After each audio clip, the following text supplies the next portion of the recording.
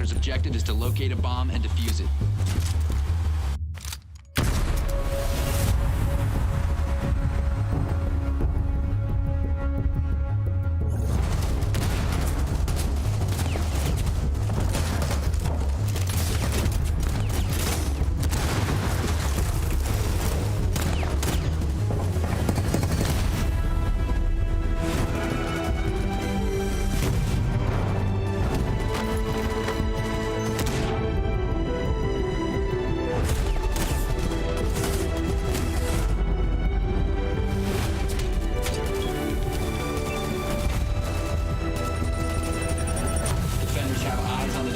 Attackers need to protect it.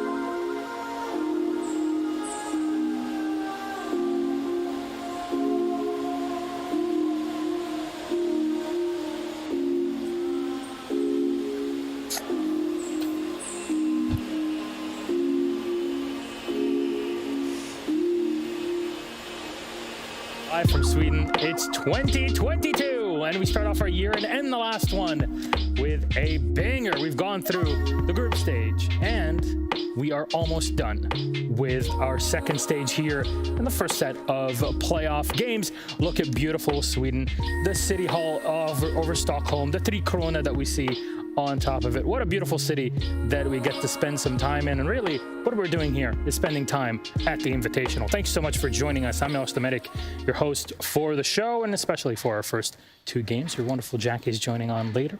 We got excellent talent, not just in players, but also on our analyst desk and caster desks. I'm always not alone, which is great. You are not alone. That's a song that throws back to the late 90s, early 2000s for all the boomers out there. But right over my head. Definitely Zoomers on the desk. We got Jesse and Jacob. Good morning, my friends. How are you doing today? Good morning, Milos. It's a bit of a dreary day here in Stockholm. Yeah, it was a little rainy outside, but I don't think that's going to have any effect on our players. We're gamers. We're used to being inside, and I'm excited because today we have just one stream going. We have 4 matches on the day, and it's the last day before we really get into the exciting bit where we get the stage and everything exciting for the final weekend of SI. We've had 2 games happening simultaneously every single day of this event so far. The nice part is it's been loud. It's been ruckus this entire time. We've heard war chants, we've heard screams, we've heard cries, we've heard joy. But now we only have one game running at the same time, and it's going to make this place feel a little bit empty. It's the last time they're going to play on that stage too, so we're kind of getting a little bit of a reset heading into the really big stuff going on this weekend. But yeah, the way this tournament has progressed so far has been fantastic. You guys don't know what's coming to you. When we head to the main stage, it's going to be something different as always, as we always expect of the Invitational. Hey, one day we'll have a full New Zealand team and we'll get to see Haka as well before the game. That's something I'm definitely looking forward to. Oh my God, you just made Blue Panda so happy. Let's just make it happen. Friends, though, let's talk about what happened yesterday, because there was a lot of slobber knockers and honestly heartbreaks. Let's show up that bracket on the screen for everybody to see. In case you missed the games, I'm so sorry. You'll have time to watch them next week once the Invitational is done. Don't worry, VOD reviews will be coming through every single channel on Twitch and YouTube. I know there's a lot of people that are very much looking forward to it. OXG taking down M&M 2-0. 2-0 for MIBR against NIP. 2-1 DarkZero versus Navi, and 2-1 Elevate versus Rogue. So far, the story is EU, Joker Supreme. Wow. Empire, the only team to be able to make it through. And now in the upper bracket, they at least have one extra life. But from both of you, Jesse, what do you think about yesterday? Any game that really stood out to you? Any game that stood out? Well, I mean, looking at these matches that we had, I think Space Station MIBR was a bit of a heartbreaker for me. That one, SSG took an early lead, 7-2. They were looking fantastic. NA was ready to clap every team on the day. Then they lost Chalet. Then they lost Bank. 8-7 was the final scoreline of that one. So really went down to the wire, but well deserved by MIBR. They've got now another North American matchup to play today. The flip side of it was OXG Damwon for me. Like, honestly, part of me wishes we could sacrifice OXG to the NA has to have one team go home gods. If it meant Damwon could have had a much farther run in this bracket. That's really, really disappointing when most people, including myself, had them going all the way to the grand final in this event. I was high on the APAC train, and instead what happens? Both APAC teams get knocked out yesterday in the midst of the entire 8-team scramble to get kicked out the door. You know what I've been hearing? I've been hearing little, I got pixies in my ear saying Liquid Empire Grand Final is definitely a possibility. Liquid is a team that kind of flew under the radar because we haven't really seen them much. Empire, they kind of snuck their way through despite the fact that they were playing with 2 players down, sitting in their hotel rooms in that group stage, and up until really just the clearance that came in yesterday. So there's a lot to look forward to. But of our highlight games, we got Liquid TSM, Empire Soniqs, OXG MIBR, and DarkZero FaZe Clan. Over an overall stake on the day, what's it look like? Because NA, genuinely looking so hard, Jesse. Yeah, well, we're starting with our 2 upper bracket games, and we've got some incredibly strong team here. It's Team Liquid, Team Empire, names that you should be familiar with from out the ages of Siege. Empire have won a major. Team Liquid have won a Pro League Finals. TSM as well have won minors in the past. They've really been a successful team throughout North America's history. And then you got the Soniqs, who's like, you know... That happened. How indeed. The Soniqs have been creeping their way up there in North America week after week, month after month, tournament after tournament, but now they're here in the Big Four in the upper bracket semifinals. Still could get knocked down to the lower, still could have a rough tournament, but I think they should be very proud of accomplishing just the feat of facing Team Empire in such a prestigious game. Yeah, that's the top 4. The lower 4, that's also got some surprises. I think MIBR progressing this far through the bracket is one that I had them going out in groups. I didn't know if you had them like within like the bottom table of that group as well, because it also had an LV. DarkZero getting all the way here is also nice to see, considering we knew the struggles they have in Sweden. We were questioning if they'd be able to turn some of those things around. So the lower bracket games on the bottom half of the day, those have elimination potential. But right now, for Team Liquid TSM and Team Empire Soniqs, they have the opportunity to completely skip out on the entire lower bracket escapade, the fiasco of playing additional games to reach the grand final, not having some kind of veto advantage for said grand final if they make it there. One of those 4 squads is going to the grand final. That is a guarantee, and the fact that we are even this far through the bracket to be able to say stuff like that is incredible given the competition we've seen. I mean, it seems wild to say, but by the end of today, we will have 2 teams locked into the top 3. Oh my gosh. 3? Yeah. What? It doesn't seem that late in the tournament. It's only Wednesday. It is Wednesday, my dudes, but this is not something I think we should get to. There you go. That's the one. You really caught me off guard. You know, every country have their own way of saying it's Wednesday, my dude. Wait, I mean, other than every language? No, like, they actually have a different way, not just the word Wednesday, but like, Germans, for example, they say something about it where it's the same frog, but they say, it's Mittwoch, meine Kerle, with a K. I don't know, it's something very special. Every country has their own thing. Honestly, sometimes when you delve deep into subreddits, you'll find some very interesting things online. And you know what? Interesting online is exactly what we're having in here, because a lot of the teams have been used to playing online over the past few months.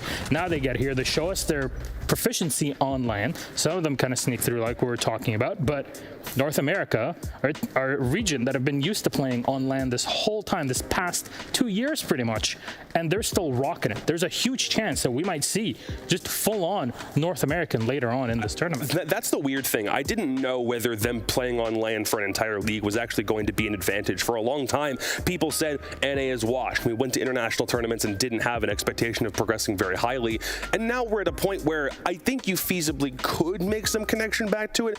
I'm not going to say the reason that NA is doing fantastic in this tournament is because of that, though, because it's been a massive red flag and a wild card for a lot of people.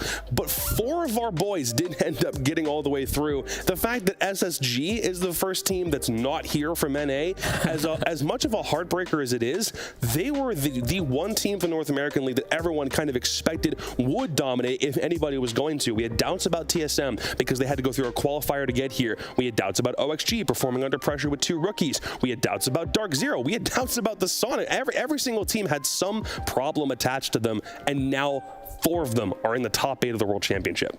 Yeah, and it's an interesting conversation about like the LAN teams, right? Because obviously North America's having a strong tournament. We play on LAN every week in the NAL. But the other teams in the top 4 are in the upper bracket. Team Liquid are known to be proficient at LANs. They always show up at the big tournaments. And Empire, they're like the definition of a LAN team, a team that can struggle online, struggle in the regular season. They come to the international events and they often pop off. And Empire are in an interesting situation because they had to play with 2 of their players back in their hotel rooms, quarantining for COVID. So I believe they're back. Not anymore, exactly. They're back. So we have Empire back in full strength, everybody on the stage. I do wonder how that's going to affect them.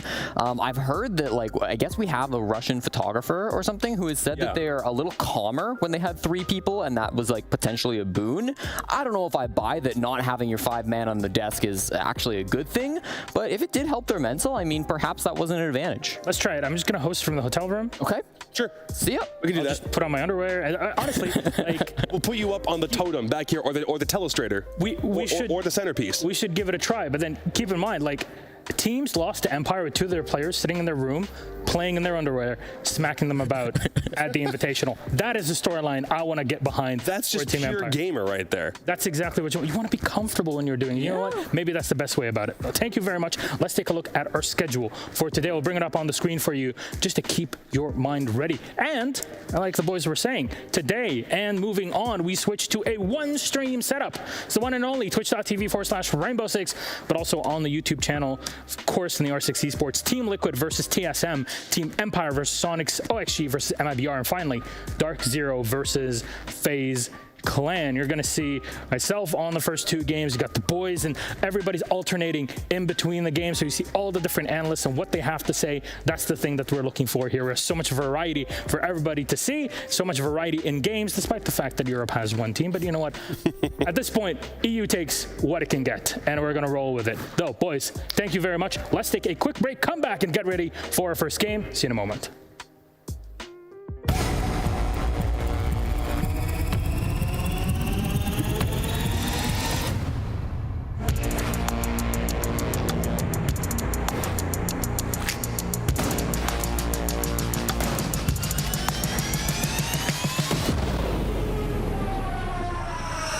Let me back up for a minute.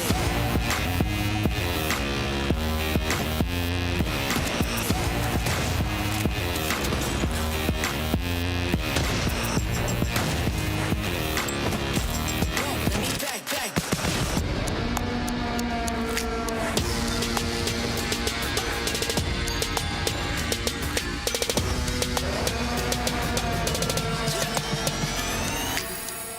Whoa, let me back up for a minute.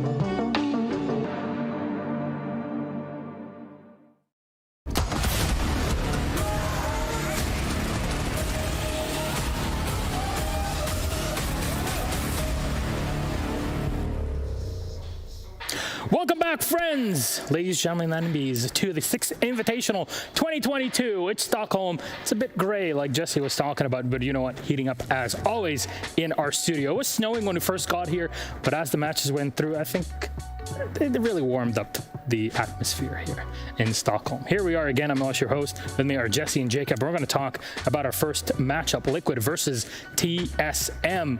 LATAM going up against North America. And for a lot of people, a bit of a surprise seeing, TSM still upper bracket despite some issues that they've had over the year. Team Liquid would be put in that same category, yet here they are. One of them will have to drop. Let's have a chat about these two. Production, you know what? I'm leaving it to you. Very generous today. So go pick whichever team you'd like. Put them up on the screen. We'll talk about anything you want us to talk about because we're at Invitational and we get it all ready. Team Liquid is up first. Let's go, Jesse. Team Liquid, the last undefeated team at the 6th Invitational, taken to the booth as they have so many times before. They've beaten SSG, FaZe, Rogue, and Cyclops, but ahead TSM blocking the path to the upper bracket final and a guaranteed back-to-back top 3 finish for the white and blue. The combo of Palu and Nesk leading the charges they have since 2018 for the Cavalry, but this year it's the rookies, Asking Resets, who've been having the most conversation about them, and PSK, of course, backing them up on the flank watch. As a result, Team Liquid are a team that have looked rock solid through every match so far. They look to be the tournament favorites at the moment, but of course, every team only is until they aren't. Well, I picked them to win the Invitational, which means they're obviously not going to win the Invitational, so sorry, Brazil, that's honestly on me. Also, However, he called Team Liquid rock solid, so... Is rock solid a reference to something I don't know? No, because they're liquid, and Jacob. they're rock solid. Unfortunate. Someone make a gas reference right now so we have the entire science class in the middle of the Invitational. But Don't forget plasma, but yeah, go ahead. Team Liquid are a mixture of the classic legacy and the new blood, a combination of elements that we didn't anticipate would get this far the first time Asking Resets were on this roster. It's nice to see how they've progressed. I wonder how much of it has been teams underestimating exactly how far they'd be able to go, how much progress they'd make by having 2 new players come in at this stage in the game. But right now, the question becomes, how far can that exact kind of rock solid mentality last these guys? Because they've not played at a stage like this before. They did have a bit of a boost by winning the BR6 finals on LAN in Brazil only a couple of months ago. So there is something to having a LAN win with a crowd, something in their back pocket. But still, I question how far they'll be able to progress here. With 2 rookies on the roster. They cut out 2 players that we had known for so long in the past, and now they're bringing Resets and Ask. And honestly, the whole team has been performing above expectations, Jesse. Yeah, they've been killing it so far, and I'm really, really excited to see how these new players can work into the lineup. I think thus far they've really surprised people. You go back to Copa Elite 6 in Stage 3, and honestly, if we're being truthful here, Asking Resets didn't have a great tournament. They were really struggling in Copa Elite 6. They've bounced back, and I think the BR6 finals was a good showing from them. Then they've come into the 6th Invitational, and they have been so strong. And from North America, our strong team as well. It's TSM. We'll bring them up on the screen for you just to see. It's Achieved, Merc, Bolo, Geo, and Chala, team that you both are familiar with, but Jacob, you're on the spotlight for this. God, the black and white bastion is back, baby. These boys, for a long time, have had so many questions surrounding their performance. All of 2021 was one massive question mark in one way or another. Stage 1, placed in 5th in the NAL, not where we expect this team to be. We know they're a top 4 caliber squad. Stage 2, qualifying for Mexico in spite of having Pojo Men play for Geo as a sub, yet not having Merc in Mexico completely stalls their hopes of any bracket progression at that event. And then completely missing out on the Sweden major by the skin of their teeth. So what does it take? An upper bracket qualifier victory to get to this point in the first place. But they had 3 months to completely restructure, revitalize, and revamp how this team was going to work on themselves. And what do you know? They have Merc as an IGL from the qualifier till now, not only calls the shots, but has shot up to the top of TSM's overall rating list, and everybody else in the squad is falling in behind him. If Merc is leading the way, TSM will look to win a championship. And the man all the way on the right there, Chala, it's his birthday today. Looking to get that birthday dub. How old is he? 24 as of today. 24. All right, ready, everyone? 1, 2, 3. Happy birthday to... Okay, I'm bad at singing, but yeah. No, you're not, but fair enough. You know what? Chala, looking back at him as a player, I remember back in SI18 when he showed up as just... Hey, there he is, the birthday boy. He showed up at SI18 as just a fan, just watching. Next year comes in with SSG. Wow. And keeps on going. This man, absolutely incredible. This is the story from fan to competitive player in your region, and then going way beyond that into playing on one of the top teams of the entire North American region. Oh boy. Oh, Merc. Whoa. Whoa. That's a banana for scale right there. Just eat the banana, man. Don't threaten me with it. That's his thing. It's TSM. They got to get the potassium flowing and keep their brain going. That's a good thing to do, actually. And you know what? Let's talk about Liquid for a moment. We've got a graphic up for you that the boys have been prepping. We're going to throw it up on the screen and talk about it, especially because I want to know more details about this squad. What is there to look at stats-wise, and what can I gather as someone who doesn't know much about Rainbow Six from these numbers? What I really want to highlight here is taking a look at the players. You'll notice we've replaced a lot of the stats with the opening kills, opening deaths on attack and defense. And the one guy I want to highlight, it's not Nesk, although I know his stats are crazy. It's actually Ask. Ask is a support player you wish your support player played like. He's the perfect combination of bold and smart, and I think that's most highlighted by these opening kill stats. Just look how many engagements he's getting in combined. 27. You combine those 4 numbers, that's the second most of anybody on this team, just behind Nesk. And keep in mind, he's planting as well. He's on hard breach. He's the dedicated hard support who's doing most of the droning, but he's not afraid to get in there and to get his hands dirty. Against FaZe Clan the other day, he wasn't afraid of going deep into sight, holding the diffuser, getting picks, but he also knew when to back off. He was good at knowing which fights he should and shouldn't take, and you can see he's the one who can be part of that charge that Liquid like to throw into the bomb site right at the start of the round on defense as well, able to go for some swings, able to go for some kills. And I think having this extra aggression on their support player has really helped Liquid push themselves to that top level that they really haven't been at for the last couple of years. Something about this that's a little curious. I would make comparisons to a stage 1, stage 2 Kino in Ask's case. More just because he is somebody, in spite of playing support, has fragging potential. Is somebody who can play more bold. I just wonder if that's like the Brazilian tendency from a support player to do something like that, but it does it have some similarities in this case, and I love the fact that Ask has been able to mesh this well with this team. My question mark in terms of the rookies is not Ask, because his role is more defined. It's Resets. As much as I love the way that he's been playing, I still do worry that his tendency sometimes to overpeak or to take on fights that are a little bit more ill-advised sometimes can come back to bite Team Liquid in the ass. Something as we looked at for that game against Cyclops was, in fact, some Team Liquid players not understanding how to deal with a team like Cyclops going all over the place. And if TSM can do what they've done in order to get to this upper bracket stage in the first place, which is match Brazilian aggression, Resets might be the weak link on that team. See, that's the thing we got to talk about, is how can you match a LATAM team, and something that, you know what, maybe teams have not been able to figure out Liquid completely, because those two new players really shift the play style around, despite Nesk being the spearhead like you're explaining. One thing I caught around is, you know what, we're always looking at the copy pasta that people are generating. Right now, apparently, the copy pasta among Liquid fans is roses are red, Liquid is blue, SSG going home, now TSM will too. So big shout out to all the Liquid fans out there, and because we're talking about Liquid, to Jenna in the chat, because I'm sure she's here to watch specifically, or Liquid, what does TSM need to do? He's talking about matching Liquid on the server. We got our maps that are going through, so Jesse, walk us through it. Explain to me what the TSM need to do and what maps we got. A coastline ban, and that was an odd one from TSM. You'd almost think that DarkZero were in here for the sabotage to pull that one out. I mean, there's a lot of really strong maps for Team Liquid, which is what I'm worried about, because there's Villa, there's Oregon, there's Bank. I even think Clubhouse would be a really strong map for Team Liquid if they want to play any of those. But TSM banning Coastline for their first map ban is odd to me. It's one that Team Liquid have avoided for most of the tournament. Sure, TSM, I mean, it was once a perma ban, but they have played it at SI and they've looked pretty decent on it. So that's a huge shock. Cafe makes total sense. That's one that I think TSM have been crushing it on. They did just lose to Furia, but prior to that, they were absolutely undefeated. Then we go to Chalet for TSM. This is the only map that they lost back at the SI qualifier to one shot, but they took down a very strong Furia 7-5 here, and it's one that Team Liquid have not won since the Mexico Major, so they got to break that trend. And then Bank, not the strongest map ever for Team Liquid, but they still are on a 3-game win streak here. One from the BR6 finals, then 2 big ones in groups, 8-6 over CAG and 7-1 over FaZe Clan. It's a strong map still. Yeah, those 2 victories, just for recency bias, made me think that it's very one-sided kind of. It's a Chalet for TSM, a Liquid on Bank. It kind of seems like you should be able to win your own map pick, if only because of how groups and playoffs have gone for you so far. And then we head to Villa as a decider for TSM. So far, good record on it. They seem to be right around the 500 mark so far. And for Liquid themselves, because they didn't lose any map that wasn't Cafe back in the group stage, they are also 2-0 on Villa. I mean, a 9-game win streak for Team Liquid, dating back to the 2020 BR6 finals where they lost to MIBR. So a long-standing powerhouse of a map for Liquid. Kind of expected them to go for something like that for their pick, but if they're more comfortable on Bank, then hey, I'm not gonna judge them. Well, here we are, map 1. Let's talk about it for just a moment here. Chalet is what we're into, and thankfully we'll be able to kind of come back and talk about maps as we go. TSM pick, they've been potentially the best team on Chalet ever since it was introduced in North America.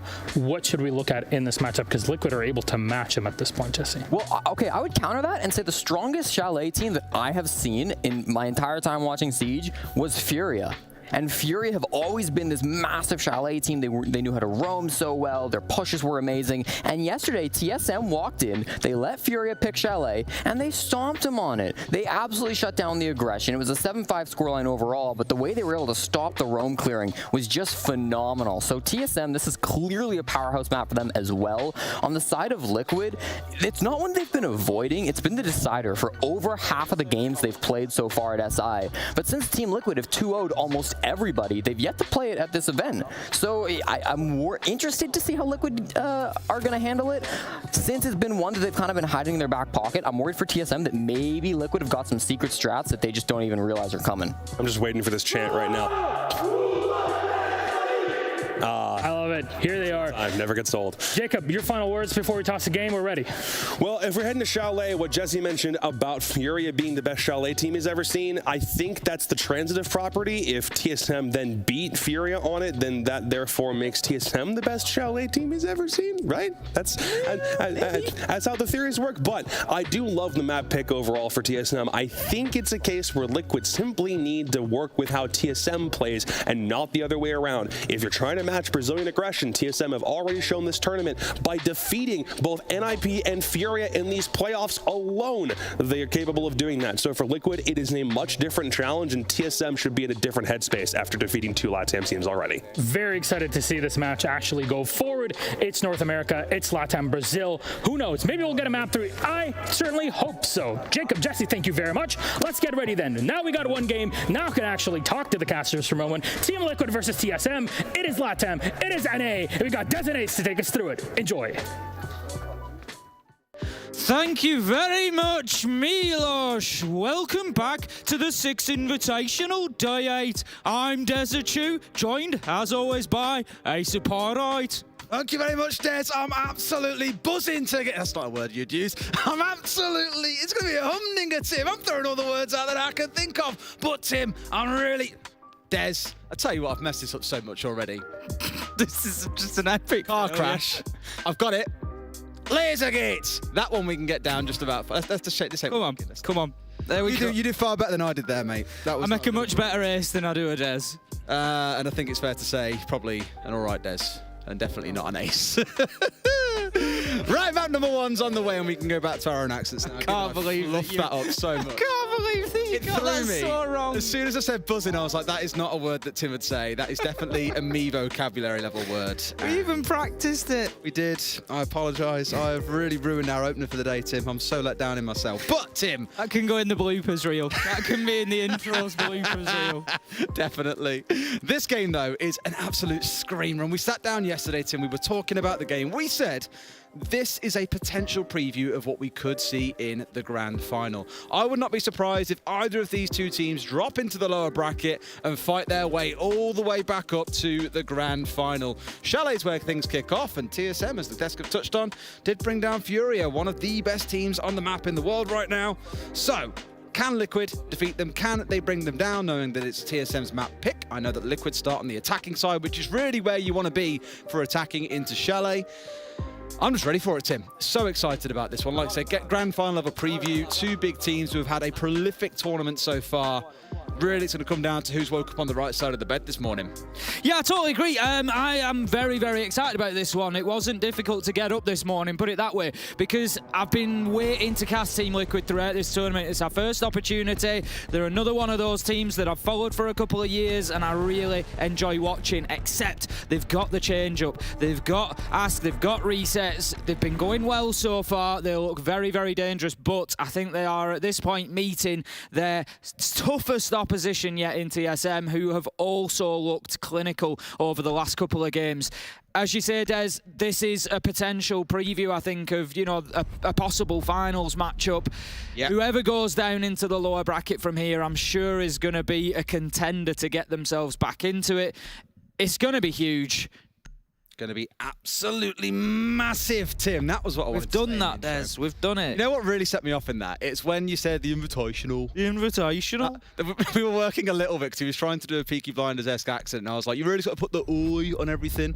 Because in Birmingham, there's a little area called Dudley, and the real stupid line that I always quote to give people an example of what a Birmingham accent sounds like is, "You're right, Bab, I'm from Dudley." And it's just all about that oi sound at the end. So when you like the Invitational, I was like, I nailed it. That's it, mate. You got it nailed down. You've really got this nailed down to a T. I absolutely love it. Bans are rifled on through. Maverick going to get banned away here, Tim. Now, arguably the only, I wouldn't say surprising ban. You do see it taken out sometimes. You've got good nades, got a pretty decent gun. The gadget's excellent coming into things like a Valkyrie against a Kaid, sorry. Speaking of which, Tim, actually thinking about it, Kaid is going to be really strong on here because of the bans that we've seen. No Thatcher, no Maverick. And normally, you will always see a Kaid ban paired inside of there. But a bait with the Valkyrie ban coming out, the other side not wanting to leave a mirror up has taken that away as well. This is going to get a little bit spicy. Yeah, potentially. I mean, the thing is, there's not many hatches that are going to be played around, generally speaking. So that's, you know, that's sort of one play down as to why I think we've not seen the big rush towards a Kaid ban, because you can electrify walls and it's going to make them difficult to clear. Obviously, there's other options. We've got the Twitch being brought along by Nesk, for example. You know, there's other ways of getting those walls cleared off. Your hatches, which can be the difficult ones sometimes. Again, Twitch is quite capable of doing it, but there's just not many that are essential on this for the attackers to be breaching. You know, yes, you want the hatch from maybe master bedroom down into kitchen when you're attacking onto kitchen dining. It's a soft floor around it, so you can work with it. It's not a massive problem. Absolutely. I speak a lot about just how much I love Twitch at the minute, and despite what we saw out of, I believe it was Elevate, Nesk is playing on the F2, not going over to playing on the DMR, which Onigiri did quite a good bit of work. I heard he might have tied up a record the other day, Tim. I think he might have done. I think it might have been a record that's also now jointly held by somebody in this lobby, Des. Imagine if they were both in the same game. Would the server just implode? I think it might do. 27 kills in one map being that record. Held by Palu since OGA Pit 2019, and then matched by Onigiri yesterday here at the 6 Invitational. Absolutely. Right then, we are well into the swing of things now. Liquid getting underway in the round. As it starts out, you've got Bolo playing inside a kitchen, worth noting that he should be holding into his back pocket onto a C4 and daring someone to come stepping above to challenge onto Mert, because that is when a freebie steps in. If he remains undrone inside of here, and I hope they've got an idea that he's inside a kitchen, well, that could be the biggest freebie of their life. Resets, working his way in towards Piano as the point man coming in for the side of Team Liquid. But at this point in the round, Tim, they've kind of got themselves in the building. All 5 members have paused and got on drones here, collecting information for that midpoint of the round now that they're well established inside the building and looking at how to break the next part. Nesk is just going to lose one of those Twitch drones there to achieve. Still has one in pocket, so can deal with anything electricals particularly that might be in place and dangerous, but needs to be careful with it. Doesn't want to be losing it. Achieved still here on Mezzanine, but Ask, he's going to find Bolo to start things off, and that really does bring the push. The problem that Achieved is going to have very soon is he's going to be cut off, because Team Liquid are pushing through into kitchen, into dining, and as soon as they get underneath him in main lobby, it's going to be difficult potentially for him to get back to site. Liquid are simultaneously pushing themselves toward Trench, trying to get in onto that basement level, looking to breach walls, get in, and the plant spot is going to be just inside a wine, I would imagine. Nesk is there, look at that, Des. There's a How cheeky.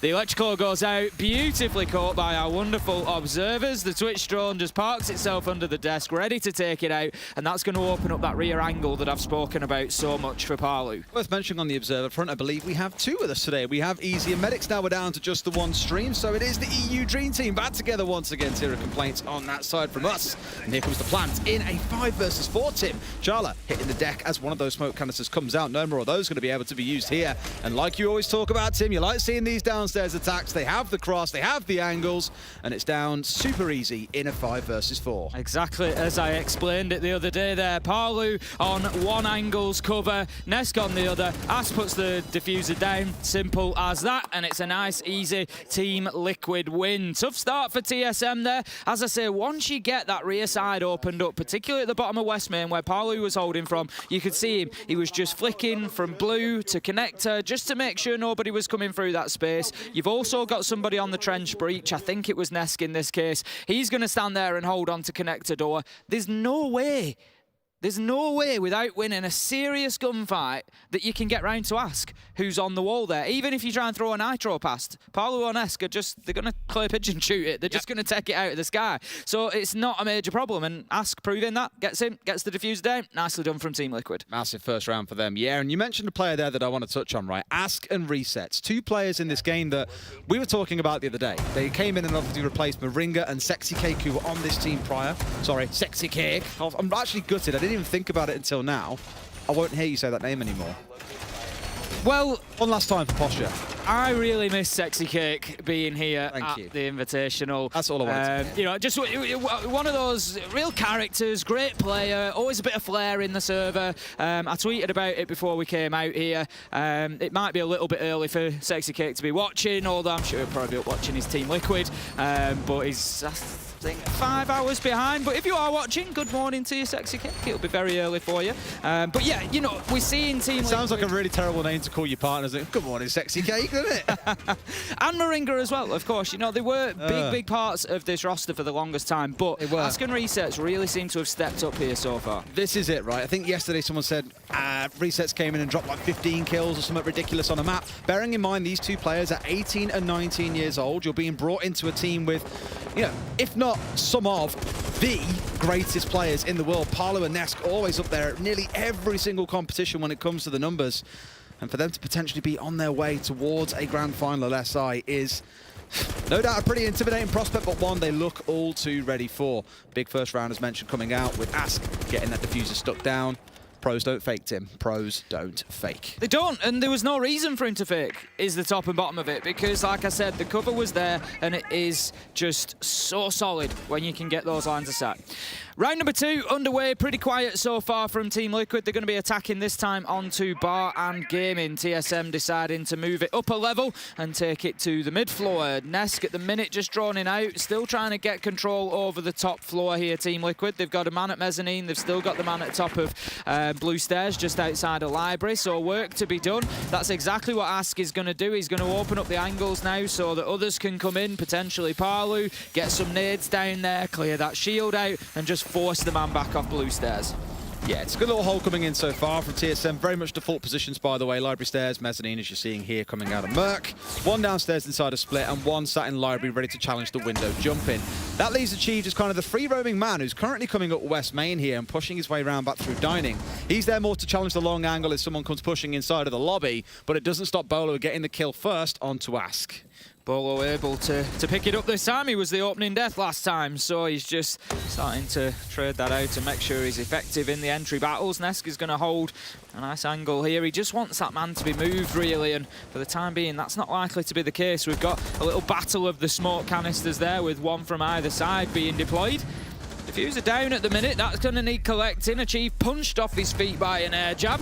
Just trying to get onto the flank of Liquid here. Not going to be successful at the minute, and that's 2 easy kills for them. Palu gets 1, and he nearly gets 2 with Gio being downed above, but they're just fighting hard to keep him alive, and they will be able to. Merc goes in and makes a great challenge there onto Palu, who is just low on ammo, and it's all up to Resets and PSK now. What can he do in this position as well? Resets, I think he must have still have an impact left. Yes, he does. Can burn through it, assuming there is no ADS. You heard it go off there, but Bolo looks on the downstairs and finds the kill. So no, maybe it didn't go off. It was just a concussion. Bolo with the last 2 kills to come through, and a much better round from TSM with 3 left alive at the end. Much better. They'll be glad to get that defensive round on the board. The last thing they want is to find themselves 2, 3, 4 rounds behind. Yep. To somebody like Team Liquid, you got to get yourself straight in the game. There is no late starts here, Des. With the first game on, these players have got to be up. They've got to be awake. awake. I mean, I'd imagine they might still be. They've been here a couple of weeks now. They may be settled in. Jet lag usually as you're waking up a little bit early, so they should be, you know, maybe prepared for it. I know a couple of teams came in and tried to reset their sleep schedule immediately to about getting up at 7 a.m. So you're up, you've had your breakfast, you've had a shower, for example, you're awake and ready to play by about 8 o'clock. Because for a lot of these teams, when they're here, they'll have that warm-up map about 8 o'clock with a team in Europe. They'll play for an hour or so just to get themselves in the mood, get fragging, for example. Then they've got to do the map bans at 9, be sat down and ready to play, for example. All these things then start building together. So, although it can be really hard, especially as we know what a lot of players can be like, they prefer scrimming in the evening, for example, playing through till gone midnight. Here is where it gets serious, and you have to be really disciplined to reset that sleep schedule, get it down to 7 a.m. and be in the mood, ready for the early games. Something that, being honest, Tim, we saw M&M struggle with, our UK team, who have yet to set foot in Tier 1. They are qualified to EUL for 2022, but the 10 a.m. games, they didn't win a single one. Anything that wasn't 10 a.m., they did win. They just kept on getting cursed by 10 a.m. games. Unlucky, I guess. But you've got to be able to deal with it. He's got to be able to play those maybe times. to be put in the training schedule going forward. Practice getting up. We spoke to Calvin, the owner of M&M, on the post show last night, and he was saying then, like, you know, it's just learning experience. That means we'd rather deal with it now than it may just moving forwards, because we're only going to go from strength to strength from here on out. Absolutely. Great attitude to have. And Indeed. I'm sure M&M put up a great performance. They definitely did. And it'll be good to see them back in future, which I'm sure we will. Palu going to open up that double window with a concussive grenade going in straight after it. It's going to be a kitchen hold this time from TSM, so Liquid trying to put pressure on that top floor. As I said earlier, you want the hatch really into kitchen. You want to be able to use that verticality. They're going to have a lot of work before they can get that Palu just dropping away after opening up the bathroom window. At the minute, it's all about just removing the safety that TSM have got, the castle barricades, any utility that they hide in behind, and then it's going to be about getting boots on the ground and inside of the map. Absolutely. Pretty much standard in terms of how they're set up as well, to be honest. They're looking towards playing on big window. They've got Ask and Palu repelling up towards, so at least standard for a solar take. And you have Resets looking to play on the balcony. He's being really passive, to be fair, playing off on the repel rather than trying to hide behind a pillar, as we see a lot of teams like to do. Just keeps you in range to be able to challenge onto bathroom. If someone does try and rotate away, you're there and ready for the cut. And so far inside 75 seconds, it's been a lot of information work. Again, you can see a few members playing around on drones here. Utility coming in to try and burn through ADSs, for example. No magnets to worry about here, but they're just trying to chuck their way through and force TSM back. So it's maybe less about trying to find kills here and more about trying to push them back deeper in towards the top floor so they can get control of office, they can look towards the drop, and they can look for an execute. First smoke canister came up there onto the trophy window, by the way, to try and slow Nest down.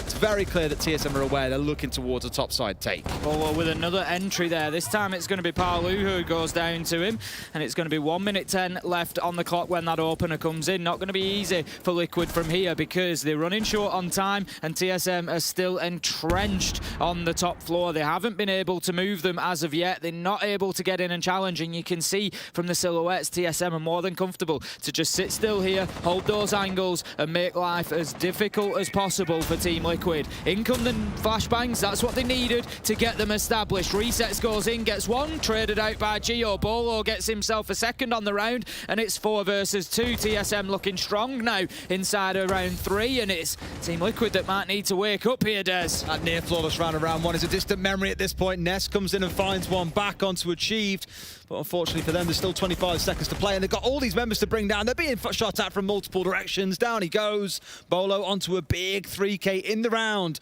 looking to neutralize out round 1 and the dominating show that Liquid had. With 2 rounds back to back, now it's starting to feel like TSM might be waking up into this game. Tim, another round where they finish with more than half the team remaining. Speaking about waking up, there's a special viewer that we probably need to mention, Des. Jenna Ye. Oh, is she around? Liquid super fan. Bless her soul. She's she did say on Twitter she was trying her best to stay up. I'm sure that she's managed it at least this far. She'll be biting her fingernails. Someone tagged us this morning, just like, can you shout extra loud to keep her awake? Keep her awake. Bless her soul. Hi, Jenna. Hope you're enjoying the games. Also worth noting, it's Charla's birthday, by the way. It is Charla's birthday, so happy 24. birthday to Charla. If he watches this back, I mean, it's a good time to watch it back. You've just won 2 rounds in a row, so happy birthday on a high note before Liquid come back and start slamming. Well, happy birthday indeed. Enjoy the high moment. It's got you some faith for your birthday. Not a lot of it. It's not that I don't think TSM can go on to win this. Like, they've absolutely got the capacity. We just know what Liquid are like. They've slammed their way through the whole tournament. They've looked prolific. And the problem is, we've said that about Liquid in so many competitions, and they always fall short when it comes round to the very later stages of the competition. This is around that time we tend to see, we saw it at SI last year, where the cracks start to show a little bit. Yes, they made it to the final last year against NIP. We all know how that ended, unfortunately. Map 5, Liquid just completely running out of steam. That really can't be taken away, because on Sunday, you have to play the lower bracket final, best of 3. Then you have to go and play the grand final, which does not have a map advantage this time around. It's a full 5 maps. You're potentially playing 10 hours of Siege a day on Sunday if you're coming from the lower bracket. Yep. Like, endurance and stamina really weighs into it, and Liquid know what that feels like. They do not want to be there again. No, exactly, that's it. They suffered to it last time around, and it's going to be something that they try to avoid, I'm sure. They're back down to attacking Wine and Snowmobile. Interesting choice from TSM, Des. They are basically completely forgoing the top floor. They're not defending Master and Office by the looks of things. They've done their 3 sites, and they've headed back down to the one that they lost, rather than going up to the top floor. So TSM obviously not keen to try and hold on to that one. Achieved goes for a big run out. It's an absolute freebie. It's the easiest kill you're ever going to get on Nesk, because he can't shoot back. He's in a drone and he manages to take him down. That is a big play from Achieved. Smart there. He must have heard the sound cue of the drone going out. Feels like a fight that maybe, Tim, I'm only going to say maybe, it's definitely not a definite, that we might maybe win against Nesk. Because in my career otherwise, honestly, I don't think I could. Not going to happen. I still think I'd lose that think you'd paint him but still not hit him? Still lose that fight against Nesk. You are the hold down F-bot for the team, to be fair, Tim. You get in sight, you get the job done, and that's why we love you. Still, a big starter, and yes, not a full defense coming in on the top floor. Achieved is just wasting time, right? He got himself a freebie there. He can be happy with that. He'll probably want to back away towards site at some point, but his fear most likely is PSK's holding out towards lobby. If he drops down there and tries to get back down to site, he's going to find himself in hot bother. Reset's still prepared that he might come out at some point. No doubt they've got a flank drone sat on him as well, just daring him to step forward, and sure enough, he does come back forward, and Resets finds the kill. Leveling things up then for Team Liquid. They just need to find a little spark at the minute, the Liquid. The last couple of rounds have been all TSM pretty much, and this could be a good opportunity for them to rinse and repeat what they did previously. They've lost Nesk, which might make it difficult to get the walls open if Gio's got those electroclaws on there, so that's something for them to consider. Merc's going to head himself back into sight, and we'll just hear one of those electroclaws being applied somewhere, actually. So I think it is going to be tricky for Team Liquid to open up the rear side here. They've only got Ask on the hard breach with the Hibana, who takes a bunch of damage. He's going to be able to open the trench wall. The problem is that cover, as I've discussed. Once he gets this open, he can get in and get the diffuser down, but with that rear-sided wall closed at the bottom of West Main, and it's no surprise to see if it's been a choice for Gio of do I electrify trench or do I electrify rear, he's gone for rear because it's those critical angles. I was very confused as to what that C4's about, but I think it's just a big bait here, potentially, because Bolo's now got him behind Resets. I think he's now just about escaped him here. In fact, they're all the way on the downstairs, so he's got to get down West Main at least, but he's coming down behind them still as they push forward and found a couple. Flank drone surely on the watch here for Nesk. He's watching the wrong man. Bolo with a massive flank, but only finds the one before Reset steps across and gets the shutdown. Big kill coming in here, and they look set to win the round. Sharla has got to clutch it out. This will be a big birthday clutch if it comes through now. Can't find the next. One to the left, one to the right. They push him a bit too fast. Liquid bringing things back up to 2-2. Good effort there from Charlotte to try and close it out at the end. It was always going to be tough when you've got one on either side of you like that, bouncing back and forward, just couldn't match him and just couldn't find the shots. It was a good attack from Team Liquid. They just got to a point where they decided, look, we need to push into site and try and find a few here, and they managed to do it. They got the wall open at the same time, and it sort of started falling apart. It's unfortunate for Bowley. He sort of snatches at it a little bit. It's one of those moments we talk about. I think you come round the corner, and there's 3 of them. Like, which do you go for first? Who do you take down? He got 1. On a different day, maybe he gets 2, maybe he gets 3 and wins the round for them. It's just one of those where there's just too much choice sometimes. Absolutely. Whew. I mean, it's keeping things all even and square, Tim. 2-2 apiece. It's looking like a very competitive game, the one that we knew it would be. The worst thing coming into today would have been to see this just go straight away like, okay, it's 4-0 TSM or it's 4-0 Liquid. We do want a nice balanced affair, and so far that is what we are being given. But we're having quite a bit of fun. I'm running around with this Smoke FMG, by the way. A few teams are. We saw Doki doing it yesterday for the side of Na'Vi. We've seen a couple of players on other teams doing it too. Kind of growing into it. And in case you're looking at it and thinking, why is one of the entry players, or at least the flex players, playing on a smoke? Surely that's a hard sight position, no? Historically, yes. You would always bring along the shotgun and use it to help transform the site. But we first saw Citizen do it, interestingly, Tim, on this map back in EUL Stage 3. And in the interview, we asked him, you know, why were you sitting on mezzanine behind a shield, playing with the smoke there? Like, you're the go-to entry player for your team. Why is this happening? And he was basically saying, you know, you bring along a Warden for a shield, it's just not really a desirable operator. You already bring along a Frost, so what else do you want to bring along in that case? Alibi? Sure. But the gadget, arguably, on the smoke is much stronger. The FMG is a fantastic gun. You've got the shield, 2-2, so it's not the end of the world. So I think you're going to see more and more of smoke being brought into this kind of position, unless Ubisoft very cruelly take away the FMG. Paulo's on the rappel, got himself an angle into Library and onto Mezzanine, so Bolo's going to need to be careful about the potential rotates here. He's got Geo supporting him. We've got that triangle that I've spoken about previously. Merc, Bolo, Geo just going to try to hold on to this. Team Liquid need to just remove one of the corners, essentially, and it starts making it a lot easier to get into. And there you go, Paulo finds one. He's going to take Geo down. That's the man inside a Library gone, and it's all up to Bolo and Merc. Now, if you want 2 out of the 3 left, it's those 2 positions. Library and Mezzanine. Sorry, Library, Stairs and Mezzanine. That's what you're looking for, really. And that's what they've got for the time being. That's what they want to really clear off here by the looks of it. I mean, you had Parley playing on that south window that just caught you on the rotate out. Unfortunate timing, I guess, but was also held by the cross coming in from Nesk. For now, Merc and Bolo completely unmoved. Still both tucked in behind their shields as death rains down all around them. Nades coming flying in from several directions, but on the side of Liquid, yet unable to unseat either of them. Achieved is, again, that kind of loose player in the map that can roam around, do whatever he wants to try and do. Currently holding out towards West Main. If he finds himself an angle here onto someone on the rappel, it would be beautiful, but it's highly unlikely Liquid expose themselves to that window. He'll be the guy that comes back and challenges in towards lobby when Liquid start pushing through, but he's waiting on that call from his team to make it happen, I imagine. I would have thought so. Bolo just going to get the smoke canister out there. Is not aware that Parlu is already in. It is too late to be smoking out that window. Parlu's got an opportunity now if he sees this man. If he peeks too far forward, he's going to get him. He's coming in for the man at the top of Library Stairs, though. That's where Parlu's looking. Can he get both of them? Finds the first. Surely the call out goes. And the man drops away off the stairs. No surprise. Achieved on the flank, trying to do something. There's going to be a Frostmat that gets one, but that still leaves us in a 4 versus 2. 40 seconds left to go. And you're looking at that and thinking, how have you walked into a Frostmat in the door? Well, when you're ADS looking down towards Split, looking for the challenge, you're not looking at your feet. That is blocked out by the gun model, so it's very common that you're going to find yourself walking into these. Remember seeing some stats, actually.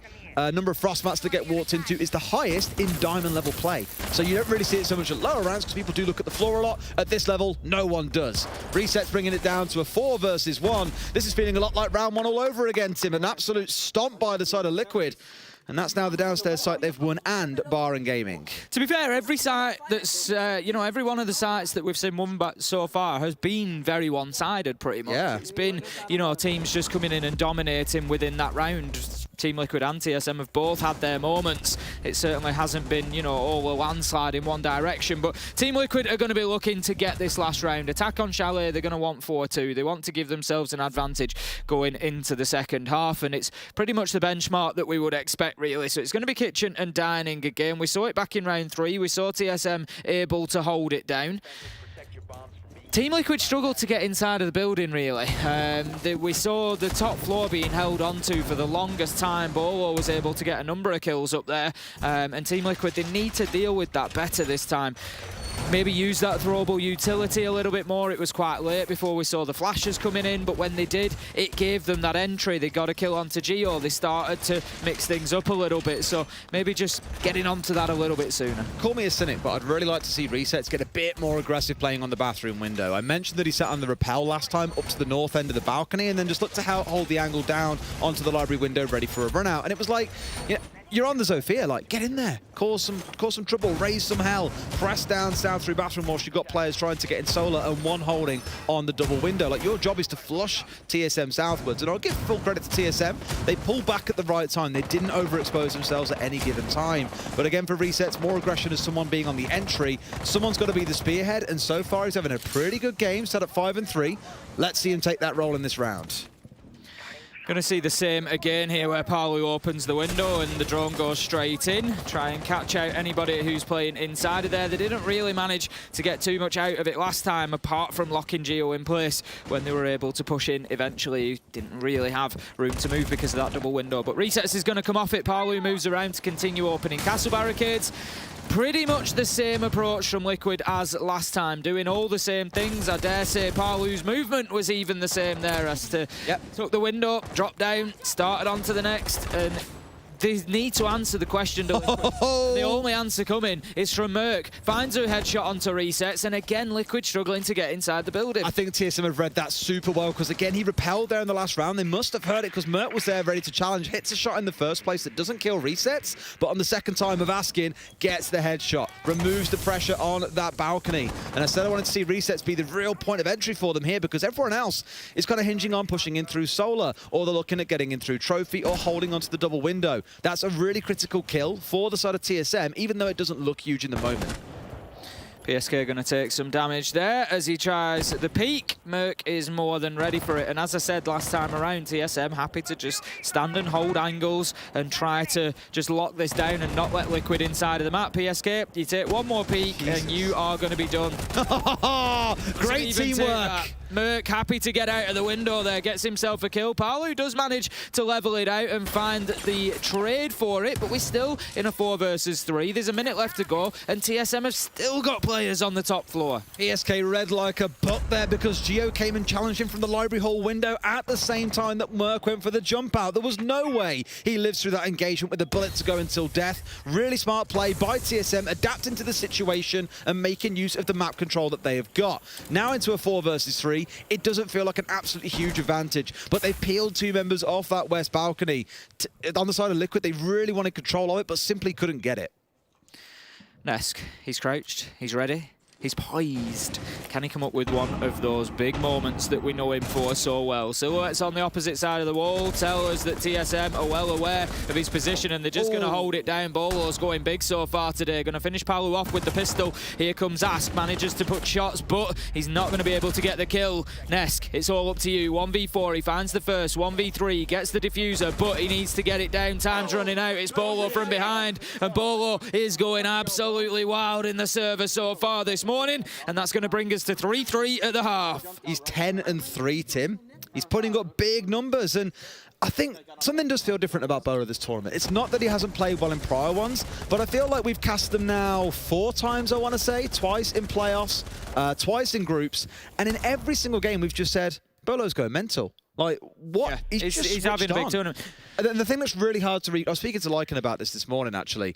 The one thing that is really hard to create at a tournament like this is consistency. Look at Furia yesterday. Arguably one of the worst performances we've seen in playoffs from any team in terms of gun capability. I think they had the right idea with strats, but when Hyper's stepping in and turning and like fragging 3 of you without barely lifting a finger, it just wasn't a good day for them. And he said the same. He goes, you know, consistency is hard to create. You know, even being 5% off means that you're 50 milliseconds slower to take your first shot. You lose gunfights in the vast majority of cases on LAN because there's no ping. You're not going to come out on top. And for Bolo to be so consistent across the whole competition so far really speaks volumes about what this side can achieve. It does, and I think part of the, not the problem with Bolo, it's not a problem at all, but as you say, sometimes we don't always expect to see the, well, we do expect to see the numbers going up from him, but sometimes it feels like he's a little bit quiet, or has been in previous tournaments. But I think he doesn't always necessarily play the roles that you would associate with getting those big numbers. Oh. Whereas, you know, this time he really is finding those kills, and it's been great to watch. I found it really interesting because coming into the competition, they did say they'd changed a bunch of roles around, where Merc is now the IGL, and he stepped across into playing Flex, whilst Bolo is playing Entry. Throughout this competition, he has stepped back into playing that Flex role, while Merc, who was like, what, I think 3rd highest rated joint on Entry, was +14 or something ridiculous, then went back onto playing Entry. Today, let's switch things back around. Merc is back onto playing Flex, and Bolo is on the Entry. It feels more like they're happy to flex those roles based on who's really playing well on the day, and you can't complain because so far it's working wonderfully.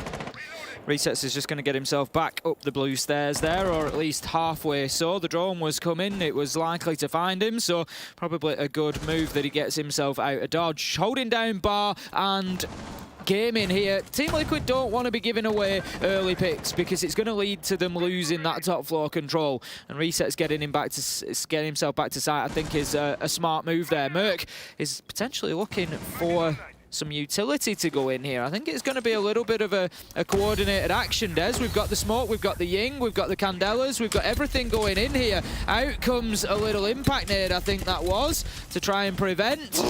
Big kill. How? How has Mert ran past Ass there? He got past Resets and killed Ass. Sorry, Resets was ignored behind the bar. And in comes Bolo. He's coming up from the backside. Do they even know where Resets is? They've got a lot of work to do in the 2 versus 4. And still so much of the round to play with. There we go. Finally gets the shutdown that they were looking for. Now into a 2 versus 3. They have got control of site, Tim. But clearly not feeling great about stepping up and taking that diffuser and going for a second bash. Nor would I. I mean, it's a weird situation for TSM here. They've completely got... Oh, he saw his head!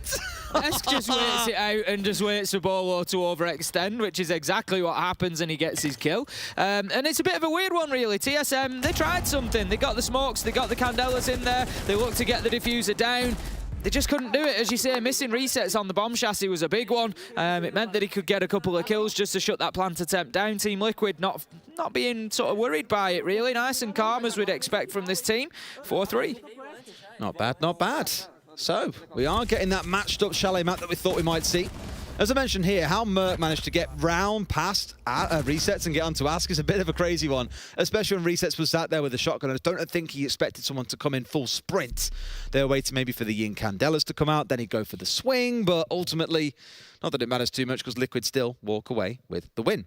During that round, Tim, I was looking at a couple of stats. I was curious how Merc's currently sitting on entry. He's now currently plus 18 and tied in first place with Nesk. So you've got the battle of the 2 #1 entries at the competition, both on plus 18. Just underneath him, you've got Pamba, who's sat on plus 17. Nest, though, is the one I'm looking at and thinking, God, those numbers. Second highest rated, 1.33, plus 57 when it comes to KD. Absolutely flying at this competition, and highest on cost, 78%. I mean, I would like to say for Nesk, I think if you're going to give him one title out of anything in the game, I would have to say, long-term, the most consistent player we will ever see. Right? He just goes about his business quietly. It's not all aces. It's not all, 1v4 clutches. He gets them occasionally as well. But he'll come into a tournament and it's like, it's just so expected from him that it almost sort of goes unnoticed. And then you get to a point like this, day 8, you look at the stats and he's second highest rated, and it's, he's always up there without question. Crazy, isn't it? Absolutely crazy. Well, being up there on the numbers doesn't guarantee you a grand final appearance, nor does it guarantee you a win, or maybe even potentially of winning this game. Bolo is on one so far today. Nesk sat at 6 and 4. So all eyes turn to the other side of the table to see where the top performer is in this game currently. TSM now looking for that first attacking round win. Back in the first half, we ended up at 1-on-1 when we were attacking into bar and gaming. That was where TSM found their way into the game. Here, they need to keep things balanced out so we can head towards that wonderful word called overtime. That's the dream. We'd love to see as much of this matchup as we possibly can, realistically. It's already delivering. It's 4-3. There's been big moves either way. There's blows raining back and forward, and it's just pure siege entertainment. TSM are in round 8, trying to take the top floor. They're going to be attacking onto kitchen and dining, but look at this from Bolo. He's got himself in towards site very, very quickly, looking in to just open that angle up towards dining, see if he can get himself a pick. He does not, and he's going to head to support achieved on the top floor. Ask very nearly gets an opportunity to take the toes off somebody dumping a grenade underneath the castle barricade there, but it just won't quite line up for him.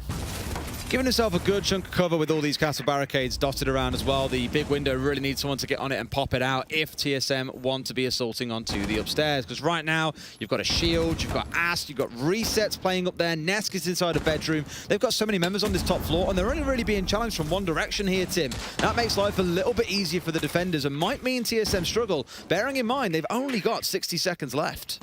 Charlo looking to get himself onto the bathroom window. Could be a freebie there. He sprays across on a different day. Maybe he catches the head, but not now. Achieved, however, does find a headshot, and that's going to be onto Nesk. Big player taken down, and 5 versus 4. 50 seconds left to go, and TSM, they're not doing badly. They've got themselves a second kill. They need to start thinking about Sight. The third kill comes in. Sight's going to be irrelevant at this point, as they really are just chewing their way through Team Liquid here in round 8. Looking to level things up at 4-4. 4-4, they can start opening up those verticals, and it's all down to PSK and Palu on site.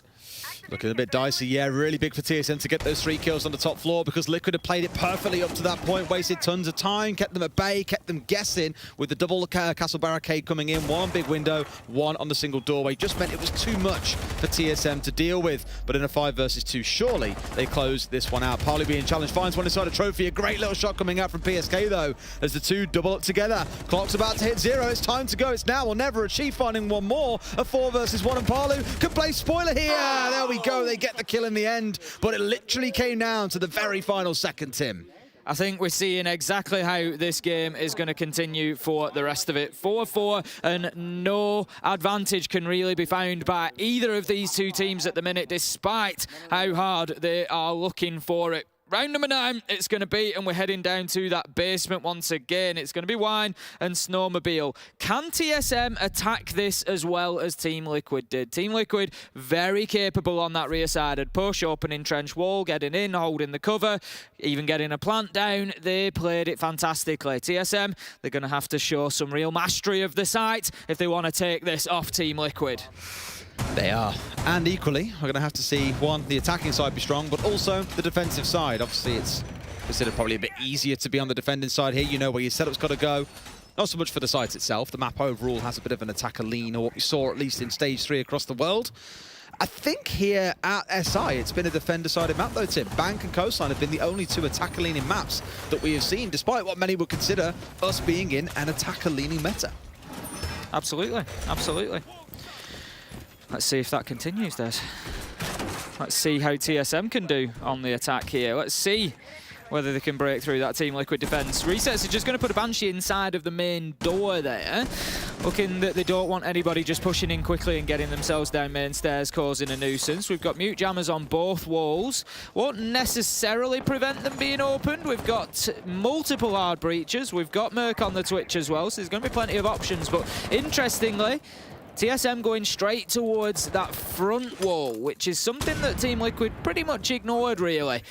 I imagine we're going to see the nade go in. PSK is just looking to reapply the electric claw potentially. He's just waiting to see what happens. The Selma charge hasn't been detonated as of yet because the mute jammer is still in place, and it looks like TSM have largely cleared out from trying to open that up. Just completely rotated off. Yeah, maybe identified that with the Kaid there, with the jammer on it, you could see how hard Liquid really wanted to force it to be locked down. So, a total change of plan, moving themselves down here towards library side and looking to push down into lobby, most likely. Probably also want to get control of the library stairs and force their way down through blue, push down through lobby. It's a bit of a different take, really, because normally to go in through lobby, you do want that front side opened up, and they may have found it here. I think, Tim, as we can hear the sound was ringing out. That may end up being onto Mez trying to force away Ask, who does indeed get caught out by Merc. I love that we're just seeing a completely different approach here from TSM. It's always nice to see how things can be done differently. There's always an option in Siege. There's always a plan B, a plan C. Right now, I think Liquid are just about finding plan C as they're getting themselves back to the site after the first couple of options haven't really worked. They tried to keep the front wall closed, which, is it still closed? I think it's still... Yeah, it's still muted.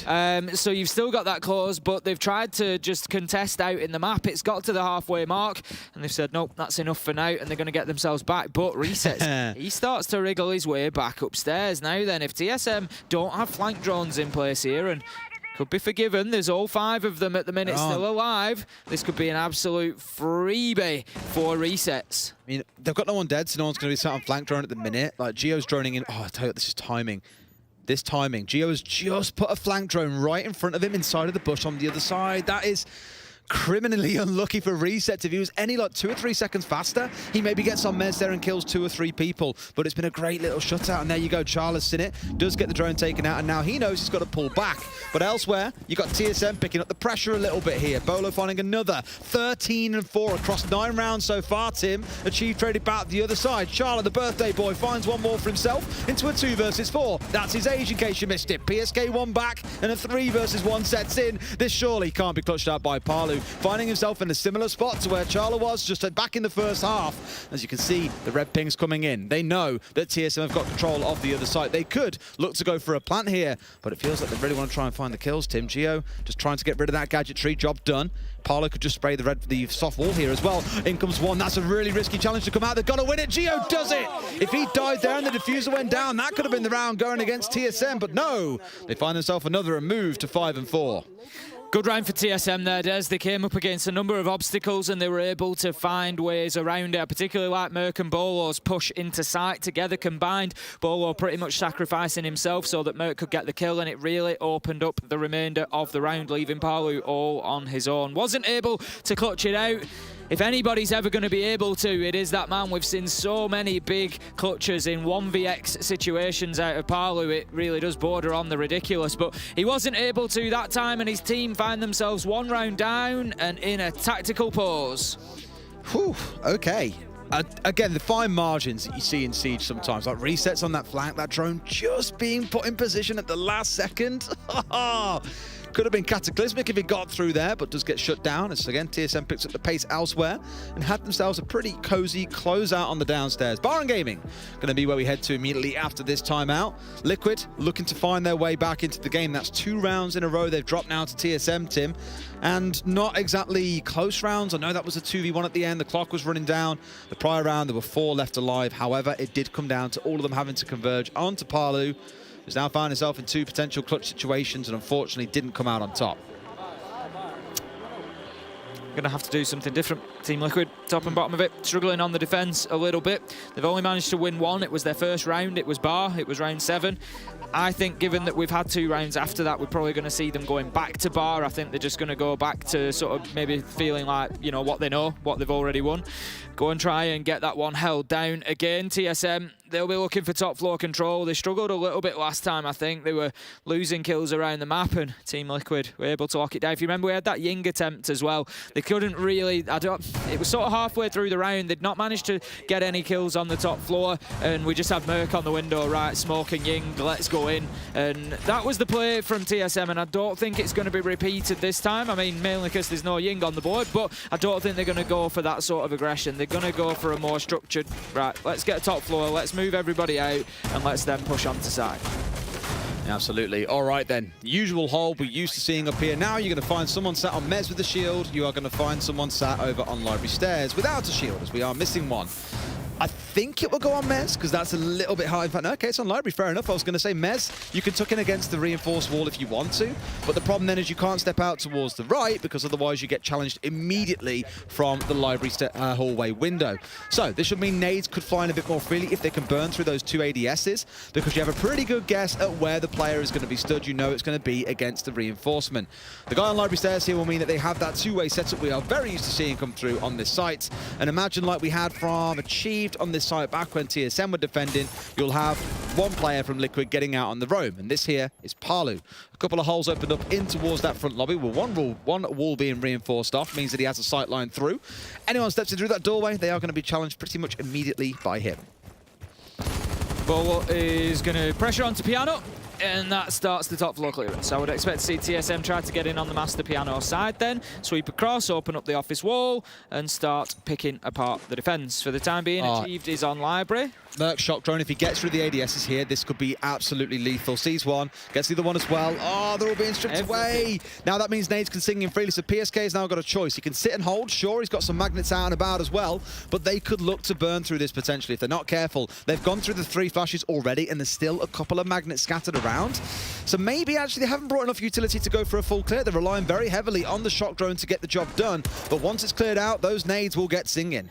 Nesk should still be in a position here to potentially remove those Hibana pellets, and that's exactly what he's going to do, and that's why these 2 positions are so critical to each other. Just really help to hold those locked down. Nesk, he's facing real challenges here as the shield has been cleared off from in front of him. Bolo opens things up with a nade onto Palu. It's all starting to fall apart. There's Team Liquid struggling here on the top floor. That's going to be PSK gone. Mez cleared out, and now Nesk is in a perilous position, doing what Nesk does best. He gets aggressive, he goes forward, and he finds himself one. Can't find two as he runs into Bolo, who is just absolutely red hot right now and cannot be stopped. It's a 4 versus 2 with a minute left to go. TSM have got all the time in the world here to build the latter stages of this attack. 16 and 5, Tim. 16 and 5. Bolo's going absolutely mental in this game so far, and no one's really coming close to matching him. On the other side is Palu on 9 kills. That's almost half of what Bolo has found so far. And I know it's keeping the score incredibly close, which is a bit of a credit to the side of Liquid, that Bolo can be this dominant and they can still fight their way back in, but it's looking dicey. Ask under a lot of hot pressure. Another 4 versus 1 for TSM. And guess who's left alive? It's Resets, not Palu this time around, and he can do nothing. TSM with another shutout. No timeout available for Liquid. This is looking like it's going to be a TSM map, Tim. It's cruising towards them winning their map choice. That much is for sure. 6-4 now, map point, and the opportunity to close it out. Even Team Liquid's one site that they've got a win on so far, Bar, is failing them. They weren't able to lock it down, and they're going to switch it up and go to Kitchen. They tried it in round 8. TSM, guess what? They won it. They've won every single site on the map now that Team Liquid have tried to defend. There is no stronghold for the Brazilians. It's hard coming up against an attacking team at the minute. I know what I said about the defender-sided lean, attacker-sided lean, whatever. The one thing that can't be taken away is the strength at the minute of a couple of things in the game. One is the nade-based play, of which we have seen tons of here at SI. Vertical nades, really doing a lot of hard yards. On the other side of things, it's the attacker guns themselves. Iana, super strong entry, 2 or 3 shots to the body and you get the kill. What have you got to make that even easier? You've got the nades first to soften them up, and second, you've got a thinker on side to juice you up and keep you going in. So you're walking in like a massive tank, essentially, stepping forward, all juiced up. You take a gunfight, you go down to about half HP, unless they hit a headshot on you, because their P shooters are nothing compared to your ARX, and you march your way through. It's a similar story, even with Bolo running around here on the thinker without the Iana. Just across the board, they're always going to win out on these gunfights, and it is so hard to contest.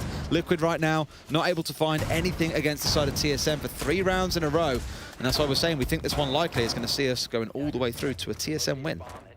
I would have thought so. And then Liquid are going to have to find themselves something on bank. Are they going to be dropping out to that lower bracket quicker than they might have wanted? I think there's a twist in this tail before it's done. I can't see Liquid. I hope so. I very much cannot see Liquid going out of this 2-0 and dropping into the lower bracket, to be honest. They've been very good so far. They played well today. They're just struggling on the defense, which is sort of to be expected on Chalet, really. TSM's map pick. The attackers generally do have a favour here. I don't think it's panic stations for Team Liquid yet. You just need to, they need to make sure that they control the mental game. Particularly, they've got 2 new players, Ask and Resets. They need to be making sure that they're managing that Ask and Resets aren't panicking a bit and thinking, like, God, we're going to go out here. They need to make sure that, they understand that sort of full process and that it's not anything to worry about just as of yet. PSK, he's going to open things up with the kill onto Bolo. Could not have found a better one, Des. No, dreamy start for them as well, given again 17 kills to the guy's name so far throughout the series. He is the man that you want out of this round, because now the attention turns onto the other 4. And they may well relish that, Tim. They might turn around and say, finally, we can get on the board, we can pick up some kills, because Bolo has been taking them all for himself. However, we've seen what Merc can do on the entry. We know that Achieved has got it inside him as well. We know that Charla has had some big games throughout the competition so far. Gio arguably the quietest member, but still not playing badly by any stretch of the imagination. So still far from over.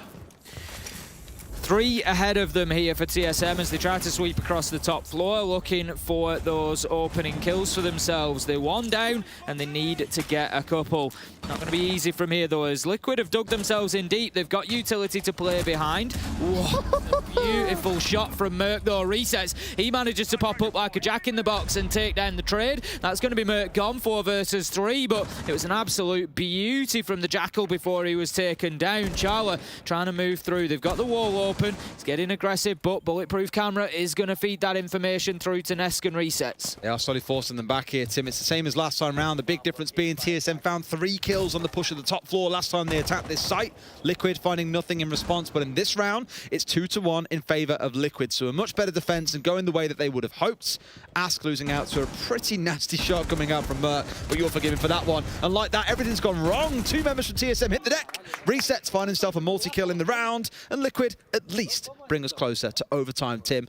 They've got themselves up to 5 and 6 now. One more round at least will guarantee we see ourselves through to overtime, and then heaven knows what happens. Well, it feels like it's a big enough match now, Des, to start trotting some lines out, and we are going to see all 12 in regulation. Team Liquid fighting back here, fighting hard. They have got their nails dug in to the side of the cliff face that they find themselves hanging off at the minute, and they are going absolutely nowhere. TSM trying to just knock them off there and get themselves that map win. It's not going to be easy for them if this goes to overtime. Team Liquid are certainly a team that knows how to win, and it's TSM that might just be on the receiving end of that if this continues. That's the breaks that they needed. TSM were just getting a bit of a head of steam behind them there. They were starting to chug along, and Team Liquid needed to put a stop to that quickly. They just took the engine off the tracks. Yeah, before it got out of hand, basically, they needed to stop it. And they took the engine off the tracks in the form of Bolo as well. Again, he's the man. I don't want to put it all on one guy, but he's been hitting his shots all game long.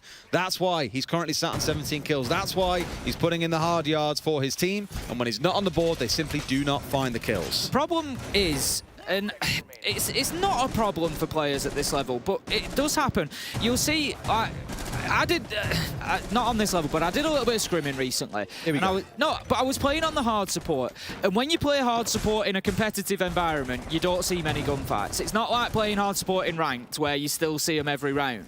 I could easily go 3 or 4 rounds without one, and believe me, it takes its toll. When you find yourself in round 5, round 6, not having really had a shot at anybody, and all of a sudden you're in a gunfight 1v2 at the end of the round, it can have an impact. And, you know, with Bolo picking up so many kills, it will potentially have an impact on the others, because round to round, they may not actually be seeing very many people, particularly Geo. You know, he may not actually be functioning in that way for a lot of this game. And so it can be very, very difficult to manage that.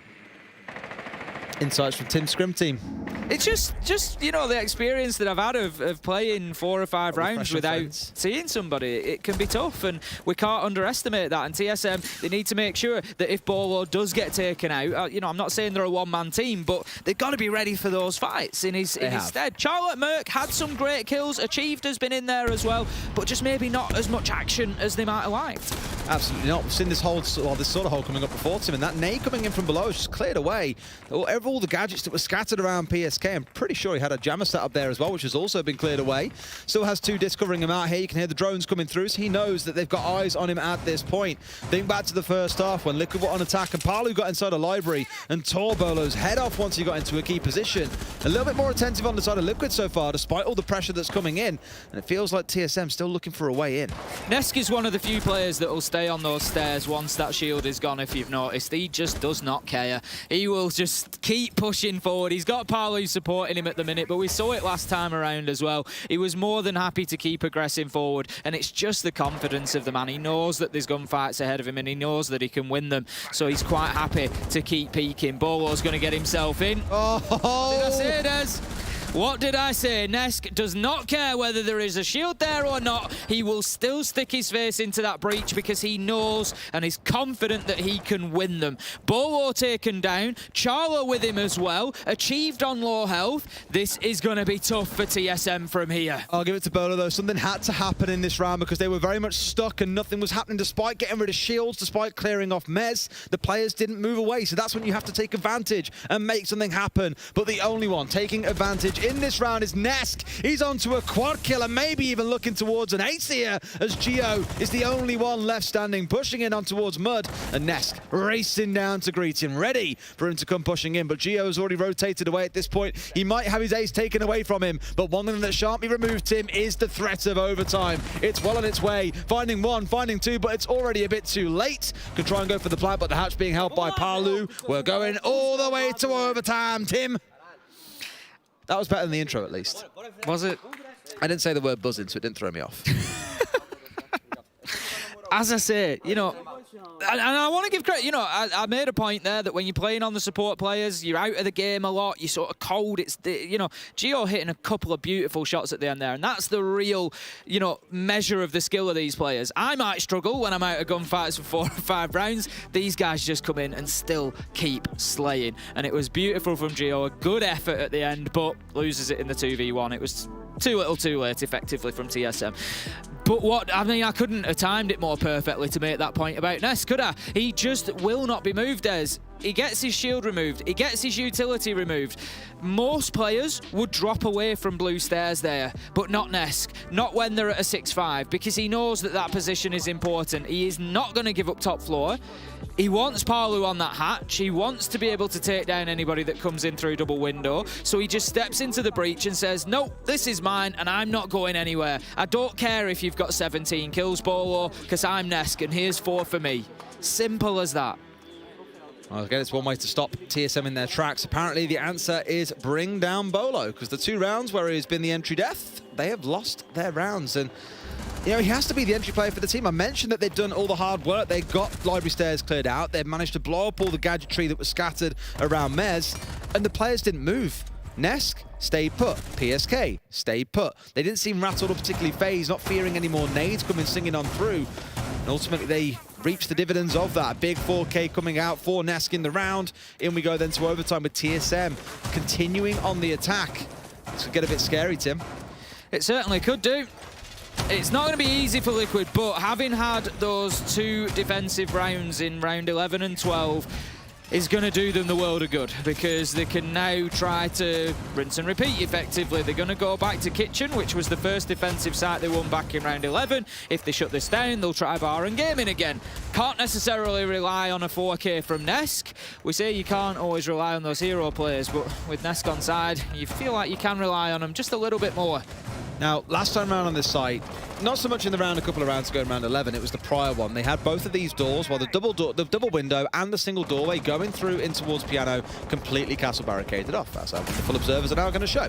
They were left closed. In round 11, TSM did open them both up, which forced Liquid back a little bit quicker. It didn't stop them getting the kills they were looking for, but at least TSM have adapted to this and gone, you know what, we do really need that double window control if we're going to force them back, cut the rotate off and all shove them towards Solarian. So here they've already clocked it very early on. They've blown it out from distance, and now they're looking in towards finding what pressure they can. And again, the kind of tug of war around this top floor, this control of the front line begins with Liquid starting things up towards Office and Piano. Bolo moving in underneath, likely spotted out on the cam just before he shoots it out, so they're going to know his position here, Team Liquid at least. Merc trying to push in and trying to get something going from that library side. TSM have got themselves well established inside of the map now. This is pretty much what we saw last time from them when they were attacking onto Kitchen, but they just really weren't able to drive Team Liquid far enough back, and they ended up losing a couple of men whilst trying to push across that top floor, and it really did cost them in the end. So let's see if they can work that clearance any better. I think the utility clearance is going to be particularly important for them. We hear the ADSs just taking down some of those throwables whilst they try to clear the shield out to force resets deep.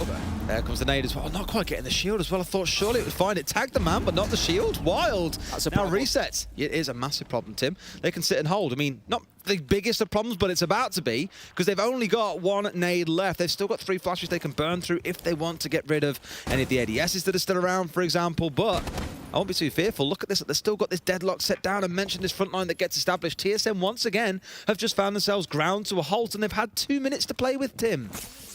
Yep, looking good for Team Liquid at the minute. 2 minutes, not really been moved. Resets finally. Don't tell me. Was that the nade? Don't tell me that was the frag. That was the frag. That must have... How? Like...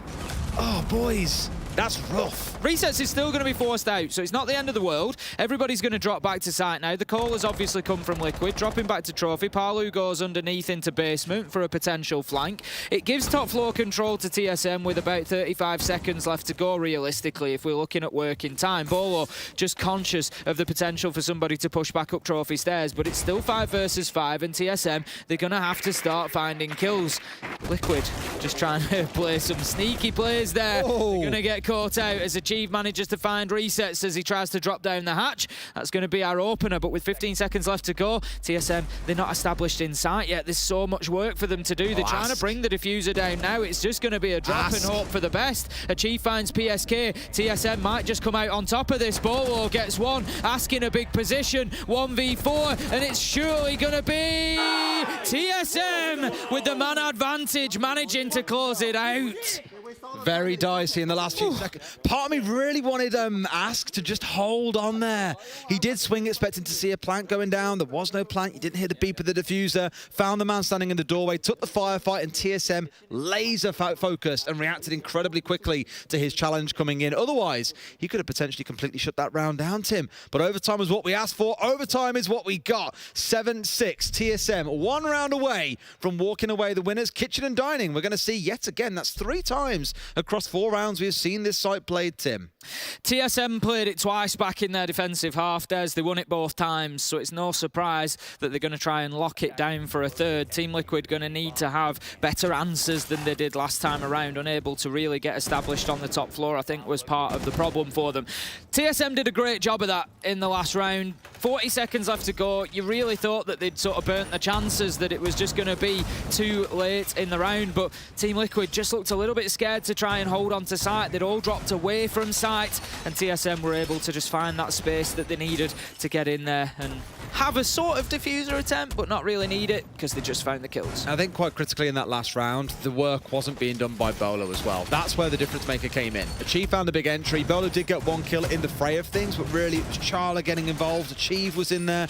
You know, they were the names you were seeing up on the kill feed, which to me is significant because without Bolo, as we've seen, they lost a number of rounds that brought us through to overtime. They lost 2 in a row, in fact, when he was the opening death. He wasn't the opening death. Him just being alive is enough for the rest of the team to get kills, it feels like there. When you've got that numbers advantage, you can just chain things through together. And this is what we saw coming out of TSM in the last round as well. Blowing out the window, but then struggling to force the defenders back further.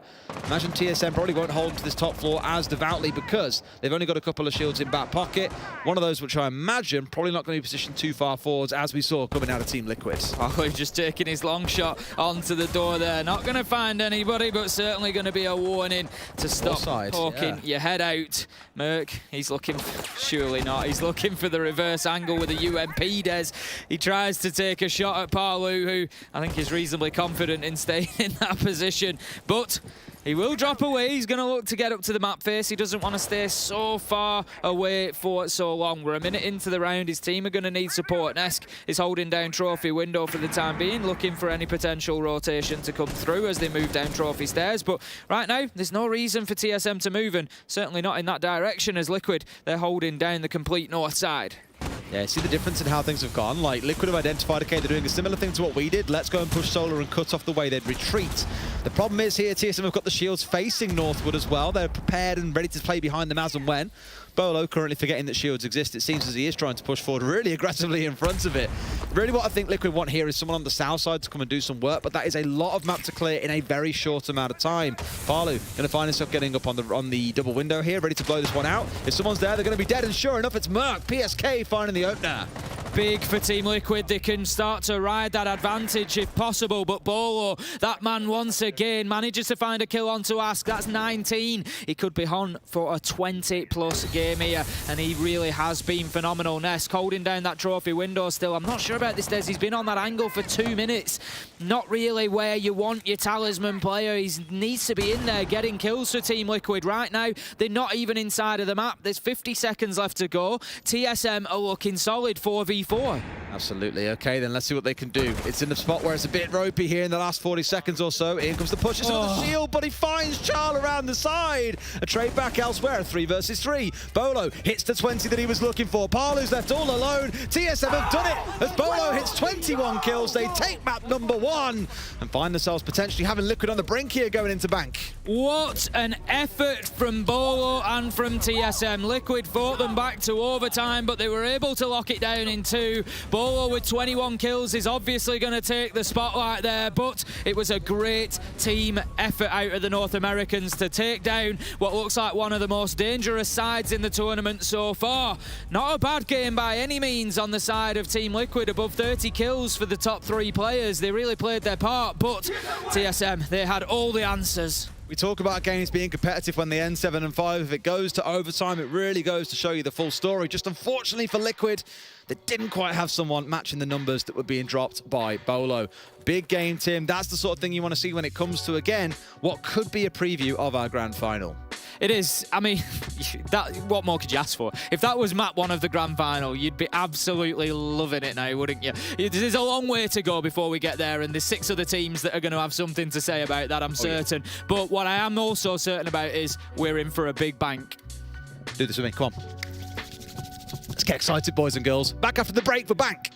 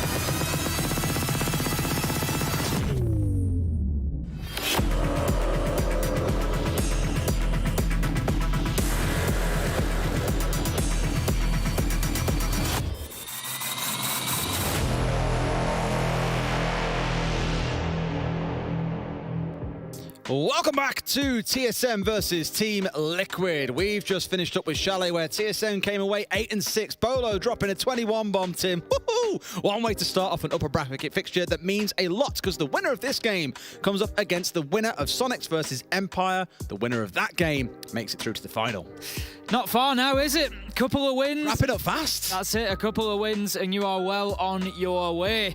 It's to the big stage now. It's everything means more the further that we get into this, and we're going to have a few more teams that will leave us later on today when we get into those lower bracket games. But for now, we are in the upper bracket, and we've just seen TSM beat Liquid on map 1, Chalet 8-6. As you said, there's 21 bomb coming in from Bolo. And +5 on the entry, Tim. Overall for TSM, big game. The ones what you saw Bolo die to, where he was 3-3. 2 of those were the rounds that they lost, rounds 11 and round 12, that careered us through to overtime. So, the answer for Liquid is simple.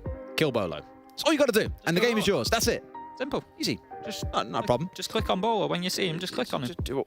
How do you kill Bolo? You click on his head. You just click on him. It's simple. There's an old meme we used to have in another game I used to cast before, where there was one champ / hero / whatever that was really hard to deal with, and there was a good meme going around. How do you counter him? You just click on the head. That's all you got to do. Just click on the head. That's exactly the same thing with Bolo, and there's even one-shot headshots in this game. Come on, Liquid, it's not that hard. Just kidding. He's going absolutely nuclear throughout the series, walking through 3Ks and 4Ks, dragging rounds over the finish line comfortably. So I'm not going to say it's going to carry on into bank. We see players completely drop off in series like this when you change into a new map. It is hard to remain that consistent throughout an entire series. Liquid are looking for their own hero here. Nesk, a couple of big rounds. He had a 4K in the mix of things as well, but we haven't seen him or Palu truly come online just yet. And I'll give it to Resets as one of the newbies on the team. Good map last map. Really stepped up. Absolutely. I was very impressed. Ask as well had a couple of big moments and played a few things pretty well when given the opportunity. So, yeah, I think Liquid are going to be fairly comfortable coming into bank here. I don't think they're going to be too worried about this at all. They've been in this situation plenty of times. They know what it's about.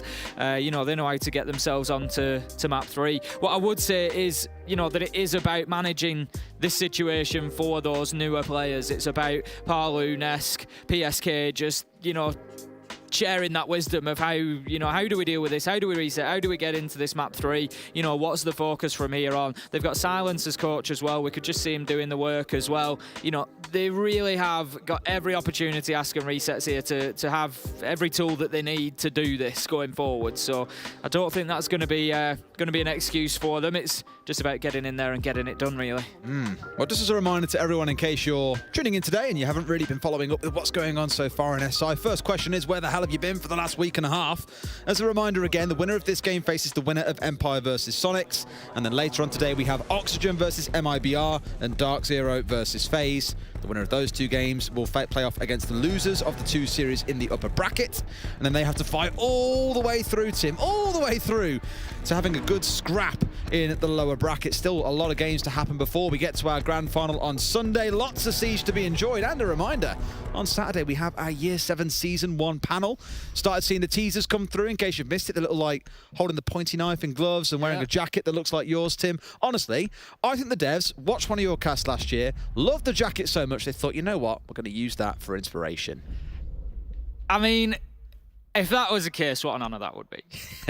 It was a very nice jacket. It was a very nice jacket. It was the jacket that I wore for the final last year. What are you more excited about? Are you more excited about Year 7 Season 1, given its proximity, or are you more excited about Year 7 roadmap to see what's coming over the next 12 months?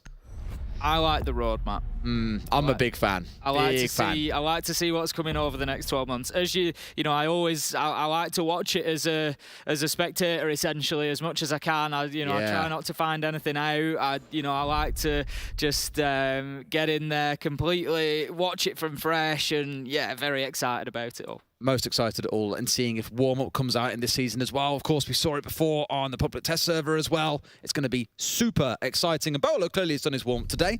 A few T-hunts before he got into the server. One ban coming away that is quite spicy is the Osa. Now, we spoke about this throughout the tournament a couple of times. Many came in theorizing, you're not going to see her. It's a little bit cheesy. Why would it be a thing? It's been a thing for several teams who have used it quite effectively. DarkZero, I can think of in several instances on Coastline, have made a good use of it. And here, clearly, the fear has been instilled as it has been banned away by TSM. What I like about Osa is that she's in a really good spot, I feel, at the minute. We've seen it used, but sort of niche, not just every single round bring an Ossa because it's just so powerful. It has been countered. It's not like, you know, a guaranteed win. It's not like bring the Ossa along and just guarantee the win. There's ways of beating it, and we've seen teams beat it. Yep. You know what the real beauty is? We have our own Croatian observer with us, Medics. Did he rate my pronunciation of No, he thought it was Ossa? terrible. Was it? It's Ossa. Ossa, Ossa, Ossa. His voice recording he gave to us, he did it like 7 times. I know, it's He's tough. speaking to me again. What did you say, Medics? Was that better, Medic? It means a wasp. Ossa. Is that better? Ossa, that's a bit heavy on the O sound. It's like os. You know, you go like oh. Ossa. Like Ossa. Ossa. Okay. Ossa, Ossa, Ossa. It's a very light H sound. Well, Same way in which when I cast the Nordics, and I was always calling Nook like knock. He was like, no. Snurrelay, the caster over there, said to me, it's Nook, like N-U-H-K. That's what that weird O does. Yes. That we just have no idea how that character sounds. Yeah, Nook is what you're looking for. There you go. Nook. Couple of pronunciation lessons before we get into the action phase. I feel like we're the wrong people to do pronunciation lessons, Tim. I think we definitely are, and I'm pretty sure Medics is still sat there rolling his eyes because I didn't get Ossa right once. He's absolutely fuming, as he says.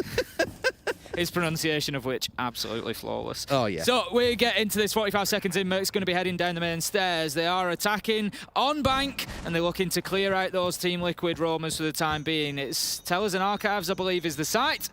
No, it's all the way down. Sorry, I misplaced my silhouettes. We were busy talking about Ossa. All the way down. Ossa, You can forgive Ossa, it. Ossa. All the way down in lockers and CCTV. So clearing out the mid floor going to be important, making sure they've got hold of that so they can get the hatches, which is exactly what they're doing. But they're using both exothermic charges, so it's going to limit the size. I think the first one was an exothermic as well. It's going to limit the size of the hole they can put potentially in the server wall. Indeed. I mean, we're looking at the Heartbreach gadgets. We spoke about this the other day as well. I can't remember which team it was. They brought an Ace, they brought a Thermite, and they brought, I want to say it was Ying. It was DarkZero. Of course it's DarkZero. As soon as I say Ying, I just think a Canadian playing it. They had the 2 Heartbreach gadgets. They had the 3 Selmas, 2 which were given to a hatch, and the 2 Exothermics to go onto other hatches. In some rounds, if they'd lost the Heartbreacher earlier on, they'd lost the Ying, I think, as an entry death. They had to be really selective on what hatches they got because they needed the Exothermic to also open up the Thermite wall, which is very well placed inside of server. No doubt you will see it way into this round potentially. In fact, looking downstairs on my other monitor, I can see it's been opened up like Swiss cheese, Tim, or as they call it in Switzerland, cheese. It's been opened up with a number of holes through it to make it hard to get any kind of exothermic stuck onto it, which can make it a bit of a nightmare. Here, though, we're looking towards this entry battle down inside of Garage. A good bit of information being given back and forth. And here comes Charlotte on the step forward. Only 3 of those SAM cams out so far. Ooh, big challenge from the shotgun on the door. I love that battle between Merc and PSK inside a garage. PSK, of course, such an important operator on the Echo. Achieved is going to find the opener, though, with one onto Ask. And it's going to be an interesting push from TSM because they're not really working the servers too heavy. They're looking for hatches. They're looking for other roads in. Achieved has got himself inside a site here. Gio's going to be getting that diffuser down. And this has been a great attack from TSM. They love it. Absolutely love it. As I was referring to DarkZero yesterday and saying how they're being a lot quieter these days, you know, a bit more reserved in their gameplay, and for a good reason. I did reach out and ask, you know, why that was, and they simply said, look, we don't want people to panic. We've said it a few times ourselves. That energy, I want it in the middle. I don't want it low. I don't want it too high. I want it in the middle. But TSM right now are riding off the highs. They're channeling some of that LATAM energy that we're so used to seeing. And why wouldn't you, after you've just flawless rounded the enemy team in round number 1? Not even a competition or fight being given by the side of Liquid. Which is the exact reverse, because on Chalet, it was basically Liquid who started with an incredibly dominant first round. Yeah, it was interesting from TSM. It was a different kind of attacking push. We just had a lot of hatches opened up. You know, not so much the focus onto that server wall.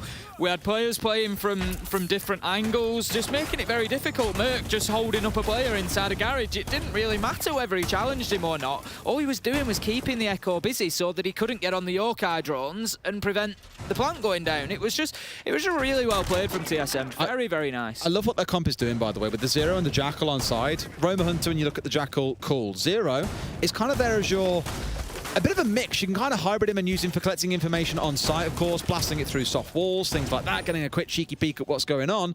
But you can also scatter them around the map and put them in strange little places where you can sit and have the flank watch held down. So rather than committing a drone towards that, your drones can go and focus on site and collecting information for the execute, and those SAM cams will do all the hard yards for you. Charlotte not putting them to a ton of use in the last round, admittedly. Did only use the one. Other than that, he was pushing his way down blue stairs and looking to get into trouble with the players that were holding down there. Believe it would have been Parlu sat on the shotgun. Not on the shotgun, it was Ask, sorry, playing with that. Which is probably why they've got the warden. They're not worried too much about a Ying here. It's more the fear of looking in towards saying, well, we need a shotgun because the smoke's playing FMG. It's Parlu doing what all these other entry players have been doing lately, playing the smoke with the FMG. So we do need a shield from somewhere. Why not have it be the warden in this case? We had a very quick push into the map there from Merc, and he did nearly manage to catch Liquid out, getting back towards site from getting those hatches. And it really would have been a big push. I think it's going to be the warden that's playing on blue stairs. We've seen it a few times recently, as you said, as shield, shotgun, perfect for it really. If the flashes do get through, if the smokes do get through, you know, still easy to sort of stay in position with his gadget and just keep himself safe. So it's going to be a little bit of a problem that TSM need to deal with, but once again they've got themselves in well. They're opening hatch as well, and Team Liquid, they need to find some gunfights in this round. Ideally, because they didn't find a single one last round, Tim. Exactly. They've got to get started at some point, and I'm sure in this round there will be something coming back. It's rare that you're going to see a double flawless round coming in when the two teams are of this caliber. Achieved. Set up on the hatch with the nade trying to come in towards blue. Trying to burn their way through here. The shield not quite going to be taken out, as it was well tucked up into that corner just before it got inside of the room, I think. Was that on the other side of the wall? I'm not 100% sure. It did. I want to say it was. That way. Great from Ask there. Gets one. They double up, and Merc goes in as well. 4 versus 4 now after the entry from Liquid, but the plant spot is open. We've got 1:10 left to go, and TSM, they're looking good again here, Des. They just need to start breaking down inside a site. PSK is completely tied up with Garage, but I don't think there's anybody pushing him from that side this time. Really smart play from TSM to double up on the bottom of the stairs as well, mind you, rather than having someone swing from the top like most players are used to. That's why you saw Ask full sprint it back to the top of the stairs, expecting the swing to come in from both sides. The idea being that you can't challenge both at the same time, but they just kind of bait and switch a little bit there and get away with it.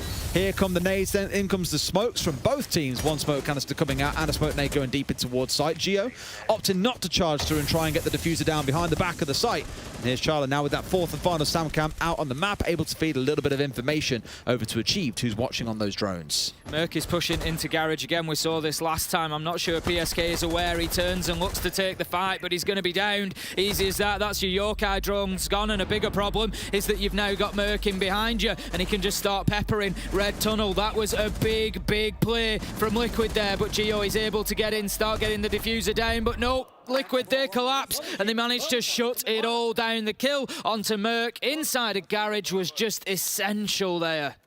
It was a biggie because he was coming up and really would have disrupted that setup they had inside of the lockers. Good close out for the side of Liquid. Much more decisive than what we saw in the prior round and all. The one thing, again, I'll comment on is, for the most part, Achieved. I don't know if it's a bug with the UI, so I don't want to go too hard on a player for this, but he spent the majority of that round sat on players, rather than sat on drones or sat on the 0 SAM cams, of which there were 7 drones in the field, plus a bunch of SAM cams out. There was a lot of rotating between what players could see. Now, there is a world where you don't always want to be completely unaware of what players are doing. Sometimes it's easy to look at where they're pushing and what they're doing than it is to go, where are you going, what are you doing, what's happening, right? You're a dead man, you should be pretty quiet unless you're calling out critical information. But there was a lot of time rotating between players there rather than being sat on the drones. There was, ultimately. It's, as you say, there's a lot of value that can be gained from those intel, you know, gadgets, your drones, your cameras. Would it have won them the round? Would it have changed anything? Nah. I'm not sure it would at that point, because Liquid were locked inside a site. That's where all the kills came from. You know, it's not like they were getting hit on the flank or anything like that. So not necessarily the end of the world. Maybe just saw more value, like you say, in just having a thorough understanding of where everybody was. But the bigger problem is that Liquid had a thorough understanding of where everybody was and were able to take them down, win the gunfights and get the round. It's going to be open area and staff next time around. We haven't seen Liquid defend anywhere other than the basement as of yet. I would expect to see a bit of a roam game from them. I would expect to see them up on the top floor. TSM are going to be heading potentially straight in that direction. They've got Bolo on the Jackal, perfect operator to try and deal with this. And Liquid, I feel like they need an opener here. They just need to get a little advantage and keep it. I know Ask got the entry last time, but he was traded straight out. They've got that information, they've got the pulse on side. They should be able to get this and keep hold of an advantage. I spoke about this the other day because you'll see a lot of roamers like Palu's doing here looking to contest onto the windows. They'll hold around Banana, for example, until the pressure from lobby becomes a bit too high. It's because you know generally the best way to enter on this map is going to be the top floor and work your way down from there. You also always need that top floor control. And the most common path is in through one of these 4 windows on the north-facing side of the building. So why wouldn't you look to try and slow them down when you know they can't get the cut? You've got Kanto completely reinforced off, for example. You can bolt it down through main stairs. There's lots that you can play behind and use to get yourself back quite safely. Don't worry about it all that much. Merc has got himself inside a main lobby. A little challenge comes out there, but nothing too serious. Ask just taking a couple of pot shots. If only he knew how close he was. Pulse just moving around behind that wall. He's going to take shots if he comes through the door. Merc's just walking in here. They're not aware. He manages to find one. Can they react to the call? Not quickly enough, taking a ton more damage, and Merc's just going to hold his angle now as he has taken some damage himself, but achieved working from above, I believe, and gets one onto resets. 5 versus 3 for TSM now. Ness needs to step up and find Merc here, but he's not going to.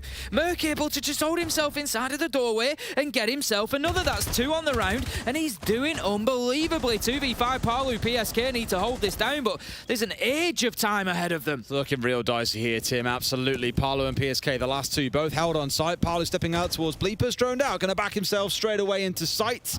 Still a minute for TSM to work with. They've still got loads of drones out in the map. They've got loads of utility in back pockets. There should be no way in hell in which they lose this round.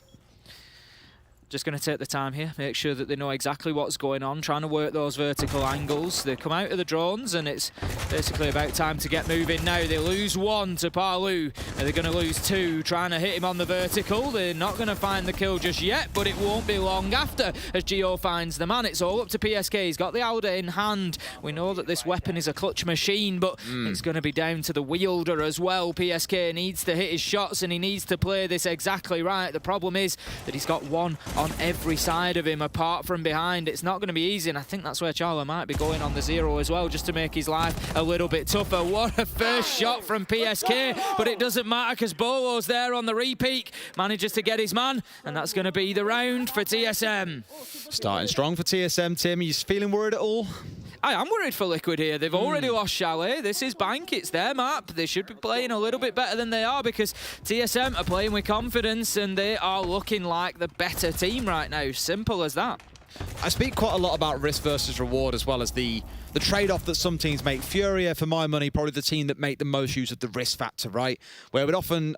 it's a breath of fresh air, to be fair, where for the longest time we'd be used to seeing teams drone things out 4 or 5 times, be extra sure before they make a move, step in, then get C4'd anyway. Like, Fantasy would often be halfway inside the map within 60 seconds when Furia played. They are very aggressive and willing to push forward like that. You've seen this in a number of rounds now coming out of TSM. On Chalet, trying to clear that top floor, sometimes they did get held up on the kitchen and dining attacks. But here on this map, pretty quick when it comes to taking those risks, as we said with Merc stepping forwards, playing on the Zofia, getting himself in front of lobby, even with a Pulse there, who clearly didn't scan him out. He steps up and gets himself a big 2K, creates massive pressure, really starts to give TSM room to work with, and they go on to win the round. And I like that we're seeing teams being willing to say, you know what, it's not a game of chess, it does come down to the frags. Sometimes pure siege is not the best way to play the game, and they're doing it in such a smart way that it keeps on giving them these round wins. It looks very different to the TSMs that we have seen of old. It certainly does. It certainly does. And they are, as you say, impressive at the minute. And Team Liquid are struggling to get a handle on them. They need to start finding themselves some rounds on the defense. They don't want to leave it to the second half when they're already a map down to have to do everything on the attack. Because they might just find a TSM side that's able to just lock things down nice and tight. If TSM get themselves to 4 rounds here on the attack, it leaves them only needing to find 1 site that they can hold down to at least push themselves into overtime. And That would be a little bit of a steal against the Team Liquid that have chosen the site. Nesk, he's going to keep himself inside of open area for the time being. The site is up on the top floor. It's going to be CEO. It's not often that we've seen this site so far while we've been playing Bank Des. I think for us, especially casting it, I was just thinking the same. We've seen Tellers and Archives more, and Tellers and Archives has barely been played. Across the competition so far, we've seen CEO 41 times and Tellers and Archives 12. So at 3 to 4 times as much, call it 3.5 if you want, across 190 rounds. But for us, we've just always avoided it. Mercane avoiding no bullets coming out of reset, so down goes the Zofia, who's been having a good game so far as well. This could be the key to Liquid getting back into the game. Certainly could be. Ness just going to keep holding his tight angle inside of open. I'm not sure if they're aware of his position. Resets manages to get another. They're just feeding him at this point, Des. They just keep going in, and he keeps eating them up. And he will continue as long as they keep pushing Tellers. Bolo going for a look as well. Slowed down a little bit after the last game. 3 and 3 isn't bad, don't get me wrong, but he had 21 in the last game, and he's going to be looking, I'm sure, to try and replicate that, but it's been a little bit fewer and far betweens this time, finding the kills. He's on the hunt, though. He knows where Reset's in. The call has come, but there's no reason for Resets to move here. It's 5 versus 3. He's had himself a couple of kills. Site is secure. Just hold on. He's got Ness behind him, which is why he flashed out, but Resets wins another. This man can't be stopped in this round. I mean, maybe with 3 shotgun blasts he could get the kill in the end, but it's still a massive 3K coming out from him, basically single-handedly winning the round, and he's barely moved an inch, Tim. TSM, just not another one, please. They're finally pinching him, but I get a feeling it's a little bit too late. No way has he got another. Can he clutch it out? Oh, Geo, breaking hearts for Resets. That would have gone down in the history books, but no. Finds himself 4 in the round. Geo getting one back before getting closed out. Reset solo winning that round. I mean, he didn't even move his feet, did he? No. You know, we came into that round waxing lyrical about TSM and how great they've been and how they were on top of things. And then they all feed into one man stood inside of Archives. Just give him a 4K. I talk about risk versus reward. That doesn't mean just throw one man after the other at one man who's planted down, give him a chance to reload, get the shotgun ready. You know, it was a little bit too easy there. Bit of a mistake on that one, we've got to say. Just a little bit. All right, basement then. Let's see if this one goes any better, because that one we can put in the books, and TSM will say, yeah, we don't want to remember that one either. We did see this played twice back-to-back in the very start of the game. That first round, a flawless coming out for TSM as they steamrolled their way through Liquid, only for Liquid to bounce back and end the second round in a lot of comfort. Let's see how round 3 plays out. Third time's the charm to break apart that best of 3 deadlock on this site. That's with the mirror, again inside of red. You keep an eye on those C4s singing out towards the default plant spot once action gets underway as well, but that is the only C4 they're playing behind. Outside of that, they're leaning in towards the smoke. And think of the teams that we saw play yesterday, DarkZero, Na'Vi, for example, really doubling down on bringing things like the smoke and the Chanker together, and 2 C4s. Very different coming in here from Liquid.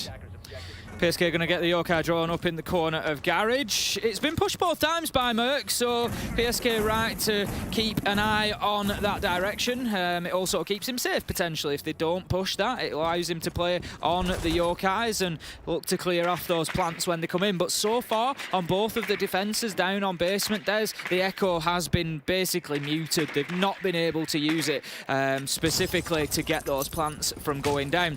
Bolo looking for footprints up on the top floor, not going to find any at the moment. A few ahead of him now that he'll be able to scan out, and that's going to give him an opportunity to go on the hunt. Just a little. If nothing else, once you get yourself scanned out, you are going to drop straight back down to site, and you may be wondering, why has he found a smoke up there? Well, it's Palu once again playing on the FMG. It's becoming a thing where it almost feels like we're seeing more smoke out in the map than we are just sitting on site, even on a Locker's defense. It does, you're right. We've not seen too much of the smoke sort of sitting on site. I think Palu has made his way back now, especially when we get that Tachanka brought along. It's not something that Liquid have done so far today, but TSM, for me, the answer that they really need here is dealing with Ask. They did it well last time. They sent 2 in to try and double peek him from the bottom of stairs. I'm not sure they'll get away with it again, but it's such a difficult one for Ask, because if they do send somebody below and he gets the kill, where is the next one coming from? It's just a 50-50. You know, if this time they send them from top and you're still holding bottom, you're in trouble. It's just a little bit of a nightmare. TSM could even stack it and just send 3, send 2 bottom and 1 top, and just, you know, really not give him any option of getting out of there. 3 would be pretty viable. Can't really, surely you can't bring down 3. I say it now and you're watching when it comes together.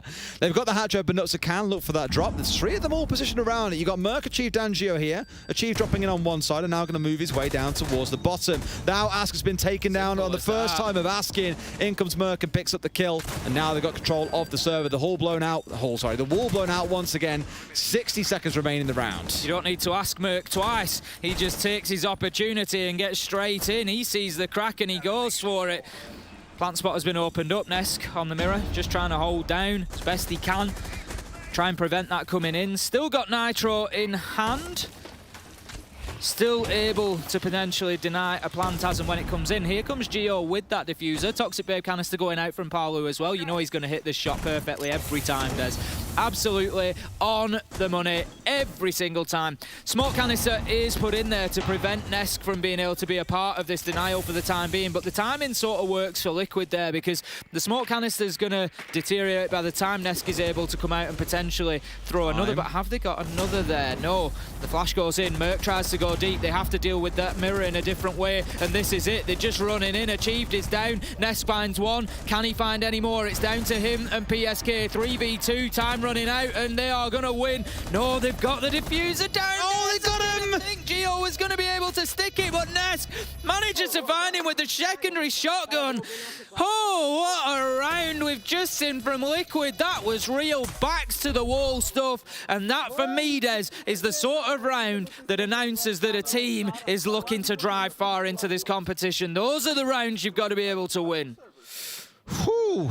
Tight and tough, the only real way you can describe that one. It came down to TSM getting 3 entries as well. They were 5 versus 2. Yes, Achieve was on the deck, I'll give you that much. But ultimately, they've gone on to then win a 2 versus 4. Big end of round energy there. TSM kind of with their backs against the wall, knowing that clock was hitting 0. They had no choice but to stick. And poor Geo, there's no way he wins in a 1 versus 2 there, being swung from 2 sides. The ITA with the finish off as well. Good round from Liquid. It did come down to a bit of a scrap, but they get the point on the board, and that is what matters most. Certainly is. It's going to be open area next around. 3-2 Liquid now on the... Honestly, Des, I feel like if Liquid can come away with a 4-2 half here, it's a bit of a steal. I know it's on their map. I know we'd be expecting them to have the better half on defense. But TSM have just looked good so far. Well, I agree. Sorry, apart from one round, TSM have just looked good so far. I can't give them that round where they just fed resets inside of archives. But other than that, TSM have looked really, really good. How many times inside the first 20 seconds has Merc been in the building, boots on the ground, ready to go? It's been fantastic from them. They've been very entertaining to watch as well, really sending a message out ahead of them. But somehow, Liquid are still a round up, and you know, it's Team Liquid are one of them teams that you just don't always know how they do it. How are they holding on? Well, Merc has been playing a sneaky Zofia game so far. Here he's stepping across onto the Nook. Just remembering the word in my head. He's going to like to try and work his way up through Garage here and cause some trouble out on the flank. Normally when you're attacking on the downstairs, you'll be the one as the Nook working your way through Garage, past the bulletproofs, for example, any evil eyes that are present, and try and strike hard and true. Here, though, they are attacking into open and staff, so it's a little bit different in terms of what he's going to try and achieve, but the goal is still the same. Avoid getting caught out by intel and try and get some kills on the way through. Does have the nades in back pocket too. 4 across the team, of course, with Achieved also bringing the others. I wouldn't be surprised if this top floor is going to be a point of push for them, but Merc is squaring up here towards the front lobby. Just using the EMP blast on the camera there to take out a drone and just try and prevent a little bit of information for TSM. But as you say, here he goes. Nade goes out, not going to catch anybody. Not really pushing forward in behind that Hell presence reduction device. Uses it, but it's not going to keep him too far off the cameras because he keeps himself off them by staying inside of the ATM vestibule there. But he is now inside. His gadget is available again, but not going to be using it. The camera's likely been taken out. I think he's just out of sight of any potential bulletproofs or anything else that might be knocking about as well. So happy to start pushing in, but Liquid looking okay so far, a minute and a half in. Yeah, by the same time as all this is going on in lobby, you've got Bowler being hot droned in by Geo. They've got control of most of the top floor now and force Liquid away.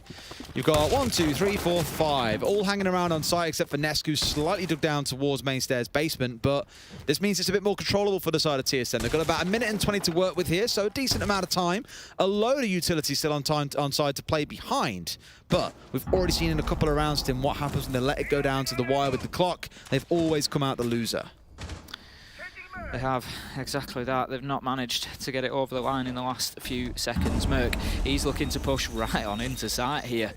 And he might just get a little bit of joy if he does, Des. I'm not sure whether Liquid are aware of this or not. Nesk is ready to pounce on the stairs. They heard the bleepers go off. They'll know that he stepped through there. It's more a case of what is he going to do? Is he going to challenge me? Is he going to push into sight?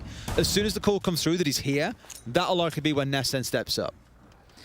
It could be Ness to spoil the party once again. We saw it notably on Chalet from Library Stairs. He was able to really make a nuisance of himself with the 4K. Nesk on his way. He's just taking his time. Merc, he's maybe taking a little bit too long, as Ask it is who ultimately gets the trade and gets himself a second. Great play from Ask. That's a big double and really puts TSM on the back foot now. Bolo taken down as well. It's 4 for Ask. Could you ask any more of him, Des? He manages to close out the round, a 4-2 half with 4 kills, and that is Team Liquid getting themselves a little bit of comfort on bank. A lot of comfort, Tim. 4-2 half on the defensive side. This is the most attacker-leaning map that we have at SI so far. Like, that's a brilliant performance coming out. Again, their map pick, you come to expect it. TSM no doubt kicking themselves a little bit. We know about how hard they threw away round number 4. Resets that massive 4K inside of Archives. Felt like watching a round of ranked, to be completely honest with you. Let's see what TSM can do on the defense. Here we go then. Lockers and CC starting on the downstairs with what looks to be quite an interesting setup. We've said it a few times throughout the tournament, Tim.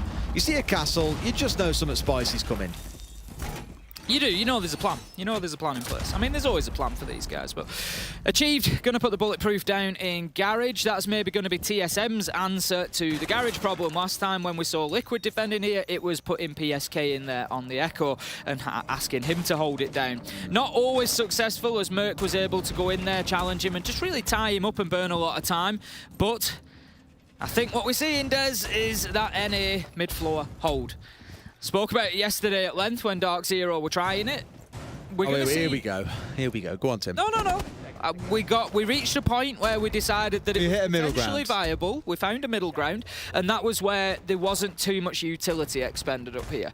Whilst they still had manpower and utility required on site, they made a much better attempt at it, but it was still difficult for them to do it. When you've got the castle, you've got mute jammers, you've got reinforcements, you've got mirror windows all up on that mid floor, you leave site a little bit light, and they tend to just get cleared out anyway. I think with how things are set as well, they haven't got any ADSs, they haven't got any mine magnets on side to make use of because they haven't picked either of those ops.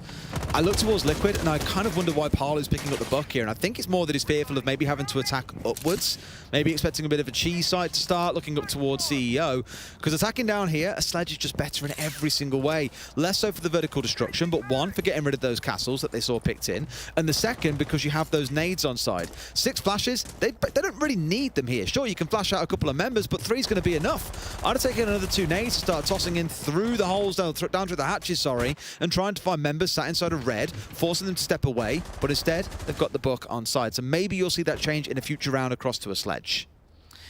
Resets is just pushing into Electrical. He's likely to try and put some pressure on towards Open and Staff, I would imagine, if he can get that wall open, but he needs to be careful because there's one playing inside of Archives Tellers as well. And basically the whole attempt from TSM here, where teams sort of turtle up down in sight, this is about burning some time. Merc's going to find a big opener onto Nesk there, and that could go a long way towards helping them get a win on the board here with this hold.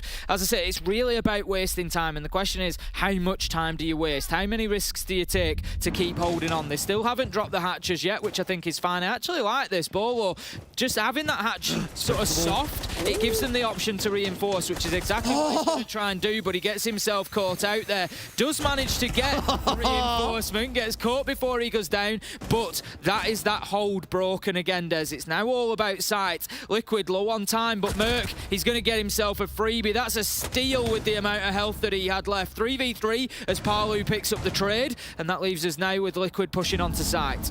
Yeah, it's 2 kills for Merc at this point, but it still feels evened out by Liquid overall. They've got a couple back themselves. 3v3 and the 45-second mark starts to kick in. This is where nades, I think, would be really good to forcing back some of these TSM members. They've got flashes to play behind if desired.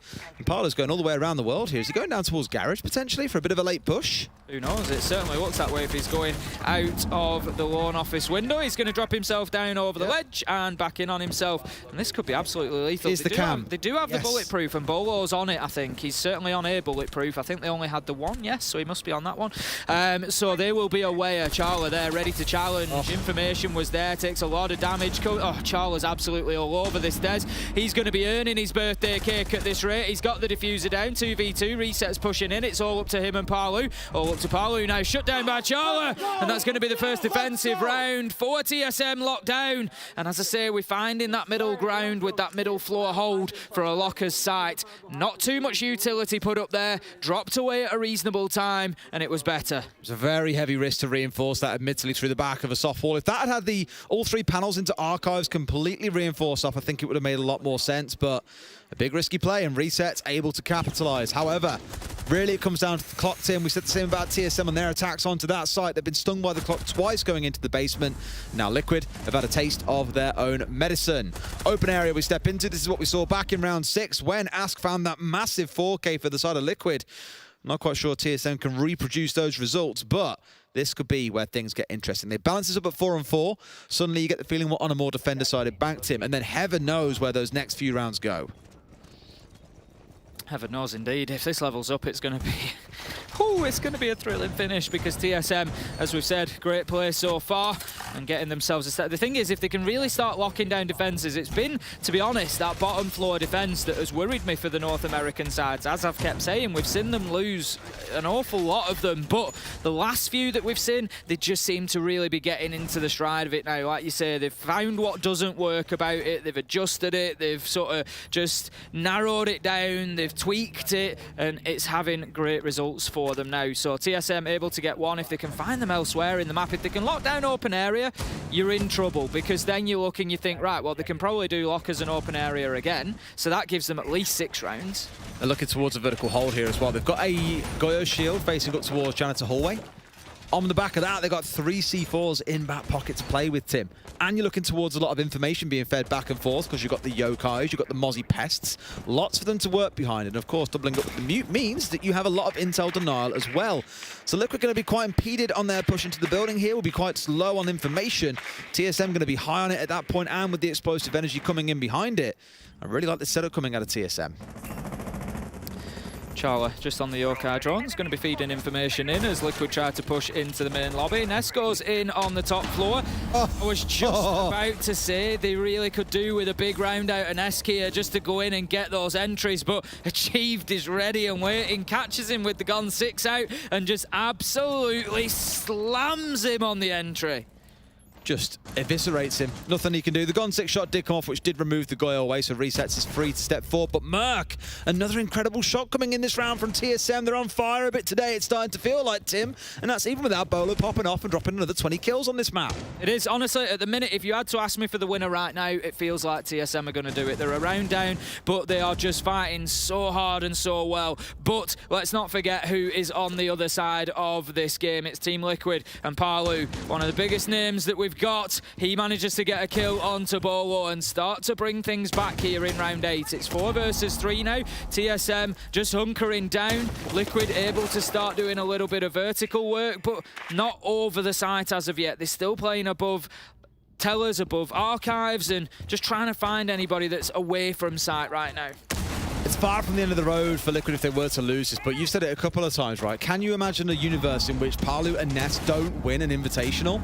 Yeah, at the minute, it's not looking the best for them. One game where they're not quite hitting their shots, not quite putting up the numbers, and it's starting to hurt them a little bit. Palu does get one back, so already it's a 3 versus 3, despite those 2 wonderful shots coming out of TSM.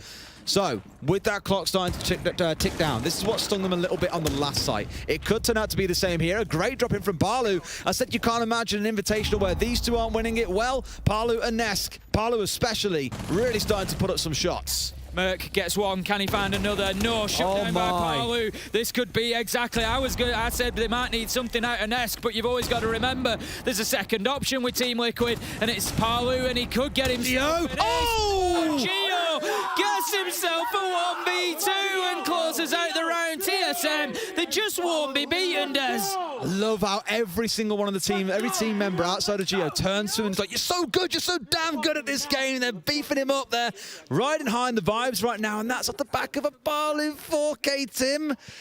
What more can you do? It's not, that's the thing, and the problem is that's what's going to start getting into Team Liquid's head is I've had a 4K, it wasn't enough. What else can we do? And I think it does become a mental game then, because you just start feeling like TSM can do no wrong today, and it's starting to appear like that because they're having an absolute field day at the minute. They've got themselves a couple of defenses now. As I said, if we can extrapolate further into the future, look at it and say, well, we can assume that maybe they get those 2 sites again, so that's going to be open and lockers shut down again, so that puts them on 6 points. So in that scenario, Liquid are looking at overtime at the best on their own map, unless they can come in and do something they haven't been able to do as of yet, which is win on those 2 sides. Call me a cynic, and it's hindsight is always going to be 2020, but they had a bit of time to play with there in a 2 versus 1. That's probably the best time for you to slow things down, get some drones on the go, find out exactly where he is, and then make your move. The scary thing is, Palu, I think, flashing from behind as well. I don't know if the flash fully connected. He looked like he was in range, but it might have been clipped by the edge of kind of the wooden light screen that sat between him, the desk, the office desk that's set up there, the grenade, and of course between Geo, which meant he could win both of those separate 1v1s. Either way, massive play coming out of Geo, and if that's all that he does in this game, that could be what gets him through as a 2-0 into the next round against the winner of Empire against Soniqs, which, as a reminder, is our next game. I tell you what, if TSM can beat Liquid 2-0 here, I would not want to play them in that next round. No. Because they are going to be a nightmare. They're hitting form, they're hitting confidence, they're hitting everything at the right time here at the Six Invitational 2022. It has been a great performance. Bolo's going out of this window, I tell you now. He's got it prepped. He's ready. He wants to go. He's just waiting for a potential repel. He's just waiting for the invitation. No, there's no one there. They've moved away. They've all moved off. If he jumps out here, he's dead. And that's what makes me nervous. Okay, he's back to He was just waiting for the zipline. Woo! If he'd have heard that noise, he'd have been straight out of there. Oh, absolutely. I'm glad that he didn't in the end and just thought, yeah, let's go for it. At least here he stays himself alive. He's not going to be perma-pinged outside and surely gunned down by Liquid, who were all gathering around the lobby, taking the front door as any would-be citizen or well-meaning citizen would do, rather than smashing some windows in. Bolo's hoping to challenge, I think, onto this, I think it's the Habana Ask hanging on these windows here, looking to get Kanto opened up to try and force Achieved away. Not yet going to happen. Now that it has been opened, he hasn't yet stepped away. Still dug into the left-hand side here, which means he could be pressured if not careful. Charla, though, they're not seen this. They haven't seen the bulletproof in lobby, Tim. No, and it's a good one as well. I love it. Plenty of information in, and it could be the undoing of TSM here if Liquid can use that information well. The problem not a problem that they've got, but with 5 still alive, sorry, TSM, 5 still alive. Oh, there's nobody sat watching it necessarily. Charla is on it at the minute though, certainly doing the work. Achieved is going to take the damage there. 5 versus 4 effectively now. Achieved unlikely to be picked up. May choose to drop himself away through the elevator, but probably not. He can just keep himself there and feed information on sound calls for the time being as to when the push is coming at least. It's about all that he can offer at this point. Bolo is holding a tight angle, but it doesn't matter. Resets finds him, and that's going to be Neskin Resets opening things up. 5 versus 3. Does mean now for the last 3 members of TSM, they've got to dig in deep on site. They've got a C4 still to play behind in the hands of Merc. 1 holding inside of Tellers, 2 in towards Archives. Charla now actually stepping down in towards open area as well. So spreading out ever so slightly here to see what they can achieve. Still seeing that bulletproof being used, by the way, feeding out what's going on with Ask in terms of when he's coming off the rappel, when he's pushing in. Oh. And now they know. Palu, a big kill from above onto Merc, a 5v2, and surely, Tim, surely Liquid find the round. That was absolutely beautiful from Palu there, just hitting that vertical shot so casually, but they are so difficult. Resets gets 1. Geo stops it being a flawless round, but that's all he can do. Traded out immediately by Resets, and that's going to be Team Liquid taking themselves an attacking round. It really was what they needed. It's the first one that they've had on the board, and somehow, Des, they still find themselves in front here despite TSM's hard work. It's 5-4 Liquid, 2 more rounds for them, and they find themselves going to map 3. This is going to be the battle, right? They've now got to overcome this site that they've already lost, and both teams have really struggled attacking into the basement today a couple of times. It's been one of those where the clock has not been their friend. They've had to deal with potential roamers. They've had a war over blue stairs when TSM have attacked it against Ask, for example. There's just lots to really think about, and it's going to be a similar lineup coming in once again for the side of TSM. Looking in towards that Mozzie for the information denial away. You've got the Echo coming in with more information too. A bulletproof for inside a garage, which Palu found himself standing up against. It's really going to be on Liquid here to be the ones that make a change, and their lineup hasn't really changed at all. Just getting the hatches. All of the boxes being ticked here from TSM. As we said last time, they held this site well. They were able to burn a lot of time. They didn't use too much resource in doing it. Bolo got a little bit ambitious in reinforcing a hatch and lost his life, but it wasn't the end of the world. It's still, you know, burnt a bit of time, lent to them being able to get this one done. They're going to be playing it very, very similar. Achieved is now going to do that final castle barricade and just lock himself into open and staff. They also had Merc out in the map roaming last time as well, but I think it's going to be a little bit of a different approach from Liquid this time. He's still doing his setup is the problem here as well. I thought Resets was just going to go for it then as well. Maybe they had a drone inside of open, but nope. Nothing to worry about just yet. You've got Bolo sat inside of Stock, by the way, and Mert playing inside of Janitor. So they are starting up on the top floor. The hatch is reinforced underneath Bolo, so he's got to be careful. Same for Merc. He's now stepping himself further back. Understandably, you want to make them work for those hatches, right? Get your hard breachers over there. If you lose your hard breacher, guess what? Things are going to fall apart very quickly. That said, they've got the Habana on side, and they've still got those 2 hard breach gadgets coming in for the Zero of PSK. Merc roaming freely on this top floor. The push hasn't really started from Liquid yet, but they're only 45 seconds in. If only Bolo knew. If only he knew. Drones are going across. Oh, he went for it! Bolo gets Nest, Gas gets Bolo, a nice little trade there. That's going to be a 4 versus 4 now. Not the end of the world for Liquid, but they've only lost the Ana, a couple of nades potentially, but it's not terrible. More important, if only Bolo knew. If only he knew. More important is the man that they've lost, essentially, with Nest being off the board. Struggling to get into some of these rounds at times, but he's going to be looking to Palu now to step up and find those frags in his place. Merc knows that there's one on the rappel, and I think they know exactly where Merc is, as Axe does manage to find him, and that leaves us now 4 versus 3. 1 minute 30 left to go. Team Liquid, for me, looking a little bit better than they did last time on this attack. They're doing good with the kills in the early round is the most important part, right? Like, Bolo popped his head out of Stock window, got the kill coming in onto Nest, but was immediately traded out. You've then got one moving up towards the North rappel, finding another one.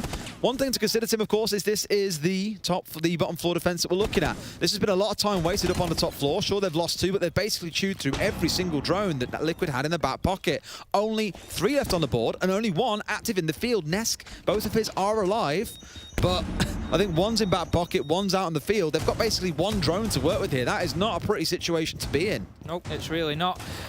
They're going to be going in without a lot of information. They're going to be going in largely blind here. We've got Liquid still opening up castle barricades. 45 seconds left to go. Palu pushing blue stairs, not going to meet any resistance. They can get themselves down into server, but you just feel like this could end up being a little bit rushed. They've still got work to do. They've still got the wall to open up. They've still got kills to find. 30 seconds. Charla is sat inside a garage. He needs to be careful on his angle there because he wants to be available if there are Yokai drones left to use them to deny the plant that's going to come in potentially, especially in such a late plant situation. Look at that, Charla. He must have been inches away from his monitor to spot Ask there. Geo gets resets, and all of a sudden Liquid, it's falling apart, but Palu, he gets one, finds himself now 1v2, taking damage. They know exactly where he is. Time ticking down. He can't do a thing as Charla finds him from the garage. And once again, Charla has had so many of those important late round moments. Just comes down to it time and time again. That clock really pressuring Liquid, and Charla just sat there cool as a cucumber in garage. Had Mert watching the bulletproof inside of garage to make sure he wasn't going to be flanked, and his job was simply to sit at long range and just fire little pot shots. Finding himself the one, getting the last onto Palu as well. 2 left alive for TSM at the end of the round. All things drawn square, Tim. Once again, it's 5-5. We are going to see all 12 rounds of regulation. And it's one thing I know is going to happen after this series. If TSM 2-0, they'll go, TSM had that, no problem at all. 1, the first month you saw Bolo really pop off. Yeah, that wouldn't really 2, tell the story. We went to overtime in map number 1, and we're going all the way to at least 12 in map number 2. It's been very, very close. No matter what the result here, both teams have turned up and had their moments. They've both had big plays, 4Ks on both sides. You know, we've had clutches, we've had big moments. TSM have just managed to really fight to keep themselves on top, and that for me is yet another string to the bow of TSM here at Six Invitational. We've seen them play well strategically. We've seen them have games where they just get 3Ks, 4Ks. We've seen Bolo get 21 kills today, but we're also seeing great fortitude and mental resilience from them today. Despite being behind here on Bank, they keep fighting, they keep getting the way through. Liquid have not been an easy opponent to overcome here, but they've done it very, very well. Indeed. I mean, this is even without Nesk and Palu going absolutely nuclear, right? Yep. Like, on the day, they would be absolutely mental. Sure, we've seen Palu come up with a big 4K. We've seen Resets have one in a round by himself too. But it feels more like the engine's like sputtering and stammering to really get itself started here, rather than being in full rev mode and getting the car moving along. They are in the game, they are competing, but it's not quite to the level that we know and have seen out of Team Liquid throughout the competition so far. Here we go then, into open area and staff room for round 11. Again, we will see all 12 regulation rounds here. It's still a very close affair. You can't really call it one way or the other. TSM, it feels, have got the momentum after taking those few rounds on the defense and bringing things up to 5-5. However, you just don't know between these two teams what's going to happen round to round. You really don't. It could go absolutely anywhere, and that's the exciting bit. Off the rails, Tim, it can go. Off the rails, it can go. Off the rails. That's the exciting bit, and we're going to find out over the next couple of rounds. Open area will be Team Liquid's next attack here. TSM looking to hold down on that top floor for a while as well, by the looks of things. So it's going to be a roam clear to begin with from Team Liquid, opening up the windows, recollecting those drones. They're going to need them because they need to find exactly where these players are located if they want to go in and make the challenges.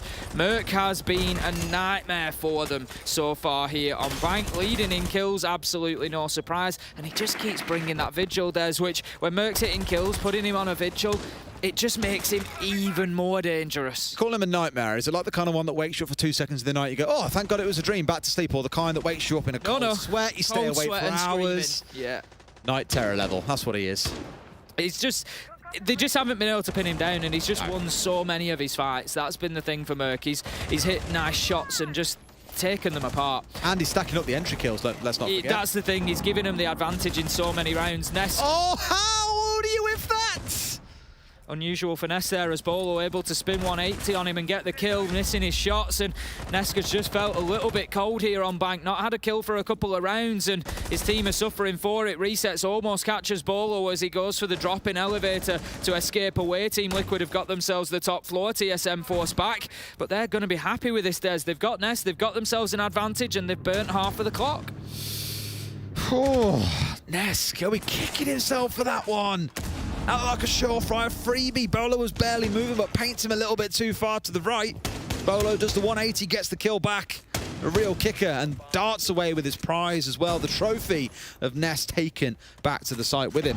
Here we go then, 4 versus 5, and we get towards that last 60 seconds. The thing is, Tim, unless Liquid are really rolling by about this mark in a round, they haven't come out on top in the dying 30 seconds or so of a round. The fact they're down a number now, the fact they're still coming up against a fully stacked out TSM outfit, they've still got the Yokais on side, for example, it makes me nervous. That's it, it's looking like it could be good for TSM here. It could be a map point opportunity. Charla going to take down Resets 5 versus 3, and it's just going from bad to worse for Team Liquid right now. 40 seconds and they're not even inside a sight yet. TSM are comfortable, Des. They're able to hold their angles. We can see they've even got achieved on the Maestro, just led prone. He's just waiting. There goes the flash. Palu using it to full effect, manages to take down Merc, but 25 seconds left to go, and Team Liquid need to get moving. They don't know that Gio's down here. He's going to get himself a freebie if he comes round this corner. Palu does. Oh, he knows. He's just taken the prone position. No, he's down. He's dead. He's down. I thought he'd hit the deck. I thought he'd... Oh no! The big spoiler coming in! Gio out of the basement gets the 2, and that'll be TSM surely moving up to match and series points. The upper bracket continues awaiting. They get the close down, and they are 1 round away, Tim. Internally, I went from excitement to devastation there. Palu, I really thought he'd hit the deck. I thought he'd heard Gio and thought, right, I'm going I heard the disappointment in your voice. I'm going to win this realised. fight. And then I was like, no, he's down. He's down. Man down. We've got a second man down. Think back to earlier on. Nesk, well, tried to flank onto Mert doing that. Ask got a big 4K in the round, so it didn't matter. But they employ literally the same strategy in their defense of this site. They know that there can be a man on those stairs, and they know what damage he can do. But they just didn't have the presence of mind, maybe panicking because of the time. I said it at about that 60-second mark. When Liquid are coming in with either an even or a lesser number of players, it is unlikely they walk away as the winner from that point point forwards. And that is just a massive spoiler. I said for Gio earlier on, winning his 1 versus 2. If that's how they win the game, you'll take him to get in that 1 round. But he's only gone and delivered again with a huge 2K for them. And TSM, they're going to be full of it in this round, Tim. They're going to be bouncing into round 12. They can close it out here 7-5. And yes, it will have been a close series. But all the history books will remember is that TSM go on into the upper bracket and Liquid go down to the lower. Absolutely. I mean, the thing is, TSM now come to a slightly different point here. And it's, I spoke about the strings to their bow earlier. Can we add another to it? The ability to clinch matches out. The ability to close it down and get it done. They've shown us it so far, but it's getting to a point now where it really counts. This is the sort of game where the players are going to be thinking, right, we need to get this done. We need to knuckle down. And the question is, are they a team that can lock them out? Or are they a team that are going to give the opportunity for someone to come back into it? We're going to find out in the next 2 minutes 45. Charla setting up those mirrors up on the top floor. They're going to be defending the top floor. It's going to be CEO for them. And it's going to be pretty much all top floor from TSM. I don't see anybody underneath at this point. At this point is probably the key word there. Someone can drop away very comfortably if they start losing any kind of control. You got Merc with a shield out towards Janitor. You've got a shield here, 3 ADSs, a mute jammer, all splattered out towards Kanto. Now, unfortunately, there is no Twitch on side. We saw what I believe it was Elevate did the other day. You get in front of ATMs, you can throw the Twitch drone up onto a pillar above the kind of ATM arches, and you can shoot out all the utility that's on Kanto without having to nade it or worry about any of that kind of stuff. Here, sadly for Team Liquid, they're going to have to take the long way through. They're going to have to try and steamroll it in unless they can unless they can use the Zero to zap these out. Now, do TSM know about this? They might be able to see it at distance. If they've watched the clip on Twitter of what that Twitch cam did, they'll know. That's one remove. They can just keep on doing this as they keep on getting more of these SAM cams up. That's it. They only get 1 shot per SAM cam, so it's going to take more than 1 to do it, but PSK will continue fighting that fight and looking to take it down. There you go. It's been dealt with. I don't think they were all from the SAM cam, but it was certainly a part of it. The wall's going to be opened and Achieved has had to dip away. So good start for Liquid, and they are definitely posturing up for that lobby-sided push. You really want Parler to get underneath here and get blasting that floor with the buckets. The whole reason why you've had it this entire half is for this vertical play. They haven't had massive amounts of opportunity to use it yet. He's just used it more of his go-to fragging machine, sitting at 11 and 7. But this is the round where you want him to be used. The thing is as well, Tim, they only have 2 frags in the round, and both have been used to clear out Kanto. They can't use what teams have been doing all tournament long, which is those frags to get kills from below without any response from the other side. Here comes the entry. It's Gio to get things off. Immediately traded back out. It's a 4 versus 4. Down to another as Reset starts to go nuclear, Tim. To 45 seconds left. Big play there, 4 versus 3 now for Team Liquid. 45 seconds left to go. Ask has the diffuser in hand. Parlu's just working above from the skylight. Doesn't find one. Achieved. Was ready for it and hits him on the reverse. Brings us back to 3 versus 3. They need resets to go big here. He's already found himself 2.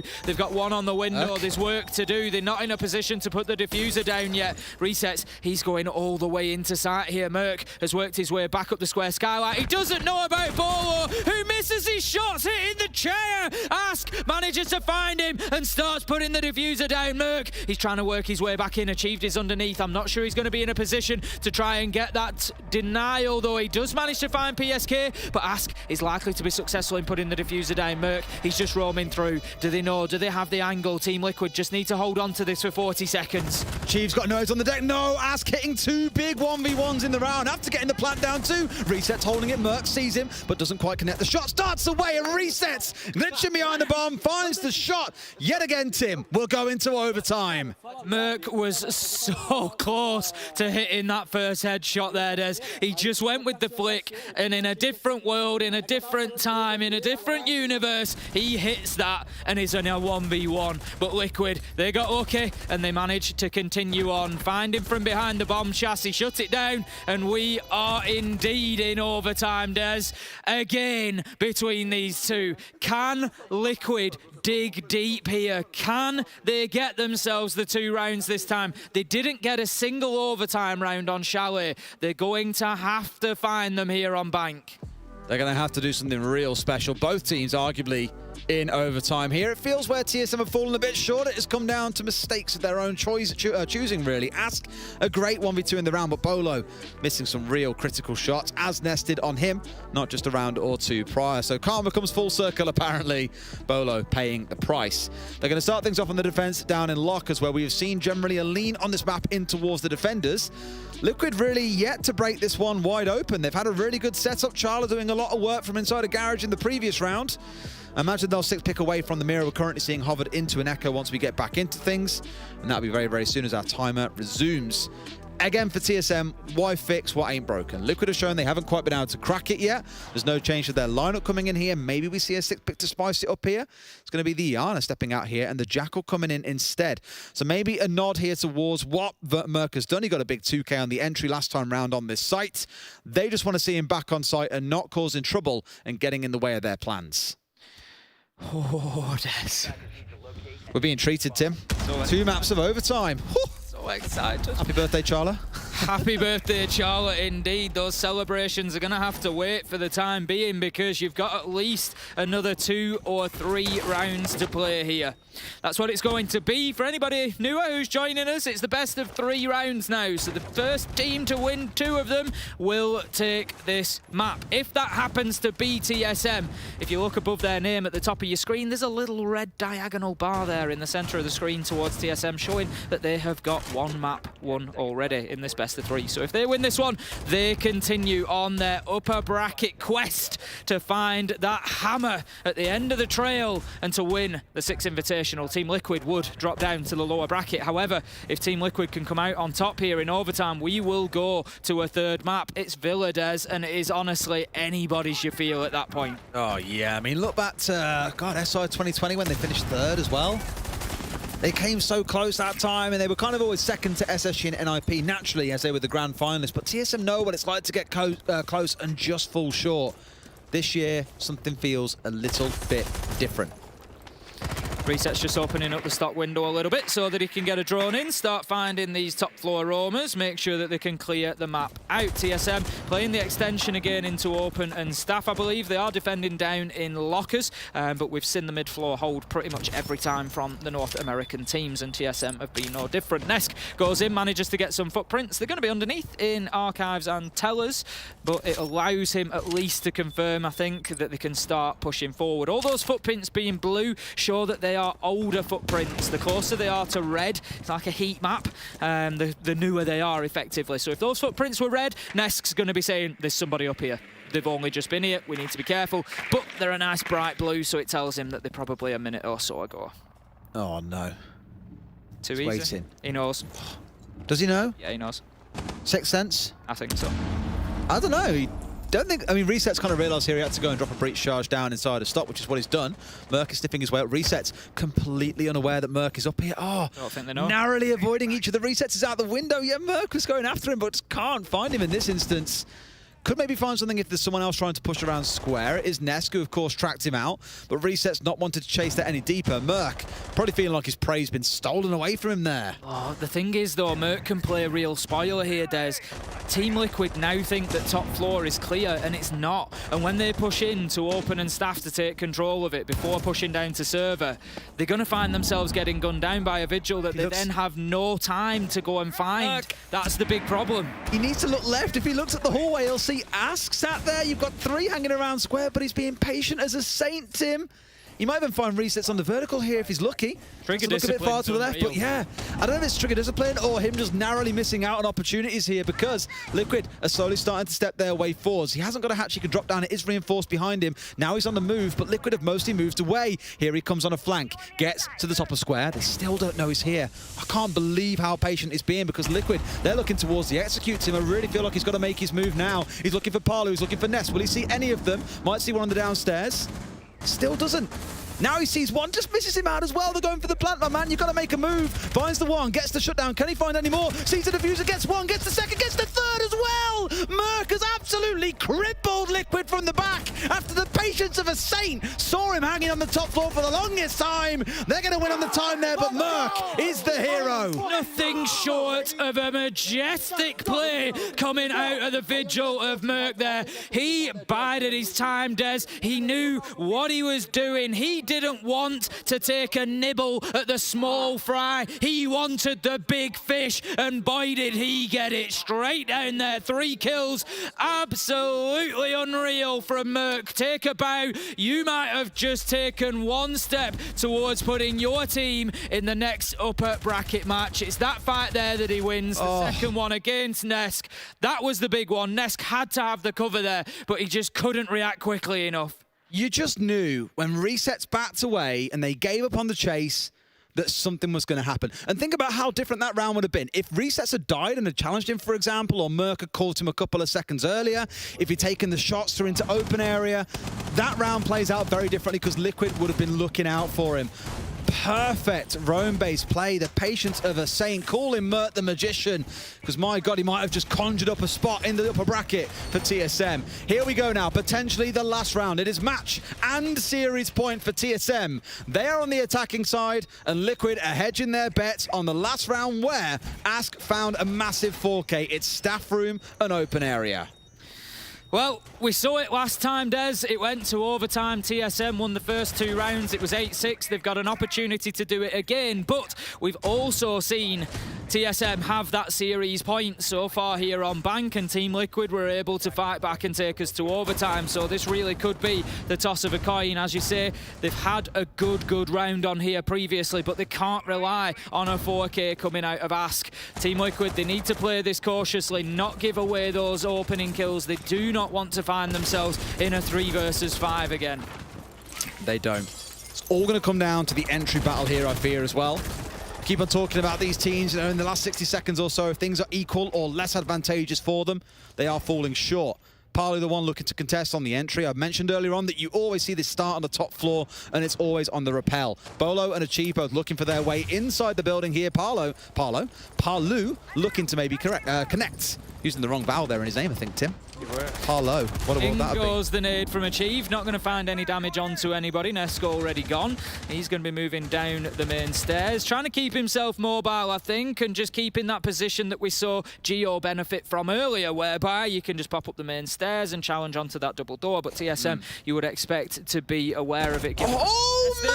Merc once again on the entry. Takes down the 4K hero that we saw last time on this site. It's Ask gone, and that is a big advantage for TSM and a long-range effort from Merc. The Magician delivers again, the reverse angle. It's absolutely beautiful, Tim. 5 versus 4 with still half a round to play. You're looking at it already and just thinking, can anything stop TSM walking over Liquid in this round? They need someone to go huge, whether it's Palu, whether it's Ness, whether it's resets with another big 4K, whatever it looks like, someone needs to work some magic. Otherwise, their time in the upper bracket will come to an abrupt end. That's it, it's time to fight, and it's now or never. Merc just leading the way this time. It was Bolo on 21 kills last time. It's Merc this time on 15. Not quite hitting those heights, but still up there with an unbelievable performance. He's going to open up the wall, give himself a long angle inside of open. 57 seconds left to go, and a lot of pressure for Liquid to absorb here.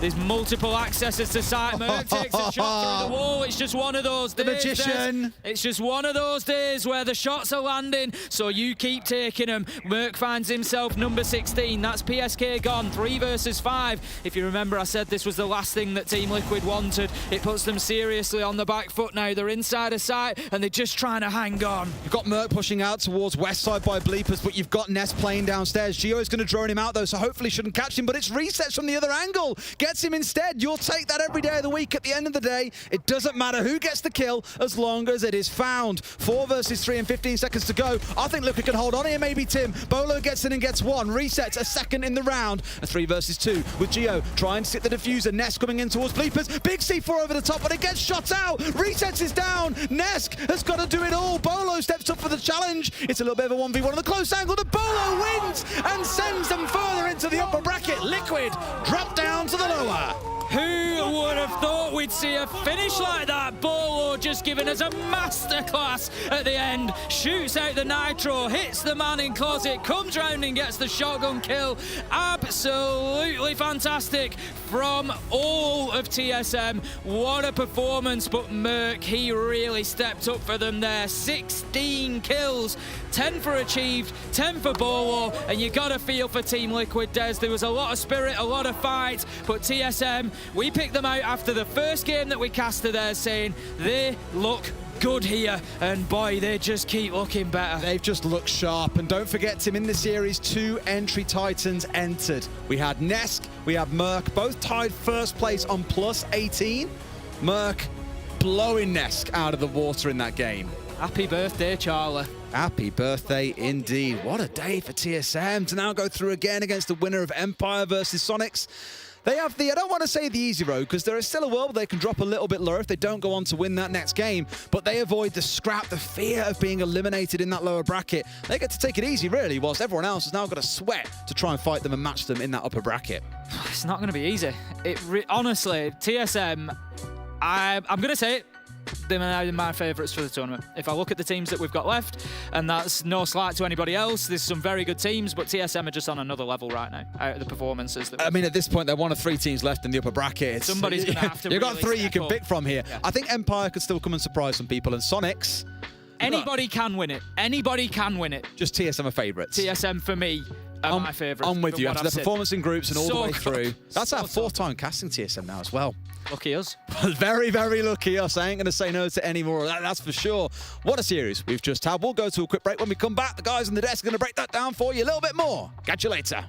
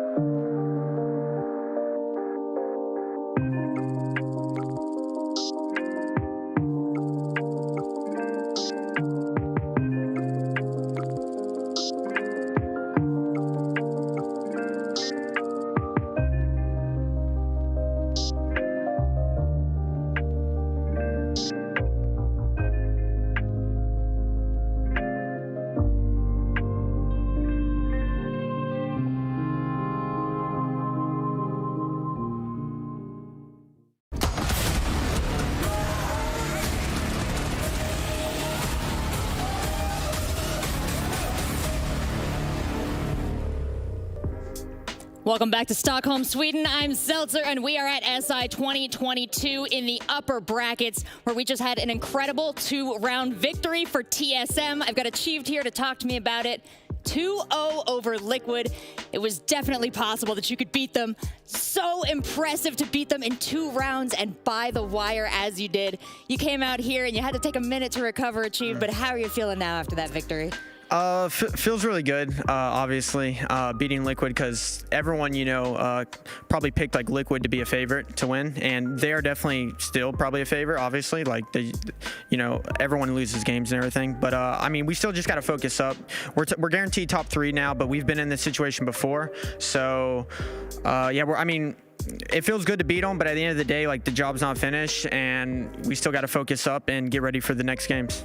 Yeah, your commitment to playing excellent Siege was on display here today, and if it carries you into the rest of the tournament, I would not be surprised. The precision, the timings, how do you wake up and do that at 10 a.m. on a morning in Sweden? You just get a good breakfast in. I mean, yeah, we just came out today and we just made sure, you know, they're obviously a really good team, but we made sure to play our own game, you know, like we knew that there's holes in every team, like in droning and just executes and stuff like that. So we just came out, wanted to play our own game, find the openings, and just abuse it. And that's what we did.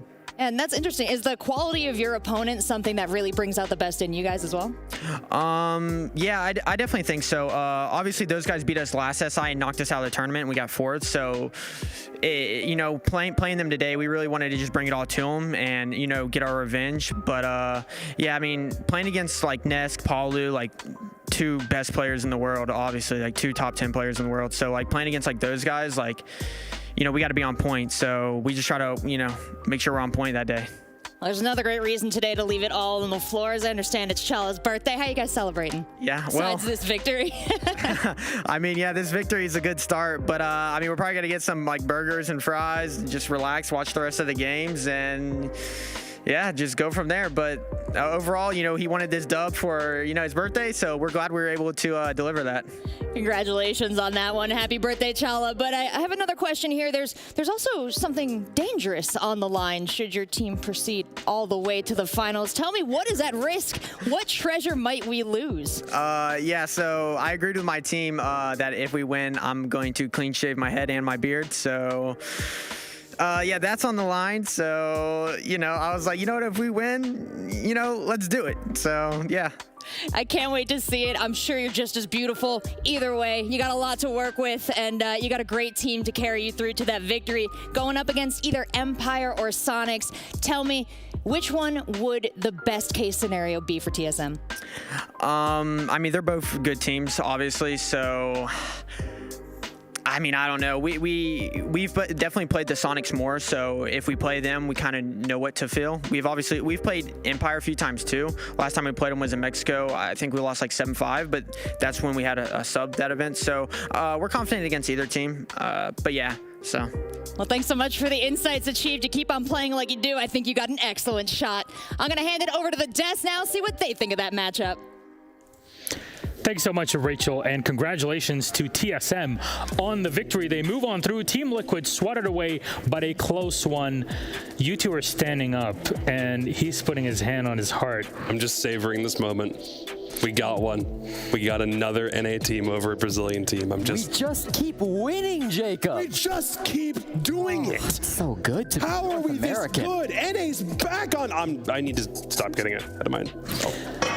Let it out. Let it out as much as you want, because I'm over here Milos, providing the molding part of this. I badly just want to say NA's got this one in the bag, but I'm holding myself back. We're gonna wait until what happens in the last like 3 days of playoffs, because we know at the very least TSM's gonna be there. We got one NA team confirmed for last weekend. That's the third year in a row that TSM have secured themselves a top 4 finish at minimum at the World Championship. Just reading my tweets, eh? Really? All right. Did you know, Jesse, by the way, that it has never happened at an invitational where a team that lost in the lower bracket has won the event? Really? Yeah. Big if true. Oh. I mean, that's huge for TSM. Crazy right? stat, Milos. Where'd you get that one from? Off of quoting your tweet. Really? Yeah. Stealing tweets. My tweet's at Caliber Jacob on Twitter, by the way. Okay, look. We It's already free promo. No clout farming on this desk. You can do it when it's another host, not with me. You think Jackie would let me do that? I don't know. She runs probably a shut tight that down ship. real quick.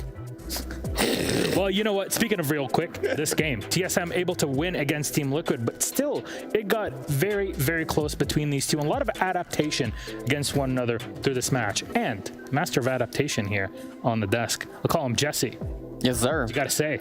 Yeah, I mean, I think that the way that this game played out was really an even contest. Like, this was as close of a 2-0 I think that you can possibly get. We didn't quite get 15-15, but it was damn close. And Team Liquid put up an amazing fight. It felt like at the start on Chalet, TSM were rocking some excellent roams just at the start of the game, really being able to take advantage of that top floor on Chalet, swinging on the windows when it was the perfectly timed aggression. Liquid were just struggling to hold on to that. And it's weird because usually you think of Liquid in Brazil, I think what they showcased at the BR Finals was that they're really strong at shutting down that really hyper-aggressive playstyle. But I think what the difference was, in that BR6 Finals, a lot of the swings were kind of unprotected. They were really, I mean, they were quite wild. They were quite maybe overstepping where they should have been. Yeah. But for TSM, they were very much confined to small areas of that top floor, and they were able to just peek out and get a kill here, just peek out and get a kill there, jump out a window here and just jump back in, right? It's not wild runouts of the buildings, but it's small little bursts of aggression, and Team Liquid really struggled with that on map 1. Especially when TSM is matching them like blow for blow every time they have someone in position for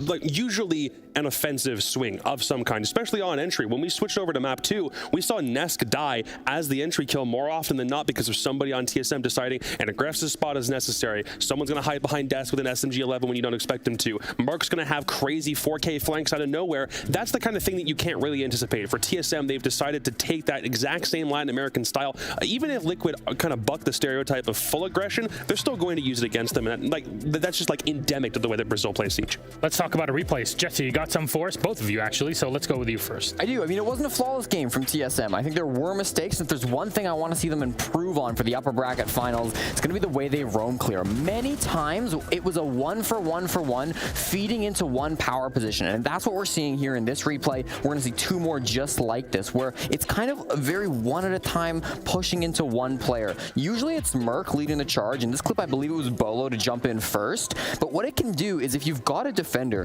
who's really hunkered down in a strong spot, it can make it very difficult to root them out. You see Nesk is that defender in this scenario, playing at the top of library stairs. He's gotten 3 so far, and he's about to find a 4th as well in this clip.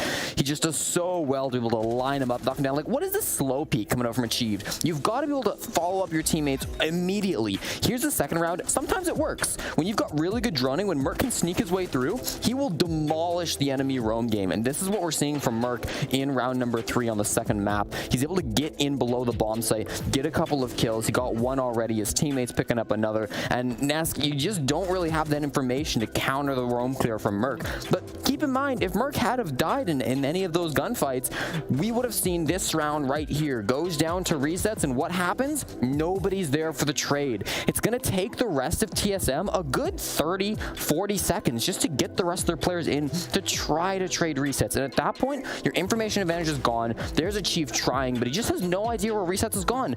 Then once the second player's died, where's the third? It's again a failure to follow up. There's nobody in for the trade. So it means that these players in these strong offsite positions on defense can get 1v1 after 1v1 after 1v1 after 1v1. And although TSM were finding success with this at times, although the droning was really strong, and if you want anybody playing the strategy, Merc's an amazing guy to do it, it just felt like it wasn't consistent enough against Team Liquid. I feel like that's the big reason why this got pushed all the way to overtime on both maps.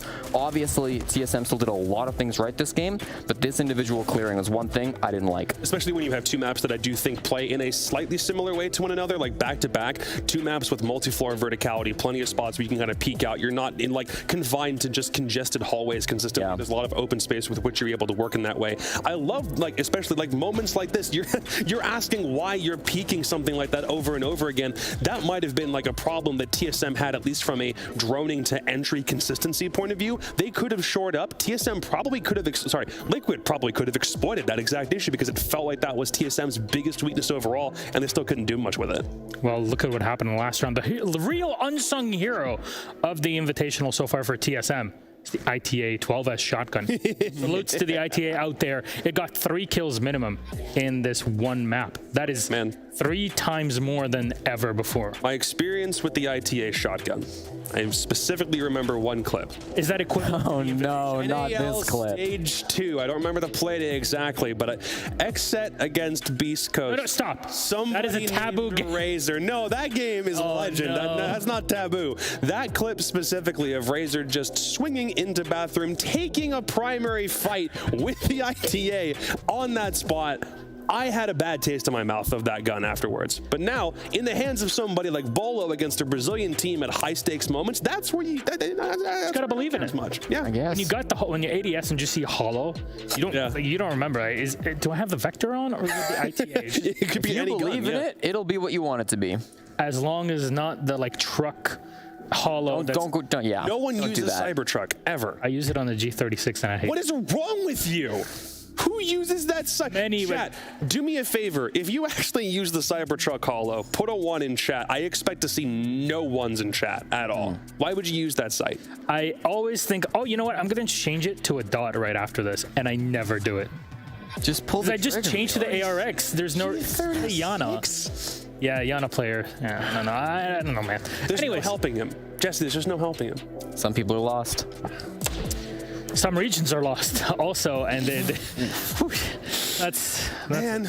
Those self burns, those are rare. Not so much on here. Let's put that clip up. Come on, we're talking about the last kill. ITA hero of the day. Let's go. I mean, it's either that one or it's the Merc flank that leads right into this, which is this one in particular right here. He plays up inside stock. He has plenty of time, and the drones have failed to find him. They know there's a vigil on the board somewhere, but Merc in that spot is about to win the entire round off of this. Yes, the ITA clip on round 14 is nice, but this one right here on 13, I'm going to argue matters a lot more. They've already established that they want blue, they want server control, they're going to go for default plant right up here. Merc is in top square, hatch is open, he understands the timing, it's just a matter of getting it right. Plant is going down not in default spot, but on the opposite wall, drops, 1, swing can't find the second player server, 2, 3, right as the cover is gone. There is no potential for anyone else on Team Liquid to make a drop back into site to try and stop anything.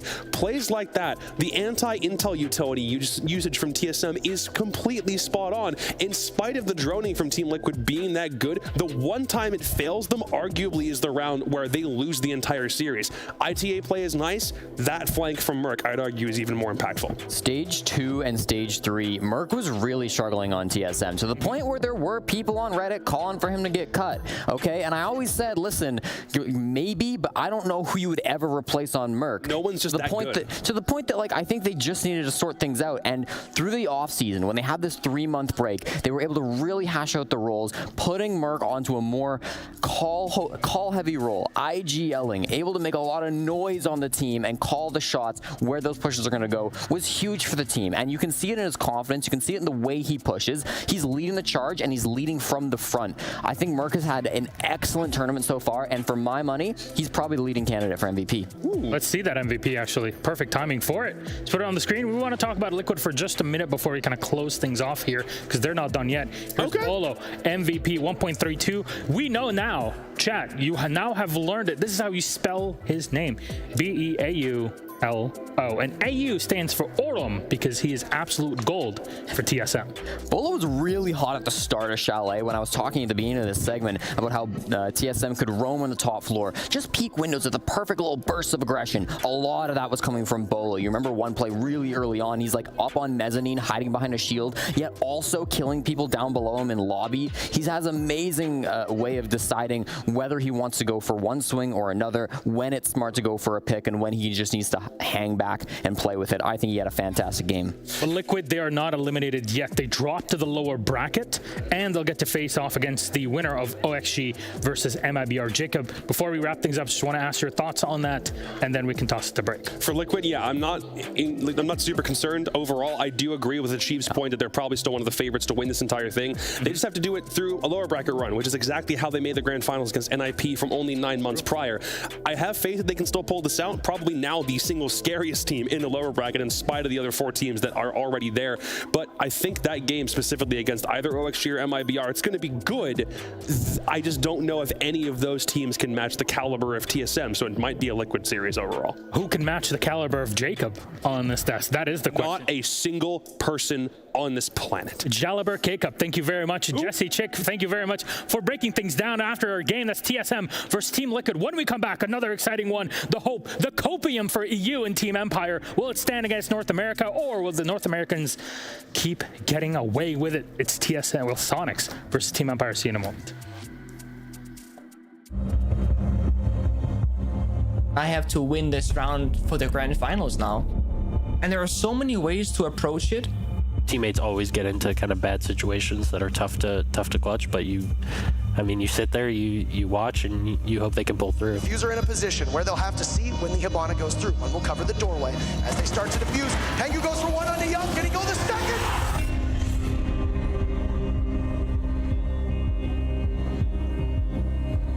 A lot of people wonder why we call the Six Invitational 2018 Grand Finals the greatest match of Rainbow Six ever played. I think the greatest indicator of an excellent match is how many different ways you can denote its importance. The morning of the Grand Finals, you've got Penta and EG, 2 of the best teams in the world, ready to square off. EG, known as Continuum at the time, were the defending world champions. They want to defend the hammer. Penta has won everything but the Six Invitational, so this is their chance to cement their legacy and be the best team in the world. Our 2 teams both thought that we were the best 2 teams. Even if we exclude all of that story, we are still treated to an exhilarating best of 5 that subverts expectations every step of the way. EG winning the first 2 maps, the second in particular, very, very close. Nobody saw that coming. I had kind of lost hope, but in that particular moment, Fabian motivational speech, the fans cheering us on, those are the 2 key moments that really pushed the difference. Penta wins the next 2 and storms back to push a 5th map. Nobody saw that coming. Once it got back to 2-2 after Cafe, I guess nerves kicking in a little bit, right? Because in the back of your mind, you're like, oh shit, is this happening? Map 5, Penta almost wins outright. But then EG claws back and pushes us to overtime. Nobody saw that coming. And honestly, I was kind of mentally exhausted, and I didn't have any super logical answers to try to close rounds, and just trying to kind of create some chaos. Doorway. We don't have to really worry about a window. Canadian, a spawn peek. Really? The glass goes down. He returned fire and crossfire in overtime. Why not? And then in the final hour of the last round, it's Pengu of all people who clutches it. They're often known as the best team in the world. Penta are your world champions. When he announced me as a world champion and a winner, I teared up. It was achieving my lifelong goal, and I felt for the first time the massive amount of success. The storyline and the match itself is still one of the best we've ever seen. But when you add context, that's what really pushes it over the edge. And it honestly is, in every sense of the word, the best match of Rainbow Six Siege that has ever been played.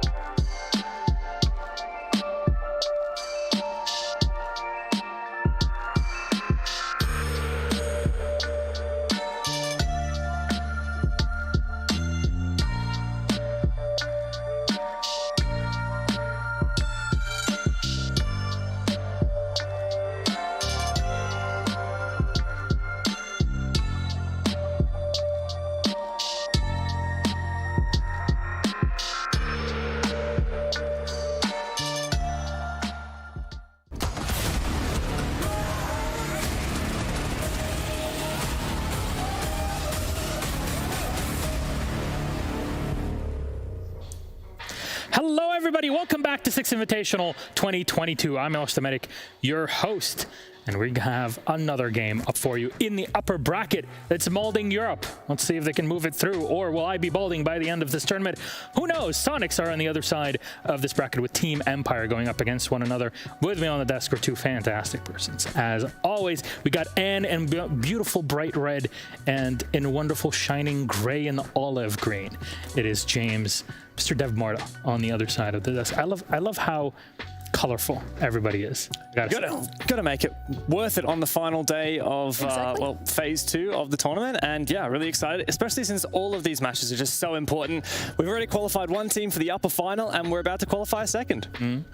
And it's your last day in here. It's your first invitational. It's your last day with us. I'm actually gonna cry. Yes. I might cry a little bit as well, but I'll do that if we get off the desk. I don't want to do it on stream, but you know, I'm looking forward to the last game that we'll be doing. I mean, my last game that I'll have a pre-show for, but it's gonna be a banger. You know what, Team Empire, we're gonna put all our hopes in them. You know, there's EU hopes in there. That's why we have EU CL commentator on here with us. This is exactly what we want. Friends, let's have a chat about our two teams. First up, Team Empire. Of course, one major change, and I'm getting a feed that somebody or two persons have been allowed back into the arena. Is that true? Yes, that is indeed very much true. We had two players unfortunately have to play from their hotel room due to the regulations and everything. We had Always and Shepard play there, and actually I feel like this kind of worked well for the team. When we only had 3 players on location here, it kind of felt more calm, and for previous events we may have heard Empire, when they're with all 5 of them at the same location, things can get very much heated if it starts to deteriorate a little bit. So having them all back together, I hope they can keep calm and remain focused and very much not let it get to themselves. Yeah, we've been doing a bit of conjecture and we've been talking about the vibe, and obviously we're not making any sweeping statements, but it's just conjecture and what we have kind of observed here from being at so many events. Team Empire, they're no strangers to majors, to 6 invitationals. They've been runners-up at SI in the past. 2019, they were, of course, the major champions of Raleigh, Pro League champions back in 2019 as well.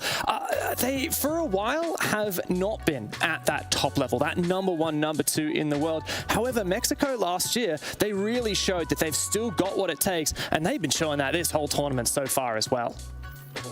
And this is something that was echoed actually in the interviews when some people were asking, like, who was doing the interviews with the players throughout this whole tournament? It's Intero. Let's give him credit for just a moment for something that he's doing. But he was sitting down interviewing all the players. One of those interviews was with Dan. And Dan's explaining, you know what? Sometimes I feel myself, especially back in November at the last Sweden Major, like, hey, we're not doing too hot. I tend to be drained, and that reflects on the entire team, and that's not a good thing, something I've been working on. Maybe that's something that could be fixed for this specific match, as you guys were talking about. Those Soniqs, here they are, and I think against all expectations are here versus Empire in the upper bracket. James, what a run so far. Honestly, it's insane to think that Soniqs, they came from a year ago not really being a team. They canned 4/5 as their roster, they kept Super, and they picked up 4 players who had just been relegated out of the NAL. But what an amazing achievement they have made since then, not only becoming NAL champions at the end of last year, but now they've donned the name APAC Killers. They've undefeated 3 matches against APAC teams, and they're here fighting for a spot in the upper final. Yeah, exactly. And something we mentioned before about Soniqs is with previous majors and previous events, they wouldn't even make it out of groups. Yeah. And now they find themselves in the upper bracket going up against Empire for a very important spot later on. And they've had some good improvements, I would say, for this event. Like you said, we maybe wouldn't have been expecting them to be so far or be so high, but something that they majorly focused on was expanding their map pool. We've seen them play a lot of different maps, and it worked out well for them. Definitely did. And like you're saying, defeating Damwon Kia yesterday was a huge surprise for everybody out there. This is not something we're expecting. We're thinking, hey, Damwon, they're going to take this whole tournament by storm. And then they got 2 L's in one day, and it's all done and over. Soniqs have proved to everybody that they are this top team, not just in NAL, but also here internationally. And now they set their eyes on their next opponent, the next kill, and that's Team Empire, the big bear that awaits on the other side, James. Yeah, look, and Soniqs are very, very down to business. Super, very respectful, very calm and collected in his interviews. And honestly, Soniqs are just really eager to prove the naysayers wrong. There are a lot of people out there that have been saying, oh, Soniqs, they're not a team like TSM, like SSG. Well, guess who's still standing in the bracket? It is the Soniqs. Indeed, and yesterday Soniqs played against Damwon Kia. That was a 7-5 on Bank and a 7-5 on Chalet. So you would call it a kind of a close map, but something we really have to point out is Grix's performance so far. We've been talking it, we've been saying his names. He's topping a lot of leaderboards at the moment.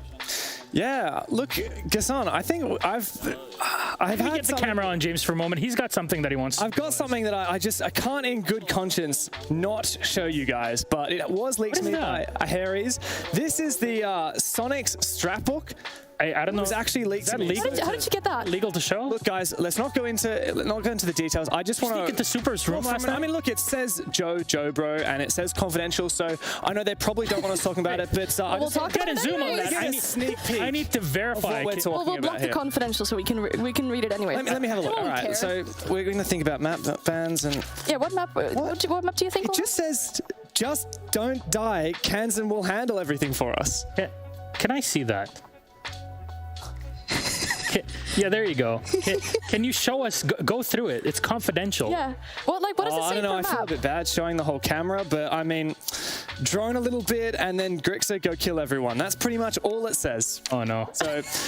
that kind of explains the last 2 days. If it was that easy to beat APAC, I'm wondering why EU was struggling so much. I mean, you know, EU more known as easily upset. You know, they're taking the title away from Near Airport at this point. Well, Grixer Kill is something you said about their strat book. It's definitely something that's been happening indeed. Topping or in between some of 5 of the 6 leaderboards, talking about cost, clutches, kills, rating. The only one he's not on, he's got his teammate on there, is plants, sorry. So where will they need to plant? This is something objective-based. It's a big thing for the Soniqs to this tournament. Our maps, let's bring them up. Ban, ban, pick, pick, ban, ban, decider. Again, best of 3s until our final. You can start off, James. Look, what's really cool here is this is a rematch, so we can know what these teams banned and played against each other last time and see it going straight. At the moment, according to plan, Cafe previously banned by Soniqs and Empire previously banning the Chalet. So overall, everything according to plan here.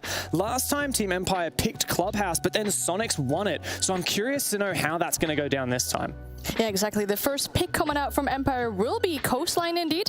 It is a great Empire map. We've been saying their praises on this map, and they've been performing well. And once again, like you said, it's Soniqs picking Clubhouse, a map that went in the other way or the other favor last time. So I hope they'll have some improvements for it. Empire and Club. Yeah, well, what's funny is last time Empire picked this map and Soniqs beat them on it, and now Soniqs have clearly been motivated by that. They're so confident. So far, the 2 maps that we've got in this BO3 are ones that each of these teams has won. Empire won Coastline last time, Soniqs won Clubhouse last time, so I'm very interested. What is the rest of this map veto going to be? Are we going to see that other map that was picked last time, which was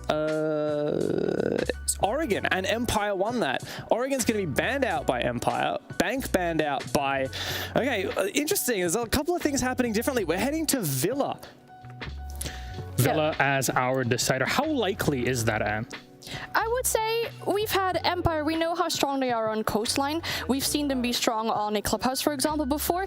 I hope we'll get a really tight match. I would love to see Villa, since we didn't see it last time. I would like to see it this time for both teams. In a way, it's Empire that has kind of decided what the new decider is going to be, because previously it was them who banned Villa and Oregon was the decider. They won it. So it goes to show Empire have a lot of respect for Soniqs. They're not just wanting to play the same 3 maps again. Let's talk about Coast for just a moment here and actually go through Coast and Club as fast as we can. Our lobby's almost ready. What is there to look at coast-wise here, and with Empire picking the map? I mean, Empire so far, they've played it 13 times and they've won it 11 times out of so far. We know that Coastline is one of an attacker favorite maps, but the funny thing is, Empire actually has a 65% defensive win rate on this map. So, as we've been saying, Empire had really good attacks in their previous matchup versus Soniqs. Their defenses aren't lacking either. What about Club, James? Look, Clubhouse previously was the Empire map pick, so I think I respect the Soniqs for going to it. They like this map as well. Empire are not going to roll over on this, though. For me, Soniqs, the thing that they really excel at is controlling the opening kills in a match, and really making sure that they're always finding those entries. They're always trading back when the enemy finds the entries. Plus, if Kansan can clutch like he did against Dalmon Kier, then honestly, I would say Soniqs are a championship-worthy team. Given the way that they're playing, this is the real test now of, okay, we saw how well you do when you're up against APAC. Can you transform that into a victory against Empire? Do you feel that there's a favorite going into this game, man, in general, or not really? Something that I'm looking forward to, or a favorite, I really want to see that last map. It might actually really favor Soniqs, considering that they said, oh, we've expanded our map pool, we started playing maps a little bit more. We haven't seen them a lot on Villa so far, and just them potentially bringing out new strats. I mean, we saw the strat book. We'll have some theory crafting about what they might bring on that map, but I hope they have some exciting things that they're here to show us. Yeah, look, for me, Villa is going to be the curveball. I think the first 2 maps should be pretty cut and dried, and I expect each team to take their map pick. When we head on to map 3, it's historically not a map that Soniqs have been very good on, and also it's a highly banned map for Empire, the 3rd most banned in their map pool. They also have a negative record on it, so I expect that to be a very tight contest. Thank you very much, James. And that was our pregame for Team Empire versus Soniqs, the classic NA versus EU. How will this go? Well, of course, we got the Russian machine caller. It's Sam on the other side with blue. Have fun, boys. Thank you very much, Milos, and welcome, ladies and gentlemen, to our second matchup of the day. Here, the playoff stage continues at Six Invitational 2022, and we have ourselves a very interesting matchup indeed. Empire, who has been rushing their way through the bracket, is up against the surprise pusher here in the Soniqs, who've managed to sneak their own way through with their own surprise victory, as they managed to 2-0 Damwon Kia in their own upper bracket matchup, a result that I don't think anyone saw coming, and now another test awaits them against the Russian machine. Stokes, how do you think it's going to play out here as we get ready to head into map number 1? Well, it's been very interesting for both of these teams, John. I'd say the Soniqs even more so, especially after this last year and how things were going at a lot of our majors. A lot of things looked bleak coming into this tournament, but hey, ever since Stage 3 and the Soniqs took the NAL Finals, things have been on the up and up, and they've been looking very, very solid. They also currently have the best player in the entire LAN on their team in the likes of Grixer. He's looked fantastic the entire time. On top of that, Kansan as well with some huge clutches, and a lot of factors playing into this one, but you can say that for both sides. Luckily enough, we won't have to wait too long to find some answers as to how this game is going to play out. Sunny Ibiza is up next for us.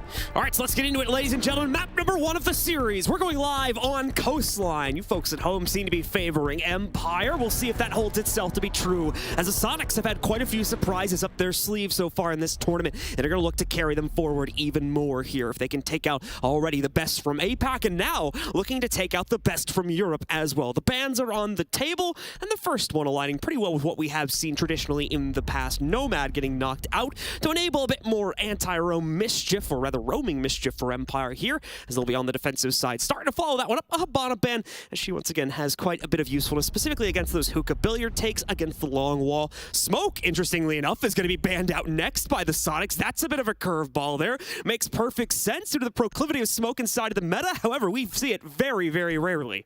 Absolutely the case, my friend. And Valkyrie, speaking of things that happen rarely, this one not so much. Valkyrie will be removed. She has been our most banned operator here at SI this time around, with how influential her info game can be. So this is going to be our banned class here for Coastline. Obviously, Smoke being the biggest one here that could have some very interesting things happening inside of the round now due to that. Won't have as much denial for the defensive end. So obviously, Empire will be starting things off on defense here, and it looks like we'll be going towards hookah billiards to start us off. So an upstairs hold for our defenders here. Empire not going to throw any surprises at us for their initial picks. We'll see if there's going to be anything in the 6-pick department, though it doesn't look like it. And the same can be said for the most part for our attackers. Wrexham will be bringing the Twitch in. We will see a second switch up there for Yeti going over to the line. Interesting that we see Yeti going on to that. Normally that's a role that we've seen Super take up in the past, but it seems like they're going to switch it here and put that onto Yeti instead here. Yeti, once again, another player that we've often seen take up the entry role, so probably not necessarily going to be the case this time, since they'll need that support for the late round execute. Away from that, of course, Super will be acting as the support here and providing any hard breach if it'll be necessary over the course of this round. I'll be using the Ace instead of the Habana. Obviously, Habana banned out. They still need some ranged hard breach if they so choose. It's just better when it comes to coastlines. You can get a hold of things like the quad wall here at the back end of billiards and things along those lines. So we'll see what the Soniqs want to try and break up here. Obviously, Empire will have some denial in the likes of Shepard, but since the mute jammers did get nerfed recently, they don't reach towards the top of those reinforcements any longer, so he'll more than likely be able to pick those up without any assistance from his team. Super straightforward setup from Empire here as well, just in terms of how they're laying out the site. The usual reinforcements on either side of the interior hookah doorway. We're going to have the Malusis blocking off the usual rotation point there, or not the Malusis, excuse me, the laser gates coming in from Scyther rather to block off the rotation point. We will still have the Banshees in play from the Malusi though, from always, but they'll also be in a fairly expected position here. So Sonic should know exactly how to approach this. Let's see if they can execute upon it, though, as we're going to see a lot of firepower brought from Empire, but Yeti outwits it as he indeed gets that opening kill of the round against Joystick, knocking out the Mozzie. Huge pickup in the 417 as well here for Yeti, one that we see quite often when it comes to Lion play on this map. We've been seeing the V308 work its way in for a handful of professional players, but this time around going to be sticking with the DMR and its stopping power. Dan now looking for the drone underneath. Didn't get it. Hookah couch here, but not able to finally, well, we'll finally be able to secure it after trailing it there for just a little bit, but it's kind of a slow start here for the Soniqs, just simply working their way around Hookah. Don't need to go too far as they already got that initial pick, so they'll be able to work the info game for a while, especially as Yeti can just keep things lined up here. And if they keep setting him up, he'll keep knocking them down. Empire is continuously walking into these fights and losing players as a result of it. Finally, someone is able to pick up a response here, as always, over here towards the VIP area, possibly swing out towards the balcony, catching a player near the rappel. That's going to lead to the elimination of Grixer. A big loss for the Soniqs, though, keeping in mind the premise or the promising results we've seen out of not only him, but other members of this team like Rexen over the results earlier in the tournament, specifically against Dom1. Rexen, though, still might be able to assist here with the F2 in hand. A very popular, very comfortable gun for our front-forward fraggers, and will be no exception here for him. But Shepard as well, able to respond and knock out not only Kanz, but always stepping up to the plate. He'll find Rexen too. Things suddenly turning for the worse here as the Soniqs fall behind into a 2v3. Still with a little over a minute to play, but they're going to have to make their forward push in with only Yeti with a DMR and Super to assist. It's a huge problem now for the Soniqs, but now luckily enough, Super will be able to take down Scyther. Yeti looking for one out here on the billiards double, but not able to find anything just yet.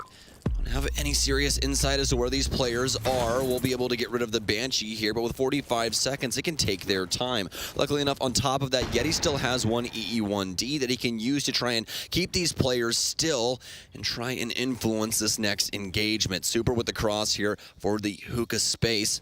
Shepard as well as Empire just in general playing this very close to the chest. They do not want to give up another frag here, especially after they were able to equalize.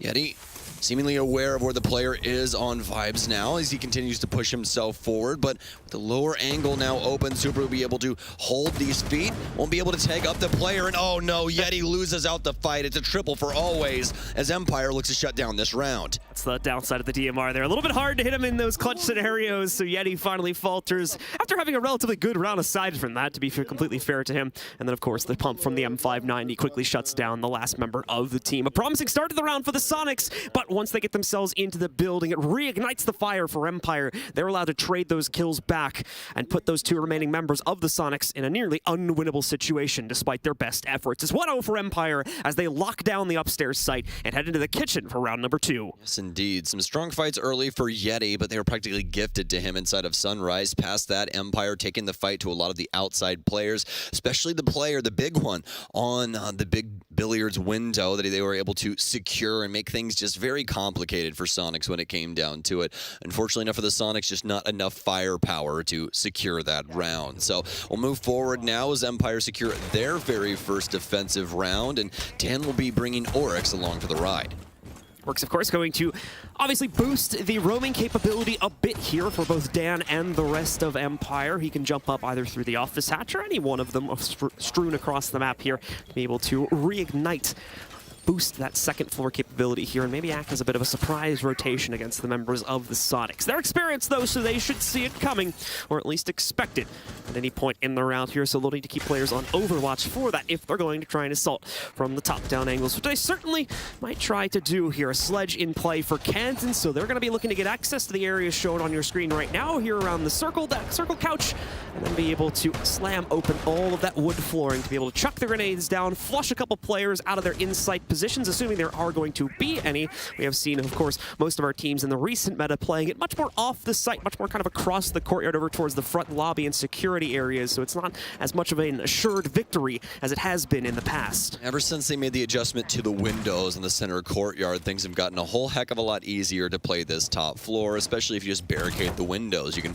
rotate around the VIP space as well as playing billiards, and that's exactly what Empire is going to do. They've extended out towards the hookah side here with some reinforcements to assist the Vase player. Also have the reinforcements set up in VIP with a couple inside of theater just to be able to hold on to the cross here for Penthouse. Extremely important area to hold on to when you are indeed playing kitchen, simply to deny that verticality that Kansan will try and, well, exert on towards the defense. Scyther, as of right now, will be holding on to this Vase position, seemingly awaiting any Soniqs members as there are two outside. A drone will find him now as I do believe that's a Twitch drone of Rexen. Scyther will be able to hop too, though, as he'll rotate over towards Aqua and drop down the hatch into office. Dan waiting for an opportunity if the Sonics go for an entry over towards the master area. Not going to see too much action from our attackers in that department of the map just yet, however. So for the time being, the position he holds won't be able to accomplish too much. However, thankfully for them, the Sonics themselves aren't accomplishing too much here either, as they're still spending a lot of time on their drones here, trying to figure out what they might have to watch out for when they make the initial entries, but we will start to see that come in soon. Always now going to get spotted inside of theater. They'll realize this is a much harder lock setup, and still, at least one member of the team, Kansan, is going to oblige against that here. Chucks the nade forward. Not a lot of support for this extended position that Always is currently maintaining. So he is going to take some heat from that nade, but it's way off the mark. So only about 20% of his HP getting bled away. And now Always will strike first here, taking down Kansan for the first kill of the round.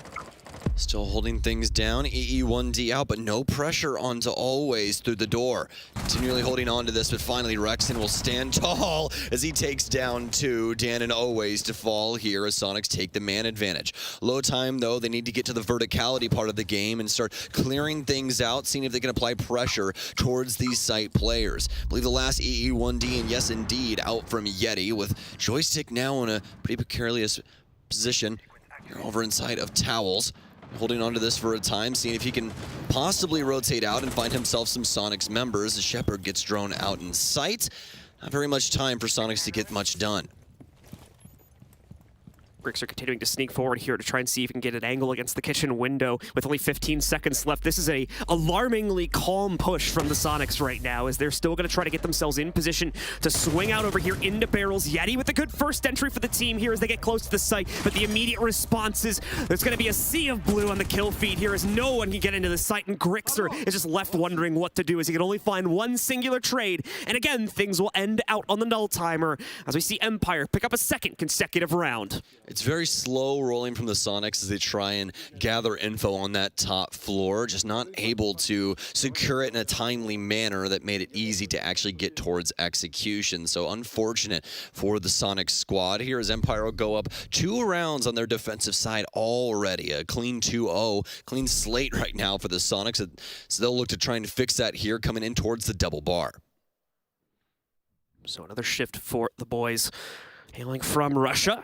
Sonic still yet to be able to do any serious damage to them here in terms of their round count. A possible perfect run through the sites is on the docket for Empire. That's not, of course, considering the fact that they can still rotate over towards Penthouse if they should so like.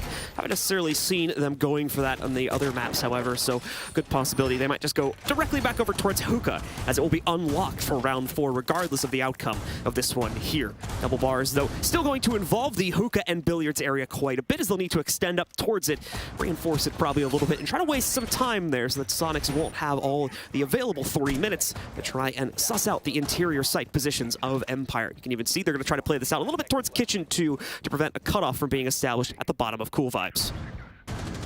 Some extra info coming in from Shepard and his evil eyes as well, just to see what's going on inside of Blue Bar. Obviously, they'll knock down the wall towards the east side as well, just like we're always accustomed to seeing.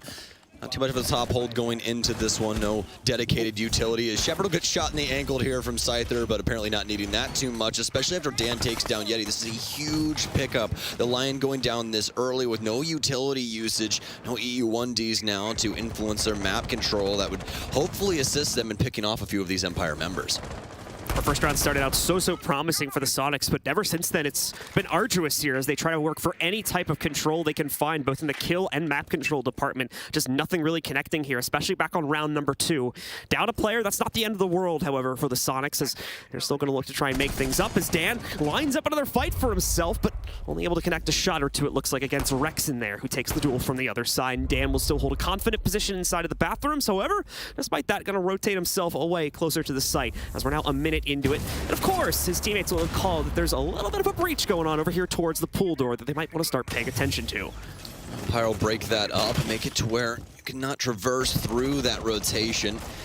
So we'll be able to hold on to this as well as just the Towels door in general, making things a little bit more complicated for the Sonics to look for their Sunrise plant that they've normally been going for on this double bar. Dan will continue to hold out the kitchen space here as eventually Sonics have to rotate back and see exactly what's going on in this area. Rexon will establish the cutoff here for the kitchen window, but seemingly no one ready. They've already gotten their pick. They don't need to worry about this all too much. Drone out, and he'll just pre-fire and double back instead. Empire want to try and waste as much time as possible in this situation and get Soniqs down to a low time, force them into an execute that they don't necessarily want, especially given the man advantage.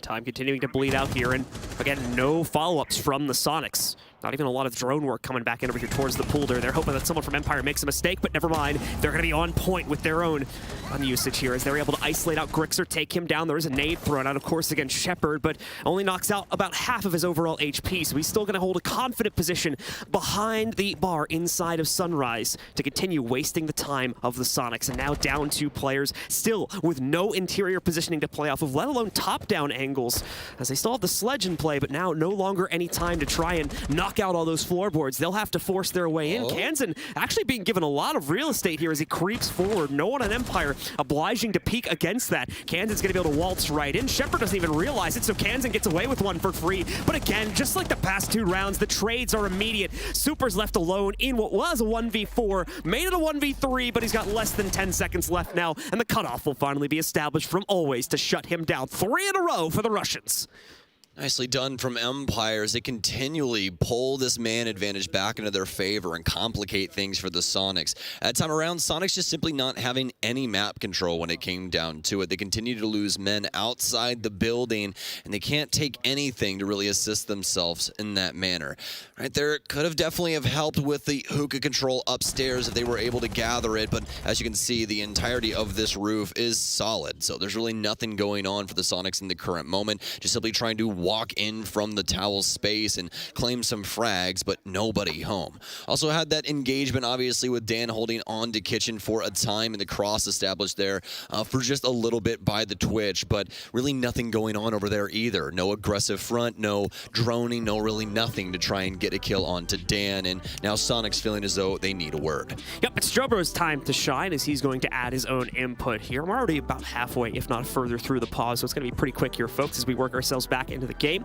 You can see Jobro has already finished his little speech here, giving out the information that he has noticed over this first 3 rounds of play, the possible mistakes that have been coming in for the Soniqs, and any necessary adjustments that he believes might need to be made. And now Super will add in his own input here, and we'll see what exactly the Soniqs will try and bring to bear on the 4th round to try and course correct. Now they're going to start repeating the sites, of course, starting it out with hookah billiards. We'll see what they can possibly muster. Hopefully it's something out of Yeti here. And yes, it's going to be the switch up from the Lion to the Yana. Not the biggest deal at the end of the day. Still would have liked to see the Lion, but Yana still a very strong operator at the end of the day. Just not feeling like Lion is really getting enough out of this for them. So hopefully the Yana will with her ARX. So for Empire, as John said, they're back up towards Hookah. They'll begin setting up the site here, but it's looking pretty rudimentary at the end of the day. Very similar to what we were seeing prior. Bulletproofs around the space to get some extra insight as to when this plant is going to go down. Shoot out the default plant spot so they can play that down low, and also some Banshees around the area as well, just to slow down Soniqs on the entry. As for the Soniqs, you want to see them get a little bit more aggressive in this early round. You want to see them gather some map control, especially looking for these picks. If you guys remember on a Hookah Billiards, the last time Soniqs were able to get 2 big picks out of Yeti downstairs inside of Sunrise, but past that, they really weren't able to hold on to that control. Empire taking the fight to them in a lot of different ways, especially for the big double window inside of Billiards. That's mainly, again, because of the immediate adjustment we saw from Empire, just cooling their players off, letting Soniqs make that first step into the crosshairs of Empire instead of the other way around. And of course, now allowing for Empire to control the large majority of opening picks since that round itself. Always, of course, taking out Kansan in round 2, and then the last round, Dan knocking out Yeti. Soniqs have not been able to get the right foot forward here ever since that start, and hopefully the pause has given them what they need now to be able to course correct, like I was saying before. Already seeing some players going to start to work their way in from down below. Joystick's going to pre-pop the Sunrise window just in case he has a possibility of leaping out there for some action later on into the round. Remember, of course, we're back on the upstairs site. This is kind of free positioning for him to play into now. But at the same time, the Soniqs may still want to swing in and take it for themselves at some later point in this round here to try and prevent that action from the player down below here. Well, now for the Soniqs, some time here. as they've gathered control of Hookah Balcony to start us off. Drones in to see exactly what's going on inside of the vase space. Do have a member of the Soniqs going down low towards Sunrise as of right now as well, but it's like rush in here, but it's only Yeti's Gemini to be able to clear out the laser gate from Scyther.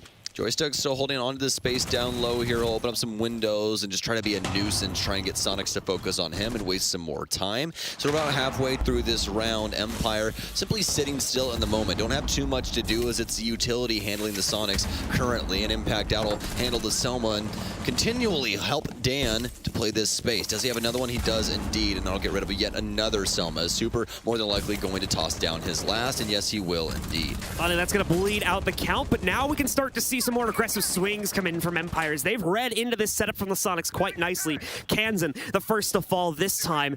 And as we were just discussing, now all of the hard breach utility used, yeah, it's finally burnt out Dan's position. I do believe it is anyway. I didn't hear the follow-up explosion. Actually, they ended up getting it. It got destroyed. Did they really? So yes, Yeah. so both of these are actually still solid. That's so unfortunate here, and this is what I was hoping to see, is Grixer or someone else taking up position to punish that impact play, but finally it shows up. Unfortunately, they don't have a good capability to now work their way forward, as someone else from Empire can just take up that player's position. But a 1-for-1 exchange is at least found. Grixer just challenges through the laser gate, eats all that damage, and always will oblige, ready to take the duel himself, taking out Grixer, and again, leaving the Soniqs with a disadvantaged player count. However, Rexon is quickly going to try to make up for that, but he'll have to do it alone, as Joystick finds the exchange against Super, leaving Rexon on an island here in a 1v3. Multiple angles to contend against as he tries to go for this swing on the 90 corner as well, so it's so tough no matter which way he plays it. To be fair, though, Empire going to give him a lot of room to swing out towards, but he has no time. Didn't leave himself enough to be able to run out, grab the case, and throw it onto the ground, so he just has to try and gun duel this one, and he will get one more, but that is it.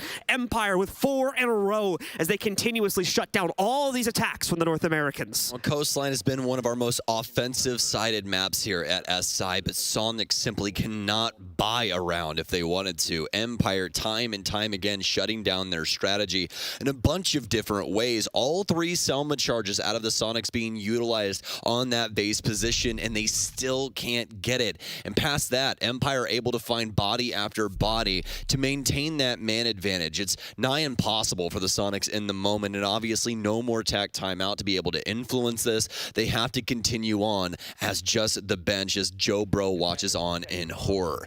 Now for Empire, they're back down towards Kitchen as they continue this site rotation, just like they did the last time. If they win it here, they're more than likely going towards double bar. Yeah, possible 5-0 lead on the cards here for Empire now, and not looking like there's going to be much to stop that. Of course, like Sam had mentioned, the pause did come in 2 rounds back, so we were hoping for some stylistic changes for the Soniqs. It seemed like they just tried to focus more on the outright objective push, but due to the blunders that were made in trying to knock out that reinforcement next to Cool Vibes there, by allowing it to be impact trick twice, possibly 3 times in a row, bleeding out all those Selma. Soniqs just did not have the angles they needed to properly swing their way in, had to throw players into the fire, and it went pretty much as you would expect in that type of a situation, with Empire once again culling most of the roster before they could even get close to the site.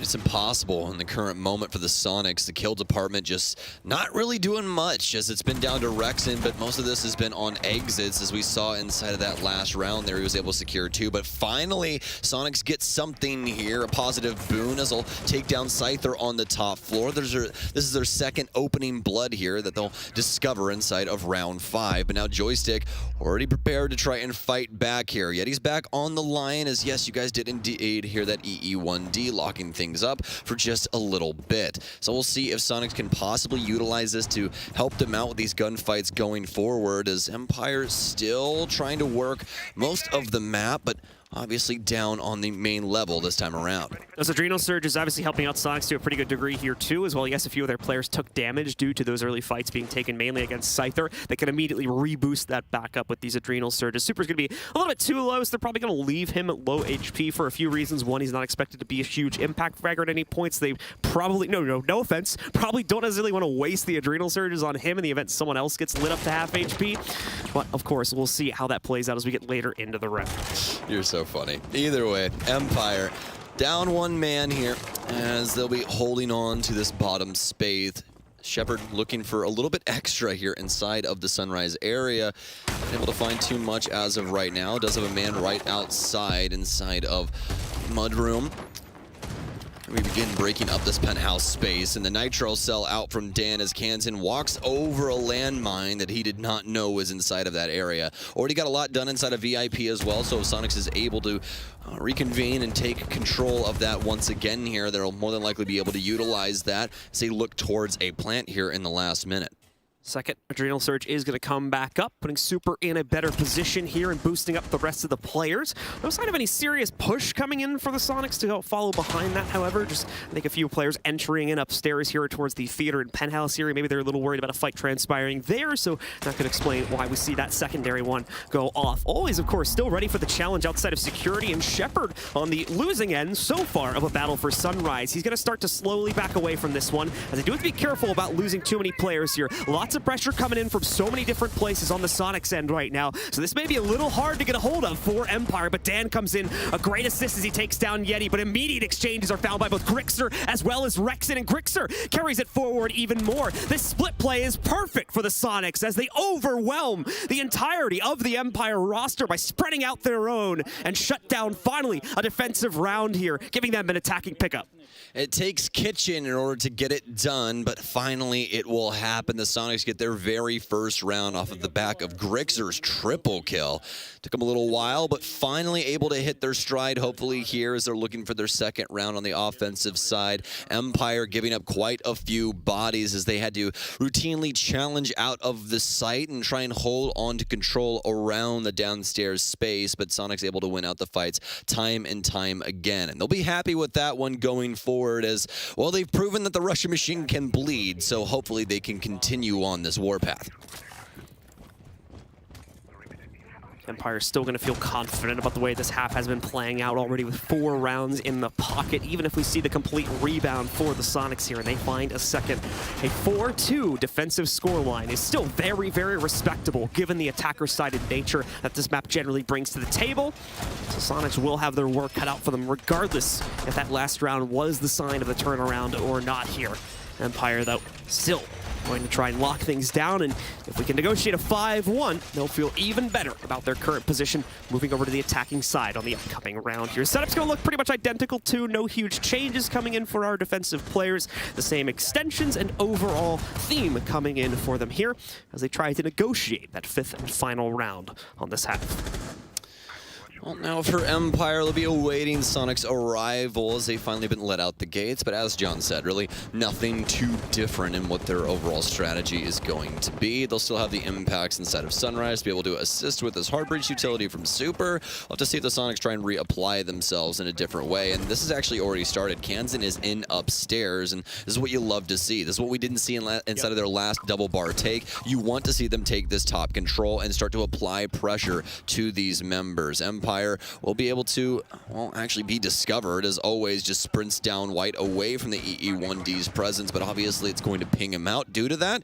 He'll get down towards Security and hold on to this for a time. Joystick's going to get lit up from that 417 of Yeti as he starts to chase him down, but doesn't challenge down vibes. He's just looking to hold out this stairwell and make sure that Kansan is safe in the current location that he is. That verticality starting to challenge back, as well as Joystick will toss a Nitro cell to the sky, but it won't be able to find its mark. It's an interesting change-up for their overall strategy. We saw how things flipped on the hookah attack, where they tried to play it from off positions and kind of swarm into the site from so many different places. That didn't work the first time around, so on the second run, they went for a direct play in from the balcony. Now this time, they're doing the opposite of that, where on the first attempt back on round number 3, they went for the direct play in from pool door, and now they're trying to play the extension up on top to flush out all the members of Empire that might have been playing in this site and eventually harass from this cool vibe stairs position to get downstairs, and only late in the round will they use that pool door or the Sunrise window play.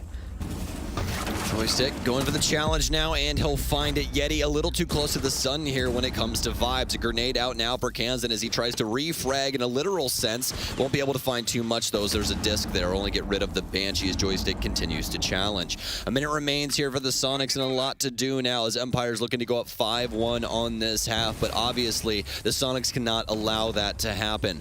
No impacts coming out from Shepard this time around, as Super will be able to secure the Towels wall here and make it a little bit easier easier for them to get in towards a plant. Joystick worried that someone is going to swing off of that hole that's now been made inside of the hookah wall, but fortunately, nobody home, especially for the Soniqs, as they'll be able to use this verticality to take down Joystick. He rotates back into sight. They found their frag, but there's only 30 seconds remaining. Soniqs oftentimes the comeback story, and they're looking to make it happen here with the second round in the end of the first half. Grixer and Rexen working together here to rip apart the roster of Empire as they're down to only 2, possibly 1 in a second as Grixer gets himself another one and one more on top of that, because why the heck not? The harassment from him is enough to negotiate control over Sunrise, and with that, we will see the Soniqs pick up a second round here. Fantastic from the Soniqs. They desperately needed this after the 4-round run from Empire. Soniqs bounce back and they're able to pick up 2 big rounds here. Kansan, especially with the amount of verticality that was able to influence the site over with inside of that round, definitely a big deal when it came down to it, as they were able to not only find a few frags, but also get some serious damage off onto these Empire members. A great fight from Empire, though, especially around the Vibe space, as they continually held on, but obviously it did not work out in the end. We'll be switching sides now in between these two, as Empire will move on over to offense, and arguably the better side here on Coastline, but we'll have to see. Maybe we've just got a defensive Coastline on our hands, but this round will definitely be the tail of the tape. We talked about it a few times in some of our previous casts about how a lot of these maps have been flipping on the normal expectations because of the nade meta and some of the interesting additional change-ups that we've been seeing a lot of teams bring to the table at this event. That's been causing our maps to be a little topsy-turvy from what we normally expect them to be, and this one could certainly be no exception if the Soniqs look for a quick rebound here. They're going to start things out in Kitchen, though, and they'll be bringing a very similar setup to what we also saw from Empire on their own Kitchen setups. Aruni will be in play, of course, to try and blockade out some of these more direct access points and force the utility to be dumped in a bit. Of course, we'll have the Wamai assisting with that, as Super will pick that up, but the big key operator pick once again is going to be the Oryx on Grixer that will enable that free roaming capability away from the 2 usual staircases, and of course allow him a few additional options to possibly get behind this execute from Empire. Well, Soniqs will be holding on to the most of the map here. Grixer will be on Oryx, opening up these hatches to make his transitions just a little bit easier. Also has that Bailiff secondary, be able to break up some rotations and things along those lines. So I'll have proximity sensors for some extra insight onto where Empire will be clearing things from, and a possibility of a frag coming from those as well if the info is that influential. Empire now out and onto the map, and they're already beginning to clear out this top floor, but that's going to be Joystick's Gemini actually working its way in and making sure that there's no one inside of this theater space, as that's quite important to the overarching story of this site. They'll clear out not only theater and penthouse, but also the main 90 hallway, so we should be seeing Empire take control of this for a time very soon. Grixer the top frag right now for the Soniqs, along with Rexen right on his coattails at 7-3. They're looking to try and shut this down, hopefully early here for Grixer's sake, as he is over inside of Billiards, drawn ahead of Joystick here for White Stairs as well, as they will grab a hold of this end of the map. It's going to be all quiet here on the front. Neither Soniqs nor Empire are going to be able to meet each other inside of the first half of the round. Empire, for the most part, just spending all this time droning things out, but always opening up quite a bit of the VIP room, possibly spotting out a member down below there. I believe a small amount of damage is actually done to Grixer in the process of using that skeleton key to open it back up, but Grixer now going to get himself into a powerful position to try and fire back against these players, and immediately we will see Always scurry away to rejoin with some of his teammates. Joystick will cause a trigger there on the motion sensor. I don't really know yet. Looks like they are going to be able to hear that from far enough away. Thought we might have been just a little bit too far, but not necessarily the case, so we'll have to be cautious of that. This Joystick has been revealed, and he's going to have second thoughts about making a push over towards Aqua as he falls back to maybe descend down the main stairs. Empire are quickly running out of time here with less than a minute left now. Not much time for Empire, and the Soniqs have been able to hold off for a time. Always now with the crosshair from DJ. He'll be holding on to VIP, but they haven't been able to secure a frag down low just yet. And as soon as I say that, Joystick will take down Kansan. Joystick now holding the cross here as well. Not able to secure the kill onto Grixer, but so much damage shot back and forth in between these two. Empire now looking for the site instead. Dan holding on to things in lobby, but Yeti will shut him down. Leans out into Shepard's frag as well here. Empire starting to look for some space to put this plant down. They'll be able to to clear things out, at least on this end of the site, but not before Grixer's able to take down Scyther. Super needing to hit some shots here, won't be able to take down Shepard as it'll be a triple for him on the round. He sets the plan up. Grixer possibly with a stop here if he's able to find it, and he will. They know he's inside of the lobby space, and that's going to be the round as he waits to the dying moments. It's impossible for Empire to pick up the case, and the Sonics win out their first defense. That's a big clutch from Rexen, and unfortunately the laser gates being the siren call to the end of the round. Their Empire not having enough utility to brute force their way past that, so they use drones. They use anything they can to force their way into the site, and Shepard nearly gets it done, but with such little time, they also don't have enough to be able to establish Overwatch for that plant, so it's a simple waltz up from the last man alive on the Sonics to shut down that plant attempt and negotiate their own third round here. One behind the Empire players as they've made a run themselves with 3 consecutive rounds in a row, obviously totaling up the last 2 from the previous half as well. Sonics are coming back, just like we've seen plenty of times this tournament. It was looking very one-sided for Empire at the start of this game, but now that Sonics have warmed up, we've got ourselves a true competitive match. It's a slugfest, it seems, my friend, as we start things off for the Sonics' second defense here. We're headed towards Penthouse to see if they can hold on for a second time. The mirror will work its way in from Grixer as well, so some black mirrors to influence these spaces. One for Theater as well as one for the 90 hallway to look in towards VIP.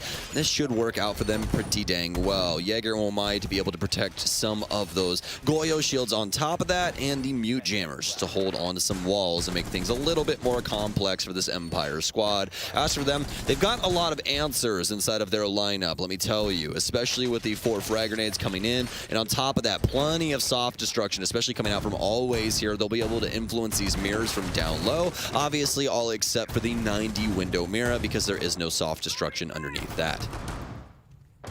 Yep, so just going to be standing up on top of the luggage there to add a little bit of extra safety while checking out these cams. We'll continue to maintain that position for a few seconds here as Empire start to establish their own initial positions. We can see one player on the front side, Repel, that might potentially contend against not only Yeti spot by luggage, but a few of the players inside of the theater room also, should we start to see them try to swing out from the double reinforcement they've made. But the nades are going to start flooding in from below, and the good news for the Sonics is that they are not going to be directly up against either one of those walls. They're playing a little bit further back, so the nades will not meet a strong connection here. No damage done, and that utility largely wasted by Empire. Thankfully, one more still available. I believe they'll have a few additional past that also. Yes, indeed. Joystick also carrying a 2-pack of those nades. So there is hope in the future here to knock out this upstairs exchange from the Sonics. Rexen will be holding onto the mirror for a time, but Kansan loses his life on a cross from Joystick here. Just not really aware that the player is on the double window for Penthouse in the current moment, and Joystick hitting his shots today for sure. Looking to see what he can possibly get rid of inside of the site. Doesn't want to swing in just yet because he doesn't really have the assistance needed in order to do so. Empire looking in towards Guitar and VIP as of right now to see if they can work that space. And does the nade get him? Bounces out towards Rexen's location, but obviously no damage coming in onto him. Looking to see if they can possibly smoke out this window. Rexen will hold the cross on the other side instead and see if he can possibly gather anything. It's a drone out as the Twitch. Does he actually get the mirror? I don't believe he does. That's smoke obviously making things a little bit complicated for the Twitch drone there. So we're just about down to our last minute. Some serious marks coming into this. The Super will go down inside of the site towards the for the yellow ping from Dan. Grixer trying to hold on now. Solo Dolo here inside of Theater. Grixer going to see if he can maybe negotiate. Oh, Super back up, but before he does that, a quick little headshot against Dan. Nicely found. They are going to spot that Super got retrieved here, so they'll try to crunch on that, but Yeti is fending things off at luggage side. Beautiful hold here from the Sonics, and Empire still fighting tooth and nail to try to push their way into it, as now Rexen tears 2 more players to shreds here. Joystick sneaking in the back end, though. He's going to make this a winnable clutch, especially with 30 seconds left, and he'll just get it done. Nicely done from Joystick, as Empire finally responds, picking up their first round on the attack. An insane clutch from Joystick as Sonic seemingly having everything they could have possibly have wanted in order to win that round, but the ARX does so much damage to the Theater players and makes it a pretty easy clutch. Very straightforward for Joystick as he simply walks in and claims that last life. It's a 5-3 lead now for Empire as they get their very first round on attack. So it's back over to a hookah play yet again to finish off the Soniqs rotation, as once more, unfortunately, they fall behind, restoring the balance to the same point that we were at during our halftime marker at 4-2. However, of course, pushing Empire one round closer to ultimately closing down this map. Things will start to get tense here for the Soniqs, as they can't trade rounds out like that for the rest of this half. Need to find some consistency yet again. Have to hope that things go their way to tie us up outright at 5-5 and then allow them to take the lead away here. Yes, indeed. And Soniqs now pulling out all of the stops. We've got Super on the alibi of all things. Should be a pretty interesting one here. Big fan of this operator at the end of the day and what she provides to the team. Pretty cheeky utility when it comes down to it. The Prisma's not only a fake clone of yourself as this op, but also an info tool. And especially with Empire and the way that they like to pre-fire things, as most offensive teams do, you can get some extra insight whenever they tag those Prismas up, as they ping you a couple of times whenever you do so. So we'll see if the Soniqs are able to use any of that insight back on towards the offensive squad here. As we'll have one of those inside of theater to be able to assist Rexon inside of this location. He being currently 10-4, matching up with Grixer at 10-5, at least inside of the kill department. The rest of the team, hopefully, working their way in around these two members to be able to assist them and take it to Empire in these dying moments. Remember, no tag time out for the Soniqs at the current time. They cannot slow up this game any longer. They have to continue to fight through these rounds and hopefully make the adjustments there. Rexon waiting for the swings to come in through Hall of Fame. He'll hold a pixel angle to try and catch the eager members from the Russian squad as they take their initial map control. But at the same time, a big swing out for the members of the Soniqs here. They'll be spread out quite thinly, so let's be cautious here if Empire is going to be able to isolate those positions and start to pick them apart, as trades will be few and far between during those circumstances for these early round holds. Rexon will lose one part of his additional hold here, as the Selma is going to work its way in and bleed out his wall, so he'll have to start thinking about a fallback sometime soon here, as Joystick also starts to open up options from down below by nading out that barbed wire next to Cool Vibes. Empire taking control of lobby and clamber up white stairs. They know there's players around this space. Kansan gets dusted inside of 90. No secure just yet. A nade to do that as Rexon starting to take some heat. He's taken down Shepard. The nade from Dan will secure Kansan. Some shots in from behind. The Sledge as well as Joystick working this in a beautiful fashion here for Theater. They'll take down Rexon, and now it's on to the site players for the Soniqs. Grixer has a cross here as he plays things around the space here for Billiards. He's going to make himself a new rotate so he can get in towards Hookah and try and assist his teammates, especially the Vase player as of right now. Where is Super in all of this? That's the real question. Super currently over near Vase will be able to take out the Gemini, so it'll give up the goods in a certain sense on his location, but obviously do still have a couple of different cards that they can play. A couple aces in the hole, if you will, especially for Grixer with this Nitro cell that could come up big here in the dying moments. Scyther hoping for an adjustment from the Soniqs, but not going to get it. Everyone's locked into the site as we enter the last 30 seconds of the round, but that's no problem for Empire, as Dan's already been able to find one additional pickup here. Yeti, though, here's the barbed wire being sliced, but never mind. Scyther still takes him down anyway. Super has found the only other response so far in this round here, as he now pushes in to try and deny the plant, takes the duel successfully against the player inside of Aqua, and then takes out the planter too. Dan's now racing to get himself up on top. Super hops off the counter defuse, but Dan still wins the battle anyway. It's a close one, but it falls into the pockets of Empire as they move up onto map point for our first map. Super this LAN has been at least good for one inside of these rounds where we can see him clutch up. Even some of the maps, him popping off as well. So very close to securing that as he actually had a triple inside of that round, but just could not get it done against the window player. That's such a hard fight, especially given his situation overall, but very well done at the end of the day. I mean, just look at these shots as he's able to take down the player inside of Aqua, but unfortunately enough for them, Empire up and on to match point as they look to close it out here on Coastline. 6 picks are out, and an interesting one for Empire here. Not totally unexpected, though, given the map we are playing into. We saw plenty of Lion play from Soniqs back in the last half. Dokkaebi is going to fulfill a very similar role, just more so in audio cues rather than visual ones, as we'll try to find out the positions of the Soniqs members.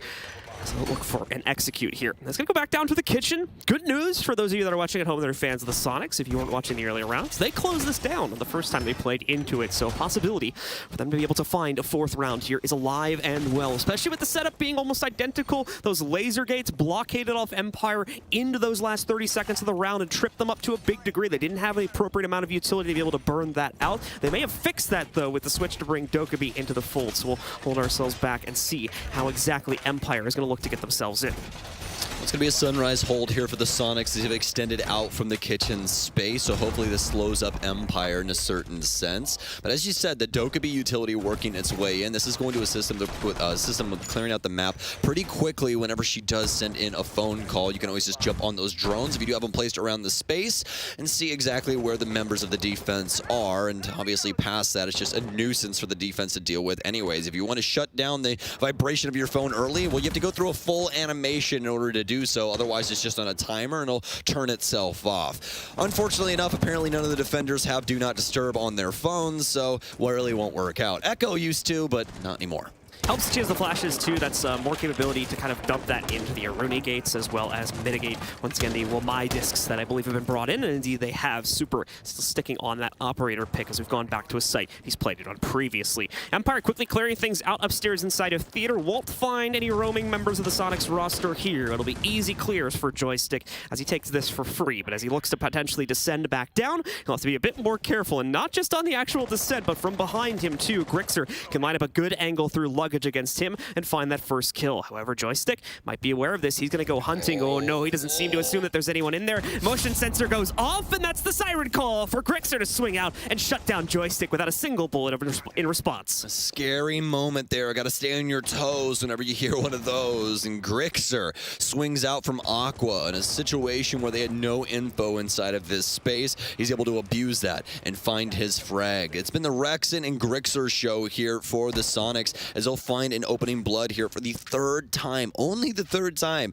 inside of this matchup so far. Empire has been running amok when it comes to these opening minutes. And now, speaking of which, those are gone. Empire now with some top control after Soniqs will drop off because of that opening kill, but will it be enough? With this much time, Empire will still be allowed to work a lot of this verticality, and they have Always and Dan in order to do so.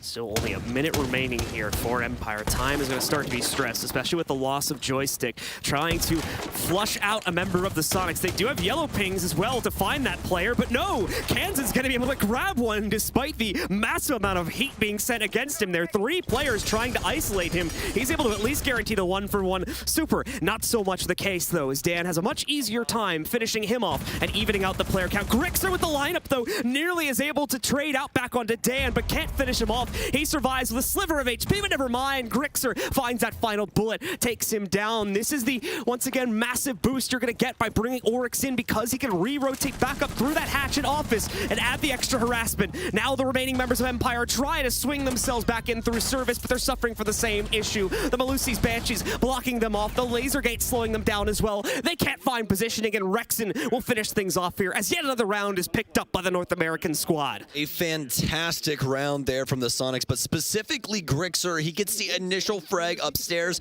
drops down through the Aqua hatch, but then later reconvenes. He jumps back up through the hatch, the only op in the entire game that can do so. Is able to get some serious damage. So fantastic stuff from him as he continually deals damage to this Empire squad that they desperately need, as they will stave off the end of Coastline here just for the moment. Still 2 rounds to secure in order to push us to overtime. Soniqs are going to exercise the full breadth of their defensive setup as they'll go to the 4th and final site they've yet to play into the double bars. So let's hold our breath and see if this is going to yield results for them to still push for the comeback, as they need 2 more rounds straight to be able to trigger overtime and potentially still steal away. You guys can see it there at the middle top right side of your screen.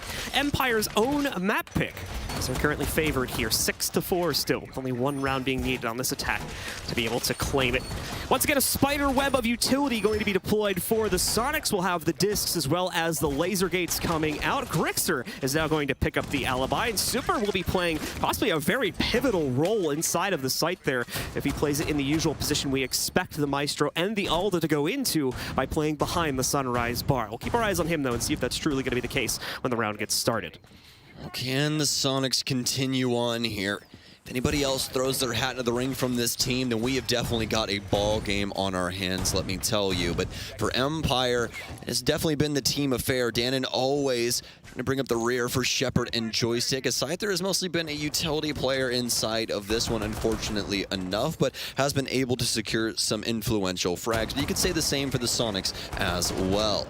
Into the opening minute now, as we're about 20 seconds in here for Empire to begin breaking up this map, and well, not too big of an adjustment inside of their utility overall. We won't see the Dokkaebi working itself back in. We'll still keep the double soft breach when it comes to Dan and Always, as they'll look to try and influence this bottom floor possibly if they do get some solid information on the location of these Soniqs members. Specifically Yeti, very far off of sight in the moment, but Kitchen always a solid place to hold on to when you are playing double bar, as a lot of people like to try and rotate in through service or possibly the kitchen window, but things can get risky as well here. Yeti now worried about this verticality inside of the area. I don't know if it was his nitro cell that went off there or what, but either way, he'll have some verticality going into this space, as Joystick will use that Gemini to its fullest and clear out a laser gate for luggage. So it's a minute into the round already, and we haven't seen really a whole lot from either team just yet. Obviously, the Soniqs don't necessarily need to do a whole lot from their starting positions, as they're just looking to bleed out the time, and if Empire doesn't bring any aggression to bear to force that out of them, well, they can continue to just sit there and really AFK their way into a win. Empire, though, is, of course, going to start forcing some moves out of our defenders here as we start to see Joystick specifically work his way into the billiards room and nearly loses his head in the process. Some Tracers following it through. He does spot the rotation back down through Cool Vibes, but is going to be unable to chase it. Wants to keep himself obscured here by not firing out any bullets and keeping a possibility of a surprise pick alive, but alas, no one will be seen as he reaches the bottom of the stairs. Joystick in a pretty pivotal position at the moment, but Kansan, he can win this out. Disc out, but it's super to go down. Can he get the refrag? Kansan so much damage as Joystick hits the flick. He almost removes Kansan from this world as well. Rexon now trying to look for the refrag possibility, but oh, Yeti, please push the stairwell. It's so very close. Can he find it? Oh, he's right on the precipice to finding this kill, but he backs off. M590 in hand now, as he was so very close to taking this man down, but luckily enough, the Wamai disc also catching the frag grenade that was intended for him. And well, Soniqs also delaying so much time inside of this one. It's done in the last 30 seconds here as he begin to break up the floor even more, and Rexon also finding the kill onto Shepard. Kansan's still very low, so they could get that frag in a pretty timely manner, but on such low time with Grixer upstairs, this is starting to look more like a Soniqs round. Nice pickup from Grixer, and even more going to be found as there's no longer any vertical support harassing against this plant. Dan finally picks up the exchange, but now only two stand alive here. Rexon and Kansan need to push right back in. Dan trades it again, but he's lost his planter. He needs to stick it, and there's no time left. Round number 5 is found off the back of Kansan's final kill there, and the Soniqs are only one away from triggering overtime after running a massive comeback. North America, you better kiss Grixer. That's all I'm saying. This man is doing everything right now up against Empire. They simply cannot stop him from getting in behind, not only picking up some big frags, but also stopping the plant, basically stunting Empire's round here as the Soniqs are making a defensive stand. Excellent stuff coming in from the Soniqs once again, inching closer and closer towards this overtime. Well, now for the Soniqs here. We'll see exactly what they can get done. Grixer and Rexon, once again, this duo, truly insane in the moment, John. Let me tell you, 27 kills in between these two. That's some quick maths for you guys at home. Empire looking to close this out in regulation now, as they're just not able to hold on to the map control like they want to because of these rotations happening. They're able to get it early and have some influential information coming through, but past the opening bloods at the current moment, there's really nothing that they can possibly do. As long as Grixer and Rexon are both alive, there's so much that the Soniqs still have at their disposal that they can toss at this Empire offense, and it'll continue to thwart them. So Empire's still in the lead, but just barely now. This lead is a shell of its former self, with the Soniqs truly rebounding and giving us a show on this defensive half. Mira is going to be seen in their defensive lineup this time also, which will certainly boost their capabilities off-site in addition to in-site. I believe we are going to see both of those mirrors utilized interior to the site, but let's get a better vision on that, and then we'll talk talk more about it once we can see, is actually no. They're going to hold this a little bit more aggressively as they'll leave the VIP wall soft and allow that to be played into. This is the expected one that we are going to see, though, played out directly next to the interior hookah doorway that will allow them to swing out into that one and punish any early pushes we might get from Empire through that main access point. Not exactly a mirror setup that you expect to see too often, but one that Soniqs will be bringing can definitely help them with some insight in towards the actual hookah space. Rexen will break up the wall here and see what's going on inside of Penthouse. So hold on to this for a time. Grenade out to get rid of the castle barricade so they can establish a cross here for VIP hallway. Frag out underneath the positioning here at the back end of theater as well. And Rexen, very fortunate that he is not at the back end of that space, as he'll be up and on towards the actual theater door towards Penthouse, playing on top of this mute jammer, more than likely aware that they could possibly be bringing Doke again. So if he plays close to those, then obviously the phone call won't come in onto his location. Kansan now with the impacts will continually hold on to these mirrors, but actually no, it won't get the Selma charge. And now that mirror, now impossible to play. Kansan losing access to his mirror window, still has a slight window to try and peek into, and he'll be able to negate the first frag grenade that comes in. And oh, bold from Kansan. He's got like about half the wall still up and running here, so he's going to try to sit behind that one. Problem is, if he moves an inch in the wrong direction, his side or his leg or something will poke out, and that could potentially mean the end of him here if he's not being too cautious. Rexen now denies a second Gemini drone as it tries to work its way forward there, and yeah, Kansan finally going to get burnt out from that forward position here, not from a nade either. Those bullets I was talking about bleeding him down to about 30% of his HP as he has to fall back and away from that one. Rexen, though, finally striking true to the interior of the theater by taking down Joystick and picking up the first kill of this round. He'll look to see if he can get more than that, as they are truly slowing down the play from Empire, which shows no signs of changing up anytime soon here as we move into the last minute of play.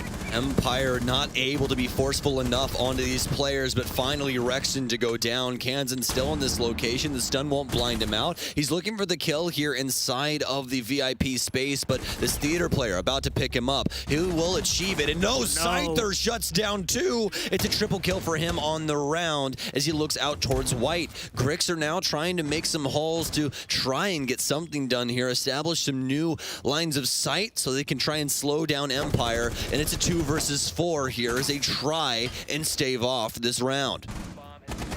Bit of a slow build-up here for Empire, however, so still the chance for the clutch to come in. That's a bold peek from Super, but he keeps himself alive here, keeps the members of Empire inside of a cage, and now Grixer is going to be able to swing forward to take down Shepard. The numbers are palatable. A second one, now a third for Grixer as he's getting it done. Overtime is triggered as Super finds the last kill as well, and Grixer, deservedly so, pops off with a high five from his coach. I love the energy from Joe Bro there. He didn't want to touch him just yet. He's like, I'm gonna let you vibe. I'm gonna let you vibe. All right, I'm coming in. Immediate execution on that as well. He's just like, all right, and boom, high five. Fantastic stuff there from the Soniqs as they force us into OT. The duo from Super and Grixer able to shut it down as they wasted so much time of Empire's clock and just not able to get very much done when it came down to the actual execution. Everyone trying to push in through the VIP space, but just look at Grixer get into some work here with this Vector. And finally, the last kill coming out from Super. I believe a tactical timeout coming out here from Empire as they were not able to shut out their map, and the Soniqs just very scrappy inside of this one. So input going to be made now from the Empire coach as they figure out how exactly to play this. Empire coming so close to closing down that final round as well. A flurry of kills as they put it into a near 2v4, I believe it was. Maybe a 2v5 as well, as they once again seem to have every single advantage possible except in the positioning department there at the end of the round. Only really having the VIP hallway to execute through, that becomes a massive choke point, which Grixer and Super are able to use there. Super acting as the bait first, then Grixer swings out to pick up the kill, and of course Super coming in to find the last one as well. Once Grixer had used the large majority of his magazine, it plays out flawlessly, and the haphazard pace with which we see the members of Empire try to jump out into it one by one by one, they hand over the duels, never really able to establish a secondary angle through billiards or another avenue such as Cool Vibes, and because of that, they fall one by one, and the Soniqs bring yet another round back into their fold as we tie tie it up. Sonic complete the comeback and send us into overtime, where they will keep the defensive advantage as well. That's another big factor here. They're going to have 2 opportunities on this side, which obviously we've seen the large majority of our rounds won on so far for both teams. Empire will only have 1 on the next round. Rexen and Grixer currently have the same amount of kills as 3 of the Empire members combined. That is truly insane. Shepard, Joystick, and Dan only able to equate to those 2 members of the Sonics, as the Sonics will be able to pick things up here on the defensive half, as they'll have 2 defensive rounds inside of overtime. Obviously, that means Empire will have 2 offensive rounds if we go the full breadth of OT. As soon as I say that, Empire out and about now on the map for the very first time here inside of overtime. More than likely wishing that they had the defensive side here, and more than likely wishing that they closed this out before we got to this point.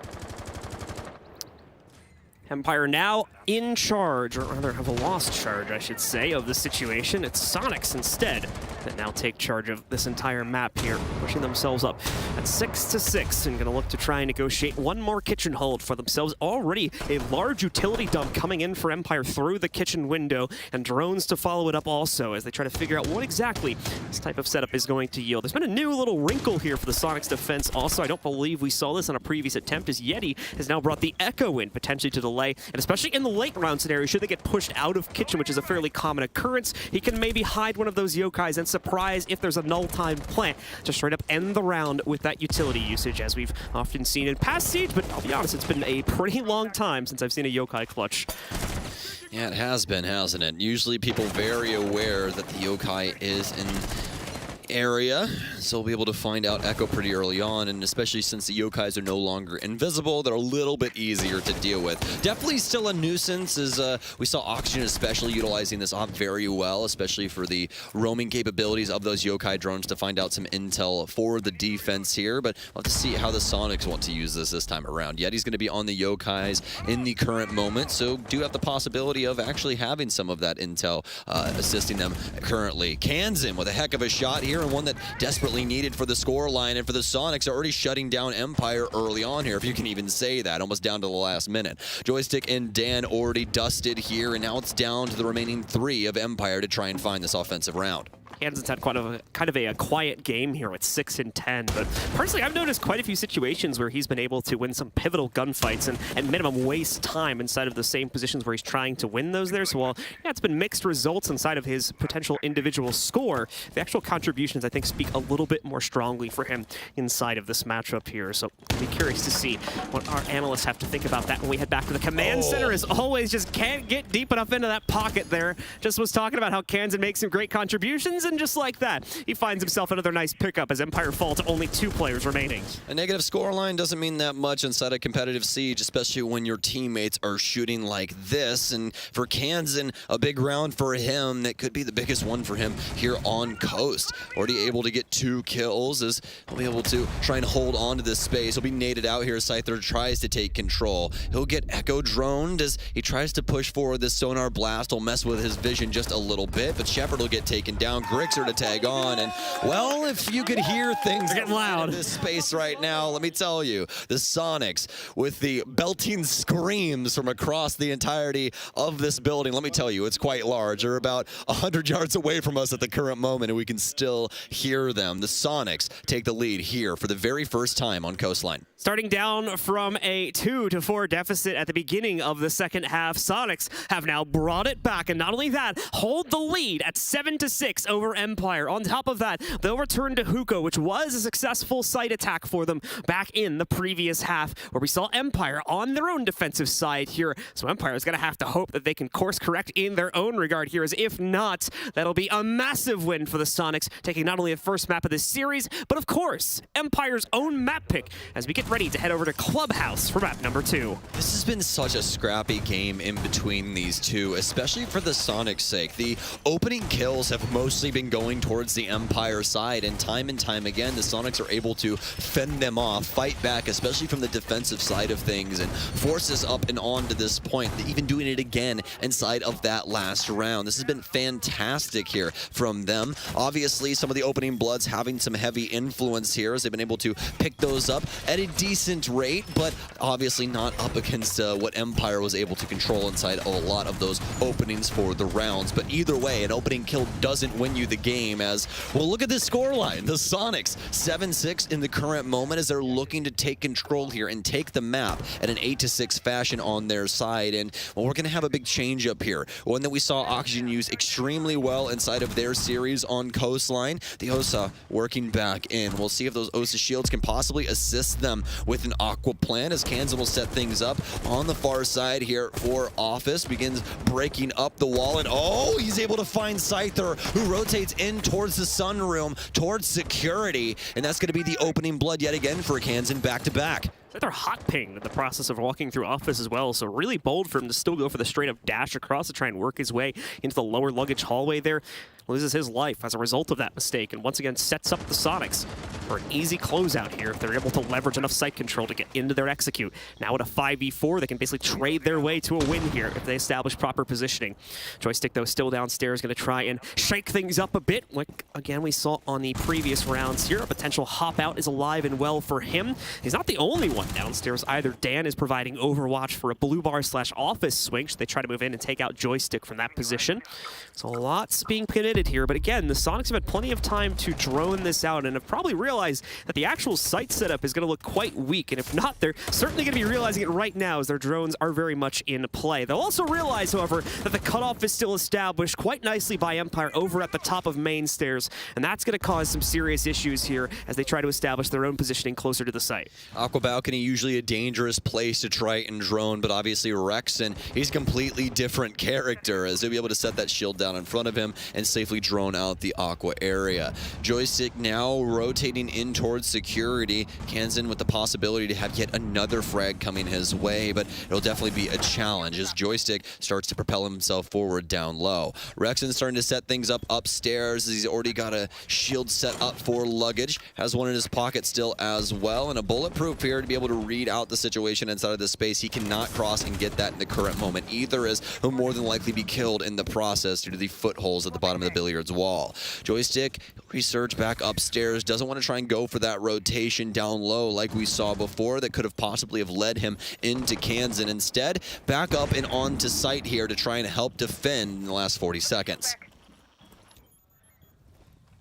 Empire continue to bait out this time, which they've been doing quite well. To give them huge credit, a huge mistake made by Scyther at the beginning of the round, but ever since then, they've kept everyone alive, and more importantly, have kept the Soniqs way outside of the play box here, as now the Soniqs are going to try to flood their way in, and Dan obliges to that, tries to swing in against 4 different members of this attacking roster. The plant attempting to go down always, cannot find a clean cutoff. He's going to get it now, but only one to be picked up there. Grixer takes down a player in sight, swings in to kill the other one in the hallway, and then knocks out the last player in the site as well. Beautifully done by him as he's the hero for this team, bringing them back from the brink, pushing them into overtime, and now stealing the first map right out of Empire's hands. The final score of 8-6. Such an insane series from the top frags from the Soniqs, but overall an amazing game from them as they win a defensive-sided Coastline. And not only that, Grixer and Rexen. Grixer with 21 kills, Rexen with 17.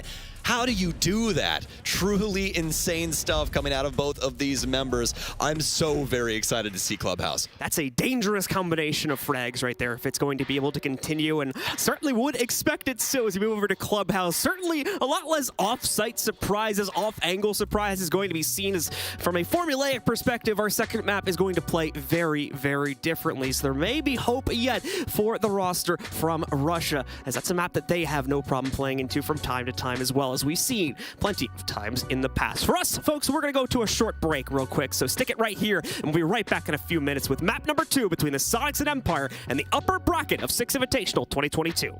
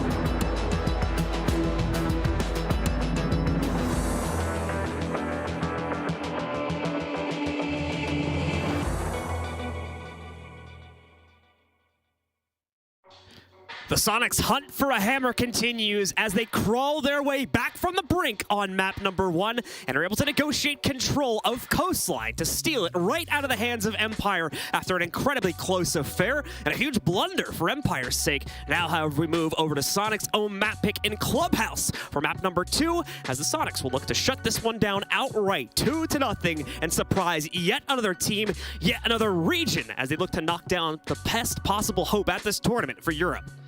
And if Clubhouse is going to be anything like Coastline, you guys are going to want to go get your popcorn now because you're going to want to lock in. It looked like Empire was going to be able to take Coastline pretty handedly on their defensive half as they went up immediately 3 rounds and, well, got their 4th after attack timeout from the Soniqs. It was looking bleak, but then the Soniqs able to clamber back on that side, able to get those last 2 rounds and just edge it out. We switch sides and, well, the Soniqs force OT and force a lot of hands on Empire's side. They're not able to do much as Grixer and Rexton combined for 38 kills on Coast. Yeah, man, look at those kill spreads right there. 21-7, 17-18. A little bit of a drop off from there. We talked about it in the middle of the map. There were still some great contributions coming out from Super Yeti and Kansan at any point during the series. Meanwhile, a much closer affair for Empire as both Joystick and Shepard, along with Dan, and even Always sit relatively close to each other, but just not enough prowess to be able to top out that matchup as they fall time after time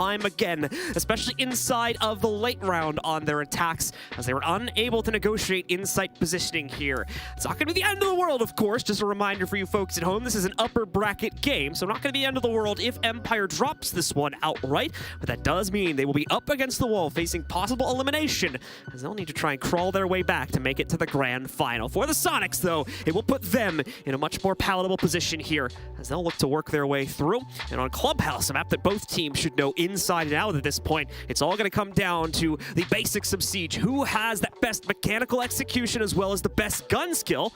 Probably an easy answer to that one. To decide who will take map number 2. Let's not waste any more time, folks, as we're getting into it. Clubhouse is live, and it's time to find ourselves a possible winner of this series, or maybe a 3rd map if Empire can swing into it. This upper bracket has truly been insane so far, and, well, that also means that we need to have Clubhouse in a certain sense. It's one of the most iconic maps when it comes to Rainbow Six Siege, and, well, for Empire as well.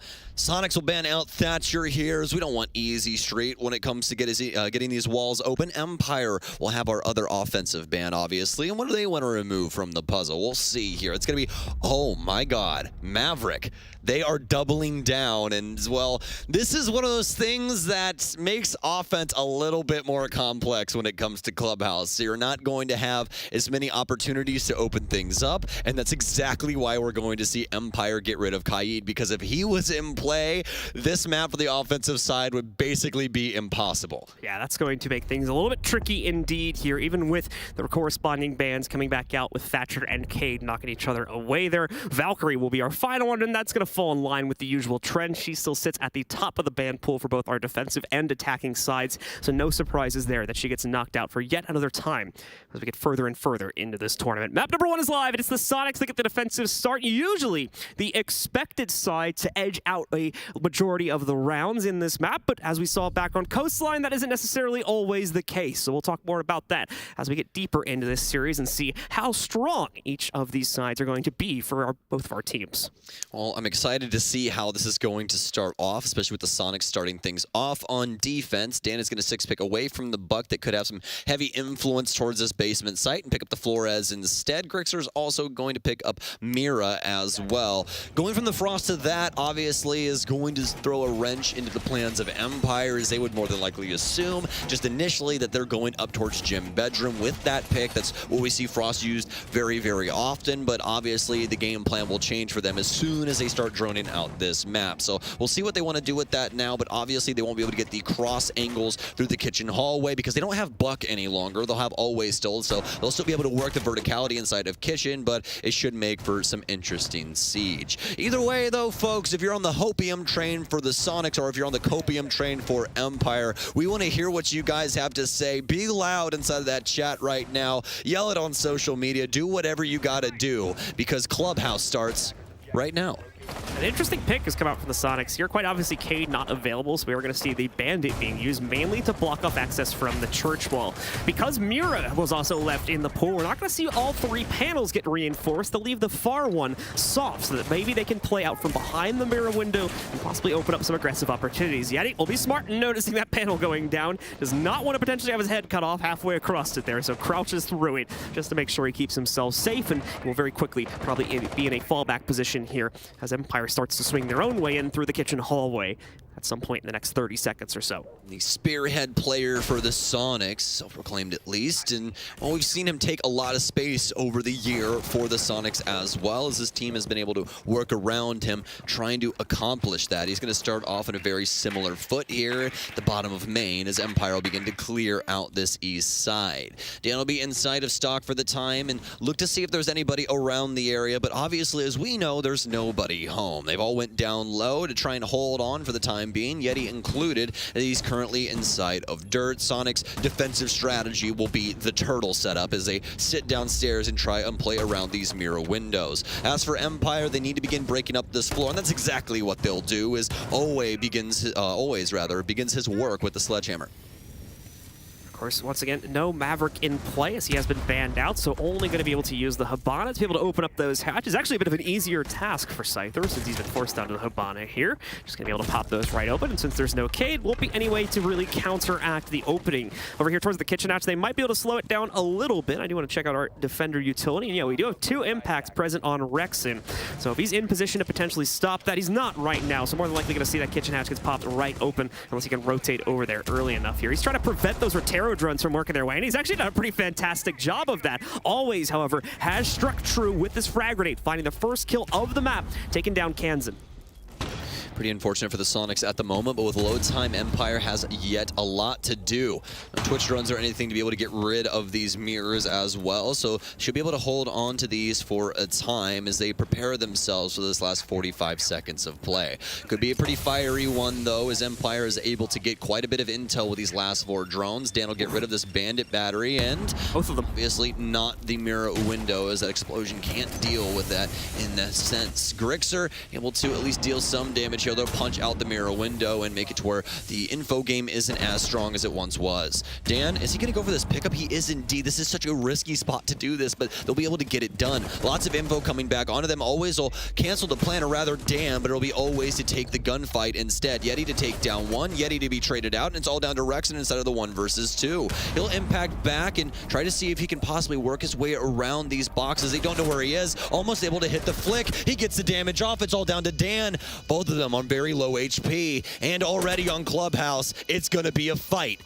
Low on time now here. Obviously, it's going to continue to tick away here. Rexen playing around the box. Has the impact to toss out. Won't be able to tag Dan with it as he plays around the bomb chassis. Moving back and forth, not able to find the inside. And Dan with the pistol of all things takes him down as the Russians will get the first round. Rexen too scared to make the move out there, and no intel playing into it. You could see it from our other player's perspective as he got the replay. The members of Empire did also have an active yellow ping onto Rexen as well. So it's a simple closeout for the last men alive on the Russian squad as they take the first round against the basement attack. Soniqs will not favor a retry there and instead immediately move on towards their CCTV and cache hold. They need to stretch their legs on all 3 of these sites to feel which one is going to be the strongest for them before they potentially try to lock in and go for retries. So we're going to see quite a few operator change-ups as well, since we'll be heading to a new site that plays quite a bit differently. Most notably, the Thunderbird going to come in for Grixer to allow their players that will be extended out in the early round to boost up when they return home, and a few other smaller changes aside from that as well. Most notably, Rexen bringing in the Aruni to add those laser gates into a few of these windows. Past that, who's going to have the crappy job of playing inside of rafters? Well, looking through the list, the one that stands out the most has got to be Kansan.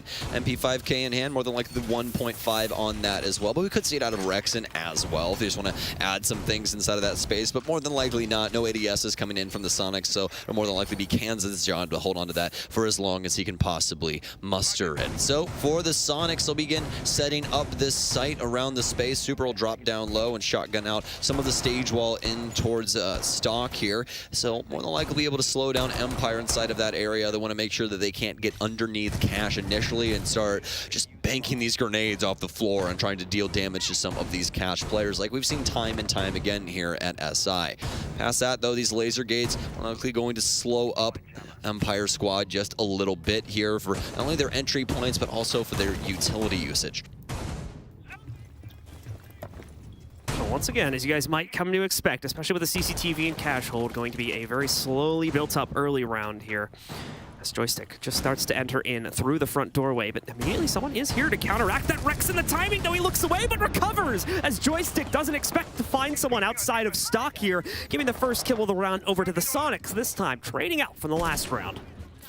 Very nicely done here from Rexon, and already starting off so very strong. 3-1 at the current moment as they'll take down Joystick, who really was dealing serious damage to the Soniqs members inside of that last map as he time and time again was able to find that opening blood. Shepard now with the drone out. He'll be assisting the rest of the team and trying to find some intel around this construction area. Obviously, Soniqs on an extended hold out towards the master space, yet he continuing to hold on to the top of the stairwell, and Grixer currently inside of Wades. This is a fantastic time-wasting strategy that the Empire members will have to get a hold of soon. Always now, I believe on a solo dolo mission here, so Sledge open the bathroom, has some holes to worry about. A nitro cell goes off, but obviously not able to find too much just yet. Sees him through the wall, but who wins it? Oh, it's going to be Scyther instead, who comes through Stash and able to find his frag. Oh no, not like this. Yeti Mag out of the SMG-11 gets taken down by Shepard as Empire finds their mark, but Super is also here to assist. Response from him equalizes things at a 3v3 due to the fact that Soniqs, of course, found the opening pickup earlier in the round, closer to the front lobby area. The player that found that kill still alive as well, but unfortunately quite heavily injured as Rexon sitting at only about 20 to 30% of his overall HP. I'm curious where those Kona stations may have gone down as he never really found the capability to use those as he fell back here, so that utility not necessarily in a great position, or at least not a usable one, as it was either taken out too early on in the round from the Rotero drones or just not in a great position for him to be able to find them. As we can see now, they are not to be seen whatsoever, but thankfully mute jammers are still in play, so a few of those can get disrupted. Super, most notably, sniping one out just there. The construction wall now open for the push, however, and Super's gonna have to start draining out his toxic babes. Just seeing the first one used, however, at a little over 30 seconds leaves him with a lot more time to play out here, and possibly an outright delay entirely of the Empire push, meaning they would have to force their way past it. Here we go, one more in. That's only gonna leave about a 10-second window for them to try and go for the plant, but now Super falls down. Kansan responds in from his position up inside of Garage. The impact out, but they can't find the planter. Shepard's gonna get it off for free. Kansan has no idea where this is going down, and that could lead to his death. No, he catches the planter as he steps out from his safe position, and now everything falls to Always. He's not moving an inch, though, over by that construction doorway. He wants to wait for the rotation to come back up here. Kansan needs to bait the play out. Always has missed the rotation up through red as well. Rexon will peek out against it. He knows he's here, but man, he is so solid. Rexon, though, with the one-tap, taking Always out there on the quick pop out from top red. He takes him down, and the Soniqs retake to trade out the rounds and tie us up at 1-1. I simply cannot believe my eyes that he got that info on the Sledge player prone inside of construction. What an insane round from Rexon there. As the jiggle peaks work out, more than likely just seeing like the ankle or something, just a slight shimmer of the Sledge on the floor and able to find him. Truly insane stuff coming out from the Soniqs as they're able to equalize.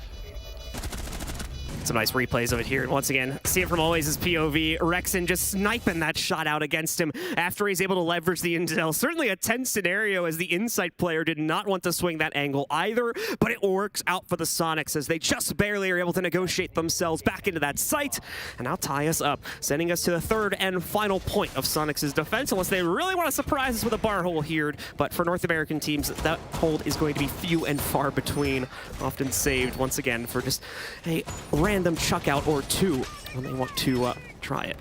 Yeah, we didn't really play it that often this last year, even past the rework that came in a little later on. So As for the Soniqs, more than likely be sticking to their guns on their usual site rotation, and it happens to just be this gym bedroom coming out from the Soniqs now. But obviously, we could see them pull out all of the stops and perform a bar stage hold a little later on. But as of right now, definitely going to be the gym bedroom case. And while we're not going to see the Frost worked in like we saw with the Fake earlier on inside of round 1 that was 6 picked away from. Instead, they'll be bringing Alibi as the unique operator to this strategy. And as we talked about on the previous map, this operator pretty unique in the way that it works. If you end up tagging one of those Prismas, then some insight will come for the defense as you're pinged routinely on the offensive side. Soniqs now repositioning a shield here for the top of red just to make things a little bit easier for the top cash player as some ADSs start to pour in, more than likely some nades and other things to follow. Grixer having a nice angle on this space. I believe he'll be able to see the top head of anyone running up through the garage area as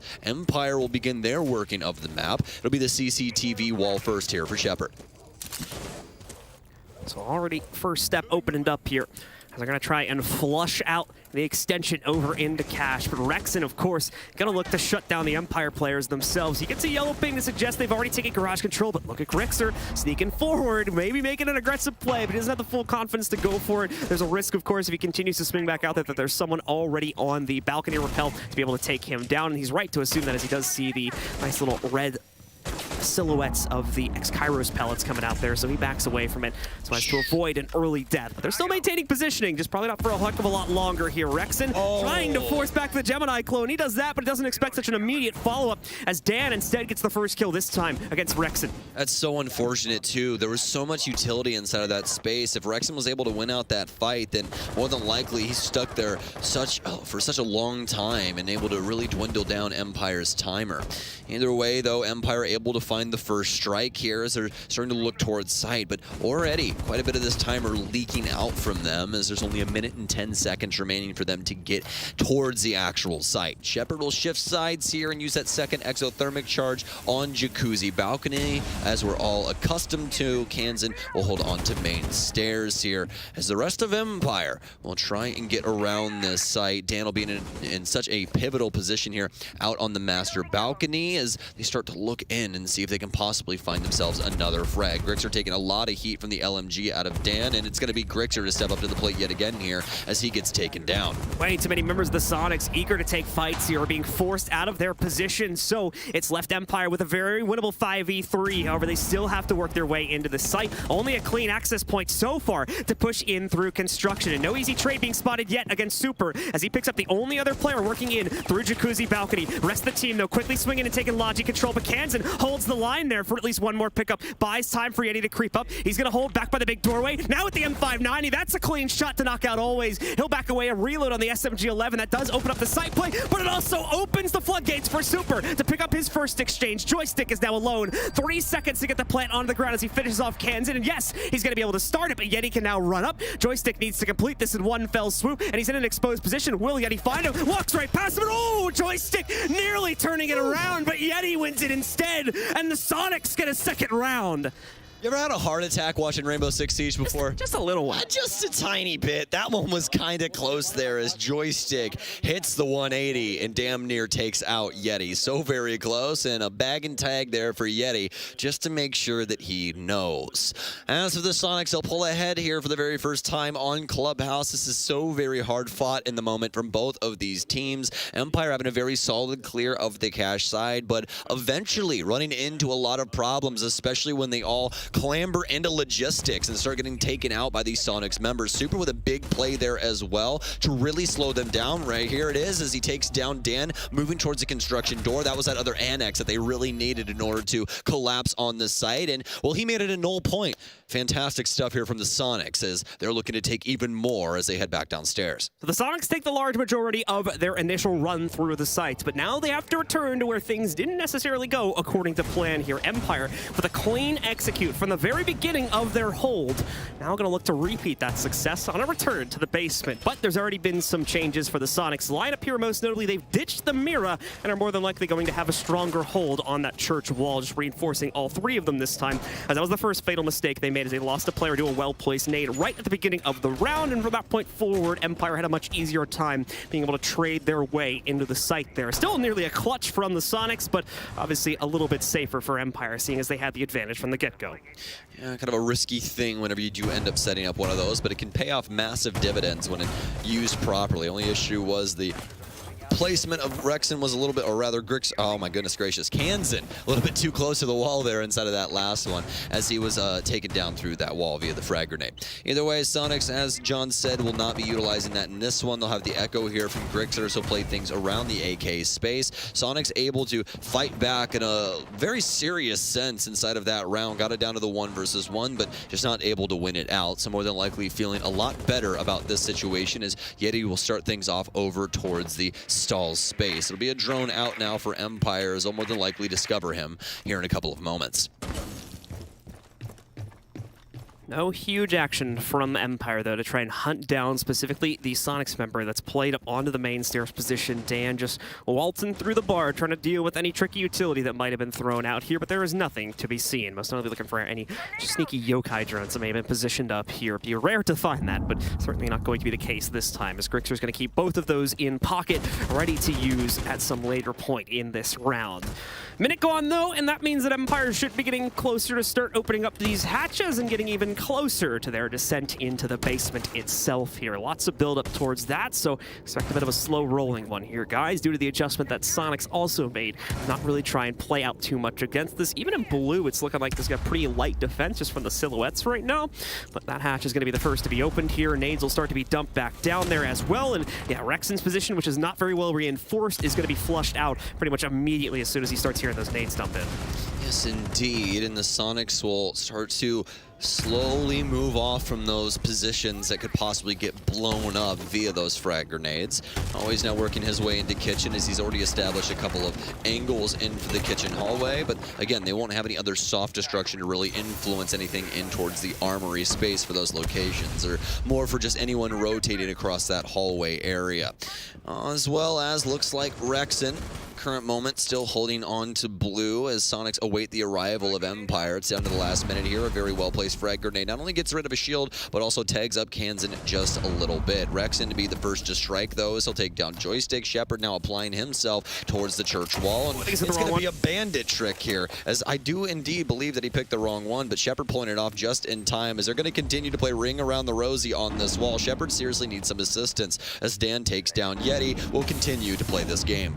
You can hear it being plastered down once again. I think this one may have won it, however. Scyther able to pick up the second kill for Empire, as Dan also has pressure coming in from Dirt Tunnel here. No longer can the Soniqs worry about tricking. They need to fight for their lives here, as yet another kill is found for Shepard here. Finally, a push comes back out. Grixer just panic spraying now, trying to keep himself alive, but hey, it works as he knocks out his teammate. It knocks out Always right after it, but unfortunately falls a few moments later to Scyther, as a second successful basement attack is picked up by Empire. Now they need to find more rounds outside of this. Back and forth we go here on Clubhouse, and you knew it was going to be hard fought from both sides, especially given the circumstances of the offensive bans. It takes a little bit to get the ball rolling here. Soniqs doing their best to try and bandit trick out that situation, but obviously that's exactly what Empire wanted. They were so dedicated to try and play the triple wall inside a church that they were not aware of anybody coming in from not only the Moto space, but also blue, and that's exactly how we see this great move from the Sledge player in towards the site and able to pick up the player inside of blue that Grixer obviously finished off. It's going to be a 2-2 scoreline now, as Empire is able to collect that round downstairs and force the Soniqs to CCTV once again. So let's take a look at the Soniqs setup once more, most notably where those Kona stations are going to go down at. We saw Rexen have early success on the last hold here, but never really able to get himself boosted back up by those. So curious to see if they're going to be a little bit too far out in the open and susceptible mainly to what was the Rotero drones that were being used by Empire. But to be fair to the members of the Soniqs, they also did a fairly good job of mitigating a lot of those Rotero drones. I think I saw at least 2 out of 4 of them getting shot out. So now Empire has ditched the concept entirely and is going to bring a bit of a different flair for their own attack this time. A bit of a different flavor. We'll see if it works out for them. The Soniqs really not changing up too much to their overarching strategy when it comes to this site. We'll still have Grixer on the spear here as Thunderbird will likely get those Kona stations back in and try and assist them. And let's see if things go down as strangely as they did the last time inside of this area, with both of the members trying to kill each other through that Waits wall and just not able to really land the shots in any convincing way. And that's why Scyther had to throw his hat in the ring and try and deal some damage. And he did so as he was able to take down Grixer inside of the master area. Empire now will await some assistance here to blow this wall, but shouldn't need too much, as again, those mute jammers do not go towards the top of the wall anymore. That's why you see Shepard would repel all the way up towards the half side, or the top half side of that wall, and be able to get it open instead of having to deal with the mute jammer. Past that, Rexon with a beautiful frag here with the MK17. He'll take down Scyther, and that'll be one of the hard breachers out of the puzzle. Rexon, of course, picking up that first kill, but now had to be very careful due to the openings that have been made in the garage. Nades being flushed in against him also makes this an even more precarious spot to play into. But the good news is, for the attackers, it's also a very awkward angle. And oh man, Rexon had a window there as we saw our player on the other side looking up a little high. I believe it's Joystick here, trying to play out against this Rexon. So close to finding the duel, and he's picked it up, but Joystick ends up winning it out. That ARX striking true yet again as he clears out the lower garage hold. Good news is he's dealt some serious damage to Joystick, but Dan will continually buff him with the adrenal surges to get his health back up. Still have some drones to be able to influence this, as well as Dan will drop down and start working his way towards Oil Pit. But Yeti, oh, he's inside the space. And he knows that he's here. It's a hard shot to hit with the SMG-11, but now he's kind of scared that somebody knows that he's in this space after bullets tag up the hatch above him. And, well, Dan, obviously aware that there might be somebody inside of this area as well, so more than likely Scyther working some drones downstairs if they did know that Kansan winning a very important fight that you should really never win on that stairwell, but he's just too skilled as he'll take down Always, and now Joystick has to try and find the answer for this space. Kansan trying to look for more, but finally Shepard will take him down on R1. All good for Kansan though. He got his one and manages to keep this in an even 3v3. And not only that, but wasted out a good 30 to 40 additional seconds, now leaving Empire with less than a minute to get themselves into the site. And it doesn't really look like they have any construction pressure this time, so this is a very one-dimensional play here at the moment between the pressure in garage and working themselves in from the balcony. You can see still going to be in a Rooney laser gate blocking that off as well. They're going to try to get this EXO off to open things up, and Joystick in the meanwhile has opened up another kill. Shepard with a second. Soniqs are falling to pieces here. The insight setup is just not enough, and they don't have enough presence to fend this back here. We're going to see the gas work its way out into the open, but he's way off the mark for the planter here, so Super left alone, not able to clutch it out, and another round going to be found for Empire as they go up to 3 here, inching towards the end of the half, where they'll take the lead on this attacking side. Yes, indeed. Slow rolling there, but solid intel game that kept them in it throughout most of it. Pretty influential fight down low inside of Garage that Rexon was able to win out initially, but obviously the refrag coming through and Empire able to take control of Garage at the end of the day, and it's exactly why we see this plant go down. Past that, the Soniqs try and fend them off from the rafters, and, well, it just simply doesn't work out, and the man advantage way too strong for Super to try and fight against, especially given that he only has one more Toxic Babe in his pocket. It's going to be 3-2 now for Empire on their offensive side as Soniqs look to equalize here and see what they can get done on their offensive half, but not before we go to Gym Bedroom. So one final rotation here for our defensive roster before they are thrusted onto the attacking side. That's going to once again field a fairly similar roster, mainly trying to employ utility mitigation here between the Jaeger as well as Wamai combo. Drones will be limited out by Yeti's mute jammers, and aside from that, Grixer will have himself a comfortable pick by going on to the Alibi. Super will take the responsibility of the Maestro and that very important inner sight position, which will start off more than likely over here towards the bathroom and kind of vary as the round goes on. He'll need to keep this alive for as long as possible, though, to try and fend off any direct push from Empire. Speaking of which, here they come as they're out on the board, bringing that same lineup that we saw in the last round. Here comes the boys, ladies and gentlemen. Empire now out and about on the map here, and no big change up in what their overall utility is looking like. Rexon getting tagged up quite a bit here. I don't know if he got caught in the drone hole or exactly what happened there, but either way, he is really wishing that they had Thunderbird this time around, as he still has to hold on to this pivotal location like we did see the last time. And if you remember, Empire pressured him in a pretty convincing way. It was Joysticks, Gemini to push up the stairwell that was followed up with the Empire frag as they were able to collect him off of the stairwell. Rexon now looking to play a pretty cheeky position, also prone at the top of red stairs at the moment, and continue to try and apply his Wamai discs to this location. Joystick now out with that clone to see if he can assist, and no, that's not Rexon's, I promise you, even though the HUD kind of throws it that direction. Rexon also going to fall off as he knows that Empire are going to get aggressive in this space.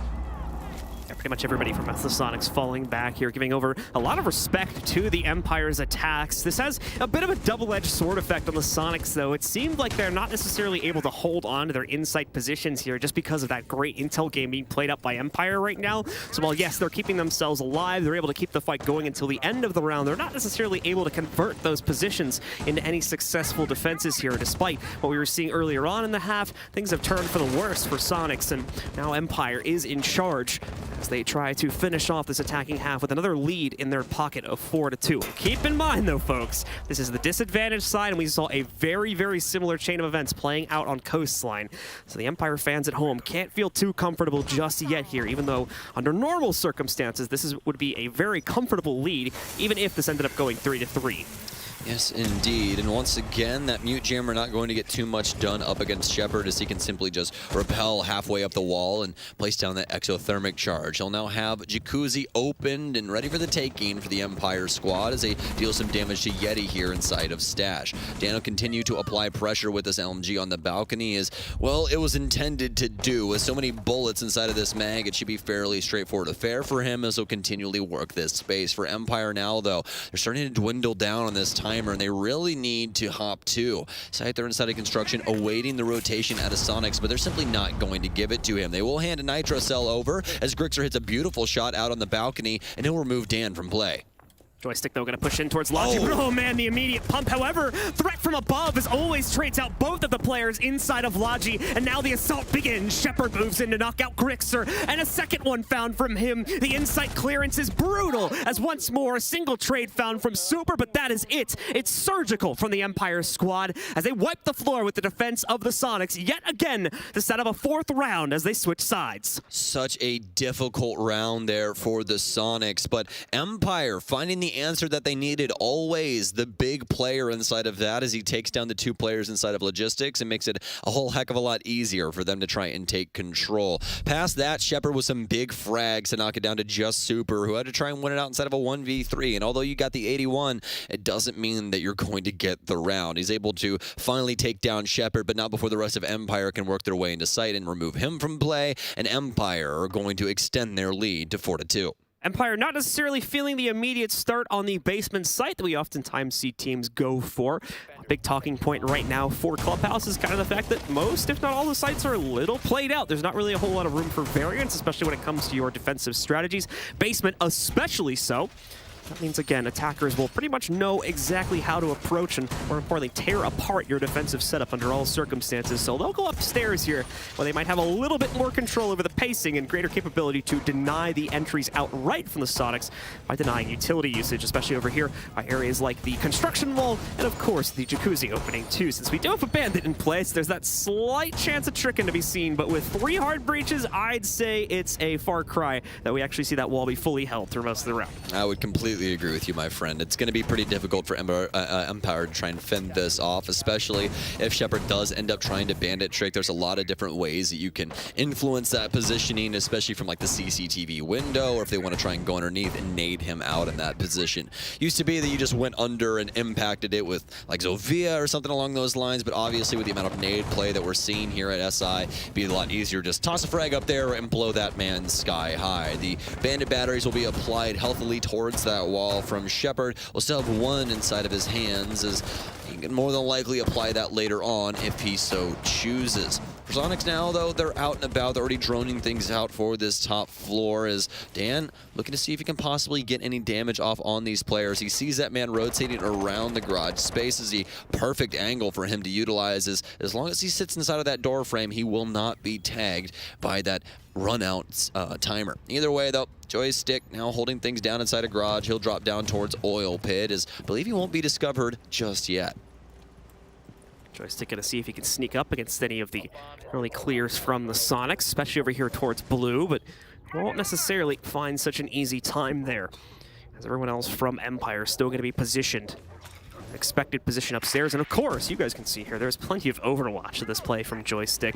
Now a drone is going to suss him out, so can't really maintain the spot anymore. Just can fend off any clear attempts, but in fact, it's going to be Dan that strikes first here, knocking out 1 out of 3 of the hard breach pieces. Excuse me, no, Finka going down, as I just saw the POV position there. Kansan and Rexon both able to find exchanges, however, as we see the Bandit and the Wamai lost to the defense, and Sonics immediately take control of the player advantage off of those trades. Grix are not able to get things done like he did on Coastline, currently 3 and 7, but fortunately enough for the Sonics, Rexon has been hitting his shots, currently 7 and 5 as they open up the balcony wall here and start looking for a plant in the default space for CCTV. Shepard, or rather Scyther, will begin applying these smokes towards this space, as Shepard has already been taken out. He was playing the Bandit here earlier on. This 3 versus 4 looking like it could be handled by Empire as long as this utility continues to be used well. Rexon, though, with the possibility of finding yet another kill here if somebody oversteps. I love this angle from Always inside of construction. Can deal some damage, but he'll have to drop it now as he's given up the goods. Not able to land his shots, and now he's starting to take damage from the opposite end. Joystick with the lineup, but can't follow through upon it. Just a dodge out of position here, and into yet another member of the Sonics as Rexon finds the cross to be able to knock out Joystick. Now the smokes start to flood back in, but the gas is going to come in from the defense here to hold them back as well.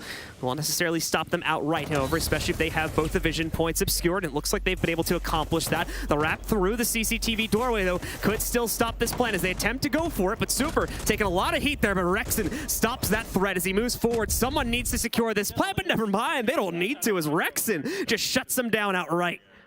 Well, that's 4 kills for Rexon inside of that one. Truly disgusting with that AK-12 and desperately needed for the offensive side as well. The Sonics find their round to start off the offensive side, and this is starting to look like a game, folks. And also past that, this is starting to look scary for Empire.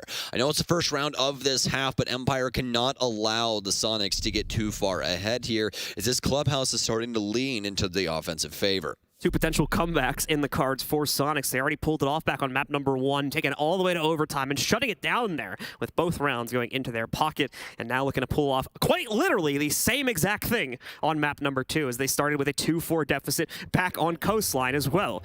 Here we go, though, into what could be the tying round. Empire tries their gym defense and will bring a fairly expected amount of utility to the table. Still going to keep the Bandit in fold here, too, to hold back. More than likely for the majority of that utility, the interior of the bathroom wall, but also probably going to throw some of those down over onto the jacuzzi balcony wall also. The big pickup, however, that they have brought to the table is going to be Dan over on the Warden. They're assuming that this is going to be another smoke execute from Sonics, and to some extent they are right, as obviously they've brought 2 of those themselves. So that will allow for them to correspond to that, using the smart glasses to peer through that and maybe stop so much free real estate from being taken by the Sonics this time. Yeah, lots of damage could come back onto the Sonics because of that operator. Obviously, they won't allow or be allowed to look in through that smoke, and past that, some bulletproofs as well that could influence that situation. But more than likely, we'll just see these smokes utilized to burn out some utility. Luckily enough, it's only Scyther that has brought anything to condemn these throwables. So we get Sonics out and onto the field. As for Empire, I'll be holding on to things for a time. Dan in a pretty peculiar location, currently inside of the kitchen hallway, looking to see if he can deal some early damage to the Sonics members. Also trying to find a drone inside of the space and see if the jig is actually up. Gonna continue to hold on to this for a time, but more than likely we'll rotate back upstairs once things start to get hairy. The Sonics already applying an exothermic charge to Jacuzzi as well to start us off here for round 8. Well, the Sonics already establishing step 1 of the utility clearance that needs to be taken out to give them proper access to this site. And that's going to be the jacuzzi balcony. Like we talked about before, though, not much of an emphasis being put on that by our defenders. Probably just a mute jammer at best blocking that one off, which they could very easily deal with a well-placed frag grenade. Instead, the majority of those bandit batteries, I believe, are going to be saved to be used on the bathroom walls to try and stop the interior of the site from being blown open and a dangerous angle from being established for Overwatch on the outside by the Sonics. Sonics now prioritizing the clear inside of CCTV and Cash, which will challenge both Empire's as well as Scyther's position. Back over here at top red here. Scyther, though, still well reinforced. 2 ADSs supporting this position, so he can survive quite a bit of a utility dump, but no, does not want to stick around here. He's going to abandon all of that one, as his teammate can no longer sustain in construction, and that means he would be left on an island at best, being able to translate probably a 1-for-1, which is not a trade, apparently, that Empire would have been happy with. Pulling out a very similar page from what we saw from the Soniqs on their defensive side for the second defense of this gym bedroom space, as they fell back pretty early as well, but if you can even call it that. There's a minute remaining now for the Soniqs as they begin to set things up around the actual site. Rexon's going to climb over the window and make sure that things are a little bit easier for him, but he's also going to tag up the alibi clone, so they'll know where he's going for the time being. Joystick down low currently inside of Billiards, and he can play spoils to this plan if they end up going for this, but as we've seen quite a few of these rounds ending inside of a DM fashion instead of the plant actually going down, and this one more than likely going to be the same. Rexer still trying to play this window out with his teammate. He'll have to play around this alibi clone as Rexon begins to move in.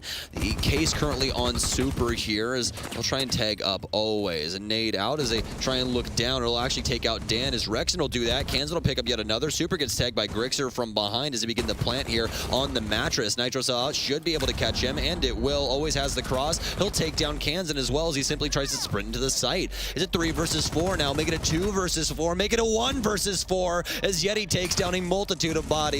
Joystick doesn't know where this plant's going. He doesn't have a Nitro Cell, and he doesn't have a damn clue. Right player. He's going to have to try and rotate up towards the other cache end, as if he goes main, he's more than likely bodied on the entry. He'll get droned out here, and well, that's going to be the call sign for the Soniqs to hold things up in construction. This is looking like an SQ round. Joystick just spraying into the wall, hoping he gets lucky, but as you might expect, it will not pan out that way. Grixer gets the final kill, and the Soniqs negotiate their next pickup here, as they're going to be able to put themselves onto the board, and once again, race that much closer to a comeback as they tie it up. Empire not even able to get the 5th or 6th round this time. It's a direct tie with 2 immediate rounds going into the pockets of the Soniqs here as we go 4-4.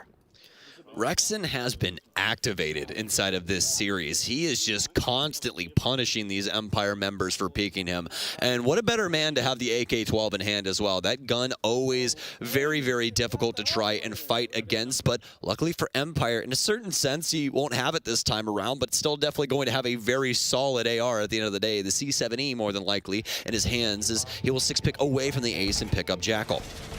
Oh, and it's actually a fantastic pickup as well, identifying what Empire was going to do for their defensive strategy. This is going to help them out time and time again as well. The only counter to Jackal happens to be Cav, and we've only seen that like once here at this entire LAN. So we'll be able to track down all of these members, including Scyther on the Vigil. That backpack does not assist him with this info ping, so the Soniqs definitely going to be happy about this pickup. And is going to try to capitalize, of course, on some of the last-minute execute nature that we've seen Soniqs try to bring into this round by adding these Capcan traps into the fold as well for their defensive lineup here. Remember, guys, Capcan was changed at some point over the last year here to allow you to now stack the EDD devices. They're allowing you to outright kill someone if they waltz through both of them. So you need to be a little bit more careful, and more importantly, you need to clear those out to make sure you're not going to get just destroyed trying to walk through a random doorway.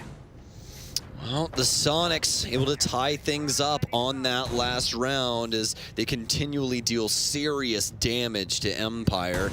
So we'll look to hold on to this top floor for the time being and delay the Soniqs clear as much as possible. Yeti will start things off on the CCTV wall, just applying some of those X-Kairos pellets to destroy the top end of that. That Mew Jammer will still be stuck around there, at least as of now. Scyther currently holding the top of cash is Super. I believe he's over at the Jacuzzi wall, and yes, indeed he is. He'll pop that open, but Dan finds Grixer very early on here, so the Adrenal Surge is already off the board.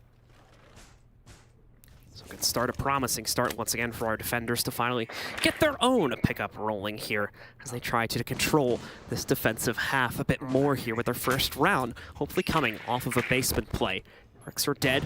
Other members of the Soniqs have been stepping up, though. It's no longer Grixer making the hero plays, as we've seen in some of these past maps. It's Rexon currently leading the charge for the team inside of this map at 11-5 with Yeti. Also having some great results. Speaking of Rexon, though, a good start to the round for him, but he's forced to fall back here. And no one from Empire wants to follow through on the repeak either, despite nearly taking him down here. They fall back into the basement, as now they're down to a 4v4, and they don't want to risk anyone else's life. Nitro Cell goes off up top just to make sure they utilize their utility. Oh, they got one. Yeti runs into a execute door. He had full HP as well and just didn't check his door frames. Ends up losing his life to Capcan, of all things. You don't get to see that one every day, but Rexen, luckily enough, he'll fire back and he'll take down Dan himself. Yeah, very rare do you see that actually work there. So once again, just capitalizing on the kind of loose nature that Soniqs have Check been moving your doors, into parts of the Rexen. map with. Thank you. Yep. Rexen gonna waltz in here now, keeping an eye on this to make sure that we don't lose a second player to those EDDs. With a minute left here, the Soniqs still are gonna need to speed things up to a certain extent. They don't have the hatches open yet. They've lost a lot of their utility that's necessary to get it, so Super is gonna have to do the job instead with the Exos here. Probably only gonna see one hatch get open, and he'll more than likely want to save the second one to try and pop Church if that'll be in the cards at all. But with such limited time remaining, even that might not be happening here as they need to rush to get themselves in position. Currently, once again, trying to suss out the intel, the positions of the members of Empire as well, but just wasting a whole lot of time here setting up. Here we go, Kanza with the Moto drop. Tries to go for the default camp takeout, spots out Shepard, but he wins the duel. Now Rexen sits down on the ground as well, so Super is left alone here to clutch this 1v3 again. 20 seconds to go here. This judges that first duel, but still can win it. However, not going to happen as Scyther claims the final 2 kills with that other member still down on the ground. And Empire find their first pickup for the defensive half. Very well done. It was going to be hard fought either way you slice it, simply because of the health that Rexen had after those initial engagements. Made it almost impossible to try and push in the way that he wanted to. Tried to influence even more by dropping down Oil Pit and pushing in towards blue after playing that space for a while, but just simply could not get the things rolling over on the opposite side, so it made it pretty easy for Empire to deal with that. That's going to be their very first defensive round here as Empire finally able to collect something on this defensive end. It's going to be CCTV cash for their very next away from the Malusi and pick up the Mute. They'll have Bandit along for the ride and likes of Shepard as well, so maybe we'll see some more Bandit tricking or something of the sort. I highly doubt it, but always in the cards at the end of the day. It's a lead re-established for the Russian roster, as they now just need 2 additional rounds to be able to push us to our 3rd and final map. Soniqs, however, can respond, and we've already seen that from them time and time again on this very site, as now Empire will be forced out of their comfort zone and into a retry where success has evaded them earlier inside of this half. They'll return to CCTV and cash. The Bandit batteries will come back in for Shepard to blockade off, however, temporarily the main access point, and probably 1 to 2 additional walls, mainly the construction play. Also, away from that though, it's the usual assortment of utility, 2 mitigators, the smoke to block this off as we start to reach the 45-second mark, and of course the mute jammers, which we're going to see quite often inside of this very claustrophobic site. A few of those can block out the entirety of the radius and completely deny interior site intel. Yes, indeed, and as well as all the wall denial already being applied as well. This mute jammer inside of the garage space will hold up the single panel, making it a little bit difficult for them to actually get a hold of that area. For Rexen, we'll see how he wants to try and apply himself to this bottom area. He has to worry about the mute jammers in here as well, but as we've been talking about time and time again, it's not going to be as easy as it once was with those mute jammers to hold things up. DarkZero will take down Dan, a huge pickup as well, as he is currently the top frag as of right now for Empire. And speaking of frags, Shepard has been finding his as, well, Empire has their full bench back, so Shepard back in his element here after coming out of quarantine. Soniqs, however, still knocking out one of the strongest contenders from Empire inside of this map, specifically as Dan currently leads the charge for his team. So him down on the ground, he'll certainly be missed. That doesn't mean, however, the rest of the team can't step up in a big way in the remaining 2 minutes to fend off the aggression from the Soniqs, who have taken most of the lower control they need, but no joystick Walton right up here. There's no overwatch for him right now. He's been able to creep forward. The rappel's on a drone. The other player is not watching out for this. It's going to be huge for Joystick as he waltzes right up, but is he paying attention to the rappel? We could see an exchange come in. Yeti fires out the shots. There's the head, but he can't lock it in there. Our player on Empire stays alive. Joystick keeps himself in the fight here, and he wants the fight as he goes back out to try and knock out Yeti's head. Neither one can connect their shots here, so this is going to turn a little awkward as they both are locked in position for the time being. Yeti just going to continue to hold on to this area. Technically speaking, holding on to Joystick in a certain sense. He's locked into this staircase. He has to kill Yeti or Yeti has to kill him. It's a staring contest in between these two. Is the upside down rappel. Exactly. The upside down rappel, never fun to contest, John. But, Joystick. It's so close! course, Yeti finally gets him as he'll shut him down. And, well, that was probably the longest staring contest we've had this entire event, as they constantly look back and forth in between the same angle for well over a minute there. But finally, a frag grenade will come underneath. Shepard, is he going to go for the bandit trick? He is indeed. Alright, he got it. Get it. Unfortunately enough, no one paying attention to what he could possibly do inside of that situation. And also, oh no, Rexon goes down as Shepard is getting everything done for Empire now. Shepard, the MVP here, certainly. He's out of batteries, though, and that means the second EXO is going to go off and knock out this jacuzzi, or rather the main balcony wall sitting outside of the site. That was really the last thing Soniqs needed to be able to get themselves in position to execute towards the site, so the pressure is on for both Shepard and Scyther. Shepard even watching out for the drop down he could potentially make to swing against Red. He's expecting Presence to come in from downstairs. He's right to a certain extent as Yeti is positioned down there. Where is the follow-up, though? Waiting for this reload to be completed for Grixer here. Now they're going to work their way in. A drone chucked in, so their dead teammate can overwatch that and make sure there's no aggressive plays. Yeti strikes true on the red push. Shepard now responds as he looks to be the true hero in this round, but he's too far back. Can't win the fight with the MP7. Yeti knocks out both players, and it's another round up on the board for the North American roster as they're racing towards a 2-0 and an upper bracket final position. Tied up yet again at 5-5. The Soniqs able to negotiate for that round, and it was pretty scary at certain moments, especially with Shepard landing some serious shots inside of Garage, able to get rid of the exothermic charge as well, but finally they're able to take him down and work their way in towards the site. Ends in more of a death match than it does anything, but still the Soniqs able to clamber on here, hold on inside of this situation. And once again, just this back and forth between Joystick and Yeti inside of the secret space. Quite funny at the end of the day, but finally able to secure the kill for the Soniqs later on inside of that one. Joystick wasting out some serious time, but just didn't matter at the end of the day. As for Empire, they have to shift on over to Gym and Bedroom, and they'll be holding on to this here for round 11. Now, once again, the same lineup coming into the fold here. We're still going to see the Warden be picked up for Dan also to try and fend off any smoke pushes Soniqs may try to go for, but Soniqs able to win out the round without the necessary need to utilize that on the previous attempt here, just bullying out the extended positions, leaving Empire with a shell of their former defense before Soniqs even really got started, so able to close that one down. Now leaves us at a 5-5 scoreline here. Soniqs, to some extent, will need to pick this one up here. As keep in mind, Empire, well, they haven't been able to negotiate wins on this site just yet. They did have a pretty confident, at least by my opinion, hold back in the basement here, which they're absolutely going to return to on the 12th round. So Soniqs will want the safety of that 6th pickup here, so that if Empire repeat their success, they can guarantee at minimum the overtime to retry things. This round is of the utmost importance to both of these teams. This could be the round that wins you Clubhouse, no matter who you are rooting for. Empire will be holding things down inside of Cash on the extended hold here with Scyther all the way out inside of Garage. They do not want to give this up to the Soniqs early on here, as it'll assist them with cleaning out the Cash space. Rexon now more than likely will try and establish a cutoff or something like that by breaking up some of these windows here for a time, just making sure there's no holes in that so he doesn't get taken out by an Empire member lurking inside of one of those window frames, as the mute jammer will be dealt with. A frag grenade in from Kansan, the exothermic down will clear out the wall, and inside the first minute we already have Jacuzzi for the offensive squad. Soniqs already with that Jacuzzi balcony opened up. That's the first step. Shepard just going to chuck down the first battery against the bathroom hold here just to ensure we don't see a quick little Selma toss from Rexon to open that up and remove a very powerful position. Rexon, in the meanwhile, does have to be careful. There is still extended pressure over inside of CCTV that he could get crossed out by very quickly if he is not careful here, since Scyther, I believe, is still in position over in that part of the map. Indeed, it is going to be him. You can see him leaning into that very same window I was just talking about right now, but there is other members of the team looking to try and potentially jump out here and surprise the Soniqs as well.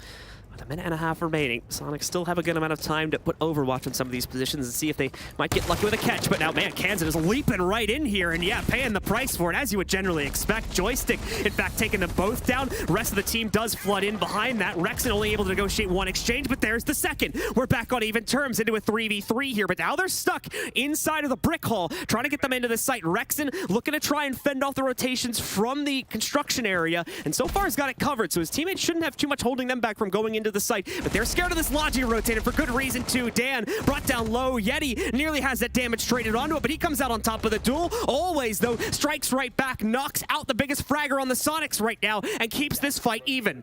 Come on, Yeti, 10 and 6 in the moment. Super on low HP as well. The stun in as Shepard wins out the fight. It's up to the team captain inside of a 1 versus 2. He knows there's a bathroom player. He'll win it out. Super, can you get it done on the biggest stage of them all inside of Rainbow Six Siege? Super, inside of the 1 versus 1. 20 seconds remaining. He has Case. He can fake this all day up against Always. Obviously, no cameras to influence this. Always will have to do this off of his ears as he awaits this. He's just sitting in the corner. The plant now secured from Super. He'll be able to hold on to this more than likely from the balcony if he so chooses. Still inside of Awaits for now. He shifts up towards the hallway, and this could be it. Stash now for Always. Moving in through. Not able to find him just yet, but look at Super. He's moving in behind, and Super gets it done. Round 11 goes to the team captain as he shuts up everybody on the Empire bench. The virtue of time plays heavily into Super's favor there as he's allowed the full commit to that plant. Our player from Empire does not believe he was going to fully stick it and that he might have baited out for a swing there. Does not end up happening. Like the pros don't fake me, in full effect here as he full commits himself to the plant inside of Jim and is given all the time needed to rotate all around the world essentially and shut down that last member of Empire. It's the Soniqs racing up to a 6th round here with only 1 more needed to 2-0 Empire and knock them into the lower bracket. But we now return to the basement where so far Empire has been able to control things on this defensive side. All I'm going to say is Ubisoft, I really appreciate the script this year. I mean, North America's looking really good. Super's clutching up in dire moments. I mean, what more could you possibly want out of the 6 Invitational, especially with Super inside of that clutch? I mean, that was paramount to their success here on Clubhouse. If Empire wins that round, they more than likely take this 7-5. It's very, very scary at the moment. Empire's sticking to their guns inside of this basement strategy, John. And as you said, it worked out so very well for them the last time, although the Soniqs not going to be 6 picking off of Rexon's pick this time. They're going to keep the ace in, so we'll see if he can possibly deal even more damage inside of this round with that. Past that, Yeti actually picking up the mantle from what we saw from Grixer on the first map, 10 and 7 in the moment. It is going to be triple hard breach for the Soniqs too, as they did run a little bit low on that, as they lost a couple of players due to the more aggressive peaks from Empire in the early round here. So gonna triple down on it in hopes that they'll keep enough alive here to not only get the hatches appropriately open here, and especially earlier on in the round, with possibility of getting a few other angles popped open to give them the vision they need to flush out, or at least at minimum push Empire into an awkward corner where they can then execute upon them without too much of an issue. Soniqs, one opportunity and one opportunity only to end this inside of regulation. If not, we go to a second overtime to decide the true winner of this map and potentially the true winner of the series if the Soniqs still want to hunt for that 2-0. Dan is hunting in the meanwhile upstairs here, maintaining kitchen hall positioning. Does spot out the drone that's more than likely seen him though, so he's going to turn tail, play closer to the stairs until another one flushes him all the way down the stairs. Well, Joystick has the ability to set them up for success inside of this round. Scary one, either way you slice it for both teams. The Super will pop open the wall in similar fashion to how Shepard was getting things done for their Jacuzzi takes. And oh no, it starts early here. Yeti making some holes up top. He's taken down Joystick after the yellow pings come through. Some stuns out, but they more than likely know that they've secured this kill as Joystick will continue to bleed out on the rafters. Scyther moves his way up through secret stairs here to see if he can possibly pick up a player that will be moving in through the garage area. Just going to continue to hold on to this as, although they found their pick, they don't know it just yet. A minute and a half remain for the Soniqs to try and close this out. Using him as bait here, trying to see if anyone might come back into the garage and try to find that res. So certainly knowing that he's down, Rexon's drone would have confirmed that. So there you go. Joystick out and down for the count as he cannot contribute in this round. And Soniqs have the 5v4 advantage as they're going to start working their way into the basement pretty shortly here. Scyther, though, still wants a direct contestation at the top of blue stairs. Not going to get it, though, as he does hear that drone roaming towards him here. Triggers the sensor to be able to to keep himself obscured and also take out the drone without being seen as he goes deeper into the depths of the site, where he'll be obviously a lot safer for this last minute of play. That's the problem, though, again, for the Sonics. The time management on this last attack wasn't necessarily great, so they still have to find a way to get themselves down with an appropriate amount of time to clear out the setup. Otherwise, Empire will mop up the shop and pick up their own 6th. But listen to the sounds of that hard breach, and listen to the sounds of Kansan being removed from play. It's the equalizer here from the Nitro cell as Empire finds their mark. But with 30 seconds remaining, they have to get something done here. Rexen, can he get it done up against the Vigil? No, he cannot. Scyther dealing so much damage to him, but luckily enough, Grixer's still alive in this one, and Grixer still has an opportunity to pick up some serious frags. But look at this time. 20 seconds remain here as the smokes continue to pour out from Shepard. They're going to have to force this in a certain sense. A smoke out for Blue as well, as Super takes a lot of damage on the entry. He's down, and Empire starting to deal the damage of the Sonics. Rexen's done inside of Blue. Yeti and Grixer, they have to get the plant down. Yeti's moved inside of Moto. He's already trying to overwatch this, but Shepard to secure it. They simply cannot work their way into the basement with all of that smoke utility inside of the space. Way too slow, unfortunately, from the Sonics. Not nearly enough pressure being put onto the basement setup. Only just starting to challenge them with, what, 30 seconds left there? So that's certainly all of the Toxic Babes being used to flush out the time. We can even see a second one being deployed over towards Blue because they knew they had the position at main stairs locked out so well. They weren't even worried about that Moto push because they had the crosses from both inside of Arsenal and because they saved the Blue play with that nice little smoke toss there. No win was found for the Sonics. They have themselves running into that setup from Empire, and they will drop the final round, sending us into, to be fair, a somewhat expected overtime here. We had talked about the possibility of this a few rounds back, but now this is where everything is thrown into the air. Empire has got to be a little bit worried about their potential position here because, yeah, they can go back to basement and maybe win a second consecutive round here, but what are they going to do after that when they go back to the defensive side and it's locked down on their second try 2 rounds from now? That's the big question because this is the only site they've been able to control so far.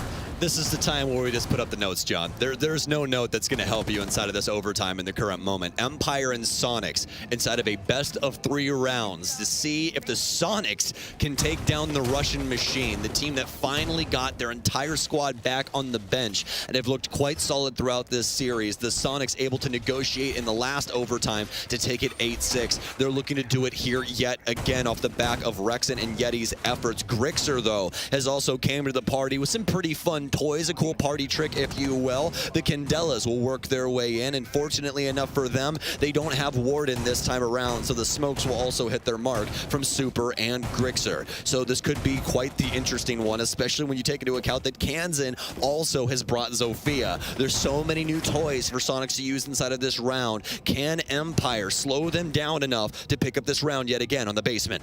This is what the Sonics will use, those Candelas hopefully being their ticket to earlier access to the basement level and flushing out at least part of the defensive setup from Empire that has plagued them for both of the attempts made inside of regulation, as they didn't even get close. The only real black mark on Sonic's overall attack, as they failed outright to get in both times here. But other than that, looked nearly flawless on their attacks, especially inside of the clutch for the other 2 side plays. Yeti working his way in here, quickly give a try and pop open the kitchen hatch, and we'll get that first one off without too much of an issue. They don't even want to step foot on the interior of the room this time because of what happened on the previous round where a Nitro is chucked out just when they were about to get the second one blown up. So they're going to play this a little bit more safely here, and Yeti, of course, only using 2 pellets a shot, is not going to mind these being bled out. We will see other X-Kairos go. I don't think that one is going to, blow the hatch entirely. Need 4 to open it up there, so they'll throw 1 more on top of that one to be able to open it up fully this time around here. And they were right to be worried about the Nitro cell. As you can see, Shepard priming it up, but never being given an opportunity to throw it. He'll fall back and save that for the descent. Well, in typical Siege fashion, the first minute and a half is usually dedicated to utility game, especially when it comes to the basement defense, unless we see that roam, but didn't see it this time around here from Empire. The hatch will be opened up as Yeti traverses the stairwell and tries to come down and open up this wall in this space. He'll get rid of one of the mute jammers here to make the drone game a little bit easier for them, as a drone will come back to light and they'll be able to get some extra insight into this church location. Kansan taking some serious heat, though. I don't know if it was from a Nitro Cell or exactly what happened there, but either way, so much damage onto him now in the current moment. As we enter this last minute, the Soniqs have quite a bit to do. Empire trained just slightly on utility, but fortunately for them, Scyther still has all of these smokes. All right, boys, what's the play here? This is the pivotal point where you've been messing up in the previous 2 attempts here, so how are you going to make it up this time? Already have players halfway down through main stairs. It looks like it's going to be a flood through the hatch here to try and get them inside of Arsenal. Empire does have 2 players with Overwatch in that, but the Candelas are going to blind them out. Joystick still able to hold on his own, though, as he picks up the first response, but Super full commits to the plant behind those. Can't make it happen, though. The crosses are just way too strong. Not enough players being in position down there. They've lost it outright. They've got to try and rush down through main stairs, but Dan is watching that one. This plan has failed, and more than likely going to be looking at a 7-6 scoreline here for Empire, unless Grixer can be a true hero. He's getting melted out by an Evil Eye as well, losing his only other teammate, and with Shepard closing down on the final kill, the prophecy comes true, and it's now a 7-6 lead for Empire as we move into the second round of OT. Practically a flawless round there from Empire. Soniqs able to negotiate at least for the hatches as well as some soft destruction, but there's no Overwatch on Super. He tries to go for the default plant there on the mid stack, and it simply just doesn't get anything done. The cross angle from Church takes him out. No one's covering the dirt player either, as those Candelas constantly pop off. It not only makes it difficult for the opponent to see, but also everyone except Ying in order to see on the offensive side as well. So extremely unfortunate in the moment, but now for the Soniqs, it's attack pause inside of overtime here as Joe Bro has some wise words to say and hopefully a game-winning strategy as they enter defense. Need to tie this one up here. Won't even win the game on the response for this round. This is a much-needed pickup here, but if they get past this one, Soniqs are probably going to scream pretty loud here, as they'll know they'll have a much better chance of closing down the second attacking round they'll have to play into for the reasons I explained earlier. Empire has only been able to control their basement hold here, so unless they are able to rebound on their upstairs defenses, Soniqs will more than likely be in prime position to shut down map number 2 and win out the series. But before we get to that, they still have to win out their own upstairs hold, which they're going to be falling into in a few seconds once this pause expires. Now here is the scary thing for the side of the Soniqs. When it comes to their site setup so far for their defenses, CCTV has only bagged them 1 round. The other one was Jim, as it was a 4-2 split on that side for them. So they're going to allocate themselves to CCTV. Grixer 6-picking away from the Jaeger and onto the Thunderbird instead. They'll still have Wamai for denial on top of that, but this round, either way you cut it, it's looking pretty serious in between these two. Empire, they're going to be sticking to their guns here as to what they had been running normally, all except for, I believe, Dan, who will now have some of those adrenal surges to play with. Adrenal surges will come in and hopefully boost the capability for Empire. More than importantly, to back away from any early fights that go badly and reboost those players' HP. Obviously, with the unlimited range on that as well, don't have to get them in position like you would with some other operators. So things will work out quite confidently for Empire in that case, and obviously help to reboost them if these early fights go awry. I'm not really sure if Soniqs are going to try to play into any early aggression here, however, at least not too heavily, mainly because of the switch from Grixer moving over from the Jaeger onto the Thunderbird there. That Jaeger pick would have normally been the comfortable position to play that into, but instead we're probably going to end up seeing the majority of that from Rexin, who's had a fairly good track record here for first kill specifically on this site. I believe both times it was played defensively by the Soniqs, he got the first kill there, so gonna look to translate that for a 3rd time inside of a very pivotal round. Well, Empire now out and onto the field, and that timer could signify when Clubhouse ends. We'll just have to see. Shepard will begin breaking up the CCTV wall in a convincing way, as we expect, just waiting for his teammates to allocate themselves in the way that they want to before he blows that open and opens up a whole myriad of different angles that they'll now have to worry about. Skyros pellets down on the wall out here, and no mute jammer in this location, so now the garage access even larger here for the offensive side. Super also taking a lot of heat from the player out here on balcony, but luckily enough, since they have those Conus stations. He'll be able to heal himself up. Runs over to the one inside of Cash. He'll get healed up fully by the one sitting next to his deployable shield. So it's not all for naught on that peak. Yep, Super will still feel nice and confident at full HP. Rexen, though, he's got to get the heck out of here. Way too much pressure against him. The players at Garage Door can swing in towards him as well, but he's being so cautious of a play from the front door when there's no threat inside. Either way, though, Empire are not able to pinch him. Nades go up on top to try to find Kansan. He's going to get flushed out of this position fairly shortly. He was able to negotiate a 1-for-1 on the previous attempt here, but he still has a bit of support coming in for Rexen. However, Kansan has been lost. The nade takes him into a downstate. Rexen does not see the lurk from Joystick either. He creeps right in. But Rexen won't be caught, of course, because he's fallen back. He's behind this soft panel now. Goes back to the door. This could be dangerous. This is where they have Overwatch for him. No, makes the smart choice and falls back to the inside of Stock. He knows that this is too dangerous of a play,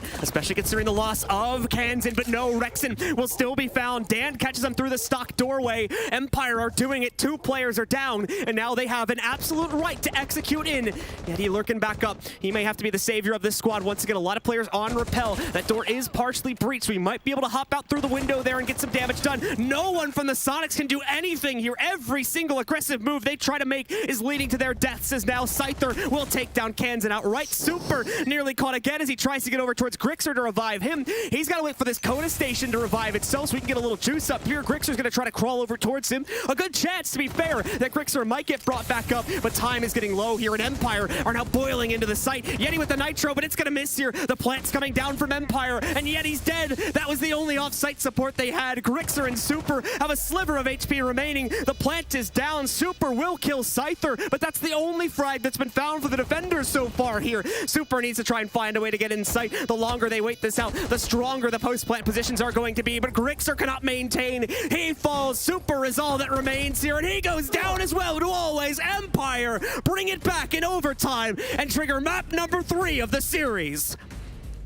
This is truly incredible from both sides as both teams take each other's map in 8-6 fashion. Empire forcing overtime and then taking it all the way as they claim both of their rounds. It's going to take Villa to decide who can possibly win out here inside of this best of 3. Soniqs coming so close but cannot translate that 3rd round on their 2nd floor hold. Too uneasy were their wins on the defensive side, and unfortunately making the wrong site choice there. Every single move they try to make that final round is caught out. So with the renewed vigor and the renewed strength on the attacks there for Empire coming in, they instead negotiate control of our 2nd map and take it outright inside of overtime. Getting revenge now, finding an identical scoreline to the map we had first to start off this series here. It's an 8-6 for the Soniqs on Coastline, and now an 8-6 on Clubhouse. They steal each other's map picks away. Who will take the 3rd? Well, you'll have to wait just a few minutes to find out, ladies and gentlemen. Stick with us, and we'll be back with the final map between these 2 teams in just a few moments.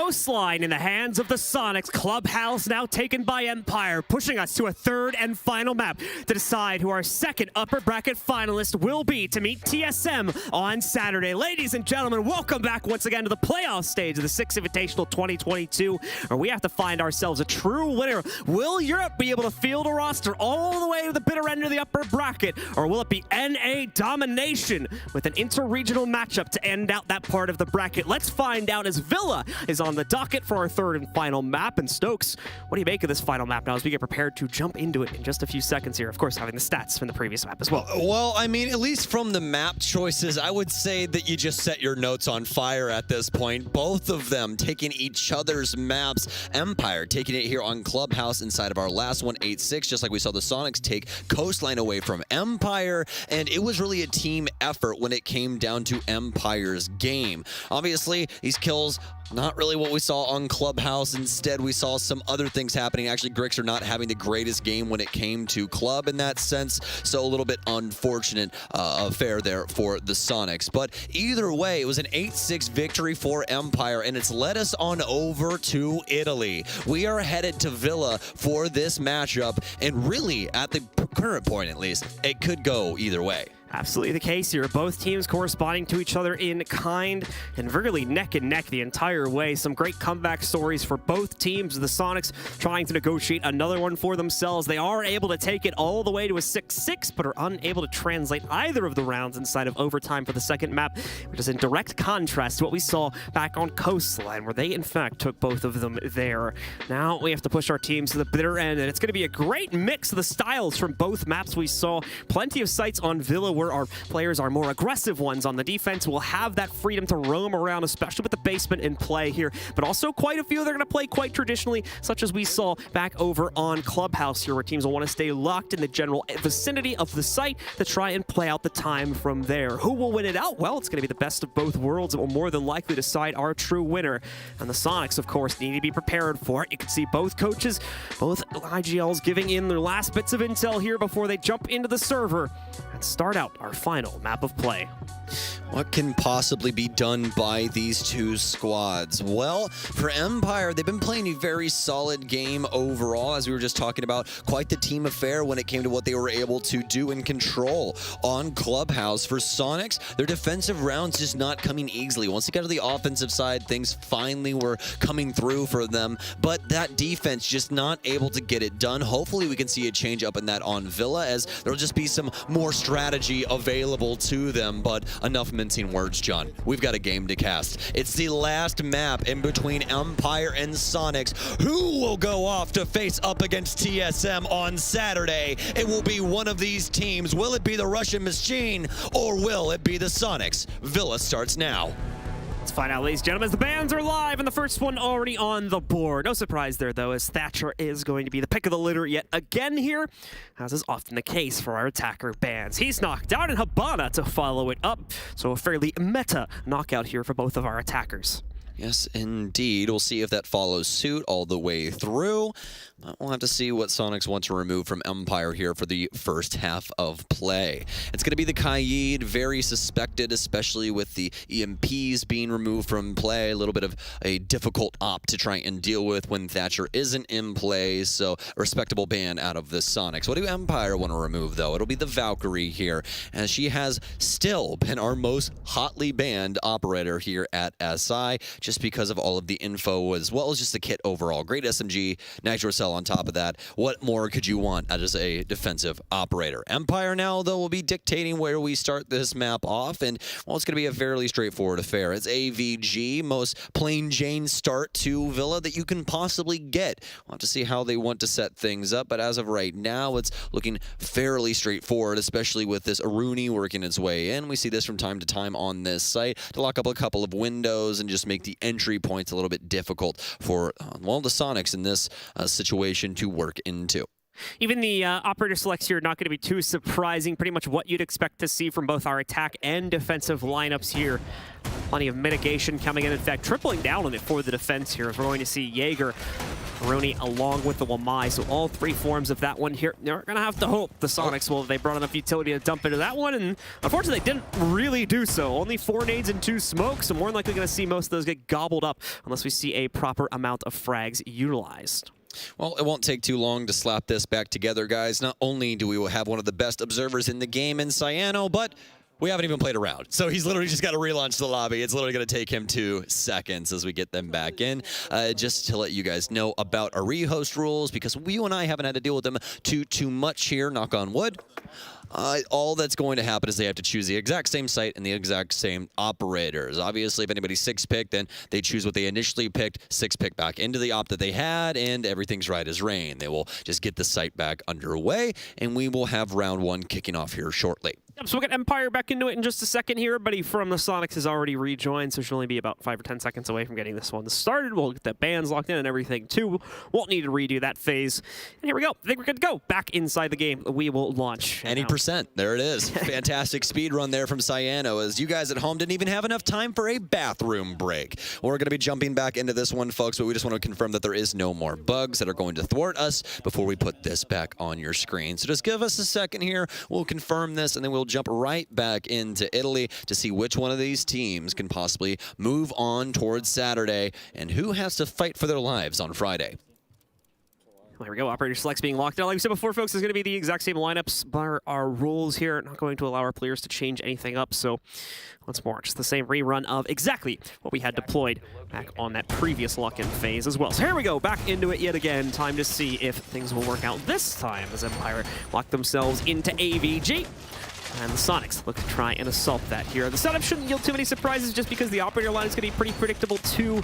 Usual semblance of reinforcements and whatnot being deployed here. We'll see the bottom portion of that far bar wall being left soft, I think, at the beginning of this round, just to allow for a quicker rotation back from the bookcase shelf is more than likely with the deployable shields being played out there by Shepard. We're going to see that try to be deployed over towards the main stairs position so that they can try and slow down the study clear should Soniqs attempt to go for one. They obviously want to try and have some presence on the north side too, should Soniqs try to play it out towards that way, and that's where we are going to see always and a few other members position themselves for the start of this round, as they'll be reinforcing at least the main wall to access the statuary part of the map as well. All right, so let's see if Empire's defensive standpoint over here inside of the trophy statuary area holds true. We've been seeing some pretty interesting rounds when it comes to this site overall, especially from Damwon Gaming, that we saw work out fairly well for them. Kansan's going to take down Dan very early here on a deep cut over towards the Astros side, but he's going to take some damage in the process. Luckily enough, they still have Rex in here on the Finca, so we'll be able to buff Kansan back off, who will start us off here for round 1.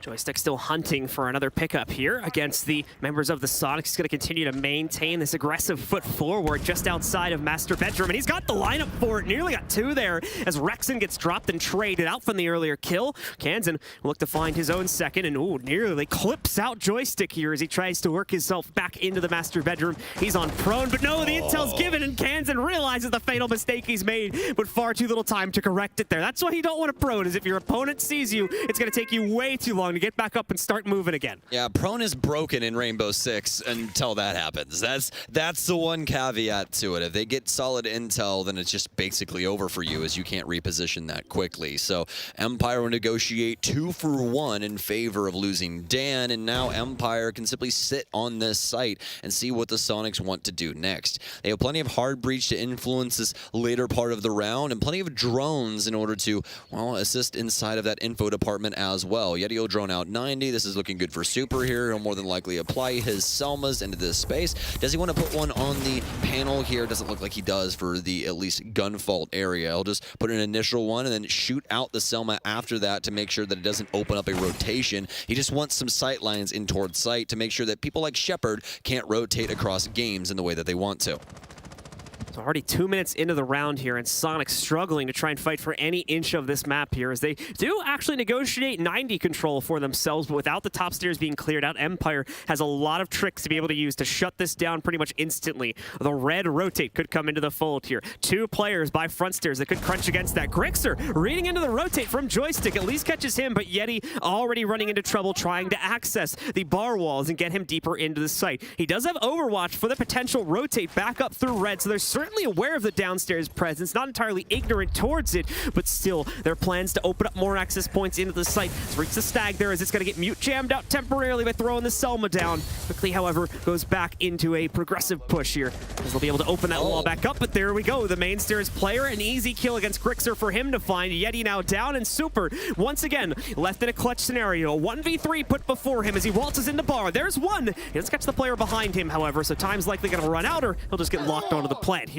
And then we'll see Shepard finish things off along with Always, as Empire claim a nice, simple, and easy first round. A valiant effort there from Super as well. He really didn't have to do any of that. It's a 1 versus 3, but he still makes the attempt as well. Guys, this game means a lot in the current moment. We'll be able to at least negotiate 1 kill, but that's going to be it. As Joystick really putting a hamper on things early here. As, well, all of that damage coming out early, taking down the Soniqs members, and now, well, for the rest of the Soniqs, not able to really do much with that 9D control. Empire will be able to get the first round as they will shift gears on over to Trophy Statuary.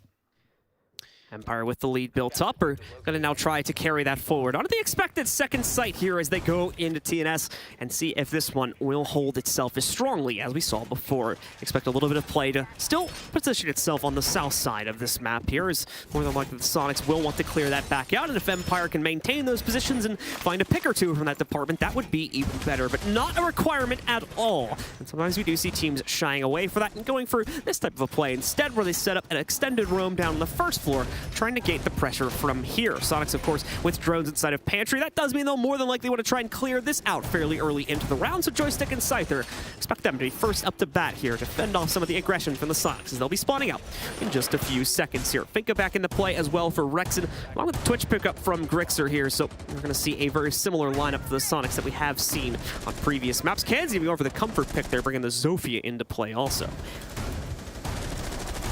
Well, now we'll see if the Soniqs is able to negotiate for their very first round. Triple wall reinforced here, as you'd expect for a Trophy Statuary defense, as well as everything else in between. Empire will be holding things down downstairs. This is to be expected as well, although these rotations, definitely not the case. Scyther's got some very interesting angles to be able to utilize, especially if somebody tries to push in through Laundry. But as of right now, it'll just be him and Joystick occupying the space and awaiting the arrival of the Soniqs. Rexon will actually end up moving into this area, as he's currently inside of Pantry. Able to mark out an ADS. This door has been barricaded here as well, as begin to be shot down. Joystick looking for his frag, and he's gone fishing. Oh, he sees the side of the Zoe, or rather the Finka here. Was able to deal some damage towards Rexon as he doubles back over in the LMG, trying to get some work done. He will predict Joystick's location as he removes him from play, but Kansan will go down on the other end. Great support setup here for Empire, immediately able to exchange that. Scyther's got to be careful, though, as he's now on an island by himself, and the cutoffs are strong. No! Scyther instead rips the head off of Grixer, and that's an unexpected kill at the least here. The Soniqs will be reeling from that one, as Scyther's allowed to scurry away back up red stairs after that kill. Well, you have kitchen control now, but was it worth 2 bodies? We'll have to see if the Soniqs are able to continue on here, as Empire is starting to put on a defensive standpoint here. Able to negotiate for those 2 frags and rotate back upstairs. Now they simply have to wait for the Soniqs and see what their next move will be. They'll hold on to the red stairwell to see if anybody wants to try and push up that space, but for the Soniqs right now, it looks as though they want to try and get in towards Master. Rexon will get rid of a piece of utility inside of the area. I believe that was a bulletproof that was inside of that space that they were able to get rid of. This mute jammer will obviously continue to hold onto the wall here for Super, but not for Yeti, who can still add a torch line to that at a moment's notice. Rest of the Soniqs trying to build up and use their utility to get them back ahead in this round. Nades chucked out, but not a whole lot of follow-up from it. So very little damage is found. Yeti in a power position here by the bathroom, but turns his tail. That could be dangerous. Thankfully, it doesn't look like anyone on Empire notices it. So no aggressive swings to try and shut him down. This very late point in the round here. Yeti, though, still gonna have a challenge thrown out against him. He doesn't try to push himself forward against that just yet. The nades instead being primed to try and find a player back by the Astro desk. Not a huge threat from there. Of course, we are gonna see Always rotating into it, so that's changed up a little bit now. But again, Soniqs, where's the play? Where's the aggression? They're pushing nothing out here. They've only got 20 seconds left. They're gonna have to force themselves into this setup anyway, so why not try it a little bit earlier here and at least get some good intel to build off of? No, we will not see that. Instead, they continue to look for an opening front. frag, and it goes pretty much how you'd expect here now that they've been forced in. Dan always, and yet he doesn't even want to give away his life, but he won't have a choice as Dan finds his own personal second. Empire with a second round now up on the board to continue crawling towards 7 on this defensive half. Very fast and decisive 2-0 here from Empire as they decide the round early on. Once again, the Soniqs have got to get ahead of this in the current moment, just allowing too many people to be taken out without any refrags to come through. And now the Soniqs worse for wear because of it. These offenses are just not coming easily. It's now down to dining room and kitchen for Empire's defense. They've got the pulse inside of the lineup, and they're going to stick it as we pass the 6-pick phase and enter the round. Let's see how Empire want to set things up and if they're going to be able to deal some serious damage once again to the Soniqs inside of this opening minute. We should be seeing the top hold here from Empire as Master is of the utmost importance. It'll be a double Kona station set up inside of tarps here as well. Dan going to throw the third one down onto the interior of the dining room hold here, just to boost that position a little bit for anybody that's trying to play into this into a late round spot. Obviously, that'll be a strong contention point for Soniqs to try and swing into as well. Usually the execute point, especially for North American teams here through Laundry, so great capability to try and keep that player alive for an extra shot or two should things get a little bit hairy inside of that last 30 or 40 seconds, which we would probably expect it to come down to here. Soniqs, once again, still building up towards that slow roll to execute, looking to try and play for a very safe execute as well by building off of their drone intel all the way until those dying 30 seconds are reached here, where they then want to force themselves in. This unfortunately has not led to a whole lot of success, though, as in the first 2 rounds, Empire just sat back, not oblige the aggressive angles that Soniqs try to hold there, keep their own players alive, and then when Soniqs push in, just shut them down, nice and easy. Yes, indeed, and we'll see if Scyther's able to do this once again here, currently 2-0, but he's immediately rotating off of the master space. That is such a dangerous area to be early on, especially as the offensive onslaught starts to pour into that room. So that's exactly why he'll leave the area instead, but obviously he still wants to try and contest, so he'll play inside of Statuary along with Always in this location. We'll be holding on to this for a time. They have Dan all the way off to the south side over towards Study. We could see him punch this window very soon. Well, actually, it's already open, so he's ahead of the game here, John, as he's looking out towards that master balcony to see if he can find any influence. And Nadow will get rid of the mute jammer there as the Selma goes down for Super, and he'll open a very important angle. But Joystick, a Nitro Cell out to be able to get rid of that, so you won't be able to cross through it, but it's still the vision that they need. And oh no, not 3 like rounds this. in a row like this. Scyther, 2 kills early on, and once again, as you just said, John, this is not looking hot for the Soniqs. This could be the round. 3 rounds consecutively now, where Empire's been able to strike true here, pick up the first kill, and for the most part, suffer minimal losses in the exchange here, and outright just hold the advantage, as we've seen on the previous 2. Finally, Yeti gets himself on the right foot forward, though, by finding Dan, and a very dangerous access point here, as he's going to be able to find free access to white tarps. Doesn't have the full room just yet, though, and that's the big potential issue here, is he won't have the confidence to swing at a bicycle just yet, so kind of locked in here until either Super or Grixer gets in a position to support his push. Always a pretty interesting room, especially with the rotation that you can have through that little wood panel that you guys just saw on your screen. But yeah, always very contested as well, as you can hear the angles being opened above Yeti right now. He's like, is there somebody here? Yeah, there's somebody here. Notices it. Always has a very nice angle and more than likely a dead Yeti if he crosses. Oh, does he find him? Yes, he does. Yeti, I thought he heard it, and I thought that he saw the break in the floor, but just seemingly unaware. And now Grixer and Super, a lot to do. Just no respect right now being given over to the members of the Soniqs, as the Soniqs themselves ignore some of these extended setups and are constantly paying the price for it. Grixer, some good intel, waltzes right up. That's an easy one there, as he opens up the laundry play for Super to at least potentially push in through that avenue. But only 30 seconds left here. This is winnable for the Soniqs here, especially with that most recent trade, putting it down to a 2v3. Grixer maintains top-down control, but there is still another player in Astra that could come back to bite them at a later point here. They'll both fall back to the outer portion of the laundry door here. Grixer looking to maybe reinsert himself, but that goes right into Shepard's hands. Hook, line, and sinker. The second kill follows it up as well. A simple round yet again here for Empire, as they've shut down 3 in a row. I mean, you can't help but be hopeful for the Soniqs to get something done inside of these rounds. Empire just time and time again destroying them inside of the opening minute. They look so dastardly at the time. There's really no way for Soniqs to fend them off, as it's always the aggressive swing coming out here that finds them 2 kills time and time again. So So now for the Soniqs, it's going to be the timeout as they've already lost 3 rounds in a row. You have to be feeling for them in a certain sense. I really thought this was going to be a lot more hotly contested, but I mean, there really isn't anything happening for the Soniqs in the moment. Every single one of them is negative at the time as always, and the rest of the squad have simply found their stride here on defense. So the tactical pause is called, as you might expect here. The Soniqs having 3 very one-sided rounds to start this map out doesn't give their team the best of hope to close out this series and stay alive in the upper bracket to face off against TSM in the final match of it. But still, there's been similar rebounds from this team on both of the previous maps.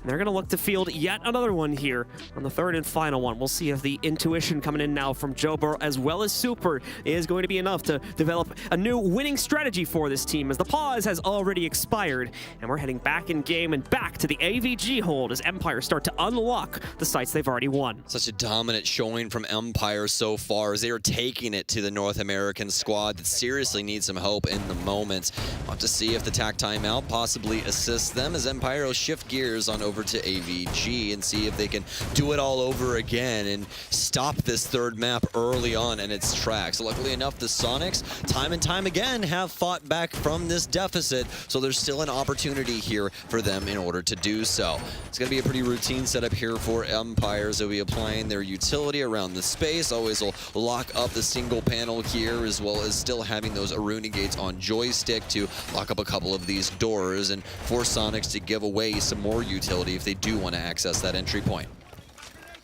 So similar setup also going to be deployed here by Empire. Lots of mitigation coming in. All 3 of the Nade Eaters have been brought into the lineup for Empire once again, as they're going to have the Womai discs, the Jaeger ADSs, as well as those laser gates to try and shred through the utility set of the Soniqs. And once again, Soniqs really not having enough of their own utility to be able to deal with this, but what they do have is the Twitch drone here, which can just knock a lot of that mitigation down outright. And a much better start to this round being found. Rexon walking right in through the front door. It's a quick follow-up too. Rexon misses the top stairs player though. No! It turns around so quickly, and it gets even worse from there as joystick assists and fending off the potential study retake there. The refrag that could have happened on the top stairs player. Soniqs, less than a minute into the round, have already lost 3 out of 5 of their roster and have only traded out a single kill. Rushes are good and rushes are fun, but sometimes they're not good fun, and that's exactly what's going to happen inside of this. 3 bodies down for the Soniqs early, and once again, a lot to do inside of a 2 versus 4 here. Able to find some information, but they definitely already knew Shepard was inside of this space after losing 2 bodies early to him. Grixer now will get off of the rappel and try and negotiate for the space below him, but he'll hop on drone first to make sure that no one is around the area. And this is just looking bleak for the Soniqs in the moment. As for Empire, though, I mean, my God, time and time again, they're able to deal some very serious blows to the Soniqs, and once again, looking to take round 4 here and go up 4 rounds to 0. Grixer is going to shift across the map as he'll end up going up Astronomy and through Mudroom, but he's been discovered by the default cam that's still up inside of the space. Grixer and Super here trying to work basically against the world as, yeah, Dan is dead, but everyone else in the site is alive. And unfortunately, I don't believe that Twitch drone run from Rexon really dealt with a whole lot of the utility. You can see there's still 2 ADSs as well as 1 laser gate blocking off access over here through Death's Door. So they're going to have a lot of work cut out for them. Even with Grixer having access to the second one, it'll try to sneak itself in. But as you can see, not a lot being deleted here. Joystick primed and ready to go from the top of the map table. And once he sees 2 sets of tracers, he's going to know he won't even have to be worried about his backside. More than likely his teammates to watch out for that also. So he'll feel pretty safe here as there you go. Lasering out Super as he goes down. The last player, Grixer, can't even peek the doorway anymore as it's been toxiced out. He's going to try to chuck in the smoke, but banks it off the wall. Another one bleeds too close to him, and there we go as he's flooded into the open. Joystick finishes out the round. It is Empire making a dominating run here on Villa. 4 rounds in a row, and the Soniqs haven't even come close to trading one out yet. Yeah, and the Soniqs, they're up the creek without the paddle right now.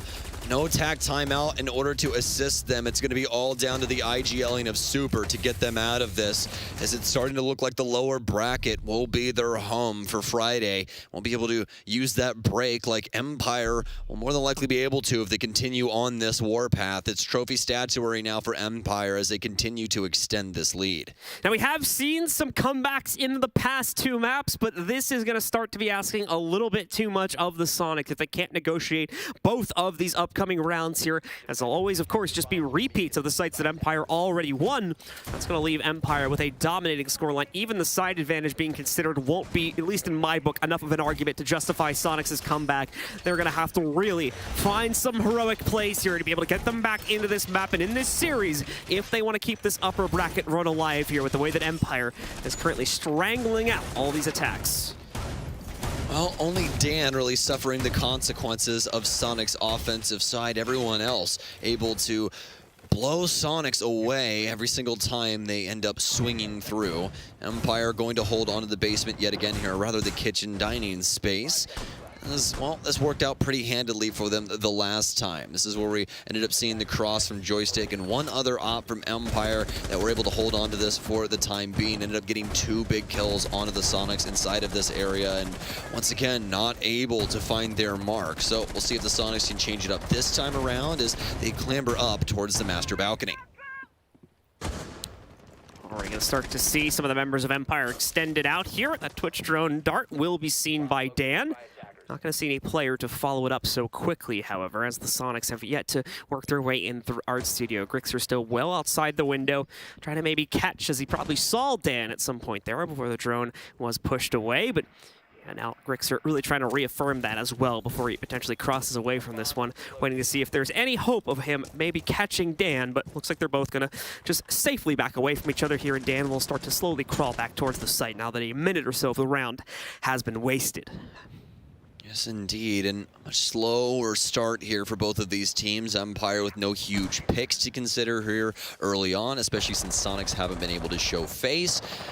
They're simply waiting outside of the building for the current moment. Rexon will be the first one in. There's a hole above this angle here as a nade goes out, but it won't be able to collect anything except the central battery for that. So we'll see if they want to end up applying utility to that space. Instead, it'll initially go down inside of the master closet here, as they'll be able to make a rotate. Intro's out now, or rather a frag grenade be able to hold on to that. Looks like the Selma will be able to at least get the bottom of that panel open here for the Sonics, as already halfway through this round. Nades out towards construction now, and Rexon finally able to find a kill for the Sonics inside of the opening minutes. Unfortunate for Dan, as I think he actually just got to this position here and has already found himself to be the ugly duckling in terms of positioning here, has unfortunately become victim of a very well-placed nade, working itself in for the Sonics. First time they get an opening kill here, I do believe, as well, that is not going to be immediately exchanged out by the members of Empire at a minimum. A minute left, though, and again, this is where I'm going to start to get worried for the Sonics' sake, as they have struggled to continue to maintain this position. Other big problem, look at the top right of your screen now, folks.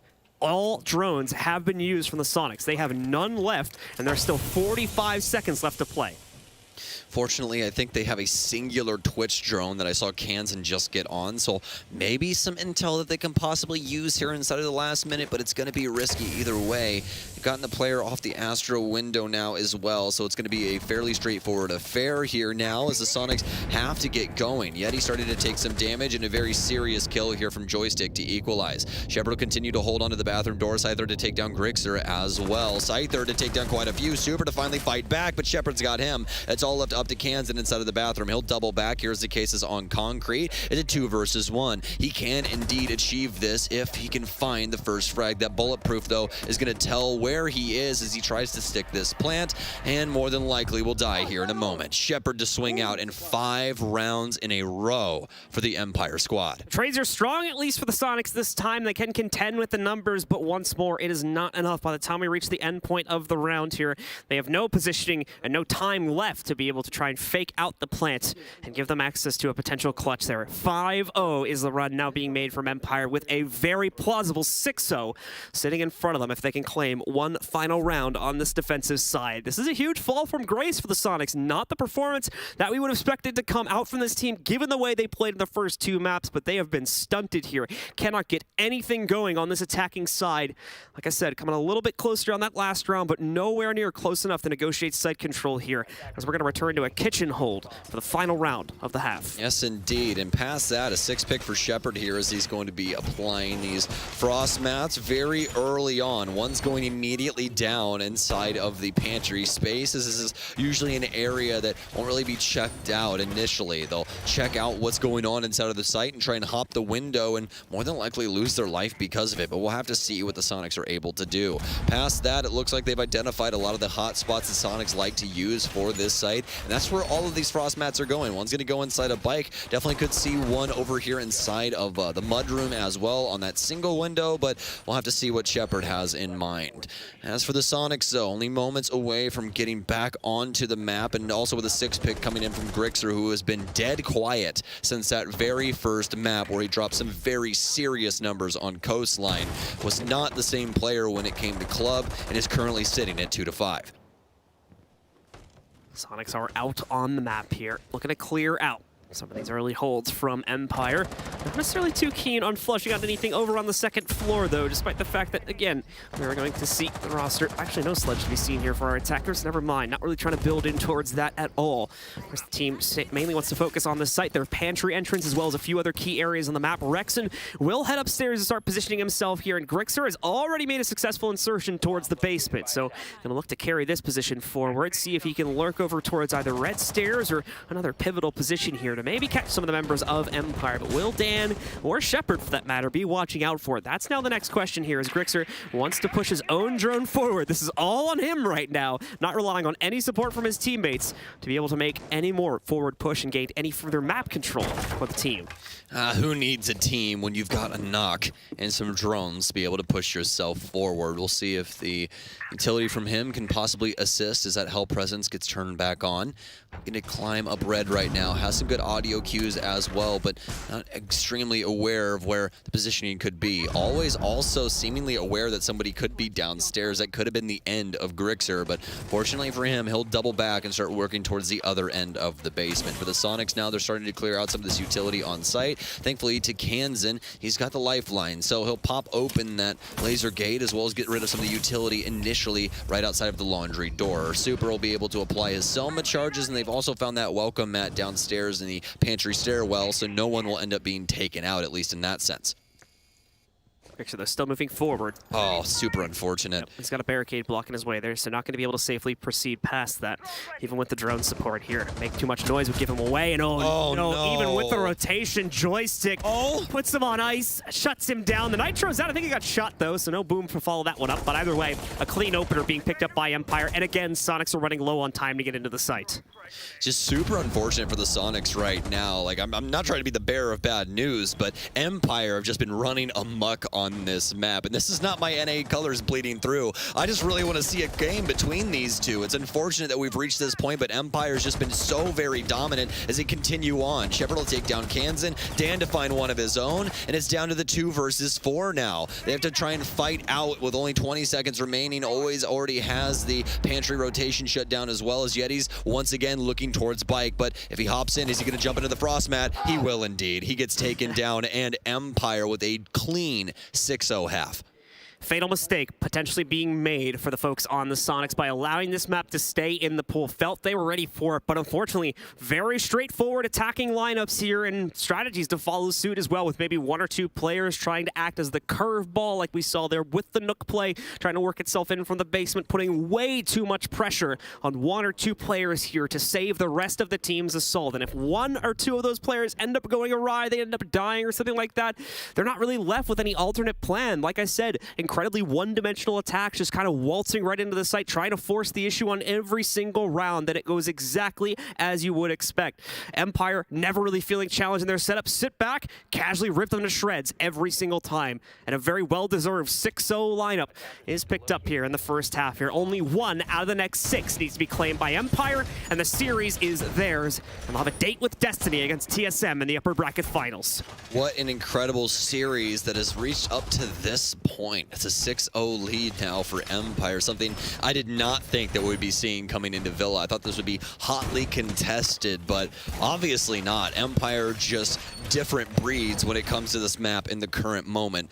Now we'll have to see if the Soniqs can get a long path ahead of them solved, as well, as of right now, it's a perfect half that's required for them and not a single person on solid footing when it comes to the frag department. For Empire, though, I mean, you gotta be happy for them. A 6-0 half is nothing to scoff at, and one that they continually were able to just damn Soniqs, not even inside of the opening minute, even though it did happen from time to time, but also forcing them into these low time executes that simply will not work. It's very unfortunate for them, as time and time again, Empire were able to find their mark inside of those opening minutes and take down some very serious members of the Soniqs. And now a very fast-moving offense here from Empire's Joysticks, already in through Laundry, through Dining, and through Tarb, so that you're on ahead of him. So not going to see a whole lot of action here. I doubt the Soniqs are going to be too confident to make any types of crazy plays here inside of their defensive half. They need to be oh so careful, as if they lose too many players inside of the early round here, they are done and dusted and won't be able to defend the interior of the site here. Despite that, though, we are going to see a hold downstairs, and that's bad news. Yeti being isolated out. Can't do anything to trade that out either here, as the nade is clean from down below here. No one in position to find that yet. Yeti is nearby, however, over towards Library, so he's going to know that there's presence by White Tarps and Kitchen, and will try to trade that back out. He's been found. Over Joystick is given a chance to duck away here, and he's not even going to re-challenge it. He's gone here, giving Grixer, unfortunately, a lost opportunity for a trade. As I correct myself there, it's Grixer here, not Yeti. Well, yeah, Yeti already 6 feet under in this situation. Fortunately for Grixer, though, he won't take any damage on the back end of that engagement. It'll be Joystick instead with another nade out here into Rexon's location. He'll back away here as the Goyo shield goes off. Another nade out here, but Rexon's playing the cross here for Split. Are they aware that he's in this area? Now he looks away at the last second. The timing, truly insane from Always, as he's gifted yet another kill. Dan picks up Kansan, and oh, this is not looking good, John. The Soniqs not able to kill a single member of Empire just yet, and only 1 minute and 10 seconds remain in order for them to try and shut this down. Empire looking to make a statement to end this series, and they just might get it done here. A 2v5 needs to be won out here. Super needs to summon his strength yet again, and Grixer needs to come back into this fight here, just like we saw on map number 1, but it might just be asking too much of this roster as we enter the final minute of play. Super's leaned out. He wants the fight. So does Grixer, but he can't maintain as he's flushed out by 2 different players. Super, the only one left. He can fend out a Gemini clone, but he can't stop the plan. It's a flawless round from Empire, and a perfect map as well. 7-0 in map number 3 as they push themselves into the grand finals of the upper bracket against TSM. How do we even get to this moment for Empire after the first 2 maps that we witnessed? An 8-6 victory for Soniqs on Coast, an 8-6 victory for Empire on Clubhouse, and then 7-0 on Villa? Never in my days did I think that I would see that at the end of this best of 3, but yet here we are, as the Russian machine will not break. So Empire carries forward, keeps the hope of the EU League alive in the process here, as it will indeed be an EU versus NA matchup. Empire also now serves as the guardian to potentially stop TSM from having their best placement finish yet at SI. They finished 3rd place in 2020, 4th place in 2021, and are now looking to go for a minimum guaranteed 2nd place by knocking out Empire. But they'll have to get past the Russian machine first to guarantee that, or have to fight through the lower bracket. That'll be for Saturday, folks, but either way, in this matchup, Empire reign victorious with a dominating stance on the final map of the series. What an insane Villa out of Empire. Utter dominance when it came to the opening engagements that just led through to everything else that we saw. There wasn't a single answer that the Soniqs had. They threw everything except the kitchen sink at them. We even saw a rush up the main stairs that Shepard was just like, meh. I'll catch this. I'll catch this. Don't worry about it, guys. I'll take the 1 versus 2 and I'll win it out. Such an insane series from Empire, especially, as not only do they take the Soniqs map on Clubhouse, but they steal Villa away in such convincing fashion. So probably not going to see Villa in the pool anymore for the Soniqs. Probably Keep in not. mind, they're not done just yet either. They've got to fight it out in the lower bracket, so a rematch could potentially be seen in the future, and I'll be very excited for that one if we do get it. But for the two of us, we're done for the day, ladies and gentlemen. We're going to send it to a quick break, and when we come back, we'll have the command center ready to break things down.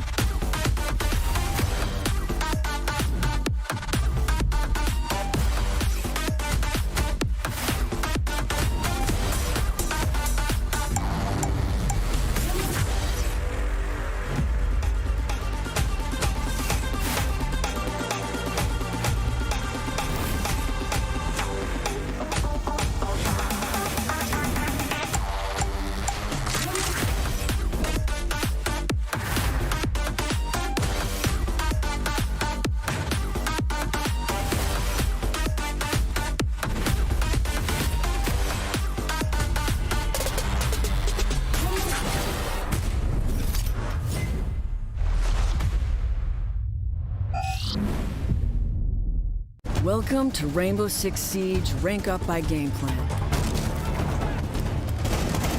This strategic training video series was built for you to push your boundaries and breach into the next level.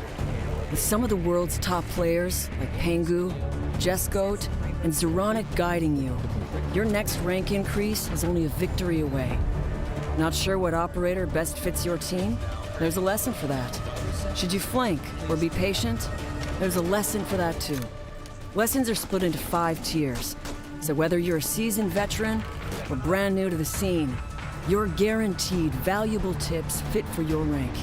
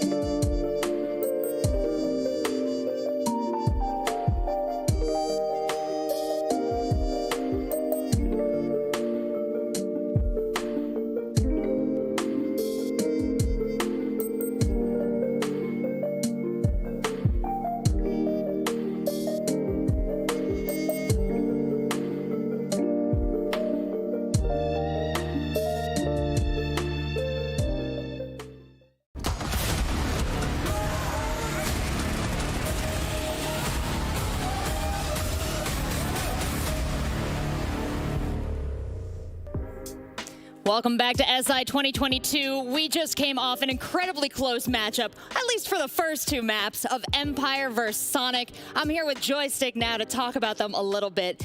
I gotta wonder, like, after the second map on Villa, you guys dominated. Was that a big relief? Are you just feeling good now? Of course, we are feeling good when you're like winning your match and then understand how close first and second map was. It was like insane. They're a really good team, and it was really pleasure to play versus them. Of course, when you're playing like close games, it's more enjoyable than it's like it was on Villa. So I'm not toxic. I was just like, I'm saying how it feels when you're playing inside the game. Well, yeah, it seems like as the quality of the gameplay goes up, they look amazing, you look amazing. Both teams are working so hard to accomplish this victory, but you managed to pull it out in the end. And I'm wondering, what changed from playing against them in groups to playing against them today? We actually, I think, don't understand that they're so good. I mean, we are watching some NA teams, and we underrated them, I think, in group stage and didn't prepare enough. I think it's our fault, but we still win. We come back from on Oregon from 3-6.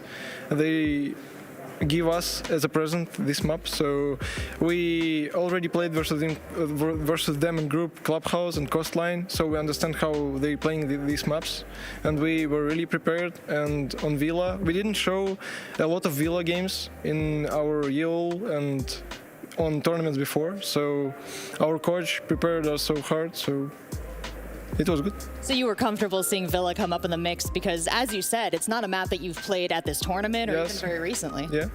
And tell me a little bit about on map 2 on Clubhouse, you guys took a bit of a technical pause, talked some things out, and then it seemed your team really kicked it into gear. What did you guys discuss?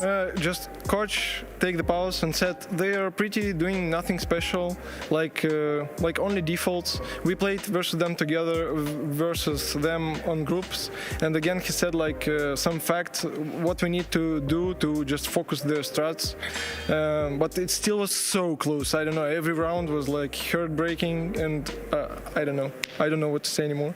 Well, that did seem to make a big change in your play. What would you say you guys tightened up after that? Was it perhaps your entry positioning? Was it the strategy and the calls throughout? What changed? I think we just communicate more about what we need to do as a team, because sometimes when you're playing, you forget that you need to call to your team what they need to do to destroy the shield, destroy positions, like clear the positions. You just said about the information, like there's the shield, but you need to say like someone need to come to destroy the shield, or like, Ayana, go here with your nades and destroy the shield. That's really so important, and you can't forget about this when you're playing the game. Yeah, you get so into your own action, you have to remember to share the info with the team. Well, that worked out great for you all. And talking about how important preparation is in these matchups, you're going to be facing off against TSM in the bracket. What kind of preparations have you done for them compared to what you prepared for Liquid? Actually, right now we have we don't talk already with our coach what we're gonna do versus TSM, because we have like some days to chill and to prepare for them. But I actually didn't expect that they go through the Liquid, because Liquid was like playing so good at this tournament. But yeah, we will see what will happen in this match. We will see, Joystick, and we'll have a great time watching. Thank you so much for those insights. Now let's send it on over to our analysts to take a closer look at that match. Thanks so much, Rachel and Daniel. There you go. Congratulations to Team Empire. And I'm doing fine. I'm definitely not shaking right now as an EU fan. I'm completely fine. Copium is kept to a minimum after that last map, but honestly, what a match we've had. Soniqs really nipped at Empire's heel this entire game. We're thinking, oh my god, it's over, EU, it's over for them.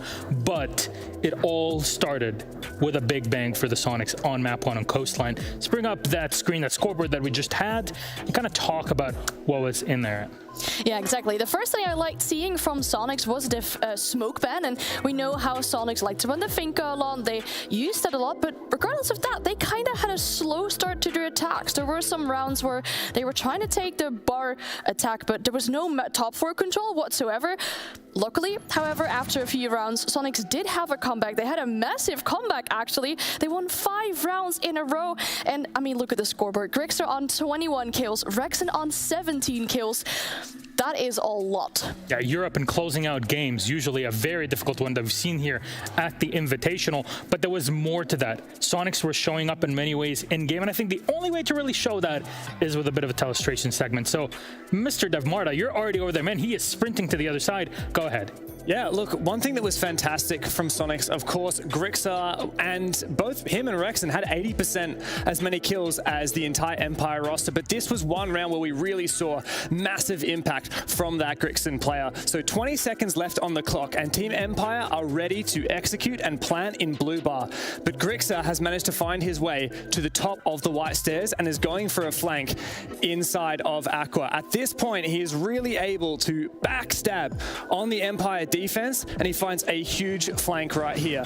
Firstly, Empire is going for the plant with 1 to cover upstairs. Grixer finds that one first, and through the vertical, denies the plant. Immediately traded back, but at this point, it absolutely does not matter. He was worth his weight in gold, and even though this was only a 2K and we've seen 4Ks and aces in the past, just these 2 incredibly impactful kills made the difference for Soniqs. There you go. And that's the Soniqs, and they're always... I think watching this game, especially on Coast, the description of Ratty plays definitely shores up many, many times. Everybody's hiding for the same spots and just waiting to pounce for the right moment. Trigger discipline is a big thing for these 2 teams. Now on to map 2, the one that Empire was able to recover on. It was still an 8-6. We still went to OT. And here's what the scoreboard looked like for us to chat about. I mean, it could have been done quicker. We saw a super heavy 1v2 clutch in round 11, which was very pivotal to keep them in this game for a little bit longer. But, well, something I would really like to point out is Empire, they started on the attacking half, and within those 6 rounds, there were 5 rounds where they actually planted, and they've also won 3 of them. And then the 3rd round where they planted, it was Joystick, I think, planting in the bedroom door. That was probably one of the closest. Would he have turned around just a little bit faster, maybe hit his shots a little bit better? That would have also been a win. So planting, a very important factor for Empire during all their attacking rounds, really, because even in overtime, round 12, they planted and they won the round. I also think it's really fascinating to see how well Empire did on Clubhouse, knowing that Soniqs won it the last time these 2 teams clashed in the group stage.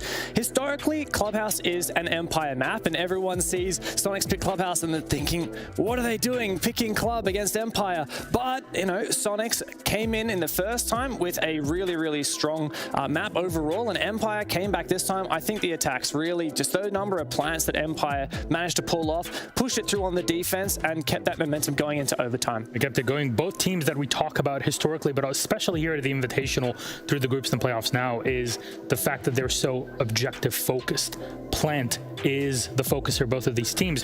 When we got to Villa, there were opportunities that Empire were able to find, but we still heard it from Joystick. Yes, it was a washout in terms of score, but those rounds were clawed out of Soniqs' hands. And honestly, I think this was genius from Empire. In my opinion, Villa and this series was won in the map veto from Team Empire. Previously, these teams played Oregon as the 3rd map, and this time around, Empire decided to ban it, knowing that even though they won it the previous time, Soniqs are a team that are really good at rematching against the team that they've lost a map and then adapting and countering it. Instead, Empire decides to take us to Villa, which is a map that's typically bad for both teams, but because Soniqs wouldn't have expected it, it means that they couldn't prep for it, and Empire could, and how well they prepped. Yeah, I mean, look at Shepard going 10-in-1. That is absolutely phenomenal. And as we talked about plans a lot for the 2nd map, well, here we only had 1 attacking round for Empire, but I would say on their defense, they were very well prepared for whatever Soniqs was going to come out with, because we know Soniqs, and especially Grixer, likes to play with a knock and sneak through basement, for example, but he was on his way doing so, and then he found a barricade on the Astro stairs door. Well, that kind of stopped him in his tracks on doing that, so really good preparation coming out from Empire. Empire definitely were prepared for this, and here's what our bracket looks like at the end of this matchup, and of course our first 2 matchups with TSM defeating Team Liquid. Well, Liquid and Soniqs both drop down to our lower bracket that'll be playing against the winner of Liquid goes up against OXG MIBR winner, and Soniqs will be going up against the winner of DarkZero versus FaZe Clan. Reminder, TSM and Empire will be playing against one another. I'm very excited to see how that matchup goes through and then who is able to make it past it into our grand final. Bit of a highlight though from Coastline. What do we got on this? Because, you know, playing Maestro, running around with the Aldad, getting kills in general, that always looks good. I mean, this entire series was just a set of highlights. I think particularly map 1 and 2, which were close contests, we were absolutely treated.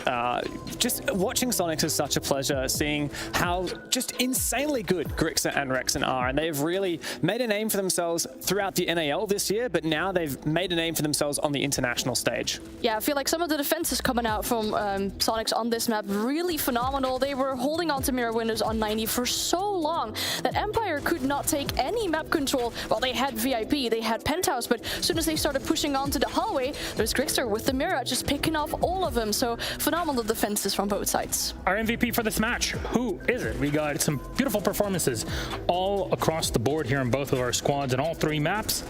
Come on, who is it? Drum roll, please, please. Honestly, this is a hard one because Grixer played so well, but he was on the losing team.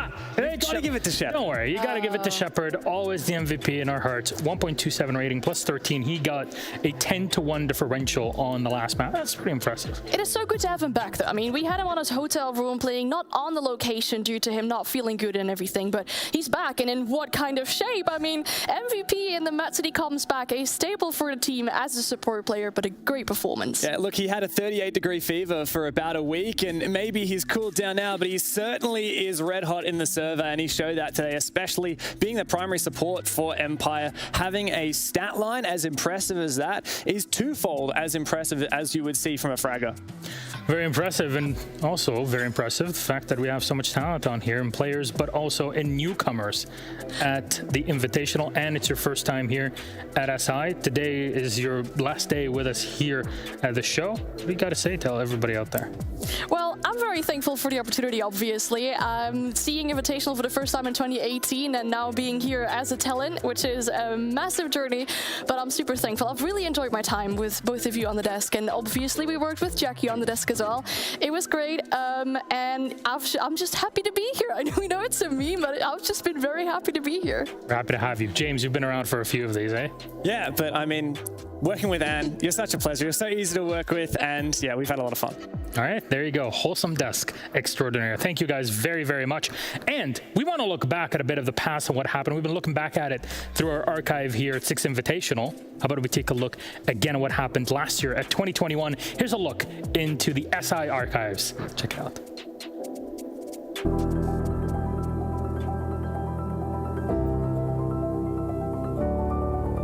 The Six Invitational is the convergence of the game, of the developers, of the amazing community. Le top de notre e-sport, c'est ce qui représente ce pourquoi on bosse tous. C'est l'apothéose un petit peu et un peu l'anniversaire de notre e-sport.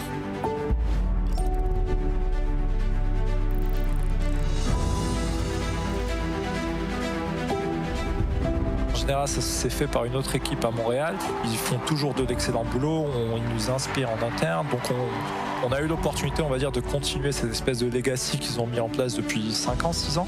Donc ouais, c'était hyper cool de se dire que ouais, on va organiser un Six Invitational. Alors avant de l'organiser en 2021, je pense qu'assez facilement, en regardant les images, en entendant parler, je me rends compte du challenge que c'est. Alors quand en 2021 on vient nous voir, on se prend une bonne dose de pression de prime abord. Et après, je pense qu'on a été tout de suite en mode solution, à essayer de trouver une venue, comment on allait travailler avec le gouvernement, qui allait travailler avec nous. On essaie de trouver la meilleure solution possible pour pouvoir faire l'événement. On a une tonne d'options différentes. On a un plan X en Bulgarie, en passant par des studios, et puis on fait des équipes dans des hôtels, et en fait on fait tout, on retransmet à distance. Et on trouve finalement une solution, c'est d'aller à Paris et de faire le Six Invitational dans le Palais Brongniart. La priorité principale, c'est évidemment la sécurité des joueurs, des staffs, des partenaires, etc. Qui on peut ramener, comment. Moi de mon côté, ça a été surtout savoir quel supplier on peut avoir Est-ce qu'on peut faire voyager des matériaux d'une région à une autre? Est-ce que toutes les équipes vont pouvoir voyager au Six Invitational à Paris? Donc ça, c'est le premier enjeu, vraiment avant tout. Sans ça, en fait, on le fait pas. En fait, ouais, il n'y avait pas de blueprint, il n'y avait pas de recette miracle. Je pense qu'il n'y en a toujours pas aujourd'hui sur comment organiser un événement en période de pandémie. Donc comment est-ce que tu mixes santé versus optimisation versus ce qu'on a envie de faire en fait. C'est vraiment, on va dire, un exercice d'équilibriste en permanence qu'on a dû faire. Une semaine avant l'événement, on apprend finalement que ça ne sera pas possible. On discutait énormément avec le gouvernement, on était à ça de l'avoir.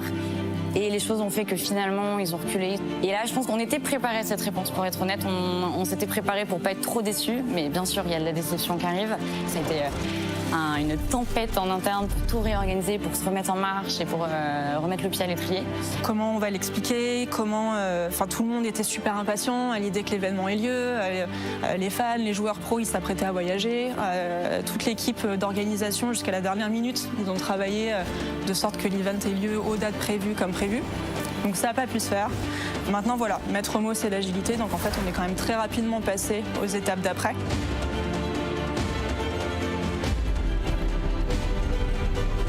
In the first day of the event, our initial feeling was of excitement and relief, but then you do have to catch up to actually working because it's only the beginning. You have to remain laser focused and you have to continue to execute on the event to make sure that everything goes smoothly.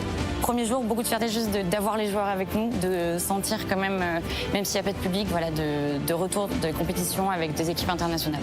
Pour toutes les équipes qui travaillent sur l'événement, c'est toujours un plaisir de voir qu'effectivement la communauté est au rendez-vous et qu'on a des beaux matchs, du beau jeu et des beaux moments en stream. On a fait le Six Invitational. Alors, pas comme d'habitude, mais un Six Invitational, donc c'est toujours hyper agréable.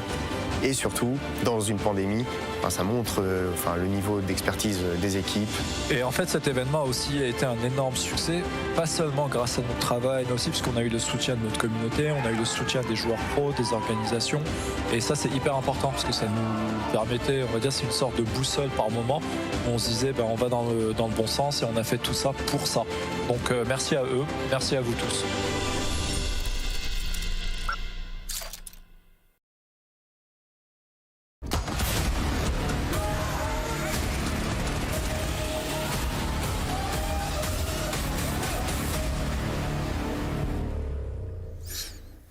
The battle through the lower bracket continues. These teams fighting to stay alive.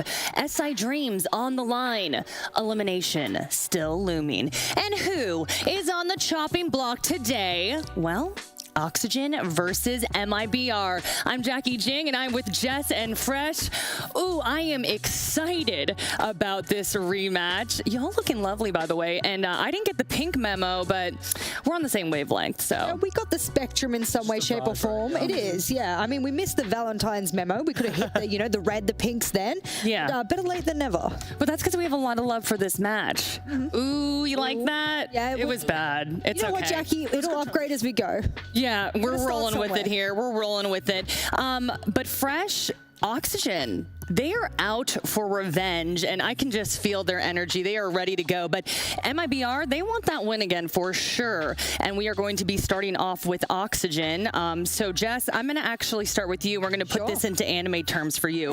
So, OXG is the typical shonen storyline. They're always fighting to be #1. But can't quite do it, but they're powerful and erratic and always on the brink of greatness. But is it enough to take down MIBR? I feel like you're trying to tell me they're always the bridesmaid, never the bride, always catching the bouquet, but it never comes true. I get what you're trying to say here, but for me, I've been watching Fox A and Laxing for years. I'm one of their biggest sort of, fangirls out there that I could ever be. So I do think that this roster has a very, very good foundation below them, but they have been one of the most successful teams in the entire tournament that is left playing. Before today, of course, we've already had one, a couple of teams eliminated. So before we started today, this is the most successful team to plant out of the entire tournament, which is unusual for their region. We'll go into a little bit more depth in a bit, but after their game against Down 1 Kia, where they're able to handily walk away with a nice win, Kino back on that support, things are looking pretty fresh here for Oxygen. The way I've seen Oxygen is a little bit like a Jack in the Box. They kind of got beaten up a little bit in groups, and FaZe beat them up in the upper bracket, and then they got into that lower bracket, and they've just sprung straight out of the box. They've come alive. They played so well yesterday to get through to today. Obviously, you can't make any mistakes really through the lower bracket, and it doesn't. Really, or at all? At all. Oh, okay, just double checking. My apologies. Oh, here we go. Tell me the facts. The team that gets knocked out, it has to be from the lower bracket, Jess. Really? I didn't even know that. Dunking on Jacob, because he made it very obvious yesterday. Oh Lord. Okay, Fresh, we have MIBR up on your screen right now. So MIBR, the Titan Slayers right now, they have taken down defending SI champions NIP, SI 2020 winner SSG, and Mexico Major winners Team 1. Just here at SI. I mean, just saying that out loud, I'm impressed. There's going to be a few people that disagree with me on this, Jackie, but I believe that MIBR are genuinely being slept on in terms of a Latin American team. Stage 1, SI 2021, they finished 3rd place. Brilliant result in itself. Stage 1 of 2021, 3rd place. Stage 2, their star player, Felipox, gets a shoulder injury, prevents him from playing. He was playing on the controller and, inside of Brasilia 06, so he couldn't, they kind of had issues because of the cumulative system in LATAM, because they never really caught up after that. They got stage 3, they came 3rd again. If that injury doesn't occur, they go to Mexico, they go to Sweden, they're here on merit. They've had to take the hard road here, and they've had to take the hard road through the lower bracket, and they're beating everybody in sight. This team is not to be slept on. I know we're the desk of analogies, puns, etc., and you've brought up the Jack in the Box. You said there would be a lot of people that disagree with you, and that sleep on MIBR. I am one of them. Yep. I will have to expose myself a little bit, and just to say that there are a lot of Latin American teams that I think rank them highly.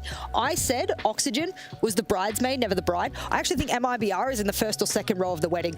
I actually don't even think they're up on the altar. Oh, no. I know that we're getting really nitty-gritty with this analogy, but I really want to paint a picture in everyone's mind as to exactly where this team sits in regards to their opponents today. I would say if you had to put money down on the table, could you do it in favor of MIBR, Jack? Yes, and I could, because if you look through their group stages games, they beat the teams that they weren't expected to beat. It was the teams that they were expected to beat where they came up a little bit short. Okay. So again today, they've already beaten Oxygen once, but a lot of people going into this will be saying Oxygen will be the favourites for this game. That's exactly where MIBR want to have themselves placed.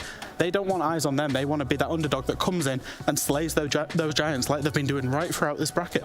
Oh my God, I hope they cross over, because we saw Kino on your screen just there. That's Laxing on your screen for those who don't know the names of the players. Well, we'll educate you just a little bit, but I want to educate you just a slightly bit further, because we have a nice little head-to-head, because this is going to double down on what I said before. Shout out to CGG for passing these numbers over to me. We have Oxygen having the highest plans in the entire tournament for the teams left over. They currently, before today began, had 32 plans to their name. They are the strongest strategic objective-based team in the entire league. And when Kino decided to play a little bit more flex frag for the team and swap off that sort of, hard support role that he had been playing, FoxA was the one that actually has most of those plans.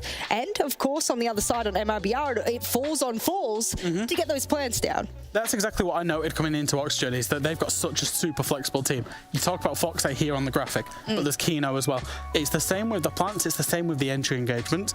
Every member of Oxygen is getting into a decent amount of entry engagements to spread quite well across the team, and that's their real strength in depth for me, is the flexibility across all 5 players on Oxygen. We should cast your eyes over to Falls, because if it's going to be MIBR versus Oxygen, we can also have a little bit of a head-to-head between you and me. I think Oxygen are the favourites. You think MIBR. Go down to those opening kills there. Have a look at that 0-8 in the opening kills. Falls first and never rides on beyond that first opening kill if he should take it. Not a very hot stat there, Jack. The thing is, though, MIBR, they have Felipox. And all I'm saying is, when you've got a player of Felipox's caliber, you don't need your support player to be getting the opening kills at all.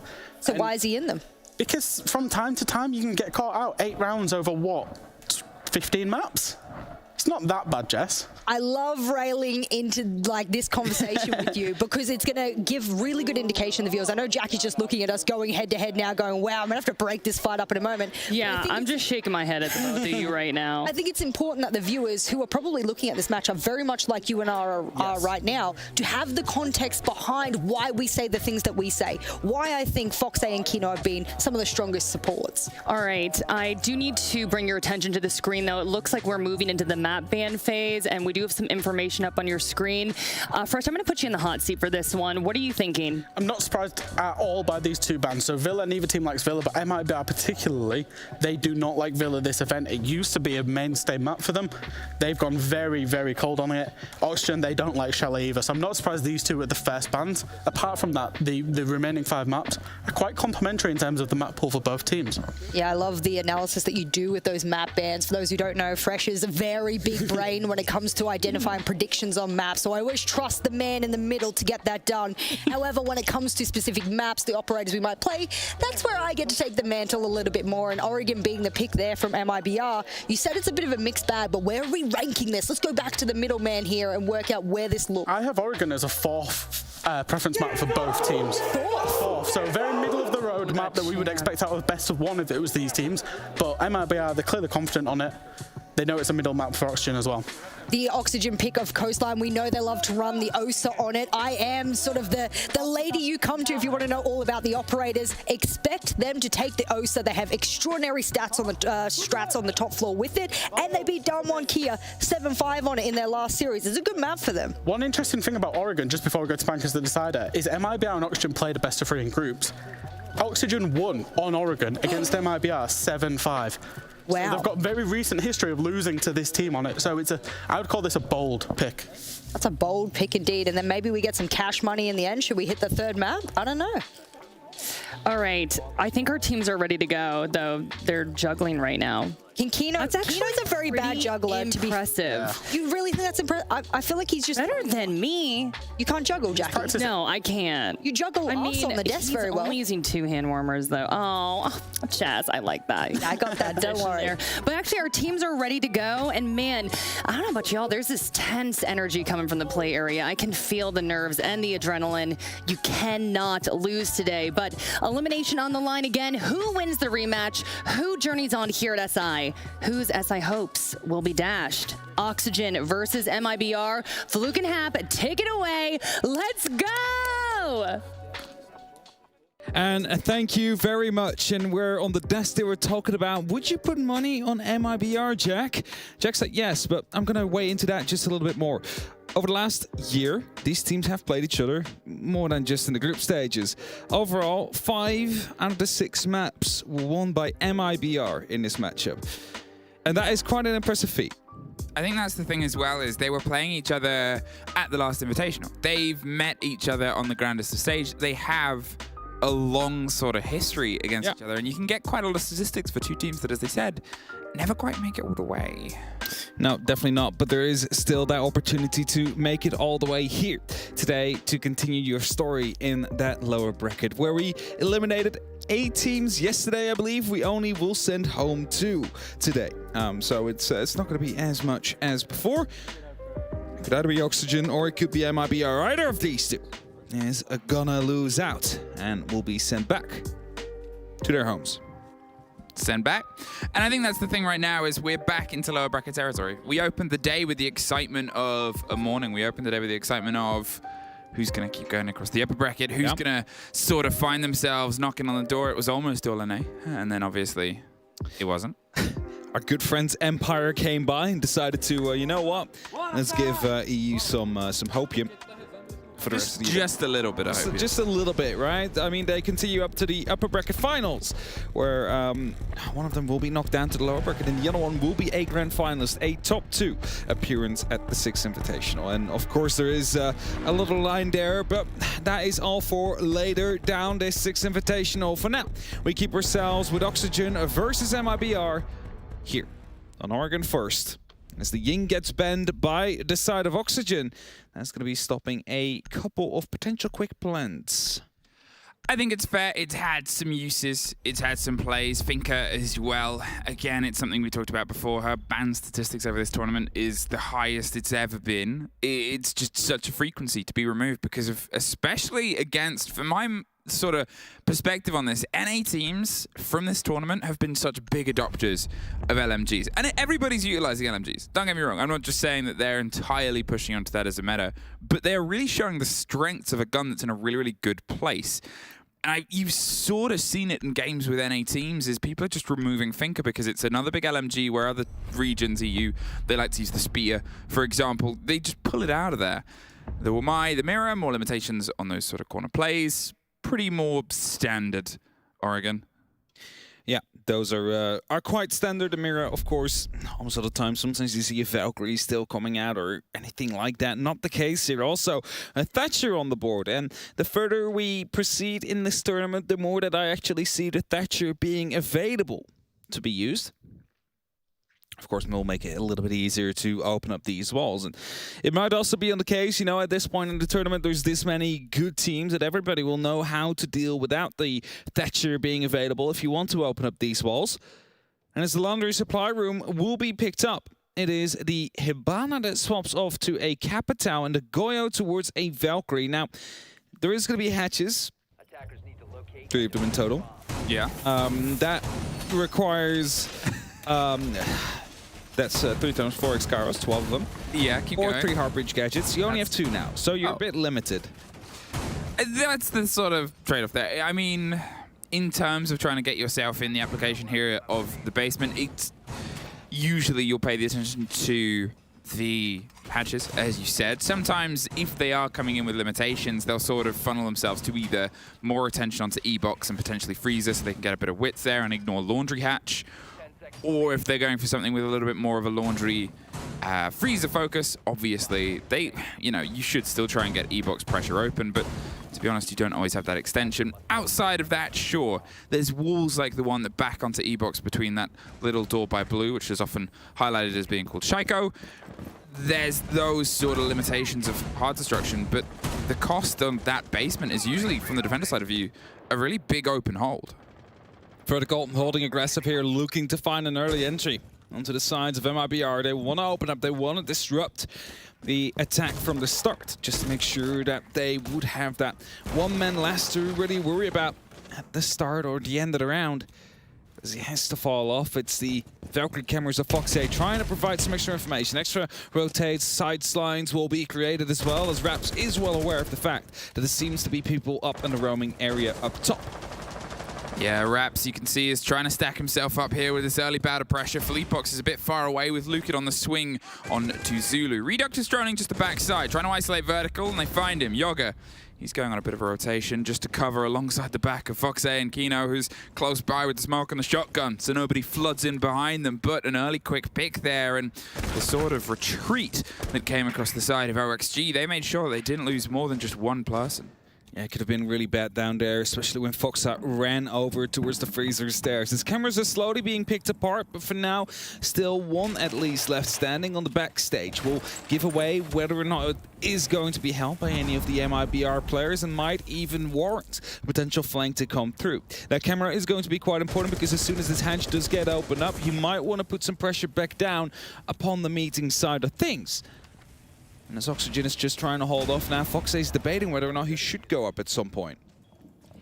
You can sort of strike back. It becomes an almost very risky maneuver because of the 3 stair sets, the 3 sort of ways you can swing into the backside of a team if they are missing one. And that's why we talk about the control of those hatches, as it forces more caution on the approach, the swing of the players. Here, this is that laundry take. This is that freezer take I talked about. They're setting themselves up here with just the roll down and force any of those players and shields out of that corner. No mirror means any swings from that little supply box are going to be a lot more dangerous. Yoga's in a power position here behind that core pillar. Kino's rotating closer as those smoke canisters can try and long arm them to the approach here of Philippebox, but we can start to hear Capitao whirring away, gets the small box, and Philippebox gets dropped. Kino with a swing, slinks his way away, but the diffuser, it's got itself a little bit deeper. Falls wants to see if he can find a close corners to plant it, but everyone getting stunned. Raps is able to cement one with Kino still battling backs. FaZe finally is able to find a little bit of a way. No, back into supply closet. That single Capitao didn't quite get him on the catch. I thought he'd been free, but with 15 seconds, they got to try and get him out at this point. They have an isolation, and Laxing has a bit of a rotation, a swing onto the wide side. It's the spray onto the Cappy. The diffuser is cold. The 2 versus 1, as they've got to frequently try and just find some of this attention on OXG's players. The last, he's going to give a bit of a game away, the explosion. They have a rough idea on his play. There's the pre-fire, and Lukid is able to lock it out. Very well played by MIBR there, and you saw, okay, they were able to flood that side, and normally where the old mirror would be placed in that cubby, it was suddenly out of play. The firebolts came in from the Capitao. That is so they can stop any player from swinging out that door. A second Capitao used on the rotation a bit further down, so the only real angle you all have to worry about at that moment in time is going to be that hallway. And yes, Oxygen was able to fight back. Oxygen was able to get these trades to go their way. But MIBR, they managed to at least find the advantage in the end there. Kept the player inside of the small cubby who rotated in right after. They find a round, they get the plant, and find a frag. Fast start to a game that I think is going to have a lot of those fast starts.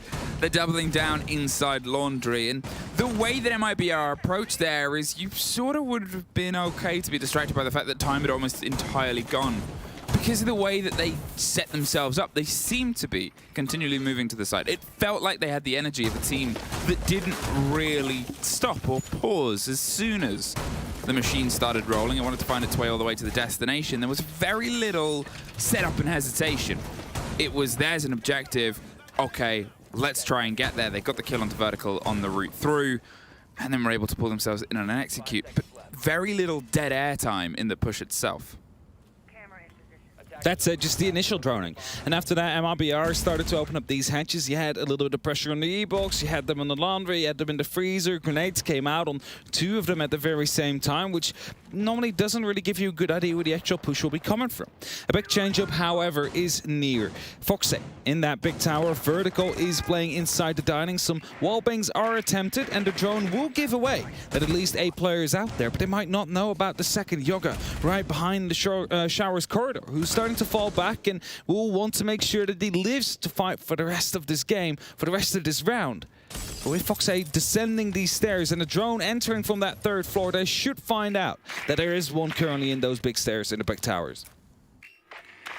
Yeah, it's that sort of awareness I talked about before. They couldn't quite get the handle on where the OXG players were on the site, and Laxing was almost in a position to be able to clutch it out. You saw the swing on the audio come around at the last possible second, but here they seem to be trying to build themselves a better network of intel and information before they actually go for the pressure itself. The pings are coming through inside the small server box, and first just going to drop out a sec and find his way back down to Freezer. Time wasted and not his blood this time round. They haven't been able to capitalize on a singular player, and you can see MIBR, this is what I talked about before. After they got that opening kill, they just kept driving. Here, they're still weighing up options. Still weighing up indeed, but you know, if you still start the execute with roughly 60 seconds on that clock, it's plenty of time, especially since every single member of OXG is currently giving up the freezer, giving up the laundry. That seemed to be the main priority for the side of MIBR, and as they open up the laundry hatchet once more, they're going to be making sure they could go for a quick push there, or at least provide some support for the box, also using that tube, the blowtorch, to open up the hatch on the E-box, and with that, more pressure will be coming down. A minute left on that clock. Lukid is aware of the fact that there might be cameras giving away his position, so he's slowly descending as he's getting himself into a position, and the first one he will find is Yoga, who's currently still dancing around the corner, and with this EMP dropping, they might be getting rid of any ADSs or any, well, other pieces of utility that will stop these discs and grenades from coming through. There it is. The Thatcher, as you saw there, was able to allow them to pop open all of the holes in the shield, and the ADS is inside the back of Laundry. That is that swing shield that we talked about. The potential of Kino on the previous round to cause some devastation. 30 seconds, the grenade bounces and catches out Yoga. They're holding the angle, but it's a bit of a scrappy fight on the far side. Kino gets one, and Vertical is able to lock off a double of his own. Suddenly a 4 versus 2, and it's a bit of a locked door here on Freezer with the smoke canisters, but Falls finds the cook. And that is all under Vertical's feet right now. Raps, he's going to see if he can swing his way in close in the sight. One on elbow, one on the split round. The grenade is going to force a bit of a movement, give himself a second to cover there. Lukin's able to get a connection, but a couple of seconds, they're not connected. There's a catch. But a loose Oxygen player, this time, is able to cause the round to go their way. Yep, one left there in the end. Oxygen able to have a survivor inside elbow. Didn't have to swing, of course. Was ready to do that in case it was necessary, in case it did went out of their hands, out of their momentum. But a 1-1. And Oxygen, they lock off that bottom floor side. Will be heading up towards that top floor now, towards the dorms. And something that MIBR tried to go for here is, even though they did not have that first kill early on, because they still had the entry, they tried to use that utility, use these asphyxiating bolts, use these grenades. What they didn't do, however, was the smoke bolts. Those were not deployed. And they might be able to help you in these situations where you want to go for a plant, because you block these lines of sight. And of course, a smoke is not a wall. You can still get banged right through it. But if they don't know what they're shooting at, they need to, well, anticipate where you are at that very given moment. And if you have a player inside Freezer, he can watch that run out from the hallway. And that way you would have been able to deal with all three different angles and would have potentially been able to get a plant down later on as well. Of course, not the case. Oxygen find a round here. And MIBR, well, as they won that first, probably not too worried about the rest of this health yet. They're headed towards that top floor now. It's a new site for them to attack, and it will potentially start around either the attic or the walk-in closet.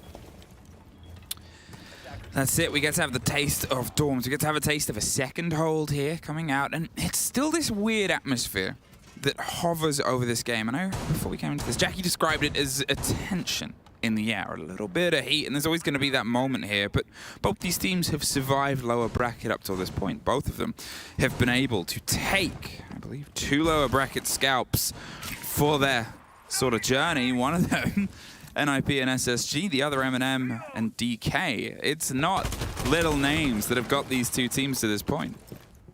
Definitely not. And both these teams have shown that they're worth being here at this given moment. And as the first RC Retiros are coming through, it is just to get rid of some utility. Through the drone hole, actually stuck? No, not quite yet. And it runs through all the way. Laxing unable to get it, and the shield will drop there in the end. So Attic suddenly lost a big part of the defense there.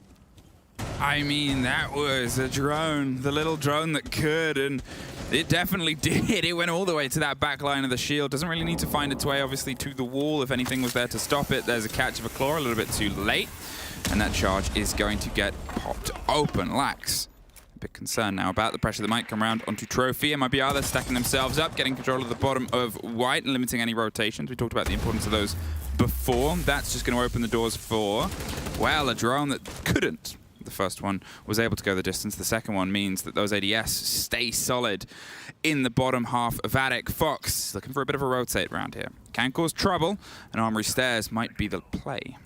All right, so for now we have 3 around those armory stairs on the side of MIBR, 1 outside White. There is some spots coming through on the members of Oxygen, who now will find a wild Yana at the bottom floor as well, looking to ascend these White stairs. You said it, Yoga is in a good position. He might be able to pick up a good flank here. There's 2 players of MIBR looking to hit from this side of the map. They want to go for a bit of a pinch push here. And as these grenades start coming through, small amounts of damage will be done, but nothing quite, well, significant yet. And as Luki goes for a second, that will also do just a little bit of chip damage towards Laxing. It's MIBR that is yet to find an entry. With 45 seconds on the clock, they do not really have smokes to use except for those in Faz's pocket.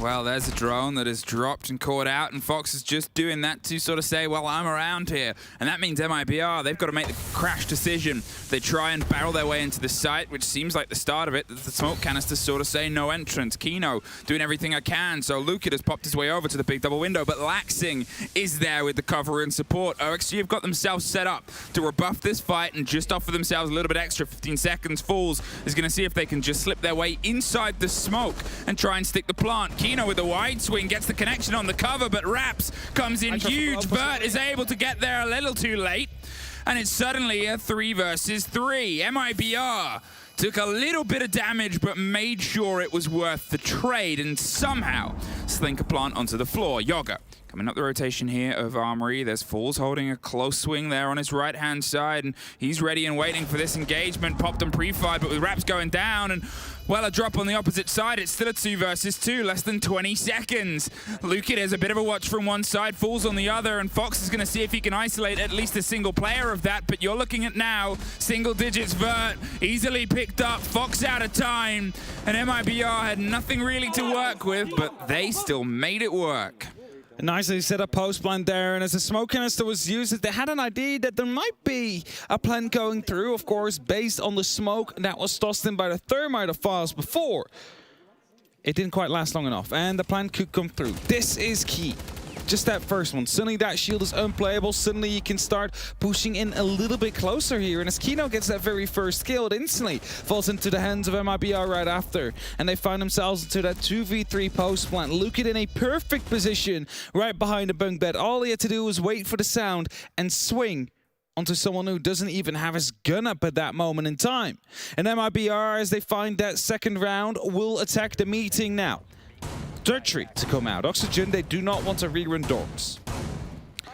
That's it. It doesn't feel worth it for them because, to be honest, from their side, they did have everything going in their favor. I pointed it out. There's 20 seconds left. They still have all of their players up. They still have pretty much everything locked, and the smoke had popped 2 canisters, maybe 3 at that point. I'd have to go back and check. There was at least 1 on the side of Walk-In and 1 where the eventual plant went down. As I said, it was just that decision from MIBR is, well, let's see if we can stick it close. A position that was so out in the open, but everybody had awareness of each other. Yeah, they did have awareness of each other. They knew exactly where everybody was at that very moment in time, and as they went for that push in the end, it is the Valkyrie cameras to be tossed out. That one missed. That might have been the actual point. Seems to be the case. Didn't want to get one of the tenor. And Oxygen, they have a little bit of a awareness on that top floor, a little bit of presence that they'll try and hold off for as long as they possibly can. MIBR looking to go at least for a straight push towards the kitchen side. Droned ahead. Lukid's going to see if they can get a loose catch here onto, well, anybody that might be around the Zulu side, but it's actually very open, very isolated. They have the vertical pressure. And that's something that you can't just really leave. You're not going to be able to get a plant into kitchen without some attention paid to those players above because there's just so much for them to be able to swing around and underneath. It's not impossible, and they've pulled off tough things before, but still, with 2 minutes on the clock, they know that they have a lot of other work to do first. There's a lot of work to do indeed. They need to decide, first of all, what will we go for? Are we going for a kitchen plant or a meeting one? It is quite important to know because it requires you to either get the dorms under control for your plant or to get the attic to head your way. This is a very good cam here from Vertical. He's spotting out a player onto the balcony. Not really anything they can do about it, however, and as this grenade bounces around the corner, it's going to allow the exothermic to open up onto the kitchen and provide a very long angle potentially into the security as well. And thus Kino now stuck behind his refrigerator. Checking the cams, trying to find if there's someone he can swing. And Luka just standing by in the showers corridor together with the rest of his teammates. Is Foxy hiding in the corner right here. He gets swung on. Misses the first couple of shots. They know exactly where he is, but he still gets the first kill. Caught back though. Rep swings his way from the top of showers, and suddenly it's trades all across the board. But Vertical keeps everything into their favor for the second split. They're going to see if they can try and take some of this Vertical. Going to see if they can try and just lock it off away from the aforementioned player, but he's happy to keep this fight up on the top of the stairs. A minute on the board, and, well, leaning into that grenade, Raps puts the pin back in and pulls himself a bit further down to make sure he doesn't get caught out by a Deagle that already has 2 names etched on the side. I was so confused to see the Deagle for 2 kills there, but either way, MIBR currently locked out below these white stairs. One in the showers corridors. That one bounces back and almost takes his own life. Reps is looking to take control of the security here to provide a bit of safety for FaZe to maybe dig in deep and go for a plant. But as long as Vertical's on that top floor, he has an opportunity to counter whatever is happening. And as FaZe is sneaking through, it seems like Vertical might be aware. There comes the kill. That's the diffuser gets dropped, and it's the second one from Kino as well. The SMG-11 is going to be able to lock it up for Oxygen here and puts us up into 2-2. 2 apiece, and it's been back and forth the whole time. And obviously Laundry, the one place we've seen twice will open itself back up. The doors of possibility are now back in the favor of both of these to try and determine who really has the better swing of it here, at least in the first half, because this is far from the last time we will see it brought to our battlefield. It has been a bit of a mixed bag. I think the first time round, as I said, MIBR were able to get that early catch, then just keep the pressure hot behind it. Yep. Then they were slowed the second. They couldn't get a grasp of anybody on the side itself, and because of that, that loose single player at the end, that to be fair was almost the cause of OXG winning it the first time round, meant that MIBR lost it out, and they will be aware that that time, that problem of not quite having the full read, the full beat on the 5 boys on site means that they're going to have to try and, I guess, potentially pinch from blue, maybe a bit of pressure on tower, stop that rotate, or force them to be in a position where, well, we know where they are. That's it. The last time they did get quite close, but again, elbow, one of those points they do not have under control. And if you go for an elbow control, you either need to commit quite a bit of utility for it or sneak in at the edge of the round. Like, you open up that barricade before, you don't put any pressure towards it for the majority of the round, and then you just come in if they think it's clear and potentially strike them down. There's also a way you could drop the hatch, walk around the corner, then go into elbow from there on. To what some call Shaiko spot, head into there. But I don't know, like, I think the original take, it worked quite well. It was just the fact that they couldn't quite find the first entry early on that make them struggle so much. So if MIBR managed to isolate one of these players that is currently off the site, such as Yoga, who is currently ascending the stairs and will find himself into dorms soon, close him off, make sure that he can go through. It's actually Reps that seems to be going quite quickly into Laundry. You might be catching some off guard. That's it. He could catch Kino, and he does. Just caught them in the middle, and suddenly they've got to try and rotate their way back. They expected more of a fight here on the mid-floor. They expected more of an engagement, and that puts Yoga in an awkward situation because of that slow sort of creep he's got to make. He's been able to repopulate, but look at how Kino's been able to lead into this game. And look at the canisters that have been removed, and sure, they haven't been entirely visually effective. They haven't got a direct drop or a pushback, but they've definitely held them at bay, and they've definitely held some time and some attention and focus. If you wanted a first pick, there's probably no name you wanted to take more than the one that's already off the board. That's it, right? Those smoke canisters are so crucial. You remove them from the board now, but that is effectively, let's say, roughly 40 seconds of denial in a certain spot where they wouldn't be able to plant. And now you remove that from the board, it has to come down more towards different kinds of utilities, such as that Nitro Cell in the hands of Laxing or potentially the Evil Eyes that Foxa can control. And as it is that 2v2, it's a pretty important round. The hatches are being opened up as well. There's no more Capitao that will use these Heartbreach gadgets to open up. It's going to be the Excaros that does it instead. And as Oxygen is trying to rotate around, is trying to find the right places to be at that current site. EMPs are also still popping through, potentially to find pieces of utility that could be located out there, such as Mute Jammers to allow drones to come through, but also ADS, so these nades will actually hit the shields that they're meant for. Well, not just a shield, 2 ADSs and a Mute Jammer as well.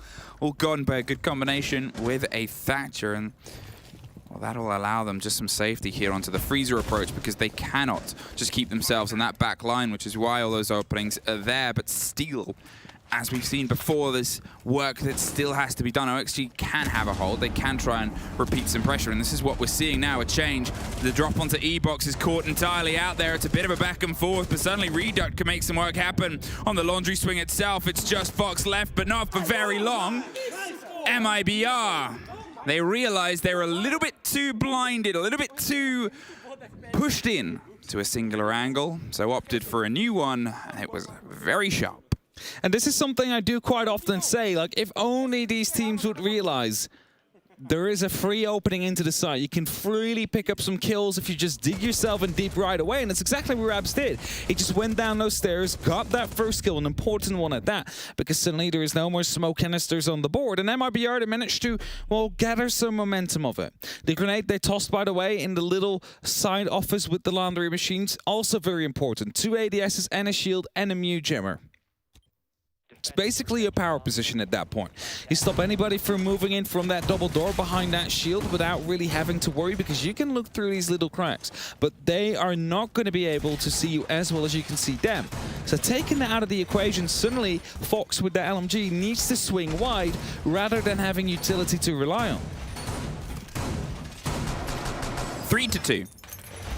And obviously this is MIBR's map, so they think that they can start to really apply the pace when they swap over to their defense here. It's up to XG to try and cement themselves in even half and even bit of a go at it. And they've got themselves stacked up. A little bit of the Flores play went a long way, but they've opted for the different setup. You're looking at the stretch with the Hibana. Obviously, you have what is a pretty standard lineup here, so you expect some pressure to come across from tower. You definitely expect that indeed. Small tower at least is being taken already. Just slightly luke it out here. Probably will be well aware about the fact that there could be someone in dining, and for now MIBR are not really looking forward to clear that out, so they'll leave it for what it is currently. You might just be able to cut him off on a rotate later on, might be able to pick up a free kill as a result, but as I say that, rotate's already coming through. You see the blue body just running by underneath. Luke it there. That was vertical, of course, falling back towards the kitchen, and as these cameras are giving a lot of utility to the side, or a lot of information to the side of Oxygen. They now know someone is at that main door. That means they will start to put some pressure down, probably from below, to get rid of any mute jammers that could be placed right on that wall. Of course, Reduct is out here with the Thatcher as well, so they could easily use an EMP to get rid of it. So, you know, they open it up, maybe as a flank watch, maybe to make sure no one goes up those stairs. We know, of course, FaZe is off site. And they're trying to make sure that they have everything covered on the side of MIBR. Lucid going a little bit wider with his approach here and seeing if they can try and put some pressure potentially to the bottom of White Stairs, or maybe even some depth charge grenades that might try and catch some of the players. A big consistency throughout this tournament. They obviously have their stretch, they have their pressure, and they put this push together last time with about 15 seconds. They're trying to build themselves a little bit more, but there's otherwise nothing too intently. They still have bodies underneath. They have themselves opening, but you cannot just leave C4 players free around Zulu. No, it's going to get dangerous when you want to go for that plant, especially with a camera like this up. FaZe is going to move up now, is going to toss one of those nitros. That could be a double kill. No, just one. Misses the right opportunity and Reduct will fall. But MIBR, they still have an opening. They still know one is currently offside, and as Lucas is on this flank watch and his grenade pops through, is Laxing that loses his shield? No, actually, it stays up for now. And he knows. But 50 seconds, MIBR, they will be forced to go for their push soon, and every single Oxygen member is on site but one. And as they need to go through, a plant in the games room is highly likely. The shield gets dropped, and Lax actually moves into where the explosion happened. He's Commando crawling his way all the way underneath, but Fool's caught him at the end, and a canister catches him back. It's sprayed dirtly around the corner, and there's one more, but it's suddenly all exploding into the dorms. Fox on the roam in the smoke. Tanked a huge amount of damage, but it's a Luke kid that has that final connection and a 4-2 half for MIBR. And as I said, that our plans would be very likely in games, they decided, you know what, we're not going to do that. It's too risky. We have that man disadvantage. They can trade for all they want. So they decided to run through the smoke, head into it, clear the player that was prone underneath so you could get that support, and afterwards kill two more. It was a good C4 from FaZe. He would have been able to pick up a double kill potentially here. And Kino, as he picks up one, was unaware of the fact that there was a second player still in attic there. The one that was originally challenging, I believe that was Laxing playing on the attic. And gets picked up right after. And as a result, they could go for a plan. They could put up some pressure. And now a 2-4 on the board. MIBR are leading by 2 rounds. And Oxygen will be going over to the attack themselves, as it is MIBR's turn to create these puzzles that need solving. Okay, OXG, it's time to see if you can apply some pressure to this. You have yourself pretty much everything you need to get through any hard surface with the combo of a little bit of soft. There is obviously going to be pocket throws, 4 grenades, and a couple of smokes. Really, it's well-rounded if you can get everything to land precisely. That's the sort of risk of bringing this sort of lineup, obviously, without the limitations or without the possibilities of something like a Zoth or something with a little bit more range. We've already seen and talked about the power holds and corners and shields that this site offers, and it means that you've got to be a little bit more dangerous, a little bit more debonair with a wide swing of a grenade in the right place, or a very adventurous Twitch drone. That's it. Sometimes the Twitch drones have some good effects here. And they were being brought, of course, by Yoga. If he looks on those big tower stairs, he's just roaming around, hoping to well, waste some time, but also provide some pressure. And as there are still rotates happening on the MIBR side, that might actually be quite detrimental here. Noise is being made by Oxygen, so Reduct now knows, okay, I need to stay here. There's no real way out. The rest of Oxygen is just trying to find a way in after MIBR is having to do that for the last 6 rounds.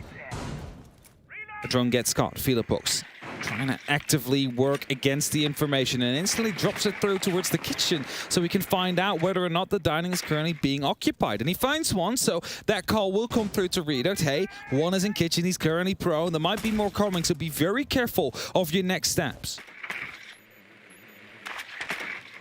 Clarity, and that's what they're trying to find right now, but obviously the catch of drones is going to make things a little bit trickier. We've already talked about how MIBR sort of struggled when they weren't able to find that first body, and it's the same story here for OXG, a slip away. Wasted time and possibilities on a catch, and MIBR are now full strength back into the bastion that is that basement. They have everything that they can to try and rebuff this approach, and they've wasted about half the time. Now, OXG, when they have a little bit more confidence, they might try and start shepherding and shoveling their way down. Reduct is going to be potentially the first you meet them, though. He's toying with the idea of some aggression on the stairs with a ping on the camera watch. As soon as that got dropped, suddenly you lose a lot of that confidence. Currently 2 reinforcements left and pocket as well of MIBR, so they could lock up Elbow if they want to, but there's absolutely no reason for them to do that at this moment in time. There's no pressure coming through. And as Yogai goes for these Twitch drones, he wants to find utility, crucial utility. Think of ADSs, there you have it. That's one that means a grenade can now sail through and potentially find a kill on the other side, but not allowed to go further than that. Wants to continue that pressure. 50 seconds. They need to go for an execute soon, but they do not have an entry yet. And as the next drone gets taken out as well, the cameras will stay up. The information continues to be fed, and as the first smoke canister gets popped, it is going to be the laundry sides that is being hindered by that the most, as Raps will be found by a grenade himself. This is it. This is what I talked about, that utility. It's got to be a dangerous and brave drone, and they couldn't quite get that bulletproof, and now they're going to have to get the removal with the grenades instead of the pop of a long bit of burst utility. 20 seconds. Every player still standing, and we're about to get quite quick here on the approach on Laundry. It's locked in, 3 bodies. OXG, they're seeing if they can find a way past the close slim, but it's rolled in over the corner. They have some cover and protection. It's smoked out on the connector. It's back and blow, but it's no plant, no diffuser. Suddenly, MIBR start to flood their way back in. Gotta go for the recollection. It's a single player versus 2, but MIBR have just one more than you. A third smoke canister was still stout, Emmy, at the moment the execute started, but an EMP popped at the exact same time. The smoke canister got EMP'd. It was unable to detonate, and as a result, Oxygen was allowed to get into the side. Otherwise, the plant where it happened was never allowed to go that far. Of course, they went for the push afterwards. They went for the aggression and managed to stop it dead in their tracks. But it could have been a crucial EMP that popped at the very right timing for the side of Oxygen. Now, MIBR, they managed to bring it back. They managed to confirm at least the round for themselves. And with that, they're currently 2 away, but it got very close there. They wasted time perfectly. They played up on that top floor. There was mute jammers everywhere to stop drones from coming through, and so were the pests. And as a result, they blocked a lot of information. They wasted a lot of time. But as the time ran out here in the end, it could have ended very differently here if Oxygen maybe would have dug in that diffuser a little bit deeper. I think that could have been the saving grace. If they would have ran up to the reinforced wall, went for a plan there, and hold that cubby, hold the hallway, and the rotation. And with the player you had inside that freezer, the rotation is already covered. You don't have to worry about that anymore. The other 2 players could have watched the hallway instead. Of course, I am mere a X-tier 3 player, so, yeah, you know, I'm not going to say that I know everything.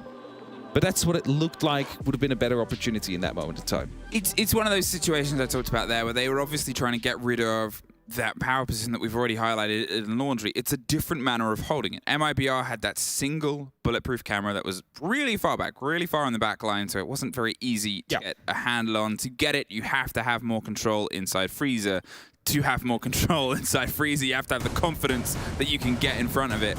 It's that sort of catch-22 that's played against here, and there wasn't the most direct line. There wasn't the most direct way through to it. They attempted it with the Twitch drone, attempted it with a grenade there at the end to sort of cover the side of the push. But when you're on 15 seconds and you're utilizing that utility to get rid of that utility to cover a plant, things become a little bit more slippy. The team talk the timeout to make sure that they can keep themselves off of map point for as long as possible. They have to try and pull a perfect rotation here across these sites, including, technically, if they get that far, the one that they just lost, if they want to have some hope of taking Oregon. I said they want to have Oregon in their hands, at least Oxygen. You know, you want to make sure that you lock this off as quickly as you can. And of course, MIBR, this is their map pick. They will be the ones that have the advantage if they lock this one off, headed into the next. There's no yet. And Oxygen, they did get quite close. If it wasn't for the little amount of time they had, they could have clutched it out in the end there. But a 2-5. And it's a Nuck that tries to sneak in, potentially go up towards these white stairs and wreak some havoc. Yoga trying to do what the side of MIBR did before, where they just showed up at the laundry stairs. We're able to pick up some very important kills. But as he decides to drone first, there is a proximity alarm, and that will still go off. That will still give away your presence there, and that might make sure that you're not quite able to put up the surprise you wanted to. Wow, that intel game still working in the favor of MIBR for now. They're limiting it as best as they can and capitalizing it where they, well, should. Yoga, he's trying to see if he can play against it. The grenades rolling under the freshly opened dorms, but no bed. Or no one's caught sleeping, at least. Grenades coming in, Philipok still below, Files are still checking here and there on those white stairs as Yoga is looking to bounce up here, hoping to find a very tight angle, but for now won't find any. The grenades will be tossed in to potentially locate or dislocate players on the side of MIBR, and the first kill comes in. He descends these stairs and finds Philipok. That was going to be the danger all around, but Rita comes around with a shotgun here. It is Reps that finds himself a kill as well before he gets traded out. The man count, however, stays in favor of MIBR, and as the smoke canisters were being tossed into that big window, it's Fast still alive. He has one left in pocket, 15 seconds to stall, but there's still 1 minute and 10 left off the clock. So Oxygen, they just need to slow this down. There is still some utility on that board. And as Fast just uses his last piece of utility now, will mainly come down to the gunplay from both these teams. Fox with a slow creep round here. There's a yellow ping just on the player inside security. They have an awareness though. And it's Luka that's able to keep himself standing. Kino, all that's left for this round. He's swinging on a couple of different fights. They know exactly where he is. There's a close body with a shotgun just to the left, and one a little bit more leaning towards leaning into the fight. There he is, either side of that dorms, that core. He's jiggle peeking the other side. He has a second stack up, but it only takes one. And now they only need one for them to lock in their map here. Oregon as their opener. It was the Brazilian against the Brazilians in that matter. And he was unable to successfully lock them out. It's match point. MIBR are currently 1 round away of locking off the first with quite a convincing fashion.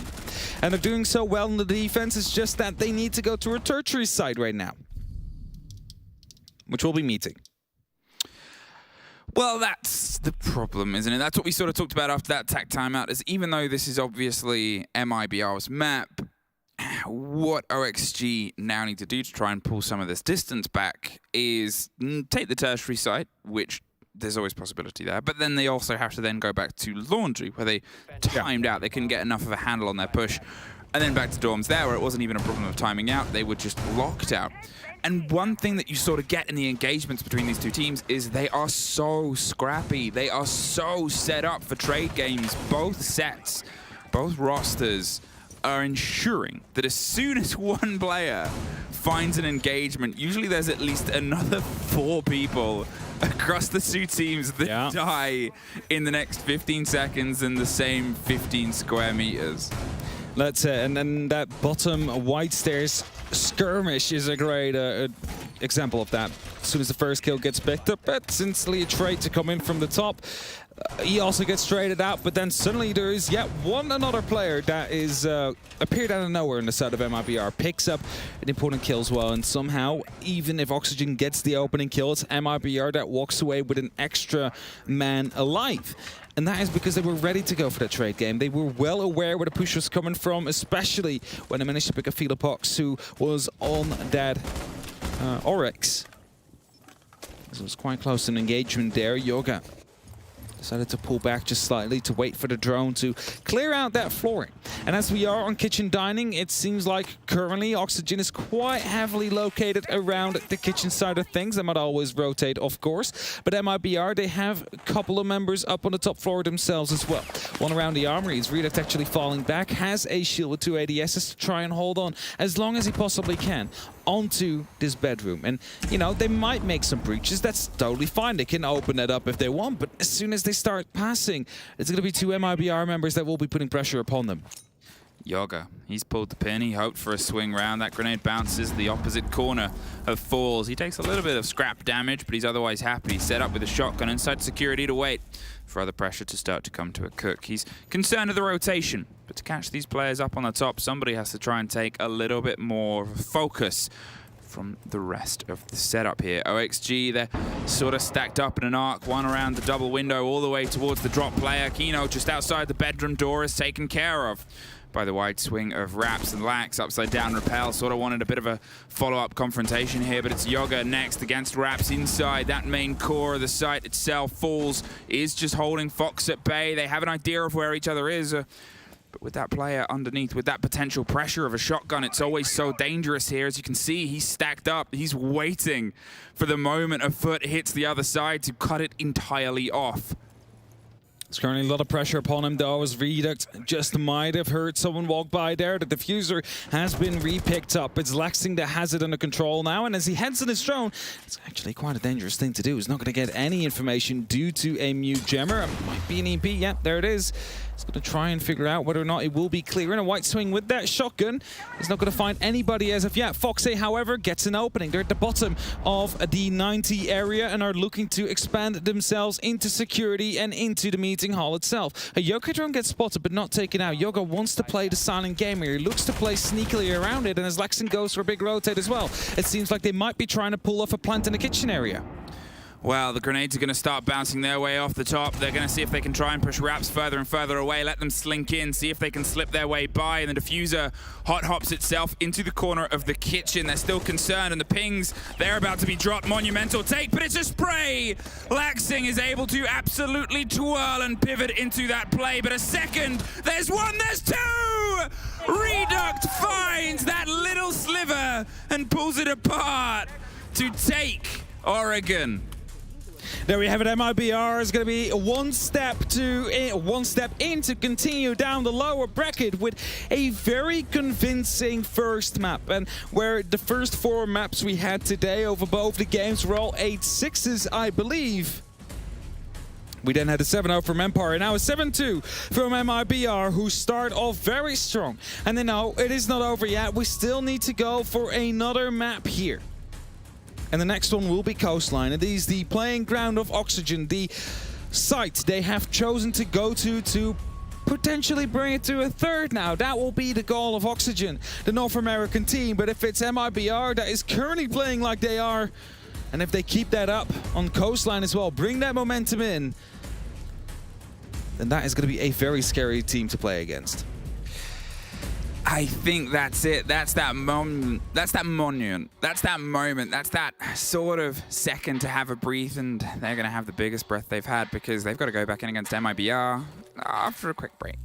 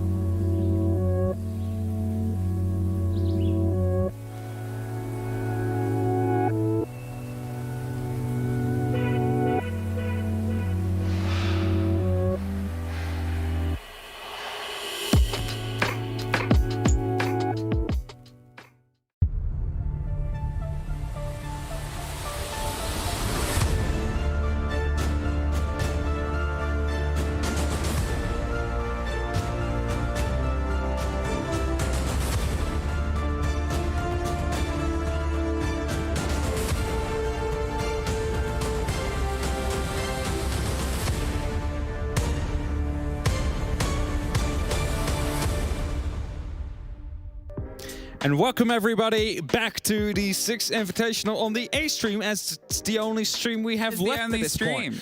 I walked over to the B stream and there was nothing left anymore. The table's gone. The table has been stolen. Please send help. We don't know where it went.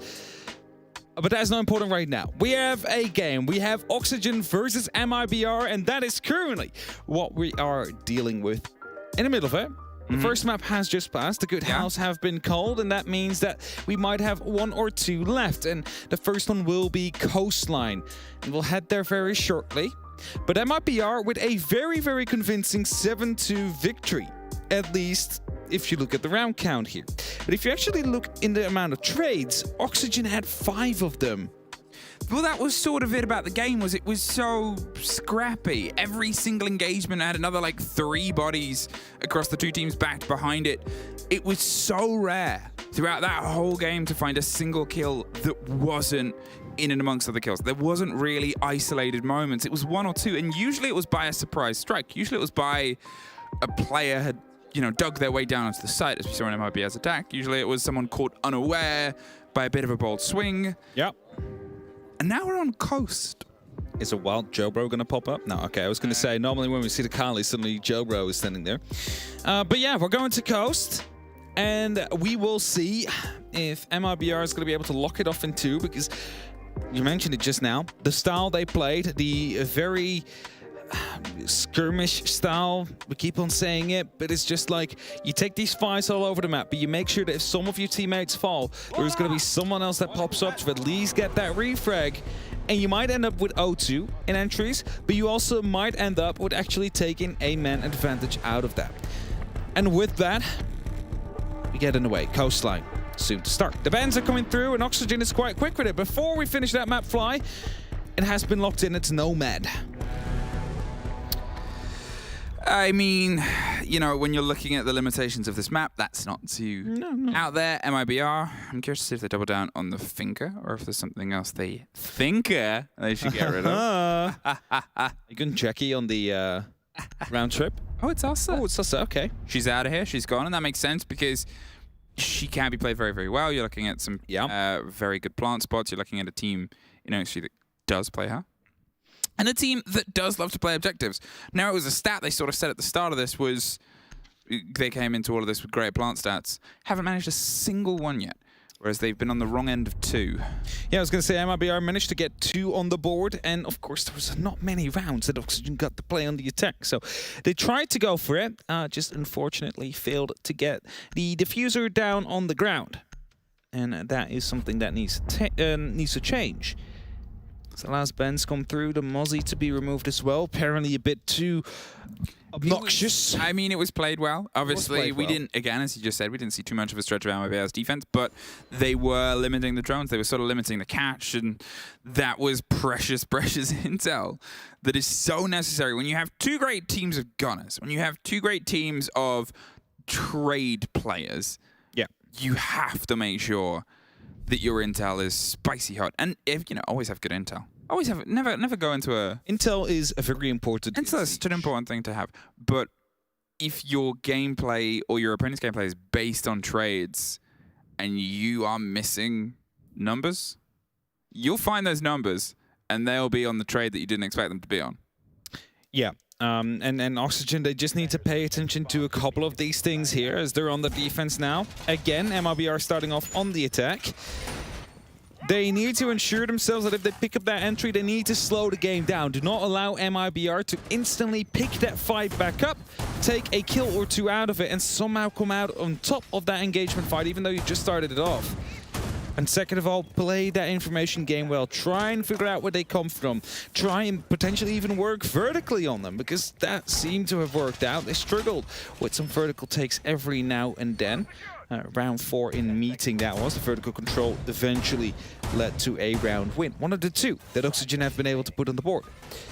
And I quickly wanted to highlight it's not as important yet, but the Osa ban a little bit more, because we did see it before, where Oxygen really likes to plant around the billiards area with that Osa. First of all, set up long angles so they can watch from a bit of safety, but also know what's going on. They can easily pop up and pick up a kill. But second of all, it is a great tool to pull up a plant with. Look at, he's going to see if he can try and start with the stretch and the roll of falls now with those E1Ds. I feel like they're going to be a constant between the two teams to try and limit some of the movements and free range attitudes that are otherwise being that consistency. There it is, almost on cue. You pause for a second and he feels that silence, and they're going to see if they can try and get the catch here onto that loose player. Lax is obviously around Sek. He's obviously around that bit of pressure where Raps is going to drive themselves too. You don't always see a player onto those windows, but it's allowed Raps to move in. Philippox sort of hits a couple of hefty hits across the bow. No, in fact, no, he's just droning. It's Lax that actually caught it and got caught himself. And no response because of that E1D. Waiting for a second air with a potential injured to come in as Foxay now wants to go down as well, but spots a drone, knows he has been spotted, and as Files gets off the rappel, he knows as well. Let's not push this too much now. Not yet, at least. This is getting quite closer. It's Files that falls off. Tries to play a little bit safer. Drones are still jumping around. They're trying to figure out if Foxay's still out here. And as he checks the Lamborghini, he's not able to find anybody standing right behind it. Lukin, however, spots another player. They seem to be pushing into the office side, vertical. Still thinking about it. A bit of support from the blue bar of Yoga as well.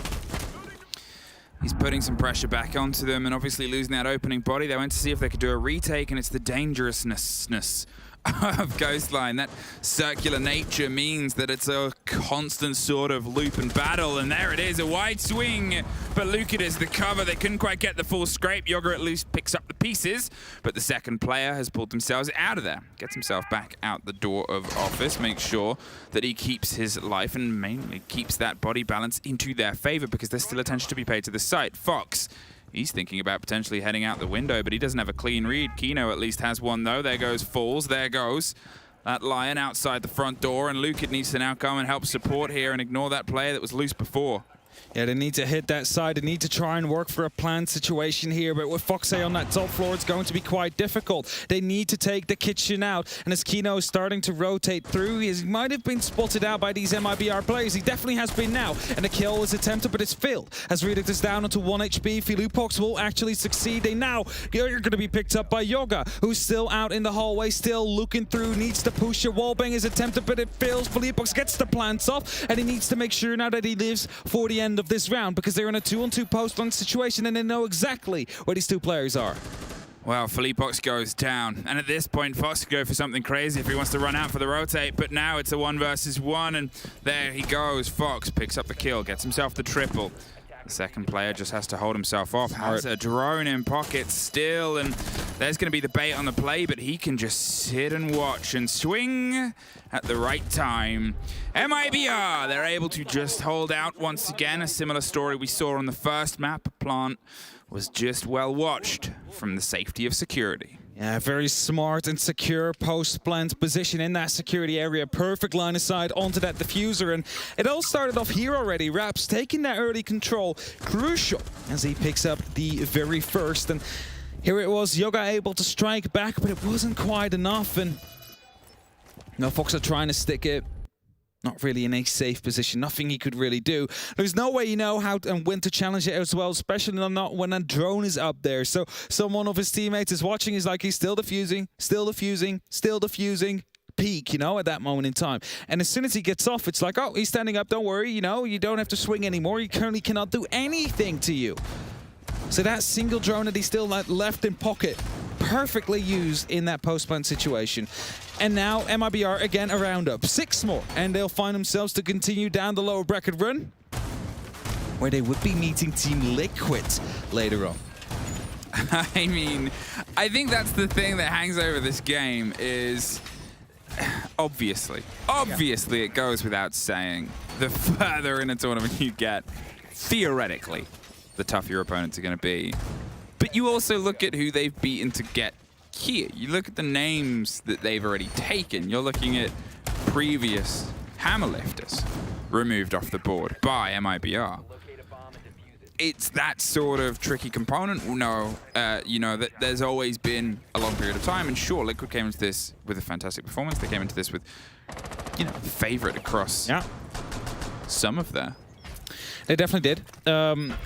To some extent also Demon Kia, as Yoga gets the very first kill. Raps takes a small amount of damage as well, but he lives for now. on the Aqua balcony. A lot of pressure coming in early onto the MIBR side. Oxygen, no. Oh, that's a default cam. Oh dear. That is very painful. They're not aware. 3 men is currently being spotted out for it. The callouts will still be coming in. Vertical knows it as well. No one is checking for this. This is a big mistake on the side of MIBR that they're not aware of. I'm not sure if it's FaZe's job to go for it and they just go spawn pick before he got anything done, but Vertical picking up a kill as well. And the default cam's still up. They have no clue. No. And that is just the power of those defaults. If they go unchecked, well, this is what happens. You get absolutely bodied. Iana, they still suffer. They finally see it, and that has that moment of, oh yeah. But they still take the fight there. Vert is able to just pop his head out and pop Luka down, and 2 kills gifted from the back of a single piece of missed utility. If we compliment having the drone in the pocket late for the hold previously, we got to sort of, yeah, pull out the opposite side here if you've got to focus. And this is where you flick the cams at the start of the round. You just check what you can find out. You need to make sure that you get that early information. And if you then suddenly find yourself in a way where 2 people are up on a balcony and they didn't kill the cam, make use of that. Start putting your guns into that direction. And well, Philipbox, he's going off on that vertical at a very wrong time there. That is just siege timing to perfection, you can almost say. It is a proc sensor that will give away the position of Reduct. He takes it down, but FaZe with a shotgun will be quite close. Should expect him to pick up the kill of Reduct. Does eventually ascend these stairs, because I don't think FaZe is going to move out here anymore. They have those 5 men available to them. They have a 3-man advantage, so you can expend someone to just watch a staircase. That's it. There's pings and there's a reveal of a mirror window that gets popped open, but there's still so much work to be done, and nowhere else OXG really has to be. Philipbox, he's taken his drop into the shower's hatch, but he's obviously isolated from his other teammate, and, well, they knew that he was there. They had the watch, they had the beat, they had the rhythm, and suddenly they now have just a little bit of cool vibes left to deal with. A flawless. Don't leave him. There you go. I don't want to say I've already written down it was a round win after those 2 first kills came through, but I kind of did.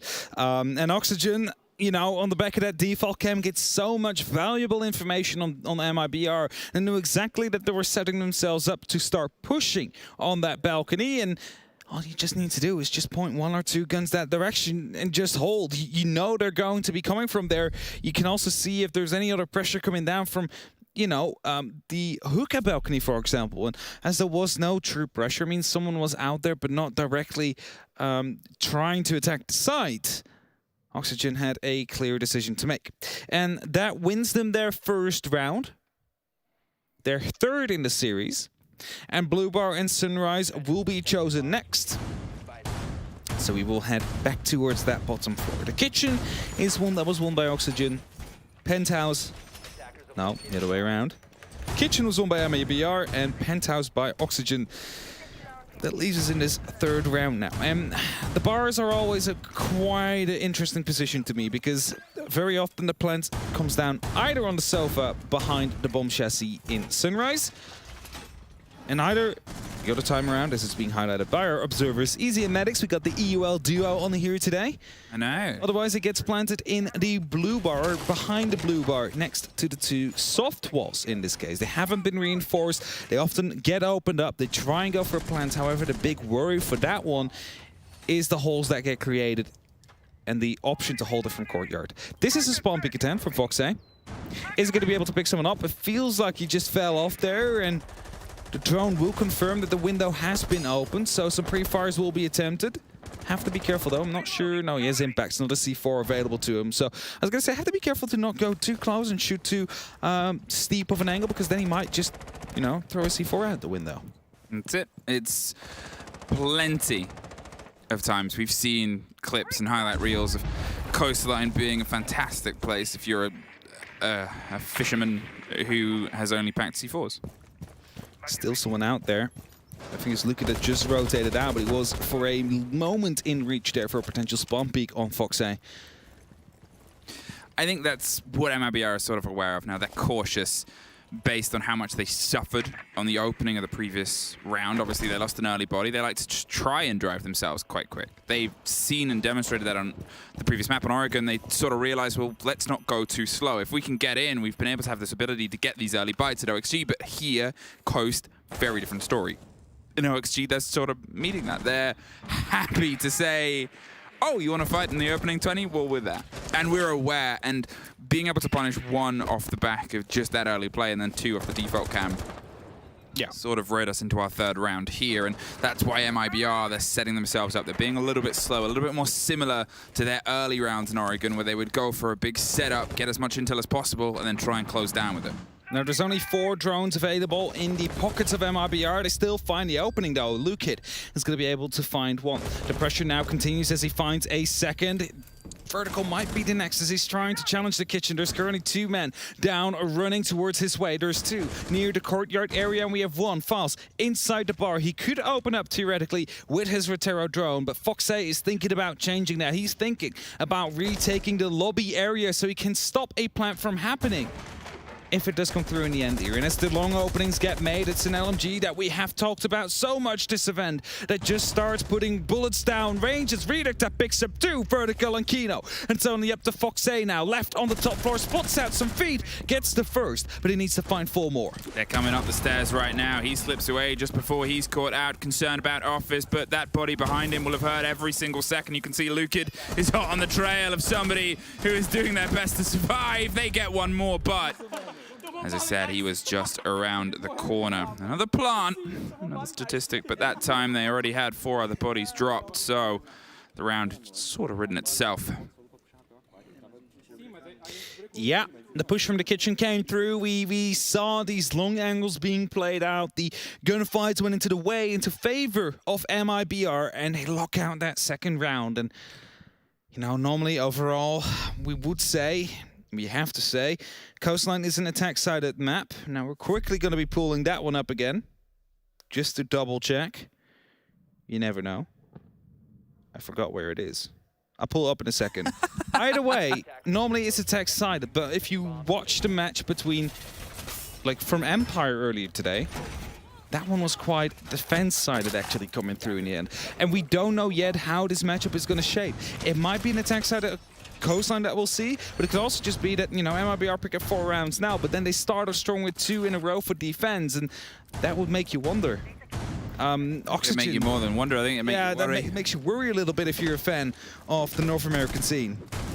Well, obviously, you look at how Coast has sort of played itself out with this tournament itself. We've seen it from both teams a couple of times, and you know, it was the map that was taken from them versus Team 1 OXG. It was 7-8. It went all the way to the end. We've had it versus NIP, I believe, in MIBR's fight, and versus Damwon Kia, they lost it out. So I think they sort of lend into it is that it's a good OXG map, but it's not really been proven to be a good MIBR map as much as it has. And they're sort of trying to press that advantage and press that pressure because, I mean, on that exchange, Oregon was the opening there for OXG, but in their previous showdown, but then it was Banker Cafe that both went away from them. And here, there's a quick bit of pressure towards that player on the pillar inside blue. There's the E1D, there's Vertical.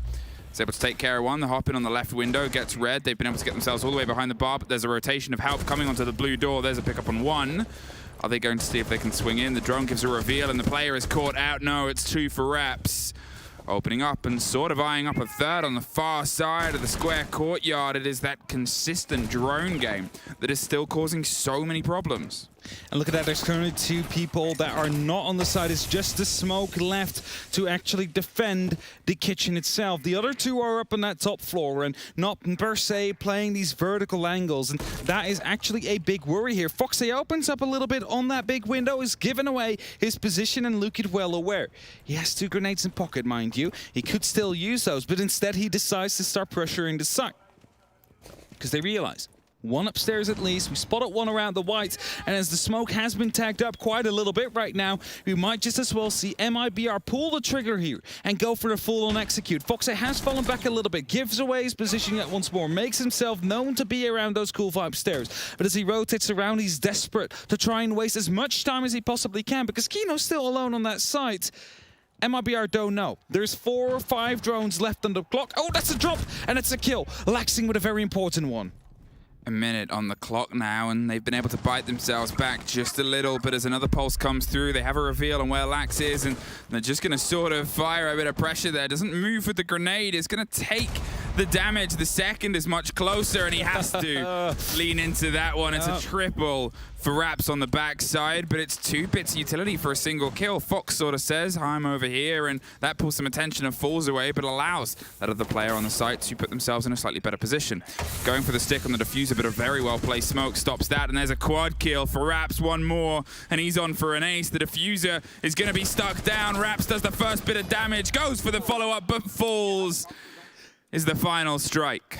Good information coming through there from the side of MIBR. They knew there was one in Sunroom after the kill came through. It was a bit of a surprise. Lax dropping through that hatchy, found a kill as well, and then using these grenades to force him out. I mean, he could have cooked him perfectly, but it's a bit of a risk, right? Because if you pull that pin, you hold it in your hand, and you get swung by that DMR, you might just as well lose your life. Just toss him underneath the feet. He needs to move at some point then. And that's exactly what happened. After that, executing onto the side, getting Kino, getting the plants, and MIBR currently up 1-3. Now attacking the hookah side. OXG. Now, so far, they've only been able to hold on to Penthouse once. And it was well put together. I mean, it was flawless, and it was built on a couple of mistakes off the back of MIBR, but they haven't been able to have that safety, that comfort of not being entirely hounded, watched, and sort of hunted down by the MIBR players. For sure.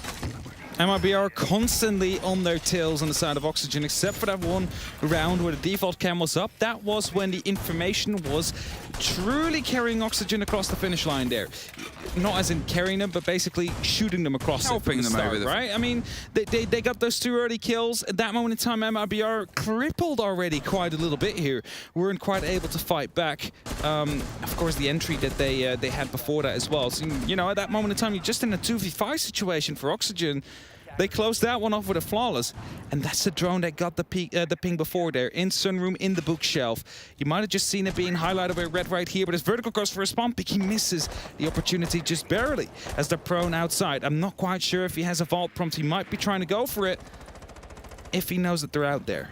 I think it'd be pretty dangerous. The rappel on the far side will start to pull its way up. They'll have more than an awareness of the pressure that could come out of these windows. As I said, MIBR sort of learned how to hold themselves in the engagement, and Raps takes Fox and pulls him out of the round. The E1D again limits that trade game, and that is such a big blow. It's the important factor we talked about before, where both teams would frequently lean in to getting revenge, getting a response, and sort of making a statement. But here the only one is that silencing echo across the sky of the E1D Pulse. Yoga, he's going a bit wider here. Buried himself inside the bar to see if there's anyone in the kitchen he can cook up, but another hold, another silence, and that player has to get out of there because he knows it's a cost of being pinned or having your life pulled away from you. The swing on the door nets Yoga.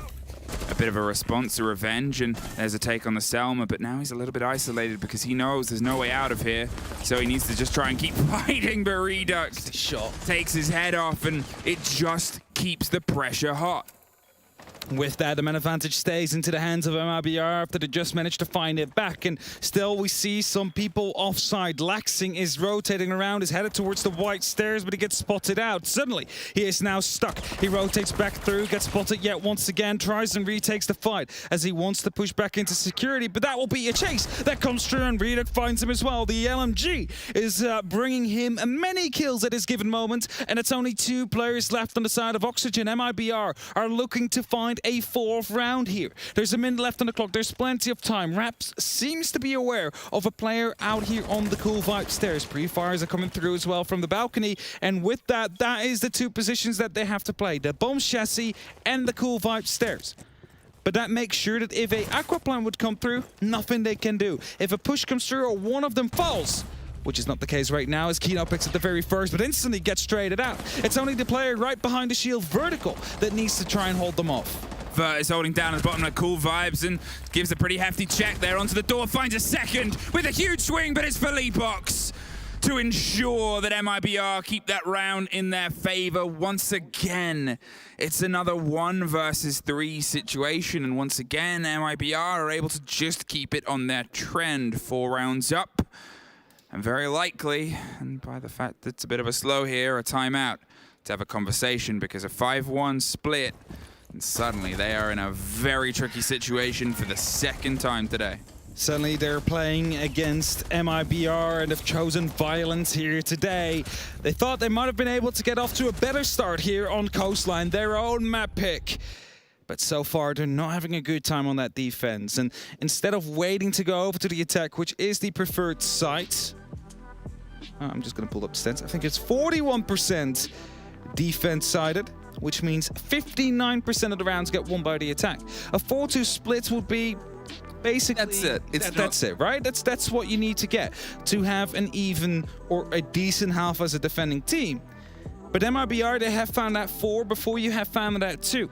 And that puts Oxygen in a position right now where they have to pull out the tactical timeout. They need to find that extra round, because if they don't, they will be in big trouble. You also have to look at where it's happened. We've seen every site. We've seen every single site across the board now with, I believe that was Uka on the last swing round, and that's sort of the situation here where OXG are trying everything. And the only one that they've been able to take was Penthouse, but whether they go back in now, they are, as their sort of last Hail Mary, because it wasn't where they decided to go once it was reopened. They thought they might be able to try and put some momentum elsewhere, and that's the sort of worry, is there's nothing to them, based on not insta-picking it as soon as it was available before, that feels 100% secure. And I think that is due to the fact that the default chem, the spawn peak and the 2 kills from that default chem, that was this site.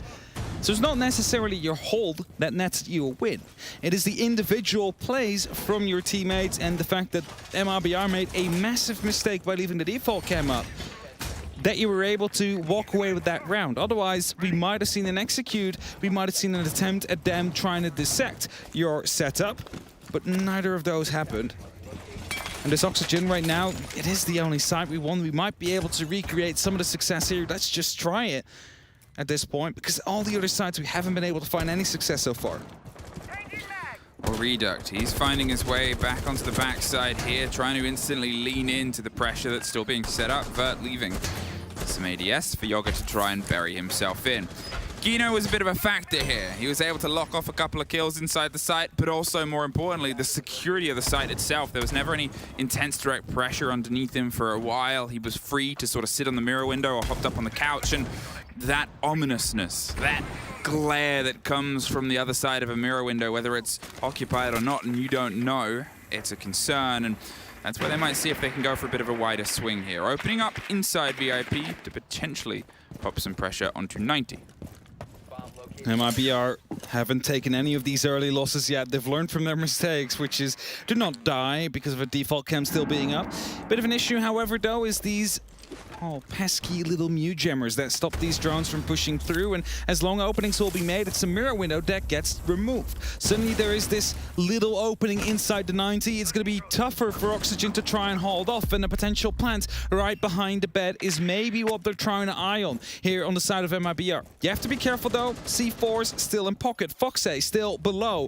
Laxing has one available as well, just like Kino. So as rotations are being opened up, they have the opportunity to start pushing through. When they do open up that softball, that is all they need to get a safe spot to plant.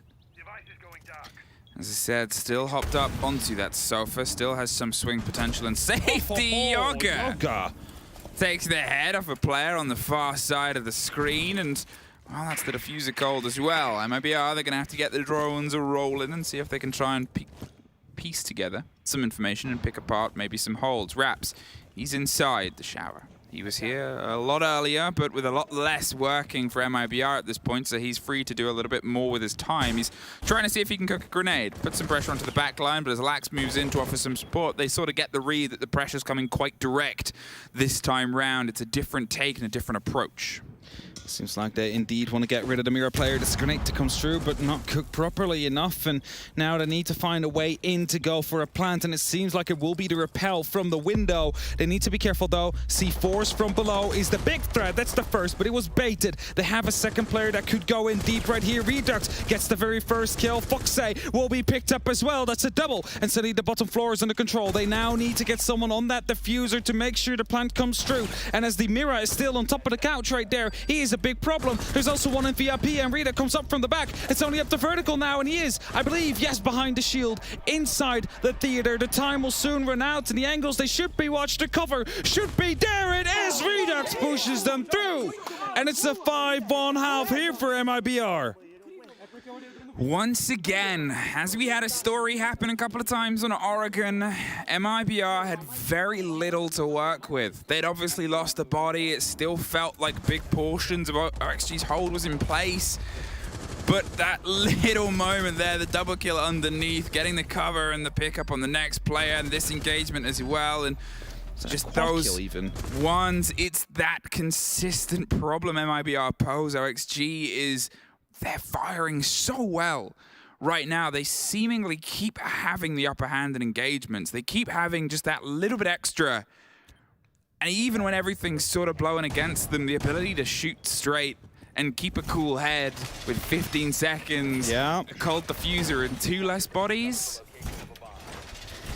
And now we're 2 rounds away of eliminating the second North American team. Of course, they came into these last couple of days with the most teams still left standing.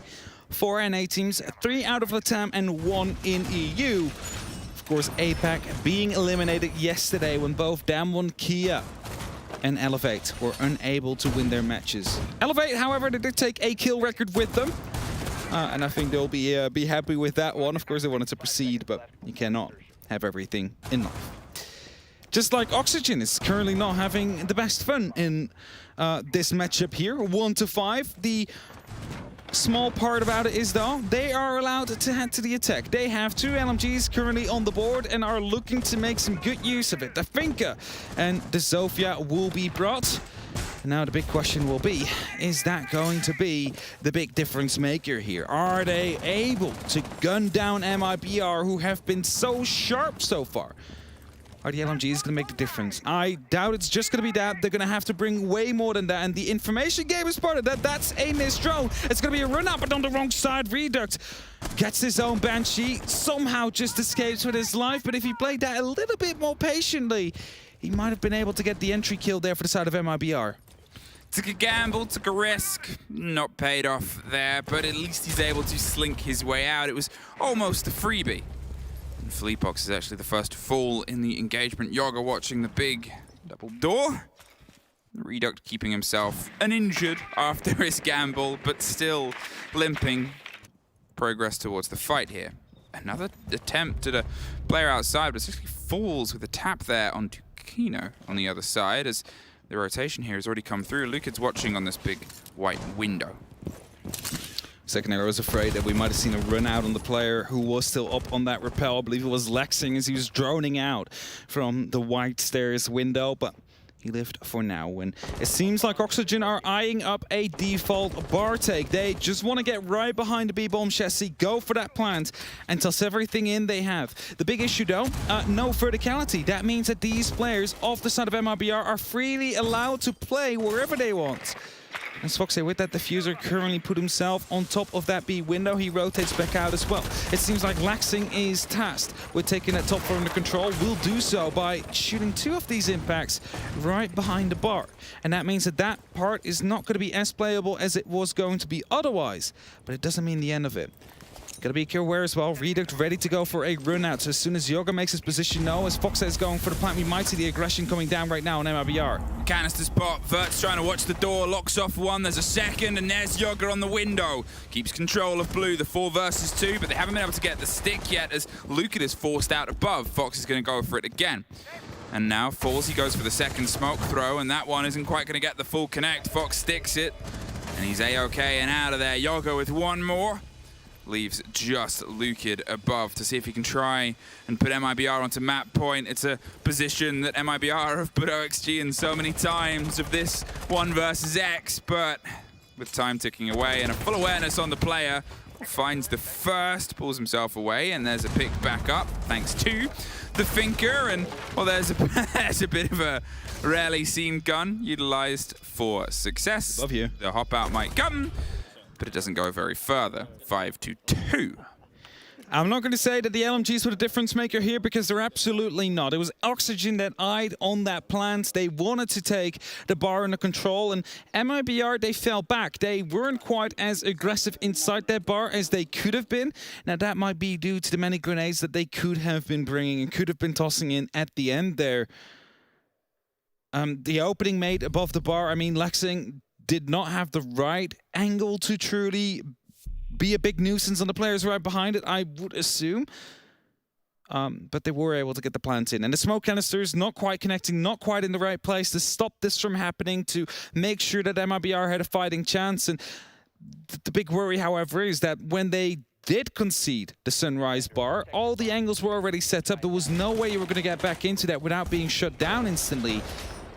And Oxygen made perfect use of that. They made sure they could go for a plant. They had 3 members left to go for cover whilst the plant was going down by the hands of FaZe. And that puts them onto 2-5 now. They need to start that comeback. They cannot afford to lose 2 rounds. 1 they can just do, but after that everything needs to be flawless. 2, and the game is over and you're going back home. MIBR, they're giving themselves a bit of a stretch here. They obviously have the chance to utilize the space. We talk about what Oryx can do, but with the sort of play around Melusi, with the play around Legion and Wamai, it's a really mobile setup they have here. It's sure a couple of proxies, well, in a couple of different pockets, but it's something where they can sort of pick themselves up and try and reposition a defense. That consistent renewal is an aspect of gameplay where there isn't actually too much hefty furniture, a shield and a bulletproof. And those proxies, and outside of that, it's a team that really could just play themselves in a lot of different places and work on the background of, as I said, the only really placed utility of Melusi. That's it. Just that early aggression is what could have cost them a free kill here the last time around, and this time it's Hall of Fame that quickly is taken under control. On the side of Oxygen, the drone is leading in, is making sure that this whole penthouse area has been cleared out. The player's still close around the corner. It's actually Vertical that opens up right above Files. Is not going to be trying to eye up for a kill potential there, and as Files is quickly rotating out, this might become of an issue. As soon as you start opening up everything on that side, every flooring there is no many safe spaces left for those defenders, and they'll be forced to play exteriorly.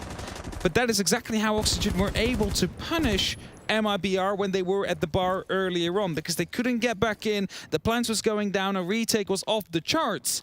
It's Lukid right now with a very big flank to come through, but he has been spotted by that drone. Needs to be very careful. He's gonna get swung on, but he gets the first kill anyway. There's a second to come through. It's a Farmers, and he gets it as well. Lukid with a double, and Redak will find one as well as he moves up those white stairs. It's Yoga that gets stacked up quite a bit as well, and FaZe, well, he has no clue what just happened. He's not even in any of the combat that just went through. Oh, it's a disaster there that has happened out for OXG. You could see the player pulled up on the backside of that push on the bottom of white at the same second. It was some support.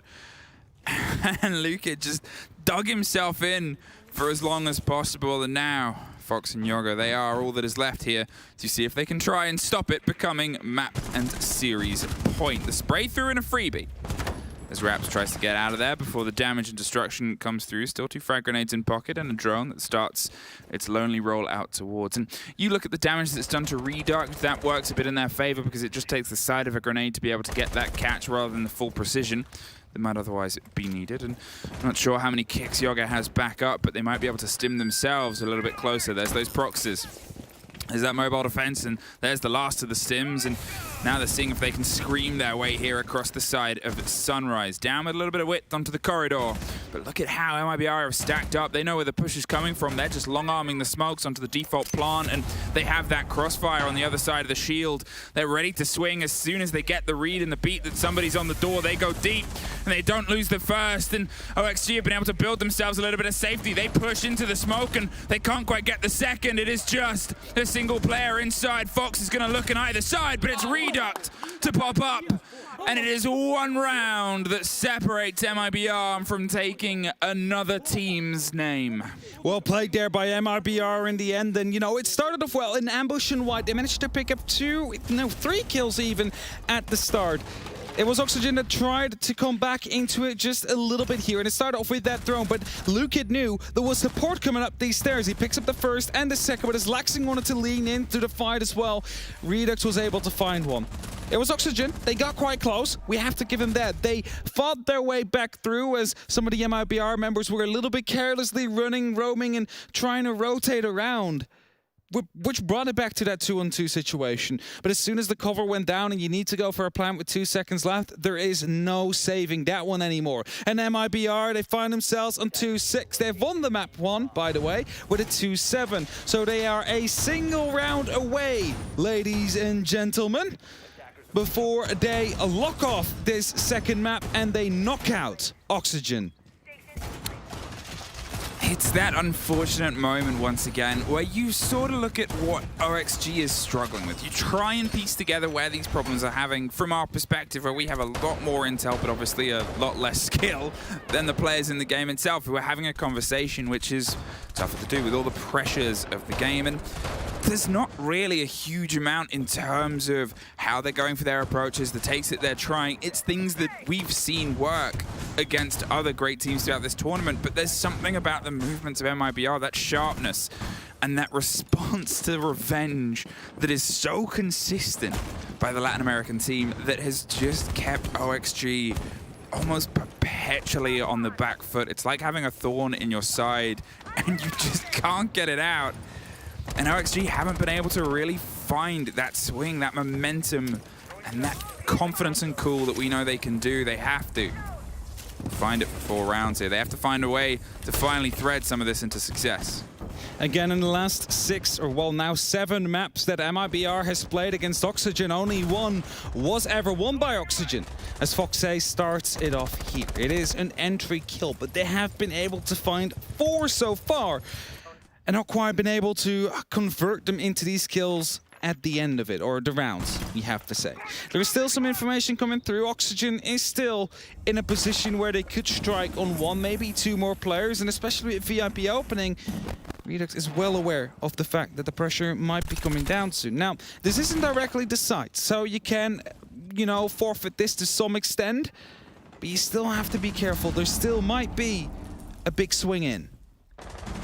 Well, Reduct just sees the side of a player, is able to get the drop down, and there's one more that happens on the opposite side. Lax, he's seeing if he can find Felipox, seeing if he can put some of the pressure, but it's Fox that keeps them level, keeps them still battling, still fighting. But look at MIBR, they're still leaning in to the chance at a kill here. Falls wants to go for this confrontation, and he finds it. And this is it. MIBR just keeps stepping in to awkward positions. Laxing, such a long historied player, a mainstay of so many big stages, is all that separates OXG from their run ending and continuing for a few more rounds potentially here. The first is downed. It is a Thunderbird, and they're not moving for now. Whether they go for the pickup or not, it seems like they're just going to keep themselves cool and level pegging. He's curious about whether he's been revealed, because they'll know where the kit went down. They'll know where it is, and I think at this point they're just trying to make sure they're stacked up for the 2 versus 1, 40 seconds. And he has his sight set towards the back line of the site. There's one on the right and one at the top of Cool Vibes. The first is a pre-fire with an LMG. It's prepped and placed and peppered towards the second, but neither is giving themselves away. The canister has popped itself onto the door. They've pulled themselves back further and further. There's one more canister and a final reload, 20 seconds, and there it is on the door. And at this point, Laxing has to just tank damage. Finally has the solidity on 1, has the scream through, but it's MIBR that are the team that continues the run. Both teams had a great position to get here. Both teams took some huge names and favorites out, but only one can progress to face Liquid, and it'll be another Brazilian showdown. 7-2, 7-2 victory here. MIBR, this time their celebrations a bit timid. The hugs, the high fives, everything coming out. I mean, we haven't seen them as animated as before, and well, they have had quite a good game for themselves. They haven't struggled too much, and you know, as history repeats itself yet once again, are not losing a series against Oxygen. That one will stick for at least up until the next international event. And we're just said they are never the bridesmaid, whatever the thing is. They're on the second row. Doesn't seem to be the case right now. They knocked out Oxygen, and MIBR, they are here to win it. Will they? Is the question, however. They first have to knock out Liquid. We will find out in a couple of days. In a couple of days. And that's it. And that's the position that we're in now. We only have a handful of teams left, and only 2 of them, as defined earlier, still sit in that upper bracket. Everybody else is knocked down here or waiting to see who else they have to knock down next. And, well, we'll have a quick break before we're back with the desk to break that one down.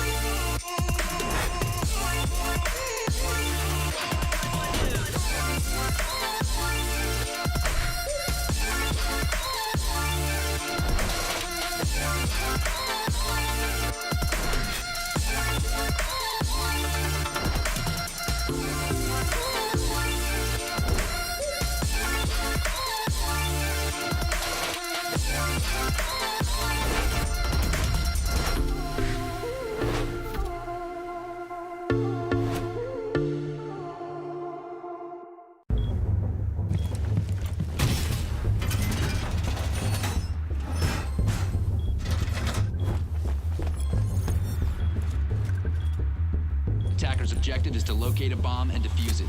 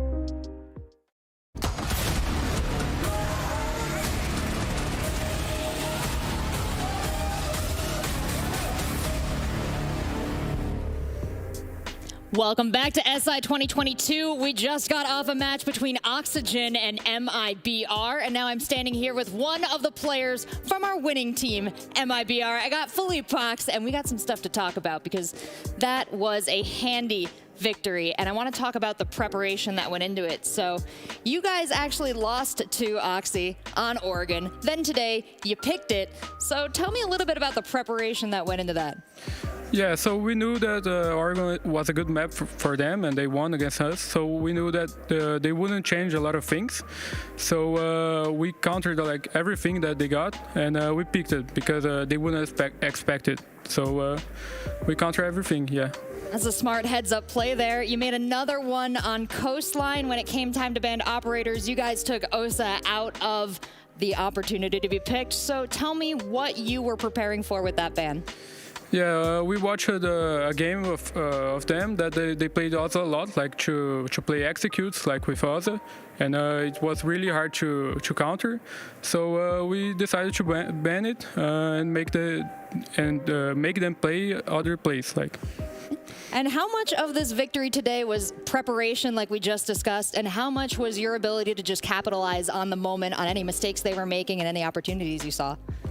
I think that basically 90% of it was a preparation. Like we knew everything they were going to do, and we just kept our head straight and did what we planned.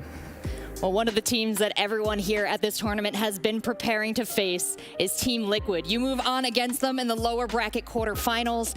Tell me a little bit about how your team is feeling about this matchup.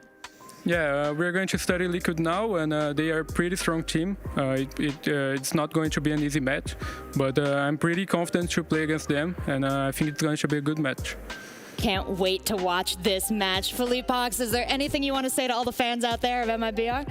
I'd like to thank all the fans that believe in us. We came from the qualifiers, and last year it wasn't a good year for us, but like we are showing here what we really can do. And I'd like to thank everyone that support us, and that's it. We're going to win it all. Well, thank you so much for coming up here to discuss the games with us. Philippe Pox, I know you've got to get your head in the match for what's to come, so I'll let you do that. And I'll hand it on over to our analysts to take a closer look at Oxygen versus MIBR, excuse me. MIBR made in Brazil. Oh, thank you so much, Rachel. And Philippe Pox saying 90% was preparation, and they just stuck to the plan. MIBR sending OXG home, squashing their SI dreams. Their time here is done. So MIBR still in the quest for the Caber. I'm Jackie Jing, and I am with Fresh and Jess, and we got a lot to dive into here. This series was done in 2 maps, Jess. Yeah. Time to eat your words, girl. Okay, you were touting OXG, so look at Fresh here. Just put your hands down. Look at that face, Jess. Look at that face. Put your hands down. Come on, you and I have both been coaches. You cannot predict a team coming into it, knowing full well that you might be the superior opponent, but you can't predict that they've done so much research on you that not only are the bans perfect, but every single setup from the map vetoes and beyond that you have set up is completely to counter every single strat that they have in their entire book. How do you know they're going to do that before you get into the match? We called it in the pre-match, Jess. We said it was a bold bold call to go back to a map you've lost, and we speculated in the back room, is it because they've done a full counter-analysis package? Turns out they had. I loved that call, and it really set themselves up. MIBR played perfectly. There were very, very, very few mistakes. They were getting every entry. Yeah. They were planting. I think their plant rate in that game was sensational. They planted so much on Oregon, and again going into Coastline. Almost perfect from them. Freshness, I want to take this back to the beginning. Let's see if we can bring up the map 1 summary here. Yes. MIBR winning, frankly, stomping OXG there. Jess, OXG were making more mistakes than usual, coupled with MIBR playing well. I don't know, it just seemed like a recipe for disaster for OXG. I just don't understand the OXG I saw on my screen. If you had said to me this was another team, I would have believed you. I absolutely would have. If someone had shown me this match, covered the names, and then said, which team do you think this is? I would never have come in my million dreams come up with Oxygen. They were not positioned correctly consistently throughout their defensive rounds. They weren't able to trade. They weren't able to use utility. They decided to adapt into intel. They couldn't even play off of the intel. It was just bad movement, bad mistakes over and over and over, to the point where I was like, wow, I actually don't believe I'm watching Oxygen at this point. I don't know what it was. Maybe it was nerves, Jess. I'm looking at Oregon, and I'm looking at a laundry basement, a laundry supply defense. Yep. And I'm seeing a laundry freezer take coming out of MIBR. Me and you both, we hate that attack, right? I hate that attack, because we think it's not a very good attack when the doesn't defenders have a good success stand in the power positions. Yes. But what were Oxygen doing? They were like 3 steps backwards. They were over here. I can't hear what. Exactly. They just allowed MIBR to walk in, take laundry, take freezer, with no congestion, no power positions played. And I don't know if I put it down to nerves, I don't know if I put it down to strategy. It just looked so free for MIBR on a lot of them Oregon attacks. The one thing that stands out to me, there was one point where MIBR was running into freezer. They weren't being contested at the time. They had backed up, played extraordinarily passive, which is not, I would say, unusual for Oxygen, but way more passive than we've seen them in previous matches. And then I see, of course, the Thatcher playing with like a 2 times at the very least. Yeah. And he's taking short-range engagements and winning. So when we say there was mistake after mistake, we aren't just saying that like MIBR got lucky and they were able to, win off of the mistakes. OXG couldn't shoot back either. It was like as far down as bad as that could have gone for OXG. I feel really bad because I've been touting OXG, as you know, since the very beginning of this tournament. But every single bad thing that could happen to OXG happened today, and MIBR double stomped them by playing well at the same time. Okay, I'm going to throw a question at both of you because I'm hearing this repeated over and over again. MIBR had their number, undoubtedly. Yes. They studied hard. So what should OXG have done to combat that then? If you know they've got your number and you know they know your set strats. Swing City. Honestly, yeah. We saw, and I'm going to go back to the EUL relegation game actually, which is Secret and Hellraisers. Hellraisers had Secret's number throughout 2 maps of that best of 5. Secret turned around and said, Swing City, we're just going to play with confidence.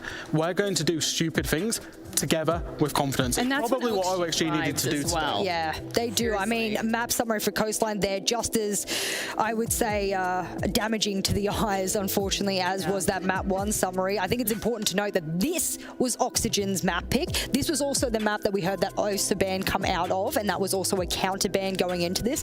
I actually don't think, and this is, no, I'm not going to make such a formidable statement, but what I will say is that on that map, and even on Oregon, they were so counter-stratted. It actually threw me back to the days when I was the coach of Penta, and I counter-stratted 2 of the undefeated teams. It took me a week of watching their VOD straight. I ripped their games apart from head to toe. I managed to counter-strat both G2, the unbeaten G2 and the unbeaten Team Empire, and the work that goes into that from support staff to make just a single map win happen is extraordinary. So we really have to be applauding MIBR here. They may very well be one of the most prepared Latin American teams that exist in this entire tournament, maybe outside of Liquid. As former coaches, both me and Jess absolutely love it when we see a team come out of counter-strat. You did it, we did it at this tournament, and when I was on G2. It's so good to see when it pulls off because it is just so clear as day. It gives you such an advantage when you know exactly what the other team's going to do. You pull out ways to capitalise on it, and then you capitalise on it flawlessly. And we were just looking at that map too, Summer. I ain't gonna lie, it was a little bit hard to look at. OXG, they were down 1-4 at one point, and they called a tactical timeout, Jess. You know, we've been saying a lot. They're both coaches, but I do want to see, like, as a coach, what do you think was going down during that tactical timeout? What were they saying to each other? I think as the coach, I mean, you know, standing there, you're a do-or-die situation. At that point, you have 1 minute to play with. It might even been raised to 1.5, but back in our day, it was 1 minute to talk to your players, and you have either to do one of two things. You either focus on the mentality at that singular moment, or you focus on where the strategic failings are. If I was their coach, I would have turned around and said, throw your stuff out the door. They clearly have our number on speed dial. Get rid of the strap book right now. Put it in the incinerator, just get rid of it. And now I want you to play off of each other. We know the duos. We know Laxing and Fox A play together forever. You play the synergy, play the frags, play off of each other, because what we're doing is not working, and this is our last opportunity. 4-1 down on your map pick, and you're not winning defensive rounds. Okay, it's an attacking sided map. Maybe you can flip it on the other side, but Jack, at that point, it's too far gone. It is too far gone, and sometimes you say about mentality when you're taking the timeout, sometimes it's completely to diffuse the situation. It is. In there could be two players who are, you know, arguing on whatever's going on. When the coach is taking that timeout, you've got to diffuse that situation. Like you say, rip up the strap book. Yeah, rip it up. Plan B, plan C, plan D. Just you've got to find a way to win, and that's. I always say this when teams have a bad game but manage to find a way to win. That's the sign of a champion team. Yeah. And that's why OXG aren't a champion team, is they didn't find a way to pull themselves back out of that hole. Yeah, definitely not the best performance from OXG there, but we do know who the MVP is. Any guesses? I think it starts with Lou and possibly ends in Kid. Now, I've not seen this before this, so You have seen a map summary where he had a lot of kills there. Winner! Ding, ding, ding, ding, ding. Okay, so thoughts here. Thoughts? I mean, what thoughts do you want? This man's a monster. What do you want me to do? I'm hiding in my bedroom, with the blanket up on my eyes, going, this horror film, please, no. I mean, what He's a scary... coming for you because he heard you saying all those nice things about OXG. Oh, he was like, I'm proving here, Jess. Yes, listen here, watch me play, and then I'll shut you up. He's absolutely shut me up, or rather, he's actually made me a little bit more vocal about them specifically, because I am excited that we get another Latin American powerhouse led by this man today, at least in this series. I think you said he had a bit of a back and forth in this. Yeah, so I called his tournament at the start of this indifferent, because I think he's about +4, +5 before today. Net nil on the entry, you know, he plays the entry role. He's been okay this tournament. We were waiting for him to step up. And that's the thing, we talk about Felipox as MIBR star player. Yeah. He had a pretty bad day today. He did actually, yeah. But Luke had stepped up and went nuclear, and that's exactly what you want from your team, is when your star player's not there, there is another guy waiting to fill in those shoes. God, what a good series from MIBR. We really do have to nail this down. I know we're saying goodbye to Oxygen. That is very sad. That's what happens at a tournament like this, where you got, a couple of chances and you walk through and you don't manage to make it. For MIBR, I think it is telling that I sat here and I was such a doubter about it. I want to praise them for beating multiple different stylistic teams that have very different strategies, that have very different ideas about how to play the game and how to win, and beating multiple of them. That is going to be a sign of a very well-rounded team. I really do think I'm on the MIBR train, and I wasn't before. You went on the Damwon Kia. No. I'm now on the MIBR train wholeheartedly. That is just cool.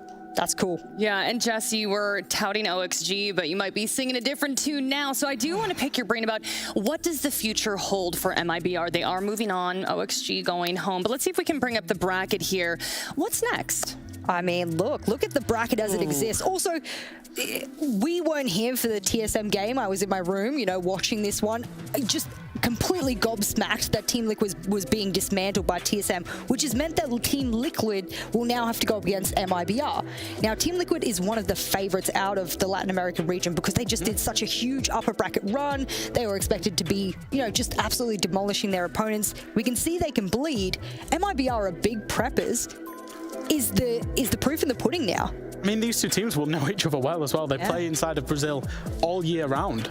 So is that a bad thing or a good thing? I feel like Liquid will potentially have MIBR's number just because they're so familiar with them. Even if we know MIBR are good for counters, right? But they've got to play going in. They've got a day break though, Jess. That's such a long time. That's a long time. When you're in the team, you can develop all sorts of weird and wonderful counters and new map strategies and new ways of playing in a day. That's going to be the problem. Yeah, that's the problem for MIBR, because they've just listened to that interview right there and they go, oh, well, MIBR, they love to prep and counter-strat. How about we throw a wrench in the works, pretend like we're going to do everything as per usual, as another day at work. We get into the server, we get into the map, and we do something completely different. And then MIBR's fumbling, 2-round, 3-round, 4-round, you can't catch up, you're trying to adapt. You've prepped for the counter and they're doing something completely different. If Team Liquid is as good as they usually are, and we know they have experienced players on the roster, this could be really bad for MIBR because they've given up all the cards. We just saw it in the interview. You got to be careful, buddy. Yeah, I know. Like, giving away a little bit too much information there, possibly. I do want to bring it back to OXG. We've seen so many great teams eliminated, and it's just absolutely heartbreaking. So what do you think they're saying to each other right now? I mean, buying tickets home. I'm sorry, OXG. Oink. Honestly, it's probably the worst way to lose. It's not, they have been outclassed, but they didn't turn up. If you turn up to a game and you're outclassed, but you put in a great performance yourself, you go away, you take something from that. So I'm thinking, you know, Elevate, for example. Yes. They put in great performances, and then they got outclassed. They've not left anything in the server. OXG left about 75% of their performance in the server there. They didn't, it feels so hard to say because we're at the World Championships. They didn't play to anywhere near their potential today, and that's what's going to hurt them the most. Yeah, I think you want to go out with pride. Any player, any support staff wants to go, wow, we put everything out there and they were just the better team. They deserve to win.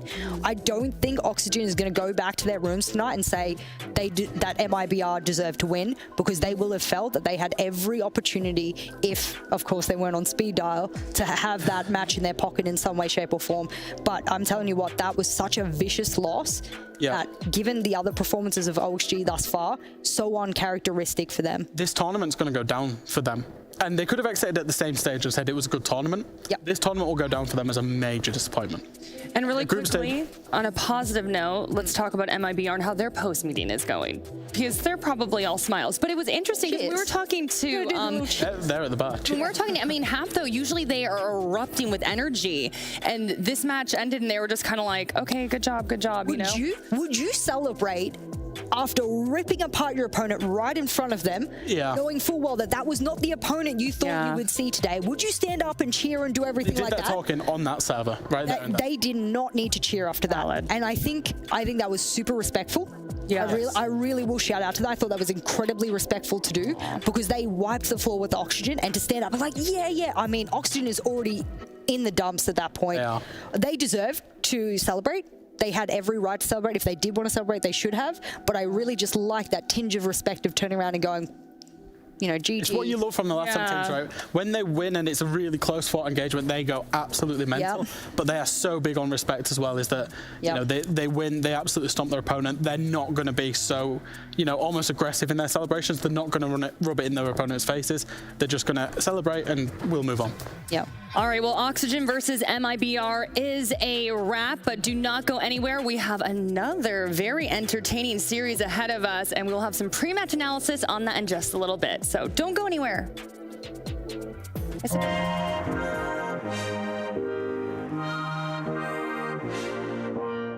This game would be completely different. In fact, it might not even exist if the community wasn't there.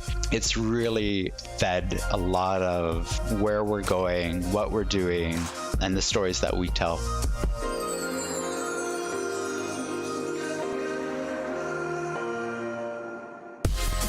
The great thing about Siege is that it attracts people from cosplay communities, from art communities, and then the gaming community and the competitive community. And the fact that we can all come together and it doesn't really matter, like, as long as we talk about Siege. There's no kind of barrier. Everybody should be allowed to participate, and everybody can grow and get better at art and fall more in love with these characters. It is absolutely important for us to celebrate our artistic community, and it's one of the big reasons why we take the opportunity every SI to dedicate a portion of our celebration to them.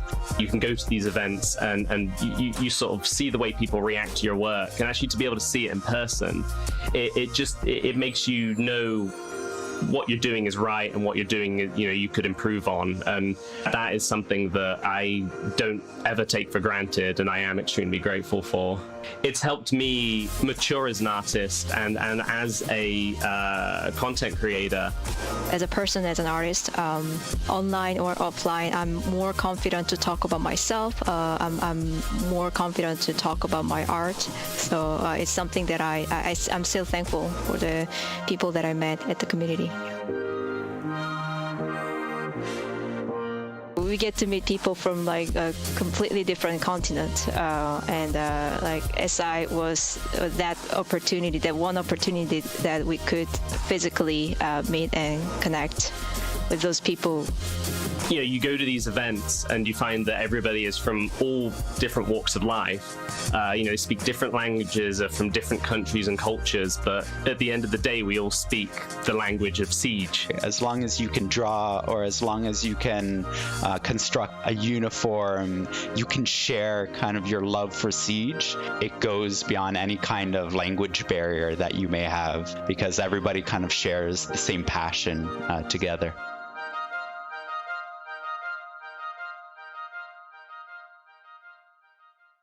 Are we recording already? Yes. Coastline inside of VIP.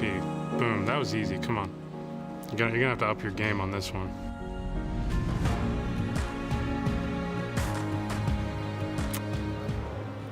The first question is a competition map? A quick guess would be Coastline. Thank God. Actually, I thought you were kidding, because I really don't know what map this is. I have no idea. That's Coastline. Hall of Fame, or Guitar. I think it's Coastline, outside lobby. É difícil ainda, mas no notebook ainda. Ou é Oregon Switch ou Clubhouse Switch.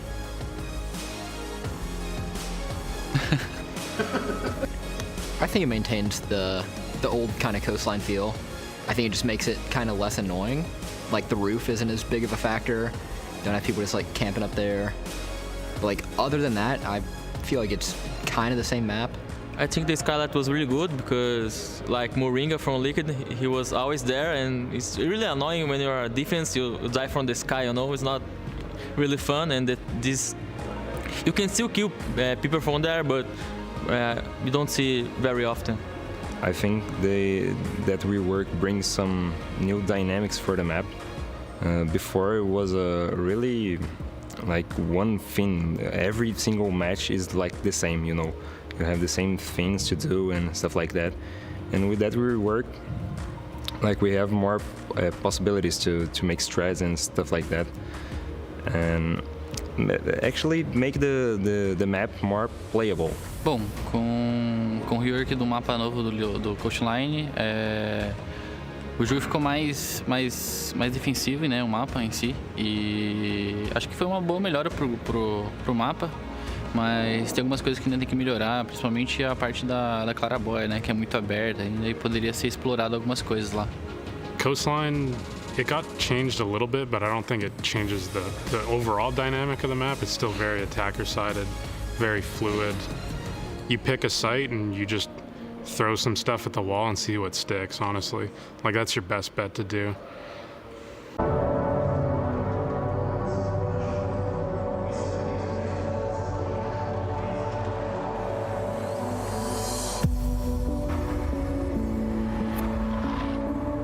The Six Invitational has always been about the holy trinity of what makes Siege a unique game. It's about three pillars, right? It's always been about a celebration of the community, a celebration of the development team, and a celebration of competition because, well, we receive the best teams in the world and we crown the world champion.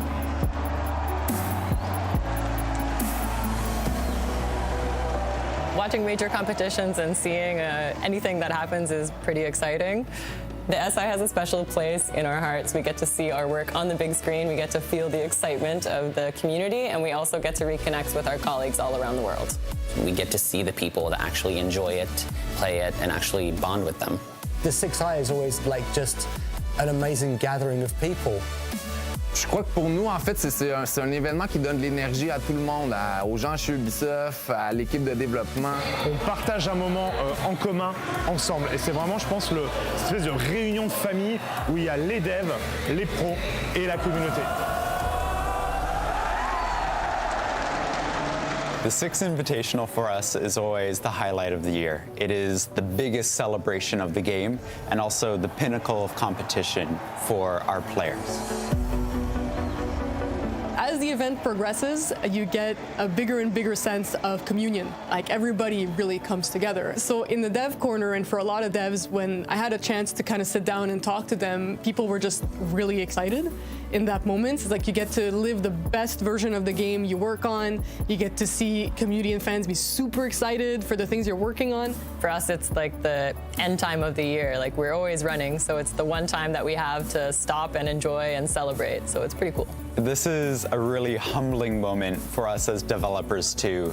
We get to see some of the most talented players come together and do things we never thought possible in the game. We always build it in a way, but you always see it played differently. So this is a great opportunity for all of us. To see how far it can go and how far we can push the limits of Siege. And so to have that at the Six Invitational is huge and what makes everybody want to watch it. Like the culmination of all we've worked for. So seeing the best players in our maps, it's just such an enjoyable moment. It's very exciting to see. For us being there, it's pretty insane, and the vibe that we get from this event every year makes us want to do more and better the following year. The Invitationals has always been a time where we work really hard to put together our game plan, where we can share the roadmap for the next coming year, but also internally, we're talking about the next couple of years. It's our moment where we can actually have a conversation with the community, and it's also a promise to ourselves what we want to do in the coming year and how that's going to look. For us, making sure that the Six Invitational can deliver these things to all of our players, but also for us as well, is extremely important. And in these trying times, it's just as much important to celebrate our victories and realize how far we've come after these 7 years of development.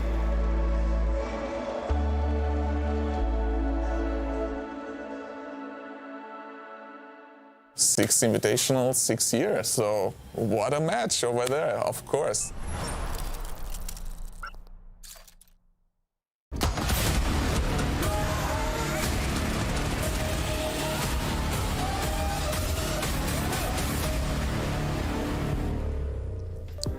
The lower bracket grind continues. These teams fighting tooth and nail. Who will be eliminated? Who will be sent home? And who will continue here at SI? I'm Jackie Jing, and I am with my lovely analysts, Demo and Ollie. And I'm real excited about this matchup. We are talking about DarkZero versus FaZe. And Demo, you have been faithful, unwaveringly loyal to FaZe. And you owe Ollie $10 US. No. Yes, you do. No. I have been present. Chat has been present. This bet has been made. No. FaZe has lost. We've been over this. Every time we made this bet. We've been over this. Oh, okay. FaZe and Liquid now actually have a big chance of meeting each other because of Liquid's losses earlier. So I'm still giving out hope until either FaZe goes or, well, if FaZe keep moving through, they have to play Liquid. So either way, just if FaZe stays alive, I can still be back for the money. Okay. You can still throw the IOU out there, I think. Okay, yeah. We're not letting you get out of that Demo. But Ollie, we were chatting earlier, and you were like, I have some nice things to say about FaZe. So, are you a FaZe fan now? Is that what you're telling me? He always is, though. Like, it's the thing, he doesn't hate FaZe. He just... I know, but he was the Fury Furia man, and then he would pick Liquid. Well, that's his fault. I'm That's sorry. his Hopefully, I'm not calling you out too much here. Well, no, you're putting me on blast. But I may or may not just be the biggest FaZe fan today, purely because they've sent Navi home and they have sent Furia home. I mean, we love Navi. We always have. We always will. And of course, we do love Navi. Furia as well. But so we've got to back FaZe. It is by default now that we have to back FaZe. So, Ollie, FaZe seem to be going through a phase.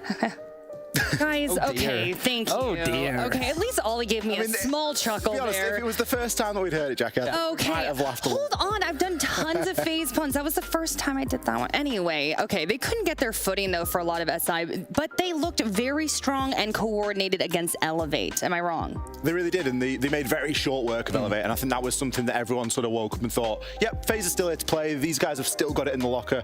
The most important thing about the Elevate game for me, personally, looking at it, was that Cyber played really well. We've been speaking his name all tournament long. I've been going on and on about how he was the MVP in Sweden, how he was the highest rated, he had the most kills inside of the major, and since coming to SI, he's had a quiet event and a quiet tournament. A lot has been riding on Astro's shoulders, but Cyber stepped up the other day, and it was good to see, and if he can continue that form and start to drag a little bit of it further through, then FaZe have got a really good chance here. And Demo, we are pulling down that roster now and taking a live look at the team, and they're looking pretty chill. I mean, they're on their phones, they're like talking a little bit, but Demo, I do want to pick your brain about their opponent, DarkZero. And DarkZero had a rocky road this SI. They were also kind of struggling with consistency, but NJR is third at SI for overall rating, also third for KD. Pambazoo is at second for entry. Eclipse also top 5 for a couple categories. I mean, impressive. Am I wrong? Look at these gentlemen here. I like the story for DarkZero. I really do. I think after the first 2 days, after seeing DarkZero play, I think everyone was probably the same boat. You know, look at them losing to Elevate. We didn't know what Elevate were going to grow into. And then against the weakened BDS side, it was a bit of a worry. But DZ, they've been on a good streak. They've been picking up wins. And especially in the lower bracket, whenever your back's up against the wall, one false slip up and you're done. That's it. There's no net to catch you.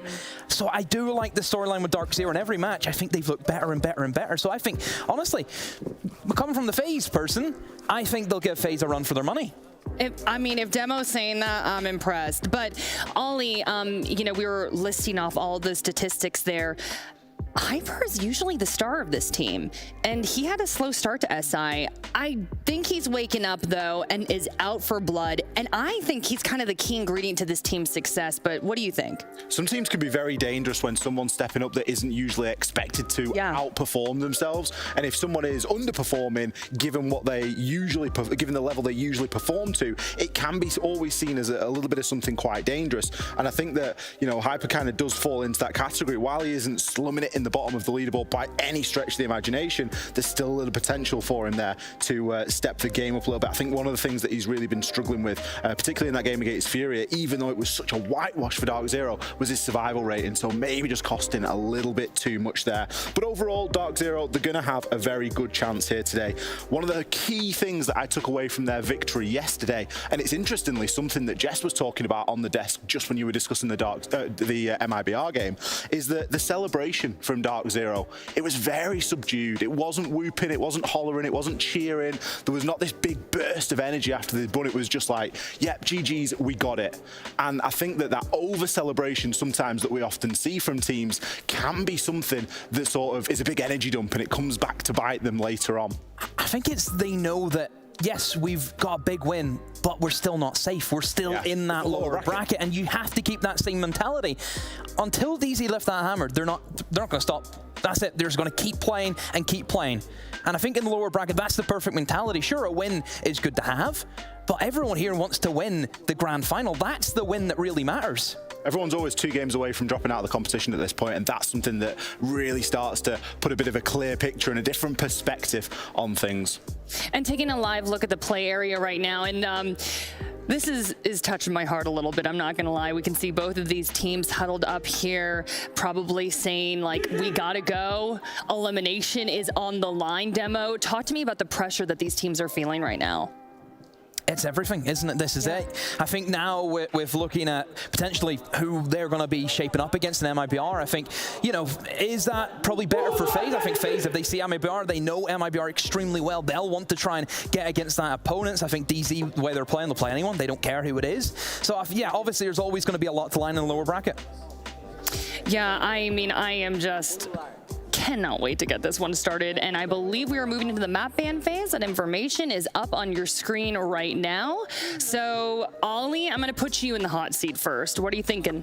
Chalet Coastline first 2 to be removed. Nothing too surprising there. Both good maps. I think DZ put in a stellar performance yesterday on Coastline. They've obviously been putting a lot of work in on that map. They really made short work of Furia on it. So no surprise to see FaZe giving them a little bit of a respect there. But it does leave a couple of good maps open. You think about FaZe, they're a great clubhouse map. If that manages to sneak its way in, maybe we'll see. There's been a lot of cafe played throughout the event so far. It's actually going to be a clubhouse pick from DZ. Now, FaZe haven't been flawless on club. They did lose it to Liquid. And cafe coming in as well there as the FaZe pick. I would argue both good maps for good teams. Yeah, Clubhouse is always going to be a risky one. Yes, FaZe, they looked very weak against Liquid, and I think FaZe, just that series in general, they looked very weak. But keep in mind, FaZe, they had a good performance against Oxygen. 7-3, they took Clubhouse, and well, I mean, if they can take one NA team on Clubhouse, who's to say they can't take another? Absolutely nothing at all. The final is going to be decided there on a bank if we do get there. I've got a sneaking suspicion that this one could go to all 3, especially given the playstyle of the 2 teams currently going into this game. We've seen such a well-rounded performance from FaZe. There really isn't a lot that separates them when you start looking at overall rating, you start looking at the cost and really digging deep into these teams. There's actually only a spread of 7% in the costs through top to bottom on the FaZe members. And if you want to talk about plants, basically everyone's had a do. There's a lot of people that have got 3 plants down, and there's Souls up there who has managed to bolster that number back up to 10. All right, gentlemen, our teams are ready to go. He's going to finish eating that banana here in a second, though. But yeah, we're ready. Okay, so who will stay here at SI and who's going home? DarkZero versus FaZe. Pengu and Intero, take it away. Let's go. Well, thank you so much, Jackie, and thank you so much to the desk, Nick. It's time for our final matchup before the main stage on Friday. We already know most of the teams that are making it through, 5 of them, in fact. 7 teams remain, and 1 more will go home. FaZe Clan from Brazil versus DarkZero from North America. And I want to say this is going to be a close match. I hope it's not as decisive as the MIBR OXG matchup, but I want fireworks and I want violence.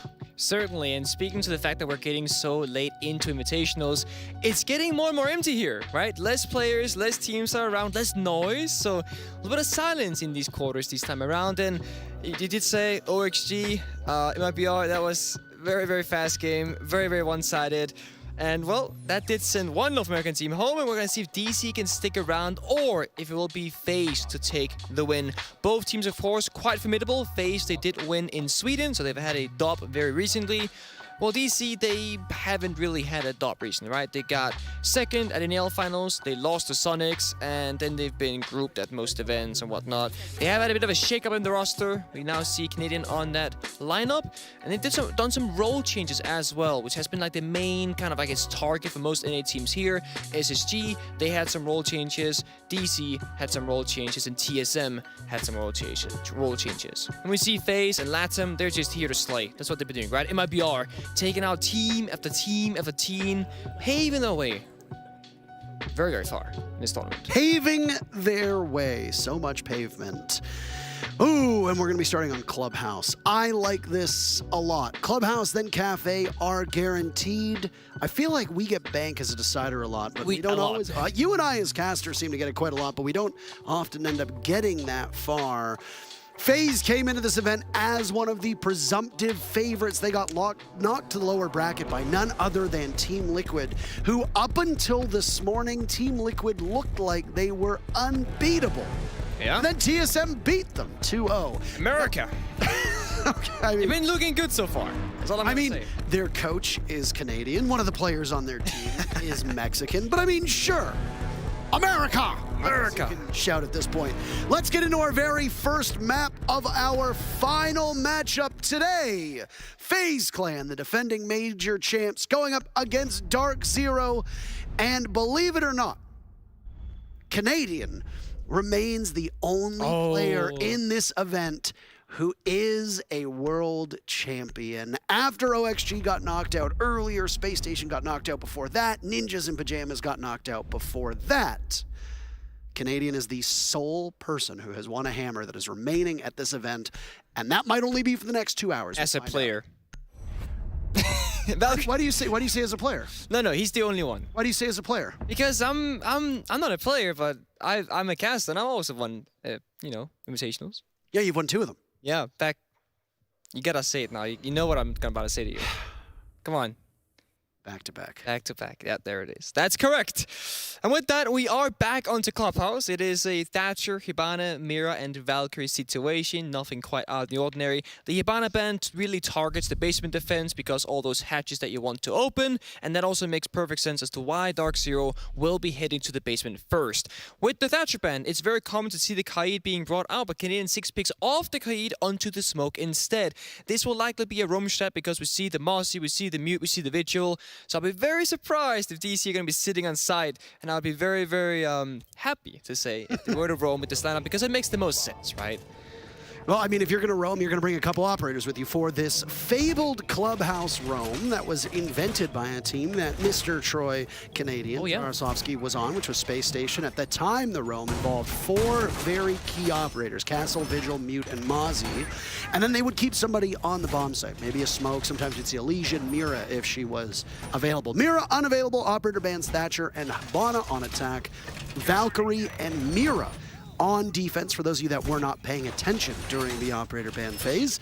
And even though this lineup might not be the same as what we've seen before, teams do like to roam with it. There's going to be a Banshee on the board, or 2 Banshees on the board, 3 Banshees on the board in the hands of Pambazoo in Malusi. You've got a Mozzie as well, and a Vigil to waste time too. Just like that, DZ are mostly off-site. That's the great thing about Vigil is that when you activate Vigil's gadget, you get this invisibility towards drones, and it travels up 1 floor and down 1 floor, so you can really mess with the situation. And we see Eclipse actually not really going to bait out his location. He's going to be hiding instead inside of Strip Room. And that's a little bit of a different approach, but as you see there, the gadget came online, and now if FaZe have any drones nearby, have to guess sort of what direction that's gonna be going in.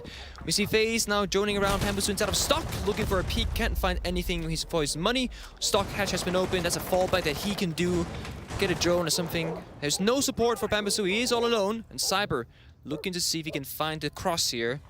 Pamba playing smart in the corner, understands that there is a risk if he peeks the door, and so he does. Gets the drone, falls back, that's exactly what he has to do. They've opened up these hatches as well because they want to roam off of them. This is one of the downsides of this roam strategy, is that usually you want to kill tons of time. We'll kill about 2 minutes or so on a basement execute for teams. Take 2 minutes off the clock before you can start getting the execute off. In this instance, you've killed 1 minute, and now Canadian is dead. Canadian was on the bomb site. That's your smoke. Now Eclipse is being found out as well. DarkZero have lost a man, and another almost falls. Cyber being escorted in by a Rotero drone, and very quickly, FaZe want to hit this bomb site. This leaves a perilous position for the roamers playing above, and DZ will have to get those bodies back to the bomb site. Yeah, we see there, Pamba came all the way back to the side, he dropped that hatch, and I'm curious where Canadian died from. Must have been that kitchen hatch. Second aid comes out, the shield is gone, but Pambazoo stays alive. The Banshee is on the door. If FaZe walks through, DC will hear, they will know, they will see the animation from the gadget of the Malusi, the whoop-whoops, if you will, or the Banshees as they're called. The Cyber will stick his ground, stick the gun, but Souls finds one more for FaZe. And that was Eclipse who was damaged earlier on. Now Pambazoo is gone. FaZe in a 5v2 with a minute still left to go. Now it's Bullet to take some damage. Cameraman at the bottom of the stairs. Hyper pulls out a pistol. NJR on the re-entry to the bomb site gets a cameraman.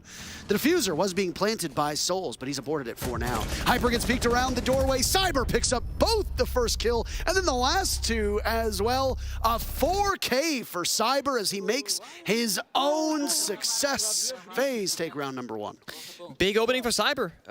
Every time that we've cast in Parker, we've been talking about how Cyber has had a rough couple of games, right? usually the first to fall. He plays the sledge commonly, and then like you lose the verticality if you're FaZe. This time around with the situation, he is on the Maverick, and he had a really good first round. 4 kills to his name, and DC fell really early. Of course, Canadian falling with that smoke, that really is the beginning of the end if you're DarkZero. It's the player on the bomb site that falls first, and that forces all those roamers immediately back to the bomb site because it's emergency. Emergency. If you're pushing through dirt, if FaZe is gonna drop that kitchen hatch, you need to be able to respond and have enough bodies and enough guns to fight them, to challenge on even grounds.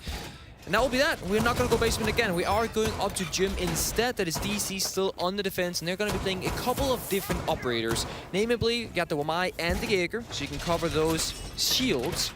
They have only one of those. That will be on the side of NGR on the Alibi. They got the Evil Eyes on Eclipse. That's going to help with information. And now we're seeing their beautiful faces on the players.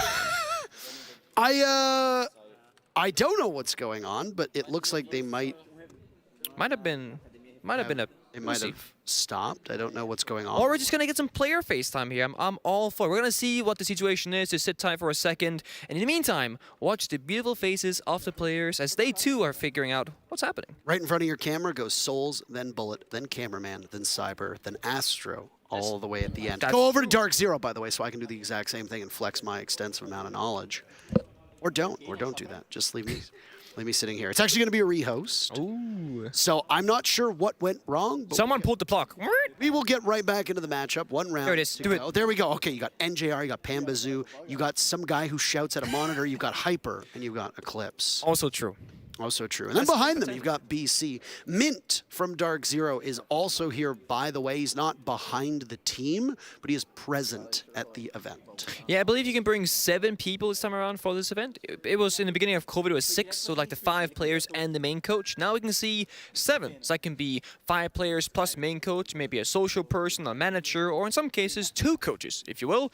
That's what DarkZero has brought. Mint is a secondary coach who works alongside BC, so they have 2 brains instead of 1.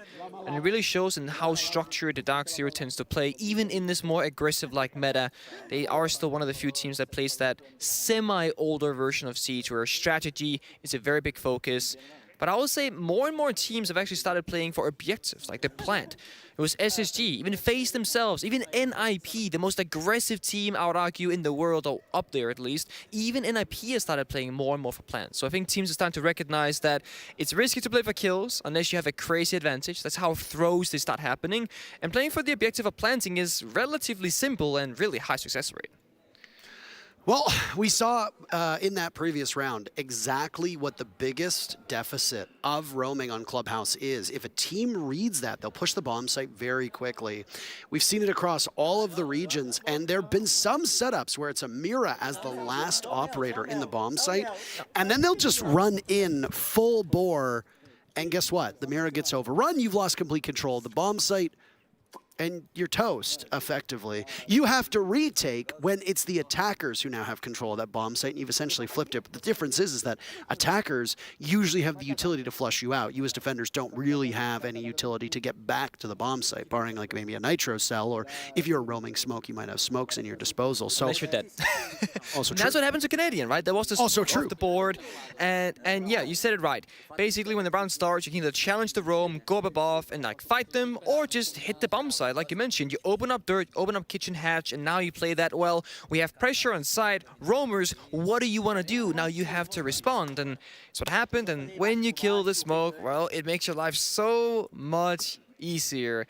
But it looks like that we'll be getting back into the game. It is round 2, and if I'm not wrong, we should be seeing gym bomb site again, because you gotta stick the same operators, you gotta stick the same bomb site.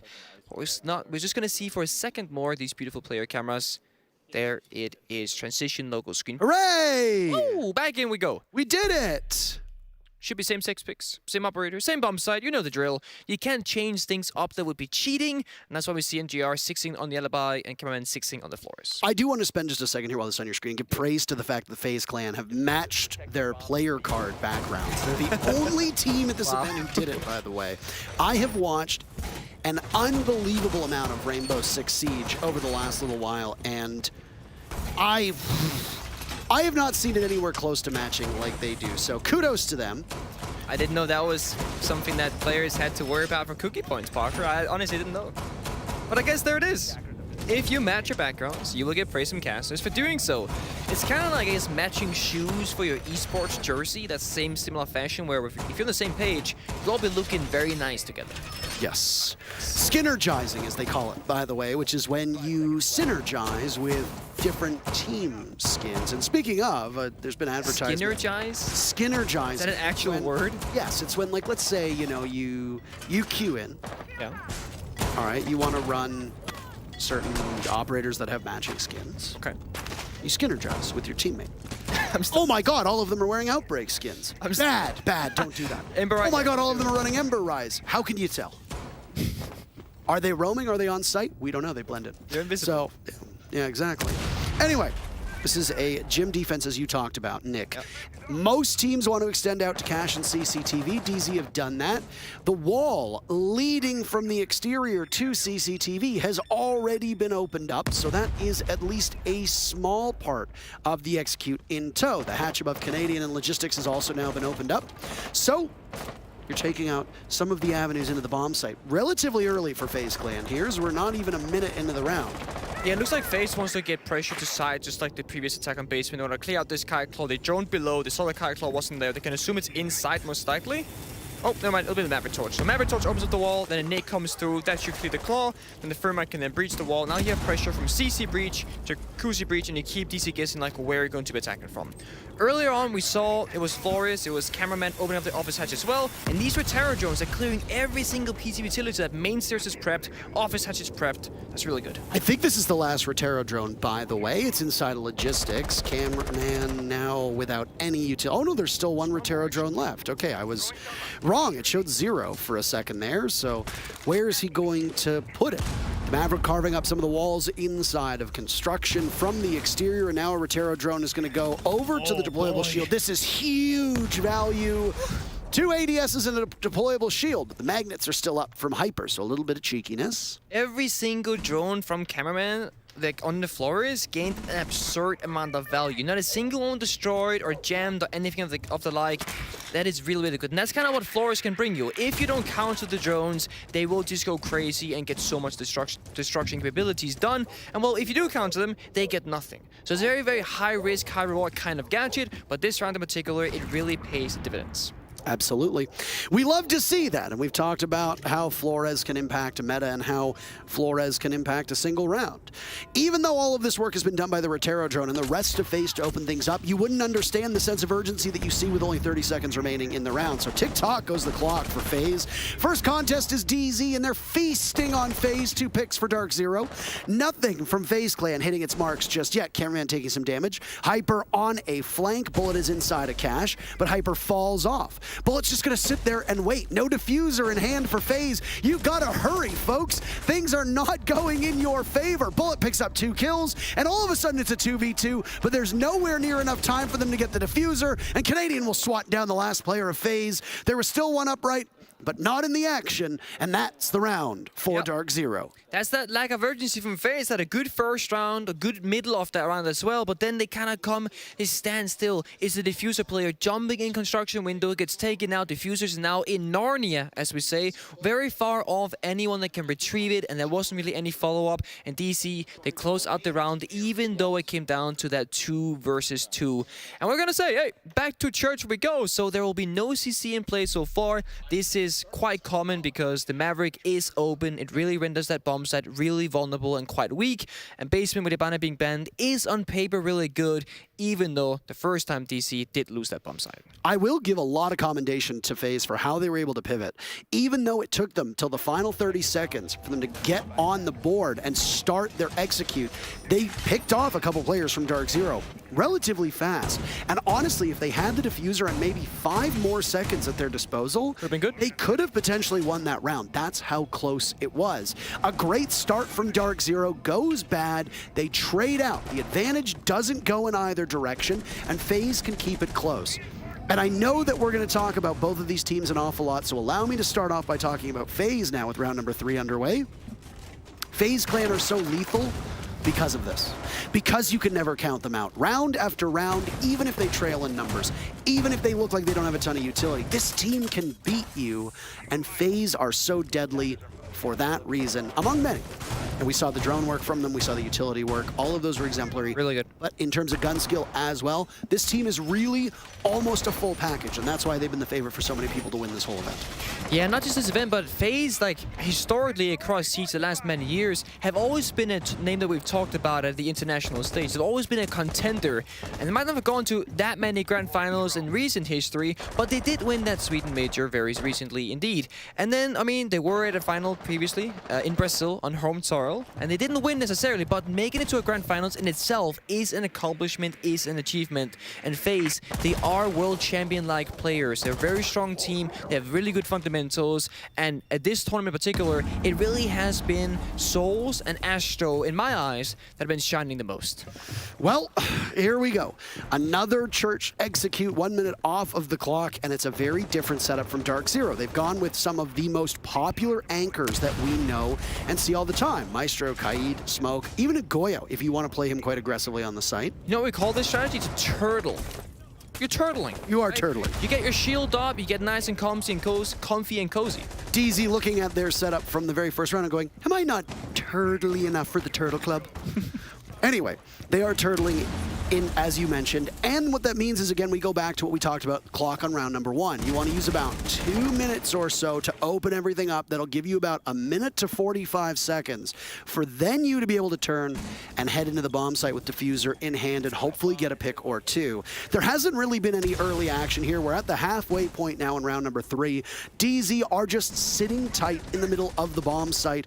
All 5 players protected, sheltered, not really too worried about where the players from FaZe are coming from. Happy in their lane they are, and the thing is, it's really a 5 versus 5, like 20, maybe sub 30 second execute, because it will really come down to the wire, and this is something that gets quite hard. If you're a FaZe, then it favors you because they're so good in the chaos, whereas DC, well, what do you got? You got 1, 2 C4s and 3 toxic babes. That's you have to make that work in your favor, otherwise the guns from FaZe, they will just outright beat you. Well, the damage has been done to Hyper, and that is about it. Outside of that, sitting pretty, 40 seconds to go. As I pointed out, this is the time that you really want to make something work. Oh no, oh no, oh no. Is he... Is the Kaid on cam? Is he on cam? Does he not know? He doesn't know. Oh my goodness, you're about to die. You need to get off it. But he turns and they ultimately lose out. That was not ideal. What an absolute mess that was. And now you've cleared out some of Church. That's the Maestro that was down of Canadian. Hyper swings a big double piece. Diffuser surrendered and a third is lined up for the man they call Paul. Leaving Bullet to die and FaZe getting absolutely overrun. That is a hero play from Hybrid. Sitting in the corner really paid off. And you think, that's a silly idea to sit there, but the thing is, when FaZe's clock is just ticking down and you don't have the drones or the time to check every single corner, these kind of plays can really punish you. And that's why you want to leave enough room above to really make sure that you have the time and sure to check this. 15 seconds left to walk on in, easy 2 kills, and the third person, well, he's sprinting, can't even shoot back. Astro, arguably amateur mistake, but he has to be quick, because otherwise, well, the time runs out and you lose the round regardless. And that now forces DC to go to CC, arguably the weakest bomb site, probably tied with Bar, given the current operator band selection, and it's going to be a similar song it will be singing. DC keeps playing this wall deny situation with the Kaid and the mute, denying drones and making it more difficult for FaZe to breach. If there was no wall deny, you could simply just thermite the walls straight off the bat. But because you're bringing a mute and a Kaid, you have to drone out the utility or use your Maverick Torch, and it slows you down if you are an attacker. And the time has been so important both of these first 3 rounds. So DC, they keep playing that same strategy. All right, well, you learn from your mistakes, right? That's the whole point of it. DarkZero on that very first round goes for the roam. North America roaming on Clubhouse has been studied to death so often. And as I said, it was popularized by Space Station. There was a period of time where we called it the SSG roam. And I'm sure a lot of the other teams that were just as good, if not potentially even better, or maybe even they were the innovators of it, but SSG was the first one to really popularize it. Might have been taking some umbrage with it. But other than that, DarkZero goes for it, doesn't work out. Like I said, it's been studied to death. They go with something a lot more familiar, as you said. Turtle strat works out. Yeah. And that's like the two different playstyles that you can have and do. And it's very nice when you see a team, they play a bomb site one way, and then, well, it didn't work out. You do a complete 180, different approach. And it makes it more difficult to pick it apart as an attacker, because if you're familiar with the setup and you've beaten it once, it's arguably even easier to beat it the second time around. And this is the first CC. Cameraman on the floor is now drone value from that Retero, but it gets jammed this time. No value will be had from that one in particular, but there are more to go. They make a very obvious sound as well, and another Retero drone will go in, but oh no, did that one get jammed too? We talked about value of these Retero drones, Nick, and now that's 2 Retero drones of the 4 available that have been caught by a mute jammer. I know it might seem silly that I'm so excited by something that is so very much unsexy, but I mean, it's exciting to see good utility work from the defenders. Their gadgets catching FaZe off guard. It is, and you see this double wall reinforcement to office wall itself that allows Hyper to play on this shield, on this jail wall, as I call it, into cash.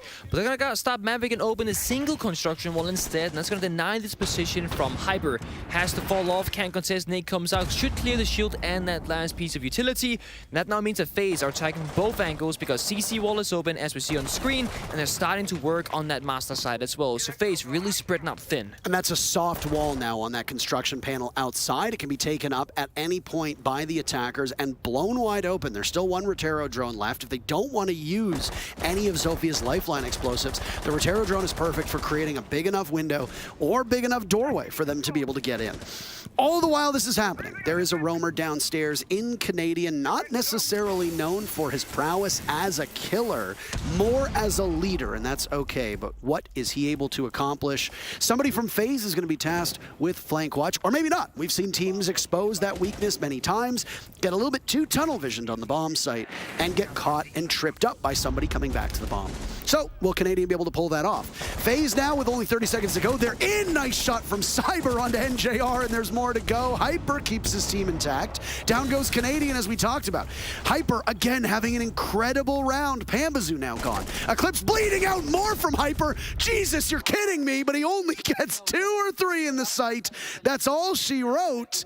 And FaZe versus Hyper goes in FaZe's direction. That looks so winnable for Hyper. He actually had the perfect timing. He was holding the window, got the first opening kill onto Sophia, then he looked away, but there was 2 more players there, but he walked in, got cover from the soft wall, and when he walked back out, got the following up kill. We'll see it here in just a moment.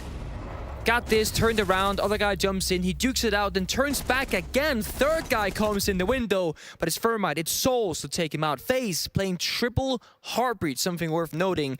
And that's something that Soniqs themselves have really shown throughout this tournament where, well, if you lose 1 Heartbreach, you got more to spare. And I do believe that in the previous round, Astro on the Ace had 3, all of his Heartbreach gadgets available because they weren't needed for the execute. They didn't breach that last construction wall into bomb set of cash. They just chose to go for that window jump in. Cyber walked into Super Breach, found the opening kill, and that is the most important aspect. Had Cyber not found that first kill, it's a very different story because the defenders have more guns up and you don't have to worry about that area that otherwise was lost. Tied up 2-2 as we go back to gym defense. Well, this was the bomb site that DZ first won on. And I'd like to remind everybody that this is DarkZero's map. Nick, if you would like to reference the success of the attackers and defenders on the bomb sites of Clubhouse, I will toss on over to you. Before we get there, though, Gym Bedroom is not typically seen as one of the strongest bomb sites for the defense. The fact that DZ are so reliant on this bomb site is fun to watch, but might not be the most sustainable, especially since FaZe have proven they can win on Church and CCTV, both of which are bomb sites where you know that they're strong on.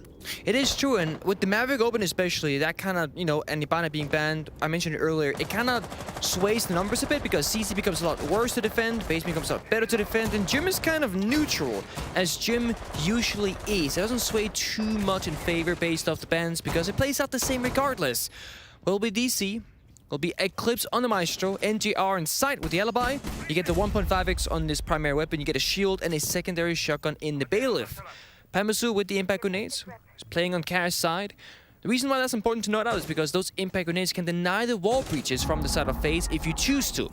Same thing DC did the last time, Hyper playing the red stairs, Cyber on the roof with cameraman, droning out. Souls have now managed to breach the open wall on Jacuzzi. So same story for FaZe. They want to breach every single possible wall they can and keep DZ on their toes, not knowing where the strike will come from.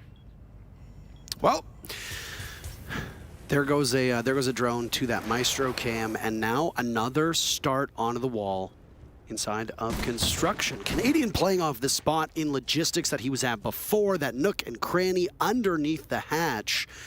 And if you see what the Kaid has in his back pocket, it's a nitro cell. Ooh. That's an express mail to the hatch should somebody get a little bit too close from FaZe. But I will say this about FaZe. The Rotero drone were so significant in their previous execute onto this bomb site. I'm actually a bit surprised that they weren't bringing it again, because I don't assess that as being the problem. Bullet is the problem in this round. Pambazoo gets the very first kill of the round, and all of a sudden... Oh, FaZe are going in. FaZe are without one. But look at this. They're just bursting into the bomb site. Out goes Canadian. The action happening off site. But FaZe looking to take control, and they'll do just that. Eclipse and NJR are the next two to go. Pambazoo and Hyper in their sights, and it's all on the shoulders of Hyper yet again. He's miles away, boxed out, and will have to swing and fight against the 4 players from FaZe, and a diffuser now as well. Maybe some stat padding for Hyper, but none of that's to be found. 2 in a row for FaZe. They take the lead, 3-2. It's really unfortunate when your DarkZero and your top gunner of Hyper is off the bomb site roaming when FaZe goes for a side rush. What happened off screen right before we snapped into action was that you had the Sophia on that master bedroom window, that's Bullet. He got shot down from silver window. And the moment that happened, 3 players from FaZe rushed into that Jacuzzi breach. 2 guys went to gym, 1 went master hallway. They just capitalized and found so many picks trading off each other, almost not even losing anybody in the process. And you asked me earlier about the defender win rates, and it is actually a defender-sided clubhouse across the board in 23 games played here at Invitationals.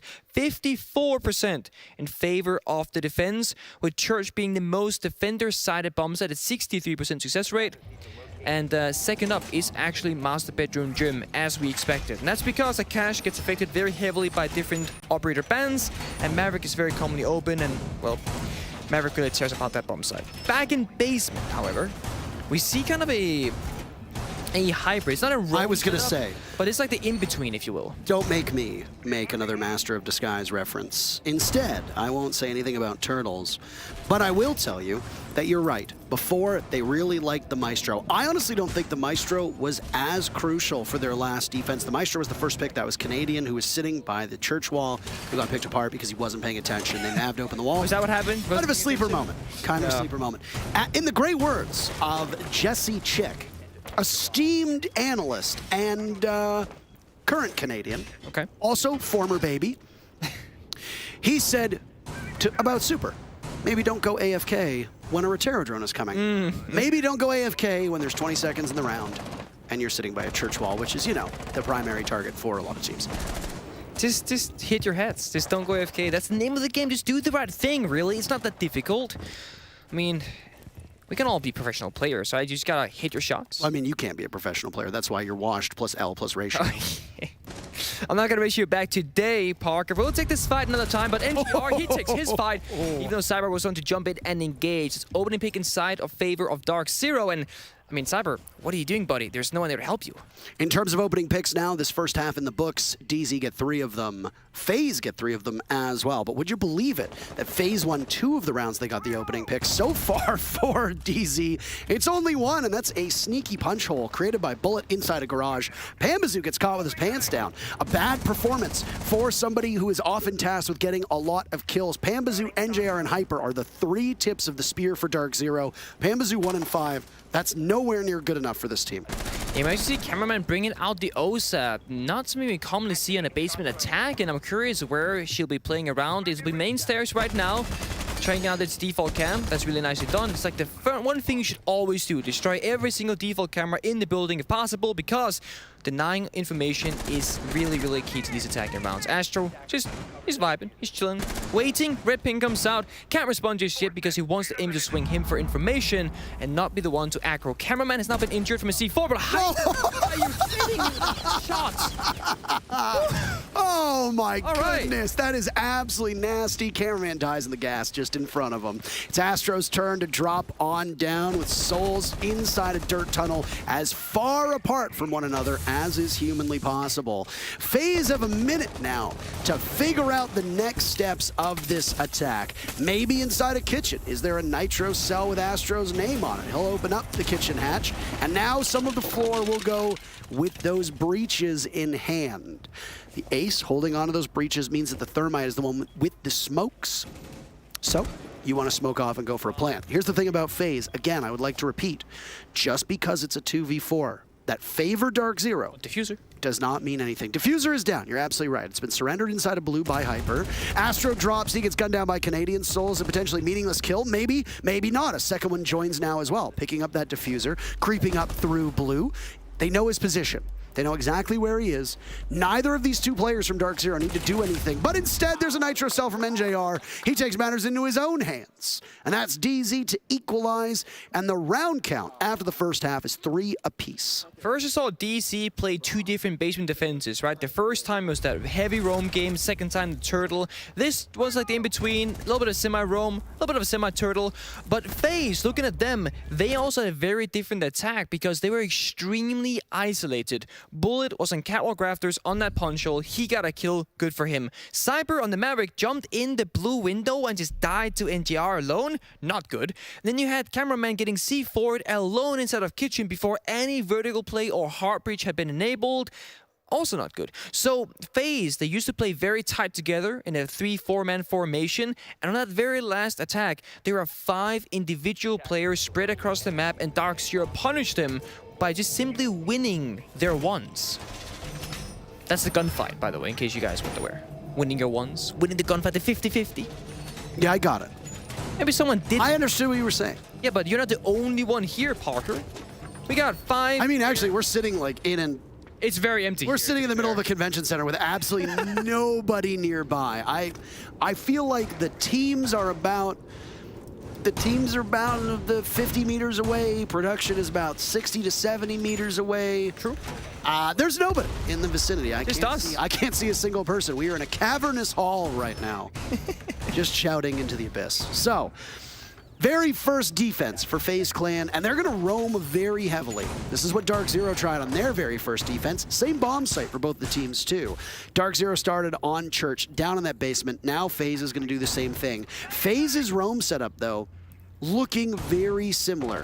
Is Souls alone in the bomb site, though? That is the one question I have. Or is there a second player from FaZe who might stop DZ from just overrunning the anchors? Yeah, you got Bullet on the main stairs as that middle ground. He's the anchor between the two people, and that's very nicely done from FaZe. If the side player falls, it's his turn to respond. But 3 players roaming other than that, and FaZe are a bit more committed. They even got 80 S's on this catwalk rafters, meaning that, well, you can't just walk in, throw a single flashbang, and take out Cyber, because he has those idiots to back him up. He also has help because there are guns nearby of Cameraman and Astro. Now DC, here comes the challenge, here comes the test. Can you figure out how to get this player safely off the board without falling first? And it's Astro to distract. Onto that lounge wall, the rat-a-tat-tat of the Jaeger's gun from above. Should have been heard by DarkZero, and now the flashes go in to try and eat the ADSs. Astro reassesses the situation, gets back up top, and picks up a kill to boot. FaZe beating DZ down, and now have themselves a 4v3. That becomes a 4v2. DarkZero running head first into the guns of FaZe, suffering for it, leaving Hyper at 50 HP, and Canadian fully healed. But Diffuser, not within reach of either of them at the moment. Right now being actively watched and patrolled by FaZe Clan. There's still half of the round to play here for FaZe, and they are sitting pretty. That they are, and DC kind of failed that challenge that they had where, well, they only found 1 kill traded back by 3 from FaZe, and that's really not the odds you're looking for. Now, you gotta scrap this round together at best. Canadian goes to server breach, that's why Diffuser was down earlier, but he's all alone, and so is Hyper downstairs of red, and here comes a challenge, and there it is. Cyber strikes true, gets the kill, leaving Hyper in a 1 versus 4. Cybersecurity is a big deal right now, and that's exactly where he was upstairs, right? I'm just trying to get these puns in to redeem myself from a Master of Disguise reference. I got paid money to say that today. That's ridiculous. That is literally the dream here, Nick. By the way, this round is pretty much over. There's 45 seconds to go. Hyper's in a 1v3. Diffuser is not within reach for him still, and he has no idea. Shouting at the clouds. He'll head into stock. He's got an opening in blue. If you're FaZe, you just need to wait for him to drop. You don't need to move at all. Playing behind the deployable shield, there's Astro. Started off the killing, ends the killing. That's a statement round for him. Cyber done the same on the very first round. So a nice bookend to the start of the round and the end of the round. That's 4-3 for FaZe. It was really good based in Rome. I actually loved the fact that Cyber brought the Jaeger with the Odysseus to Catwalk, because if you think about it, if you're roaming with 3 players, odds are that either the roamers will fall or the roamers will succeed and therefore take out multiple, if not one, of the attackers.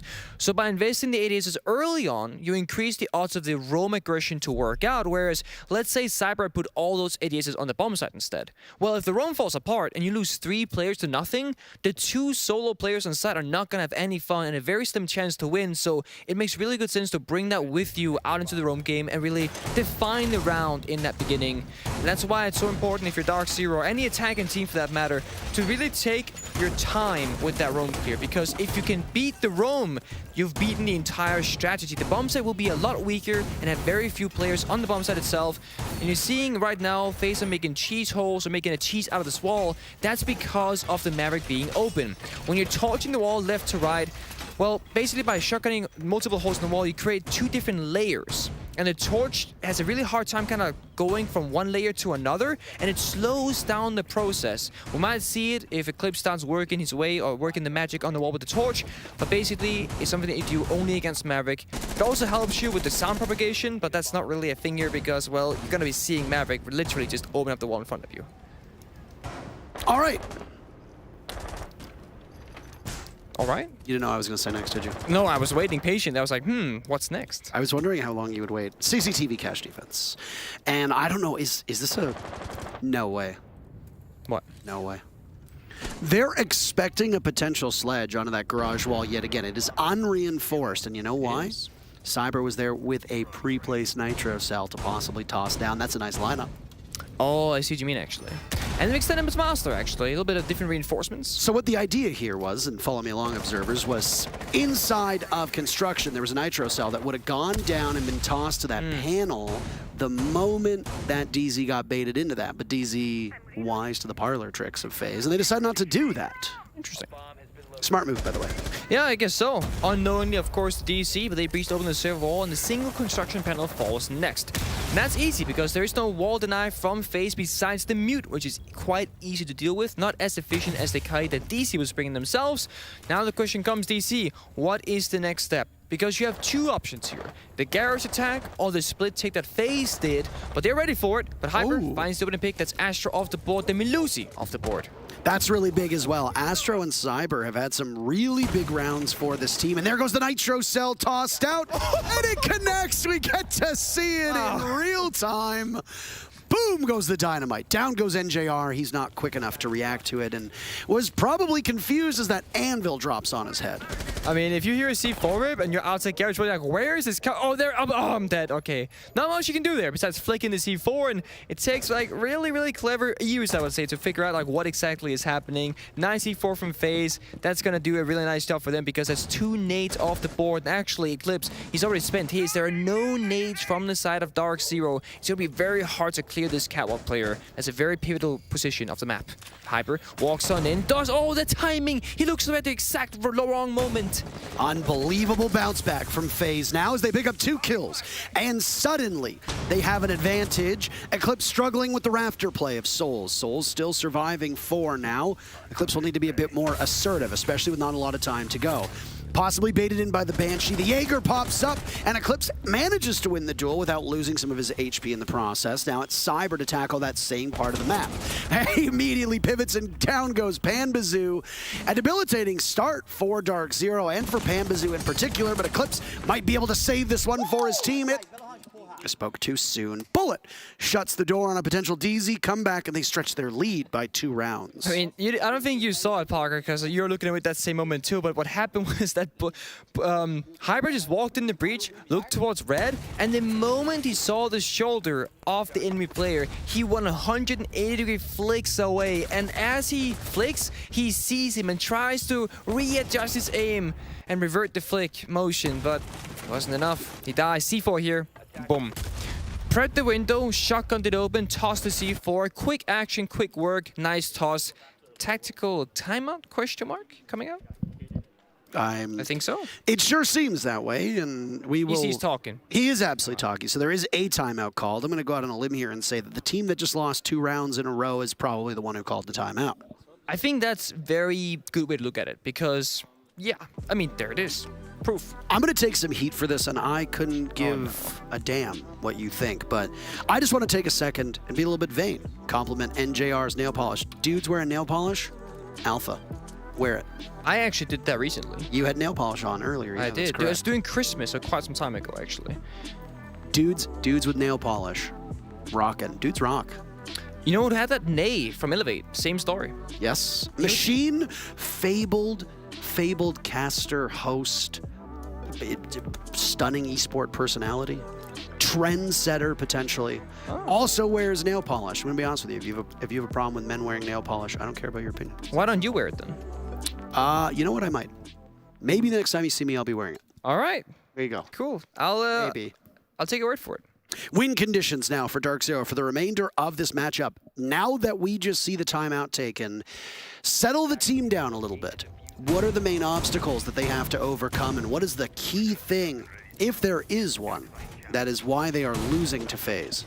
I mean, the last round was arguably just like very unlucky, right? I mean, the C4 from FaZe, that was 1 kill, that was NGR, nades off the board. And then the second thing is that once they lost the grenades, they recognized they could not clear that catwalk player. They walked in through that breach, and it was Hyper who just had really, really bad timing. And again, you die. That's the round. So if you're DarkZero, it might just be one of those momentum timeouts where you say, okay, FaZe, they've gotten the last 2 rounds, they're really getting momentum. We're gonna stop them now, take a moment to talk about stuff. I think DC just needs to tighten up a little bit, right? And arguably, once Panbeck gets on the board, it gets a bit activated because he hasn't had the best game, especially on the defensive side. I think it's going to look a lot better.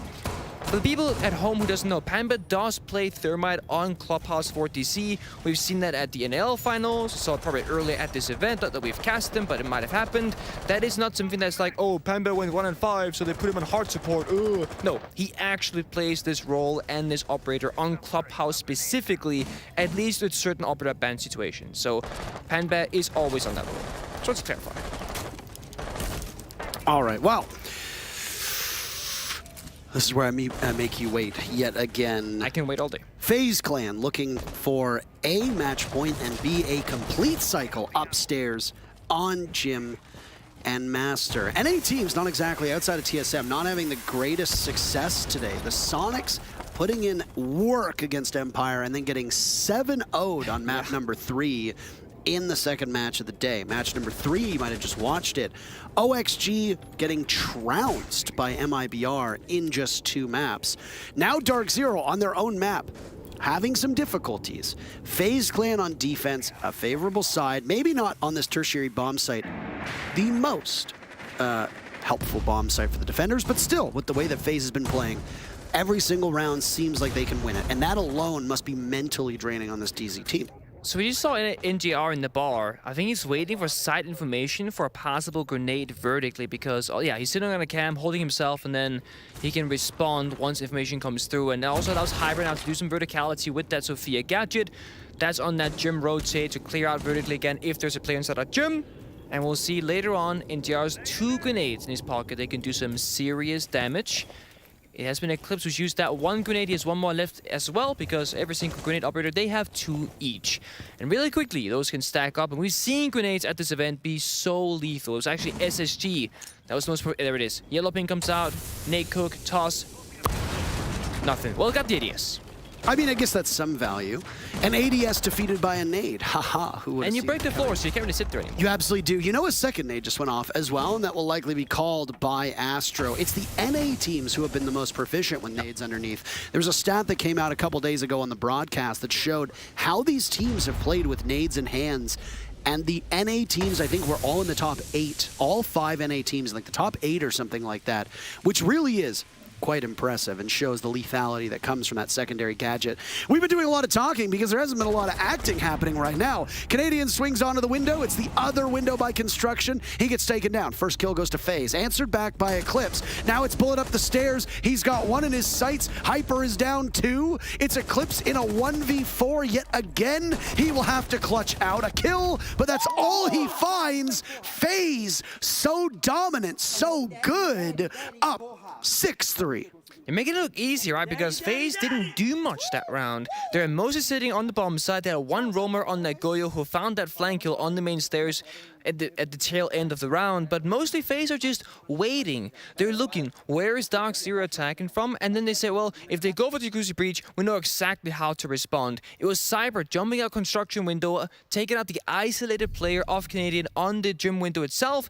and that really began the snowball effect because now DarkZero, they've lost the window control. That means that every single player from DC has to come from Office Hatch, from Construction, or walk in from Jacuzzi Breach itself. And that's just so much easier to deal with once you can run around the bomb side when you're on the defense. And because Canadian died on that window, well, no one's holding them stuck. And that allowed FaZe to get a seemingly easy round victory. All right, well, last defense potentially that we see, last round potentially, as we just finished what could be the penultimate. Back down to Church. FaZe will go. And this has really been an impressive showing from FaZe yet again. There's a reason why some of these Brazilian teams coming into this event were widely seen as the favorites. I interviewed all 20 teams, all of them? Nicholas. All 20 teams, wow. Nikolai. And you know what they said to me when I asked, who do you think the favorites are? I would argue that about half of the teams said FaZe Clan. NIP came up, Liquid came up, Team 1 even came up a couple times, BDS of course came up, but the fan favorite among all of these teams was FaZe Clan. And you know what I should have done? I really should have written down every single one that said it and then compiled it and said, here's what the teams think about. You actually should have done that. I should have done that. You know what, if I'd been thinking, if I'd rubbed my 2 brain cells together, that's what I should have done. But I believe, just anecdotally, from the, you know, without any scientific method behind it, all of the interviews I did, it was FaZe Clan and walked away with it. This is why. You can never count them out of a round. Every single player is lethal. Heartbreaking, right? It's match point. You're down 3-6. You just had a really, really rough last 3 rounds because FaZe won the last 4. And now Eclipse, Maverick off the board. It is a basement defense. The Maverick is not widely required, but it is those 2 grenades. Of course, you lose the player, you lose the gun, and Eclipse himself, he is 5-7. He's been hitting shots, but also mostly left alone in those 1v4s, trying to get that plant down. FaZe are still committed to this full court press, by the way, but they can't hold blue anymore as there goes the hatch above them. They'll have to play a little bit safer into the bomb site. Losing your Maverick, as pointed out, means you only have 1 hard breacher left. You've only got 1 more exothermic charge. Where is that going to be applied? Sorry, there is actually Canadian on Ace. Didn't see him all the way down there at the bottom of your left hand. Just blended in. He's on the bottom, actually. I do think that in the post-mortem of this first map, Pambazoo going 1-8 is going to be the storyline for this DarkZero team. Shrinking in the most important matchup that I would argue DZ has been in, that he has been in on this team. This is not a good look for him. It's going to be a tough one. And I know that it's going to mentally affect him, as right now he is losing most of his gun duels and it not performing the way he wants and not providing a ton of utility in the process. No, it's not. NGR is going to try his very hardest to make that floor suffer, breaking up the floorboards, and he has 2 grenades in his pocket. He can clear out some utility. That Kite Claw is on the kitchen hatch. That means that if DarkZero wants to breach it, Pambazoo, actually, it's only Canadian with hard breach left. 3 summer charges. It's deniable for FaZe. They have 2 impacts on Bullet. So this could be really, really dark, because if you cannot break this kitchen hatch, you have almost no way into side. I don't know where that Electroclaw is, Nick. I don't know if you've seen it, but the hatch still seems he impacted it. They got the charges. They can't breach. That single breach won't do anything. Is unlucky to say the least. No Selmas left. FaZe, based off of an impact grenade, might have just won this map. And it is DZ now to storm into the bomb site, knowing that all hope outside of that is lost. Canadian in getting the diffuser down. There's Panba coming online. He gets taken out by Souls. Canadian dropped as well. Bullet from the back of the bomb site. But Canadian actually gets the diffuser down. It was his teammate to die instead. NJR goes. There goes Canadian as well, finally. Hyper in a 1v3, but he's above. That means somebody from FaZe will have to retake. Look at how little HP Hyper has. He knows they're coming for him, and they find him, and they kill him. Bullet makes sure that's all she wrote. And like that, FaZe Clan take map 1, DarkZero's map, 7-3. Extremely convincing clubhouse from FaZe. In control almost the entire time. FaZe won the first round, then DC won the following 2. But ever since that moment, ever since round 4, it was FaZe Clan in the lead, or at the very worst for them, tied up. And Cyber in particular, outstanding performance those last 2 rounds. Got 2 spawn peaks back to back, shutting DC down before they even got close to the building. Absolutely unbelievable performance, and frankly, what we come to expect from this FaZe team. I don't know what is the attention of DarkZero right now, but might be Mint that came over, secondary coach. It could be Mint coming over and speaking to the team. I don't know what you're gonna do on your own map now. Going down, that is a rough spot to be in. Cafe awaits them. This was picked by FaZe Clan for a reason, and now it's FaZe to go for the knockout punch on their own map, on your comfortable position, on your own stomping grounds. You might be able to put this one away and move on forwards. That's map 1 in the books. We got at least one more map to play. We got a break ready though. First, we'll be back with more Rainbow Six in just a moment.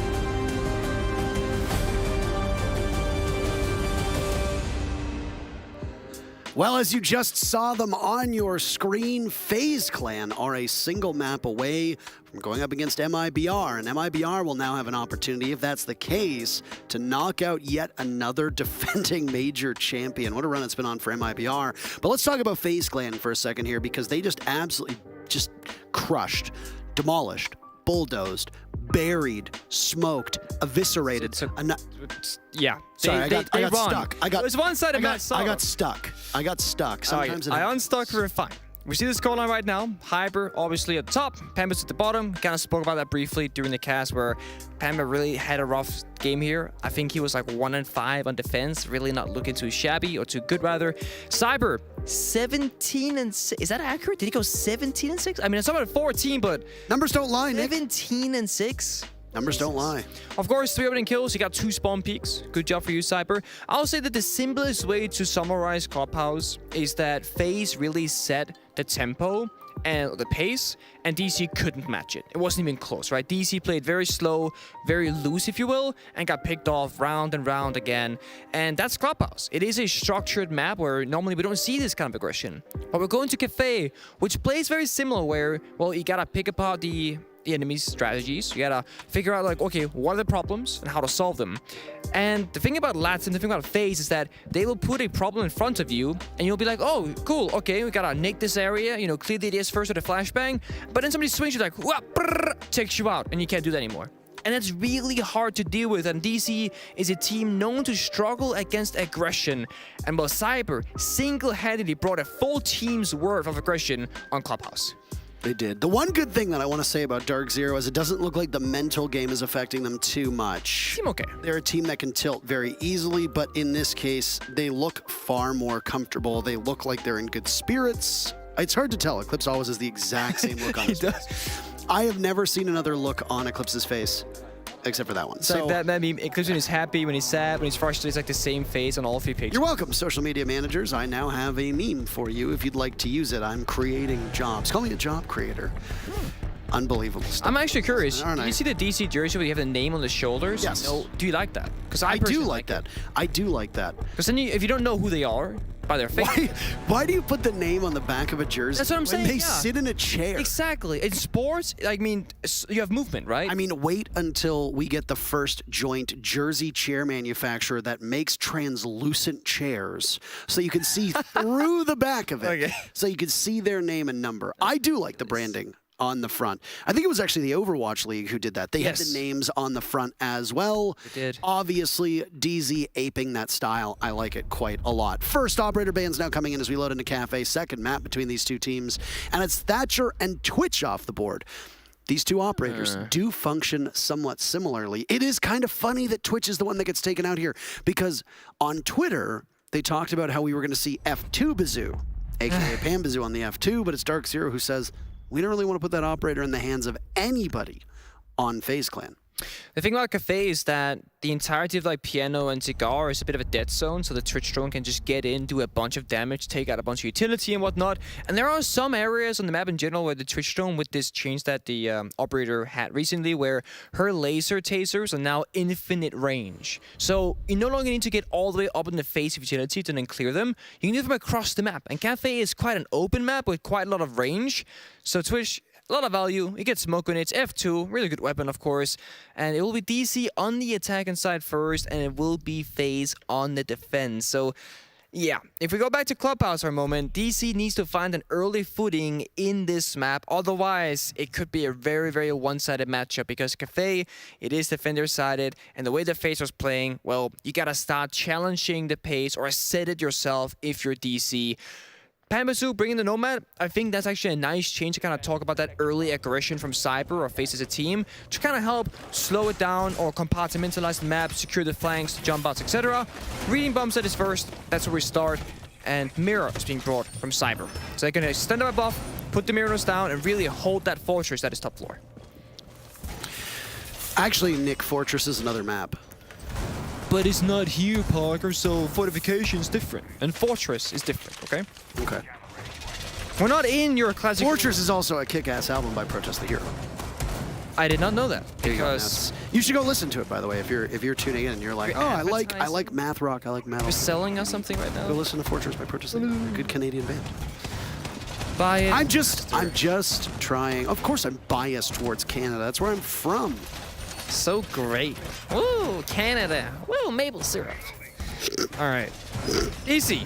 Show us what you got. It is time. First round, set the pace, set the tempo. Figure out, well, how do we break FaZe? It's not going to be easy, because no team really has broken FaZe. I mean, sure, they are down here, but it was Liquid who broke them. And Liquid, well, they know them very well because they play domestically all the time. And Liquid themselves have looked quite good at this tournament, right until they met TSM, because TSM looked even better. But neither of those teams are here. It's DarkZero FaZe, not Liquid TSM. Hatches will be opened up. That it will be... Notice how like passive NGR is here, trying to get the hatches open. He's fearing a C4 from below. Often when you play below, you can like use your ear, hear when that sledgehammer goes through, toss up a C4, get a free kill. NGR respecting it. Of course, he could have used those Retero drones to open up the hatch instead, but it's wasted utility. Instead, Canadian will use it on that second desk, B2, I think some teams refer to, and open it up. That basically means less cover for defenders, but you still have these mirror windows inside of bathroom. That's going to be very difficult, and that's the FaZe problem that they've put in front of DC. They got a jammer on it as well. You can't just breach it with the ace. So now it comes DC. How do you solve this problem? Well, you shoot the Retero drone. That's easy. But then what next after that? What comes next? Great question. Yeah, there's a jam on the rear window, so you can't just ace it. As I said before, we see NGR on the rappel. Nate comes out, gets tossed. Retero drone goes out, destroys that bulletproof camera of the evil eye. Be off the board. There's explosions abound now as FaZe sit and wait for the drop from DarkZero. Grenade goes in, and it blows up Souls. I don't know what he was thinking, but he didn't really seem to move all that much. Cyber with the Vector cannot contest more than a single player, maybe two at most. He gets found out and punished for it. DarkZero have full control of the top floor now. Their sights will be towards that reading bomb site down below. Or wait, we think that they didn't know that Bullet was there. 2 kills for Bullet, and he could go for more, but Pambazoo stops him. It was an advantage in favor of FaZe, and DZ says that's enough.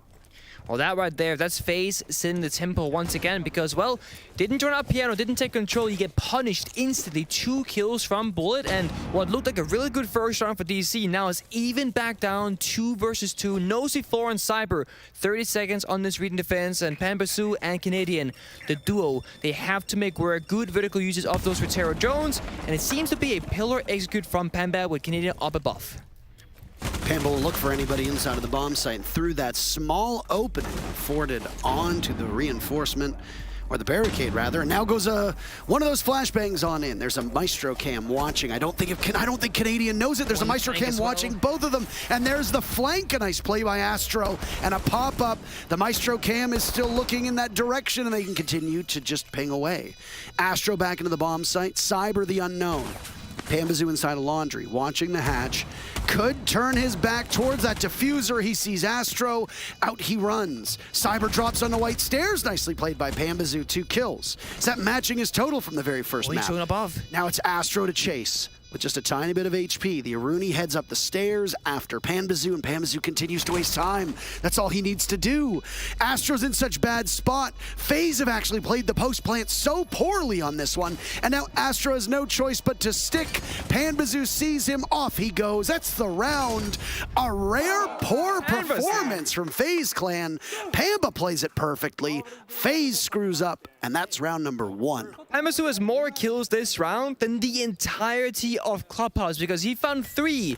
He shot down Bullet early on, and he found 2 kills in that 1 versus 2 clutch. We see it right here.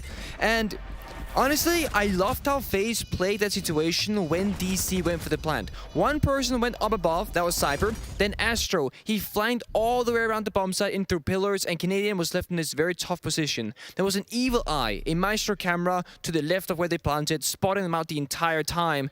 And Canadian had this difficult task. Well, do you try and fight the guy flanking, or do you try and fight the guy above? And all Pamba did was like, you know what, Troy? You got this figured out. I'm gonna keep planting, and it looked terrible for DarkZero. But Pamba somehow somehow makes it deep into the bomb site, isolates Cyber, gets that 1 versus 1. Astro did not push in deep to follow, and then he runs all the way up above, recognizing he can play the post plant like he should be with that vertical play that they used earlier in the round. Nice down Panda, good clutch, important opening round, shutting down FaZe. 1-0 for DC. Well, both of these teams committing mistakes throughout the course of this matchup. It was DarkZero to commit those mistakes all the way back on Clubhouse. So far, 1 round in, way too early to see if this is a pattern that will re-emerge. But for FaZe Clan, you had the cam in the bomb site. You knew where he was. You really easily could have pinched. But it took Cyber almost half of the diffuser to get into a position to strike. It was really not a good time from FaZe. I do think instead of Cyber going up above, if you just pushed out through Laundry while Astro flying pillars, then you're in the same area, look in the same direction, get that 2v1. But, well, Cyber went above instead. You can argue that was the wrong play because they lost the round. But at a first glance, it looked like the right decision, honestly. It's hard to judge. Good point. Cocktail defense now for FaZe Clan above on that top floor.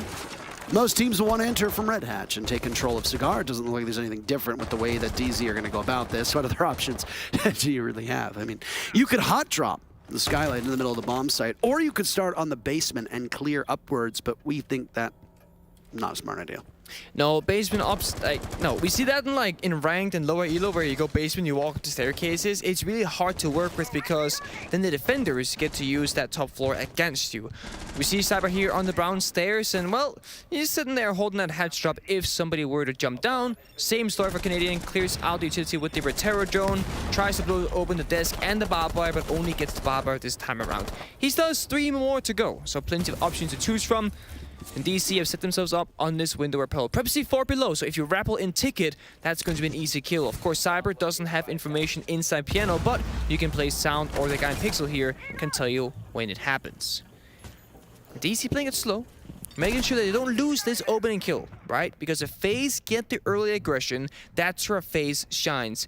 When FaZe gets the opening pick, they have a 70% conversion rate. So that means when they get the opening pick, they have a 70% chance of winning the round so far here at SI. It's the second highest of the remaining teams at this event. So FaZe, when they get the kill, they usually get the round.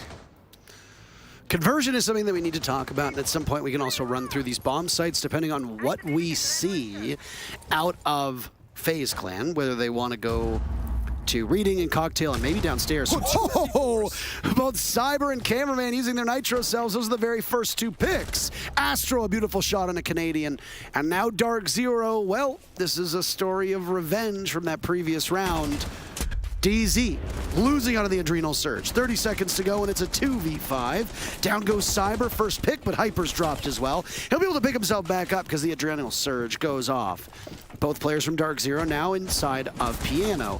Eclipse will need the gun check onto Cyber, wins it out. But Hyper goes down to Astro, and now it's a 1v4. They will collapse on him. He knew Astro was coming, but there's not much he could do. So little HP for Eclipse. Could be 2-0 for FaZe, it's not. They managed to shore up their weaknesses and play the end of the round this time very well, and it's a tie game between these 2 teams. Eclipse did another flawless because he got that kill. The NDC 2C4 0-1 came out earlier. This one came out the second time. That's NGR and Pambusu off the round. Then Super Astro with that nice shot onto Canadian from below. And that's really it. Once you lose the 2 first players to those C4s, the round is really, really tough when you're attacking because you lose so much utility, so much ground, and once, as I said, FaZe gets the aggression, they do not stop. They keep it up, they follow through, and they play together, making it so difficult to find any openings when you're against them. I like the 6 pick onto the Maverick. You get more grenades, but also you get that Heartbreach gadget. The insurance policy, if you will, because you only have 1 other hard breach in Eclipse on the A. So if Eclipse falls, that's it. You cannot breach any walls. Now, well, you get a second shot. Even though Maverick is not the best hard breach on Cafe because, well, when you see the setup and it's hard to Maverick open most walls, at least it's something. And if they're going basement, which FaZe did not do this time, they are going back to reading. But if they went basement, that's where Maverick really shines, because you can go for these direct bakery attacks and it's a lot easier.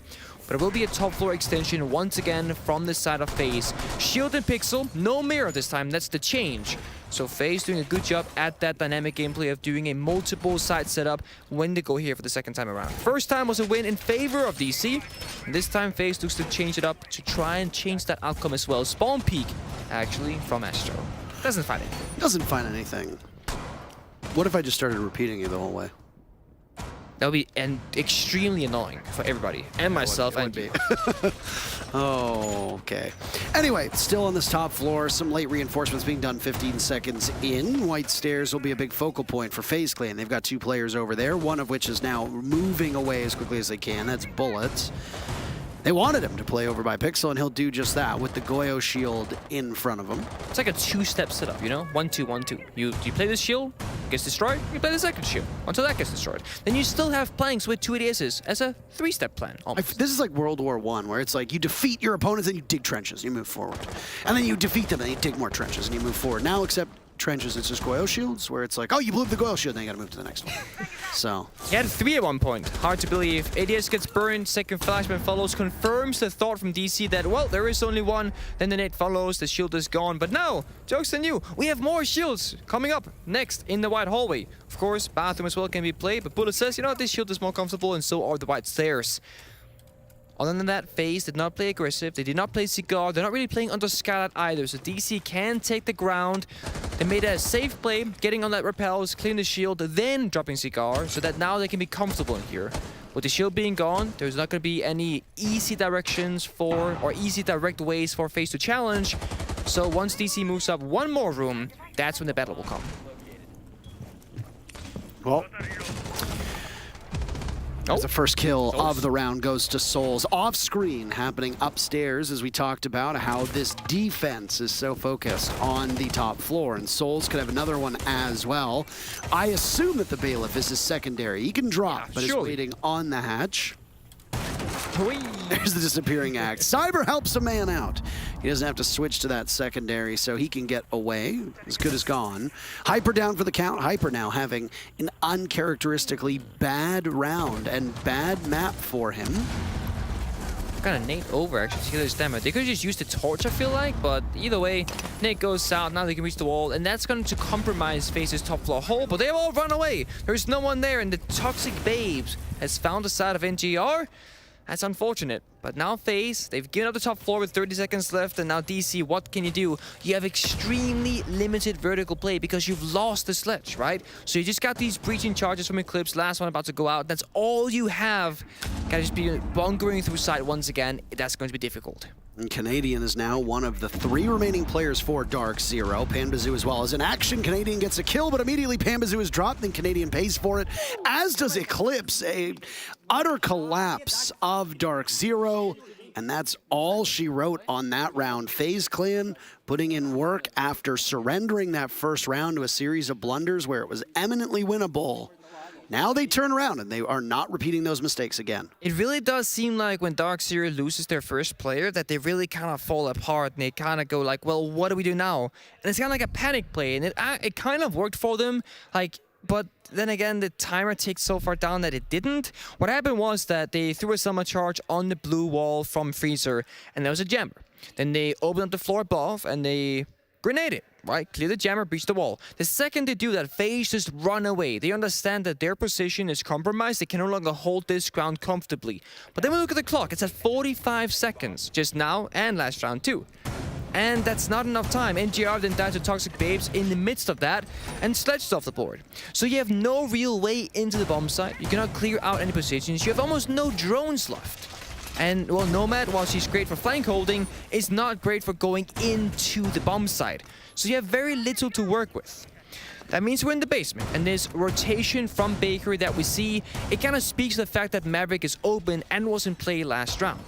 So FaZe playing dynamically once again, always extending out and above, making sure that every single position for DarkZero, well, they'll have to work for it. They'll get challenged on the entry points, and that's good if you're FaZe, because otherwise attackers, they can just run you over. FaZe shuts DC down at every single step so far, whether it's going for a spawn peek or those early C4s, or just extending out and playing the map dynamically. All right, now we're going to see some presence on that bottom floor, basement, first floor, whatever you want to call it, Nick.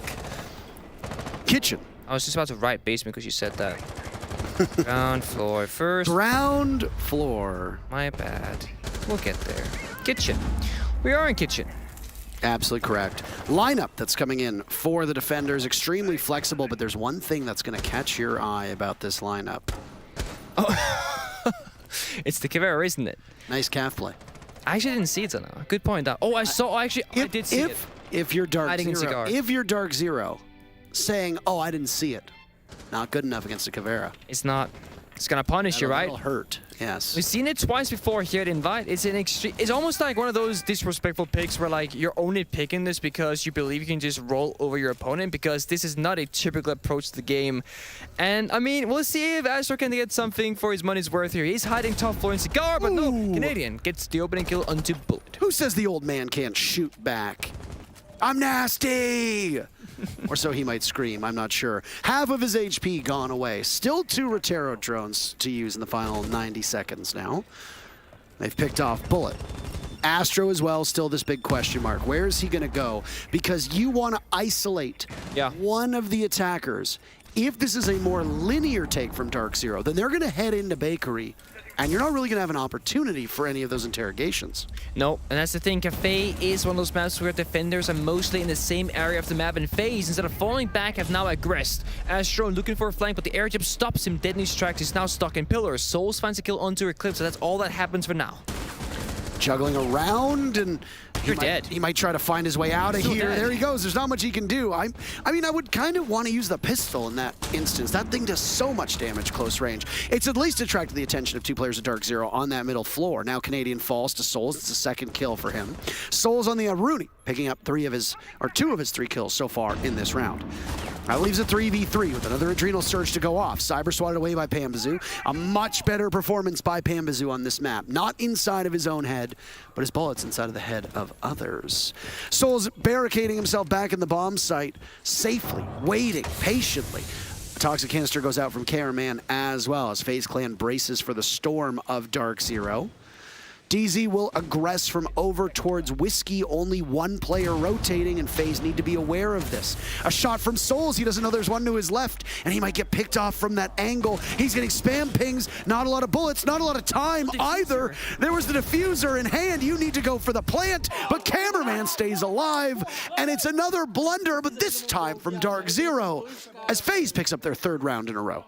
DC managed to collapse on 2 players that round in a 2 versus 1. They did a really good job at finding those picks, but then what happened? Well, the diffuser, folks, was left outside the small bakery window, and DC realized that with 15 seconds to spare, even if they had successfully gone through the door in towards the bomb site, that's all you can do. You cannot stop planting. They never picked it up, and they realized way too late.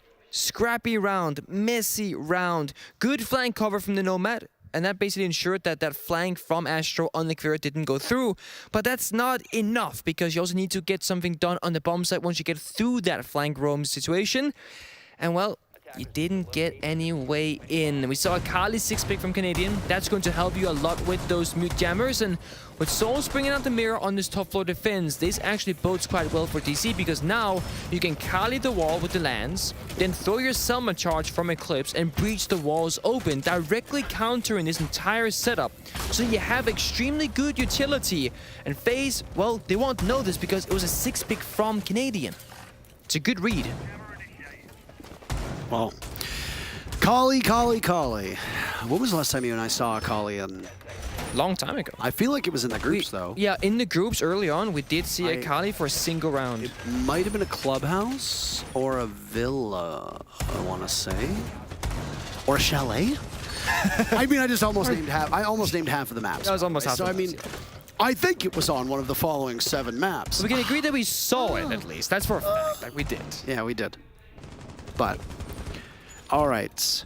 Diffuser in hand, it is imperative that DZ do not drop it this time, as it was a messy end as they went for that final kill, unable to get it. Did not work out the way they wanted. You conceal the Kali for as long as possible. But now, there you go. The shot has been made, opened up. The jig is up. A Nitro Cell gets tossed out from FaZe. It does not connect, and immediately they've fallen off that top floor. Oh my, oh my, oh my, oh my! On the rope. Cyber sees the rope of NJR, and he's as good as gone. It's NJR's time to take up that I'm not doing well mantle that Pambazoo had before. Yeah, and it's important when you rappel on these windows that, well, you just saw it. NTR, he didn't do it arguably correctly because he showed the rope, and that verifies the assumption that you can have that, well, he's below where that breach is. If you rappel upside down, well, his head will, of course, show, but at least he also sees the opponent back. And that's, again, the opening kill for FaZe. That's 2 nades off the board, and you use the Kali to open up the hatches safely, only to lose the sledge moments after. It's not great. You still got what you need, though. You got the Kali with the lances. You got the Selma charges on the ace. You can pick this bomb site apart. And here we see it. First land goes out, clears the jammer. Selma should follow up shortly. And that means that mirror window will be gone in a moment. And there it is. Great job, DC. What now? You force FaZe backwards, but you still got that 4v5 situation. You've opened up some of the bathroom, and now that really strong spot is gone. But I think they might have actually got the Selma. I think they did. Mute got it, apparently. So there you go. Mute shot it, and it's still upright. They've now finally lost the Selma, but or lost that mirror window because of the Selma. And DZ's drones will skirt in, trying to find some information as to these players on FaZe Clan, who have a wealth of time. They just need to sit back and wait. Yep. That's the name of the game of your FaZe, because you don't gotta move a muscle. In DC, they have to pick you apart. They have 2 nades left, and they gotta use those very well because FaZe are sitting in very strong positions, and they're not gonna give you much, but Eclipse finds 1. That's not what you need. You need more than just 1. On a Bullet. 3-3-3 for Bullet. Interesting scoreline for him. 30 seconds to go, and now it's Astro taken apart by Pambazoo. Eclipse as well. He finds the 2nd kill of the round. FaZe dying to all the gun barrels of DZ. They got that first pick, but that's about it. Cameraman on the flank. He looks the wrong way. Souls has been down. This round should go in favor of DarkZero. Nice pick from Cameraman. Is Souls retrievable? That is the real question. The answer, no. Pambazoo picks up kill number 2 to 2 for Eclipse. In the clutch, Cameraman realizes how hard this is. He's been here before. He sees the ace of Selma for but a second. 3 kills from Eclipse on that round. And DZ can pick up round number 2.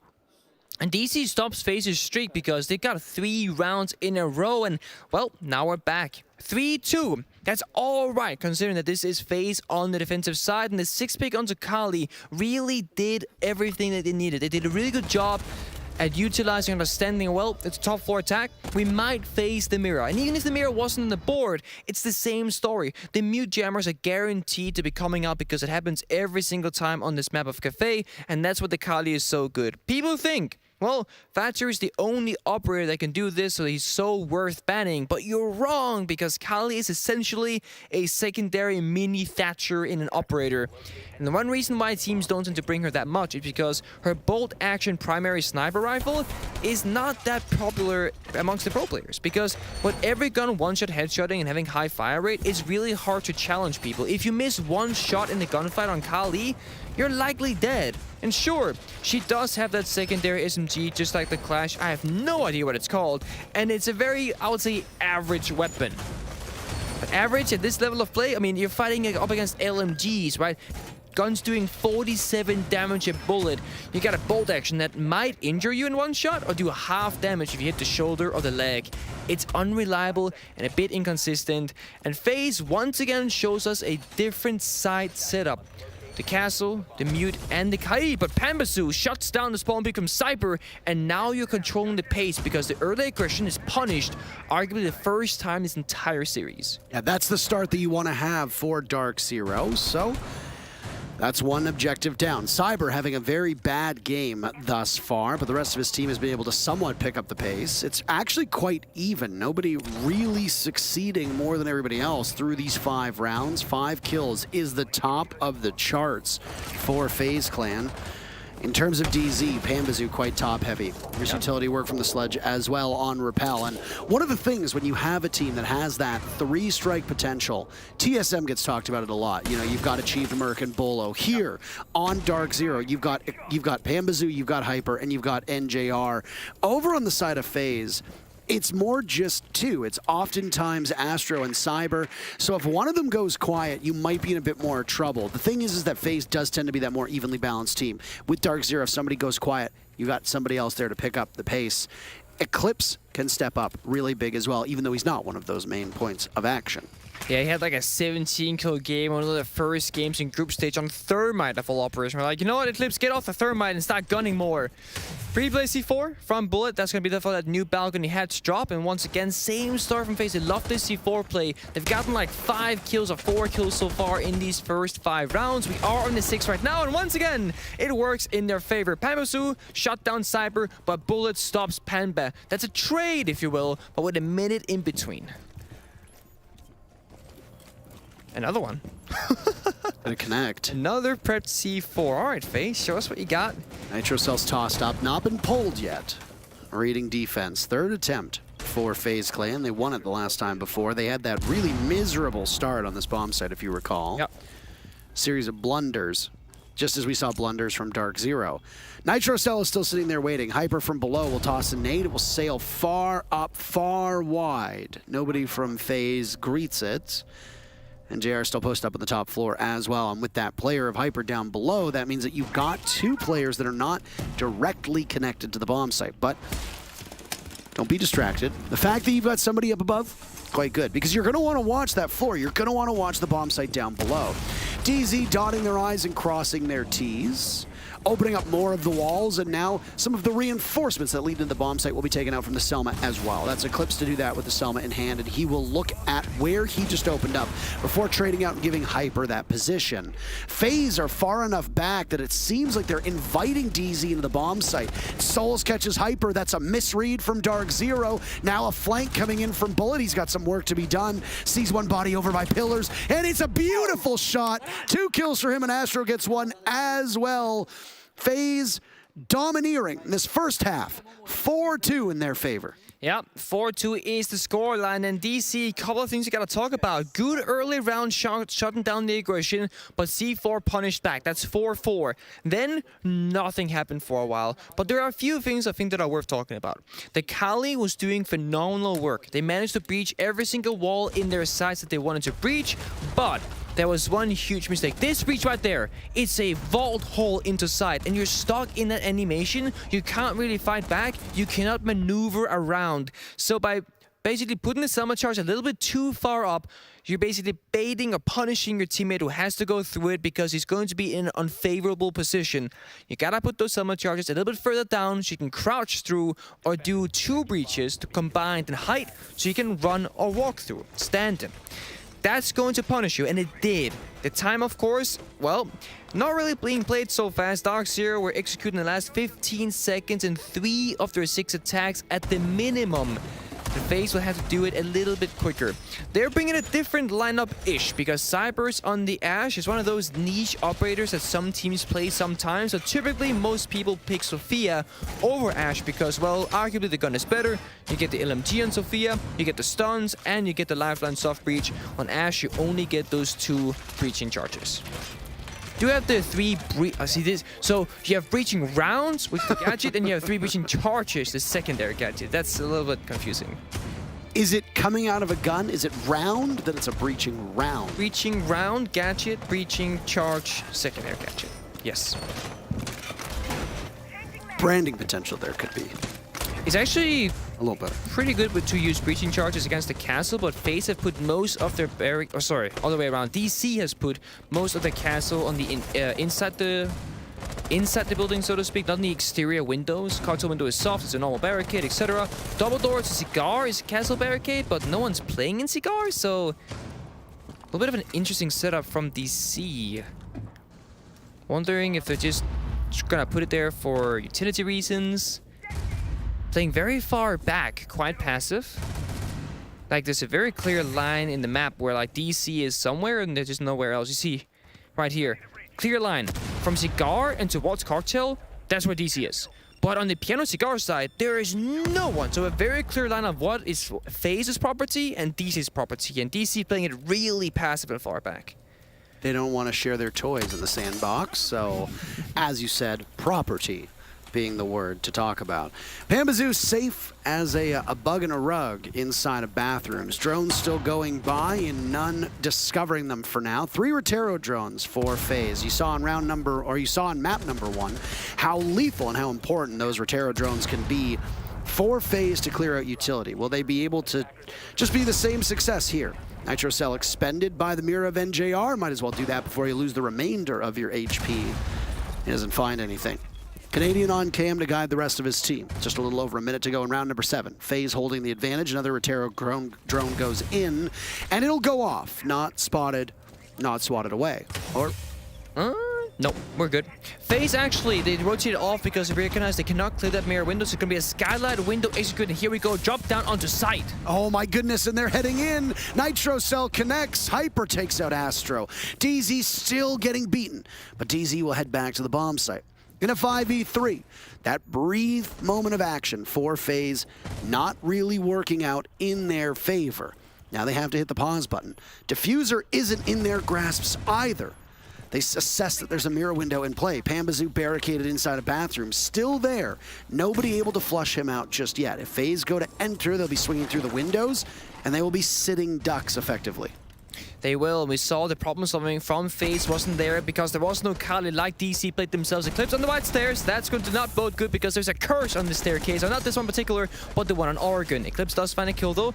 Makes it a 5v2. Nicely played on their end. Really no hope here at all for FaZe Clan. They've got some marks, but they are just stopped by the nice network of defenses we saw from DarkZero. 4-3 in favor of FaZe still, but DZ pick up that 3rd round. FaZe couldn't break it. A simple castle barricade, a runegate, mirror window, mute jam. That's not that simple. 4 different gadgets combined together, you know, just like FaZe did themselves. You know, you put a mirror down with a jammer and you then block the answer side with the castle barricades. They couldn't break it. They didn't have the Kali like Canadian was playing when he 6-picked it, and we just saw how difficult it could be. They droned it out, they breached some of the ghost castle barricades, and they said, you know what guys, we don't have enough utility. Go up to the roof, on the skylight, one person on a cocktail repel, drop and hope for the best. Very little follow-up, and it was more of like a desperate attempt because the time was taken away, and FaZe, well, they didn't want to sit around and wait and just lose on time. They said, we'll do it now with 50 seconds left, do or die kind of moment. And, well, when you're in the lead on this 4-2 side swap, you can cost a round, you can cost 2 rounds, and you're tied back up to 4-4, so you can get a little bit experimental, if you will. Still no Kali from them, but Cyber is bringing the Maverick. So one more set of nades and the torch to help if they need to, but that won't work against the mirror windows. Reading bomb site is 2nd rotation pick.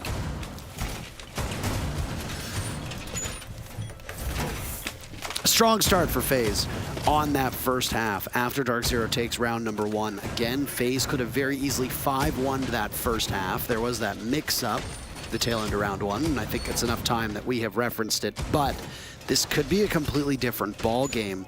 DZ answer back and have now found a little bit of a fire in their belly.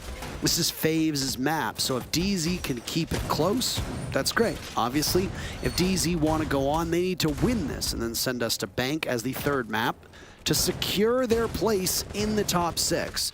If not, the 2 teams to have gone home today will both be North American teams. That will leave 1 EU team, 2 NA teams, as well as the 3 Brazilian teams still standing. Well, I'll tell you this, Parker.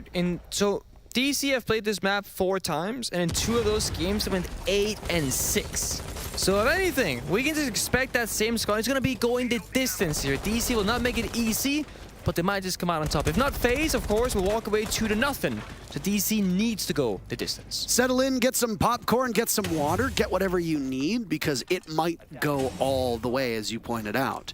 FaZe Clan can break the hearts of DarkZero with an early kill and then a pick on this round. They'll move closer to match point. Eclipse swatted away by one of those air jabs. A cameraman can't be too quick to pounce. Instead, he'll hear the carbine, but he doesn't have any intel, and he doesn't want to put himself in a position where somebody from DZ could be over in back bar. Somebody could be over by cocktail door. I think that's wise for cameraman to do. Even if they do have the advantage on the top floor, they get the pick on the Canadian.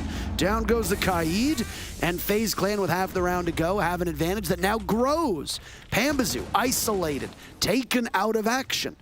Eclipse still in the spot above. That was their first target, but FaZe didn't want to go for it. Instead, their attention went elsewhere, and now Eclipse will drop, but give himself away. As he heads up, there's a lot of work to be done, and even more, it's all on the shoulders of Hyper. Every single player from DZ is dead. Hyper gets the first pick on the Souls. 4 more to be found. 1 minute to go. Inside of the bomb site for Hyper. He knows they're coming by. He swings, gets one, but Cyber's a little bit too low. That was a puzzling round for DZ. FaZe Clan act quickly, and they're now up 5-3. Hyper actually got hit with the grenade, doing that 5 damage or whatever number it does, and well, that's going to force a tactical timeout. And it's a great time to take it because you are down 3-5 if you're DarkZero, and you just got the side swap. So you're now finding yourself arguably on the favorable position of defense. But it hasn't really worked out so far. Well, it's 1 round to DC, 1 round to FaZe since the side swap, so it's even. Both teams have 1 opening kill, so trade it back and forth. And now, well, you gotta find more. Talk about what's the next step. Maybe bomb site prioritization. Which strategy will be bringing? Could be the mirror, could be without the mirror. But we did see that FaZe particularly didn't like to play against the mirror. They didn't know how to deal with it. So if you're DarkZero, I think you keep on bringing it and just keep putting problems in this phase, in the face of FaZe. Other than that, I do think you gotta extend up more aggressively. We saw the last time they defended top floor, nobody from DC was inside Piano or Cigar. They just gave it to FaZe. And if we saw how FaZe defended, well, opposite story. They played in Pixel on that shield with ADSs. They played in Cigar early, shut down a drone, and fell back. You really need to be able to control the map and then fall back 1 step at a time. If you give up too much space, well, the attackers will get really comfortable and your life gets harder. As I say that, Canadian has now 6 pick just now from the castle onto the mirror, and they agree that, well, they saw FaZe struggle, so why not bring it 1 more time? All right. Crucial round for FaZe Clan. Back to reading room. We're going to see DZ go. Maybe try something new with the way that they had that setup going. The timeout in the previous map did absolutely nothing. DZ took it after round number 8 when it was 5-3, and the scoreline of that map ended up being 7-3. So FaZe taking the next 2 rounds means that DarkZero don't get much for it. They're not really in bad position in this map, but they're in the same spot in terms of numbers-wise, and the only difference is that it's only been a single round since DZ last won their last 1 round, whereas the map before it was 2 rounds. Not a lot has changed. Taking it at roughly the same time, see if it pays off. As you said, in that operator lineup that you saw, it worked against FaZe. DZ might like what they have in their setup.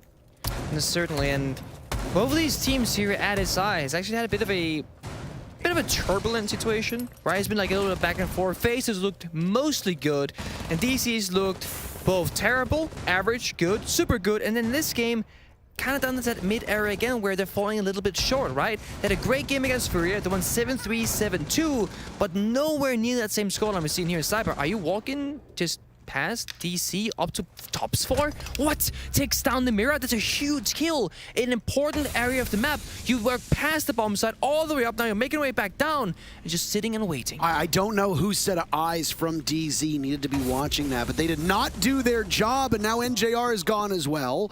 I feel like we said that Cyber was having a bad game, and then he just leveled up at that point. DarkZero, listless. FaZe, 2 big picks. Huge for them.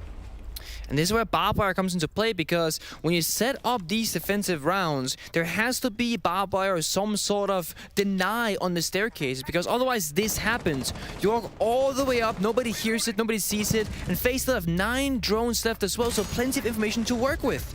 I mean, but hey, DZ seems to be hitting their shots. DZ's numbers will get dwindled down, but cameraman on a tiny bit of HP, he's still upright. Low enough that a single bullet is going to remove him from action, but there's damage that he can absolutely do. On drone, maybe he doesn't want to put himself in a bad spot, so he will allow Astro and Souls to flourish. As you talked about, the drones, very good for FaZe. So 8 available for them. They've actually got more than that. They've got 12 because there's 4 Rotero drones, Nick, as well that are available. 3 still remaining from Souls, who's got that diffuser. Slowing down. That's what we can do if we're attacking because we got the time on our side. But Hyper, oh, the timing doesn't favor him because he walks past an enemy not knowing that Soul's inside of mining, but both get to live. Nobody fired a single bullet that actually connected. They're both full. Hyper on white stairs. Here's the telltale sign of an ARX, but there isn't much to cameraman. Eclipse is gone, and it's Hyper with 1 HP. Stopped by Astro. Match point, series point. This is a funeral for DarkZero at this moment. Let me ask you this, Parker. What happens to the losing team of this match? We put them on a rocket ship and we blast them into the sun. That's terrible. You can't say that. We put a dresser progressively closer to their bed so that every time they wake up, there's a greater risk of them stubbing their toe on the dresser. That's what happens to the team that loses. All right, I'll tell you what really happens because Hold on a second. thing I is... think I know this one. Okay. They go home. Yes. They do go home. We say goodbye. We bid farewell. I wish I spoke Swedish so I could say what goodbye is Farvel. In... It's like farvel or farvel. I'm not sure in the enunciation. No, it's favela. It's a map. Say it again. Farvel. There you go. We'll say goodbye. If it was in Montreal, we would say au revoir. Adieu. Okay. There you go, in French, even though my French accent is terrible. Need to bring on Milos to really give you that good French. He could show us. Yeah. He absolutely would. DZ are throwing everything at the wall to see what sticks, and boy, oh boy, Cafe is not their map. Neither was Clubhouse, despite the fact that DZ picked it. Honestly, we've seen matchups where teams are not themselves. They don't play to their strengths, and things just don't work out. You lose because you're in your own head. I would argue that Damwon Kia did not show up. They were not themselves, and they got beat. They were out of sorts. They made a lot of mistakes, and that's a big part of why they got eliminated. Not necessarily that their opponents, Oxygen, were better. Today, FaZe Clan have made almost no mistakes on these rounds. I think if you go back to Clubhouse, there's maybe 2 rounds that we see where FaZe Clan actually committed blunders. One of those rounds came in round number 1 of this map. This map would be over if FaZe Clan had better coordination when it comes to the post plant. So, this is a team that looks scary, scary good right now. It's not even that DarkZero has been playing poorly. DarkZero has actually been playing quite well. They're just getting beaten all over the map by this FaZe team. Yeah, I mean, FaZe is one of the fan favorites to take this event. I mean, you asked the players. I asked the players. And they said FaZe. They said FaZe. Is the team. Is the team. To watch out for. To watch out for. Yeah. And guess what? They are. They are indeed. We're watching it firsthand right here, right now. So it's do or die for DarkZero.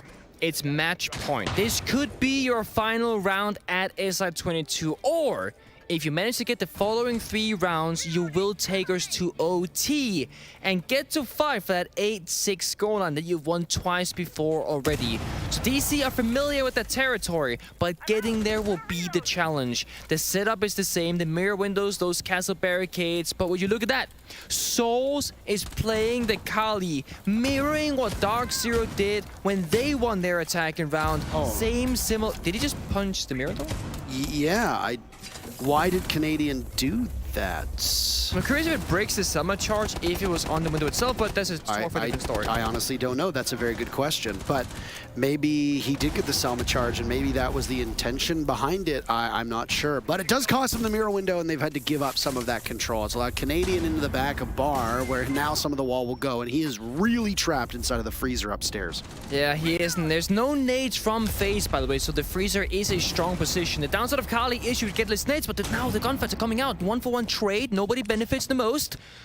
DC can hold on, hold strong, with a minute left to go. I would argue that losing Cyber definitely benefits DZ, and now Cameraman is as good as gone, and JR lines up for 2 on the bullet. DZ need to find some 5th gear right now. Astro shuts him down, and FaZe have equalized yet again, but inside a freezer, it's Hyper. He just chills Astro. Souls on that Kali, as we talked about. doesn't have access to the bolt action, instead running with the SMG. Here's the Roni and knows that somebody's playing over by the top of White Stairs. That'll be Souls. Has to look in the wrong way. He does a lot of damage to Panbazoo, but DZ stay alive. Fans of the Bee Gees, perhaps. It's a 4th round for DarkZero. They stave off defeat. For now, they are still in this tournament. But that light hasn't gotten that much closer at the end of the tunnel. DC looking a bit more quiet today than they did yesterday against Fur, and it is late here. It's the last game of the day and whatnot. And 8:40 p.m. They didn't have a best of 3 earlier, right? Because this is the first time they play on stage. As we have less teams here, there are less matchups. Yes. We only have one stream. There isn't, like, there's one desk in this room. There's no second desk to cast on. This is it. We're really getting down to the last few teams because we're entering stage 3 very quickly. This event has been going on since the 8th of February officially. We've been here for quite some time at this point, and it's been lovely, I will have to say. But if you're DC, of course, you're gonna stick around longer. If you FaZe, same exact story. That means you have to fight tooth and nail to the bitter end. And I'm extremely curious what happened with the mirror because I actually checked. Astro spent 2 Selma charges. So I am really curious, and I want to test this after this game. If you throw a Selma charge or a Heart Breach on a mirror window, and then you punch the glass, does that break any, Heart Breach gadget on the opposite side because it shatters? I'm very, very, very intrigued. I'm very curious, and I need to know. If anybody knows, tweet at me, DM me, whatever. I need to have this answer because it's really bothering my brain. So I feel like I know most things about the game, but this one I'm like, does it work that way? I'm not quite sure. You wouldn't know, Parks. I'm not even gonna bother asking you. But okay. If I don't know it, you don't know it. It's very simple. No offense, but you're a caster. No offense, but I'm about to say something offensive. You know that doesn't shield you from being offensive, right? Okay. My bad. I don't hate anime. I'm sorry. I don't hate anime, but I've just never enjoyed watching one. Okay. See, no, but that doesn't work that way, Nick. No, I think it's It doesn't work that way. I think that means I hate it. Okay. I don't have an issue with it. I have an issue with anime, and where do I begin? DarkZero will have to begin this round the same way as last. It was NGR who really popped off, had a phenomenal round, found 3 picks, I believe, or at least 2. He's now in smoke, but it's that FMG. Good weapon because the shotgun is being brought out from the Bailiff of Eclipse and the punching of a Rooney on Canadian. So you don't need that primary shotgun. You can do all the rotations that you need. We're no longer on top floor bomb site. It's reading, but we have extended up above. That's how teams have to play this map because otherwise, well, attackers, they take the ground and then you lose the round. So it really will be do or die for this top floor defense. The only way DarkZero can give it up is if they can burn down the clock far enough to then give it. Ooh, I like this. That nade goes in, by the way, to Panbazoo. He doesn't take any damage. He immediately decides to take the gunfight on the window and then peel off. Nothing ventured, nothing gained. It's 5-5. Nade comes out. There should be nobody there. There isn't. That's the same nade that went in before, but it was Eclipse in that position instead of Panbazoo. So they don't really want to do too much. I love that gun skin, by the way.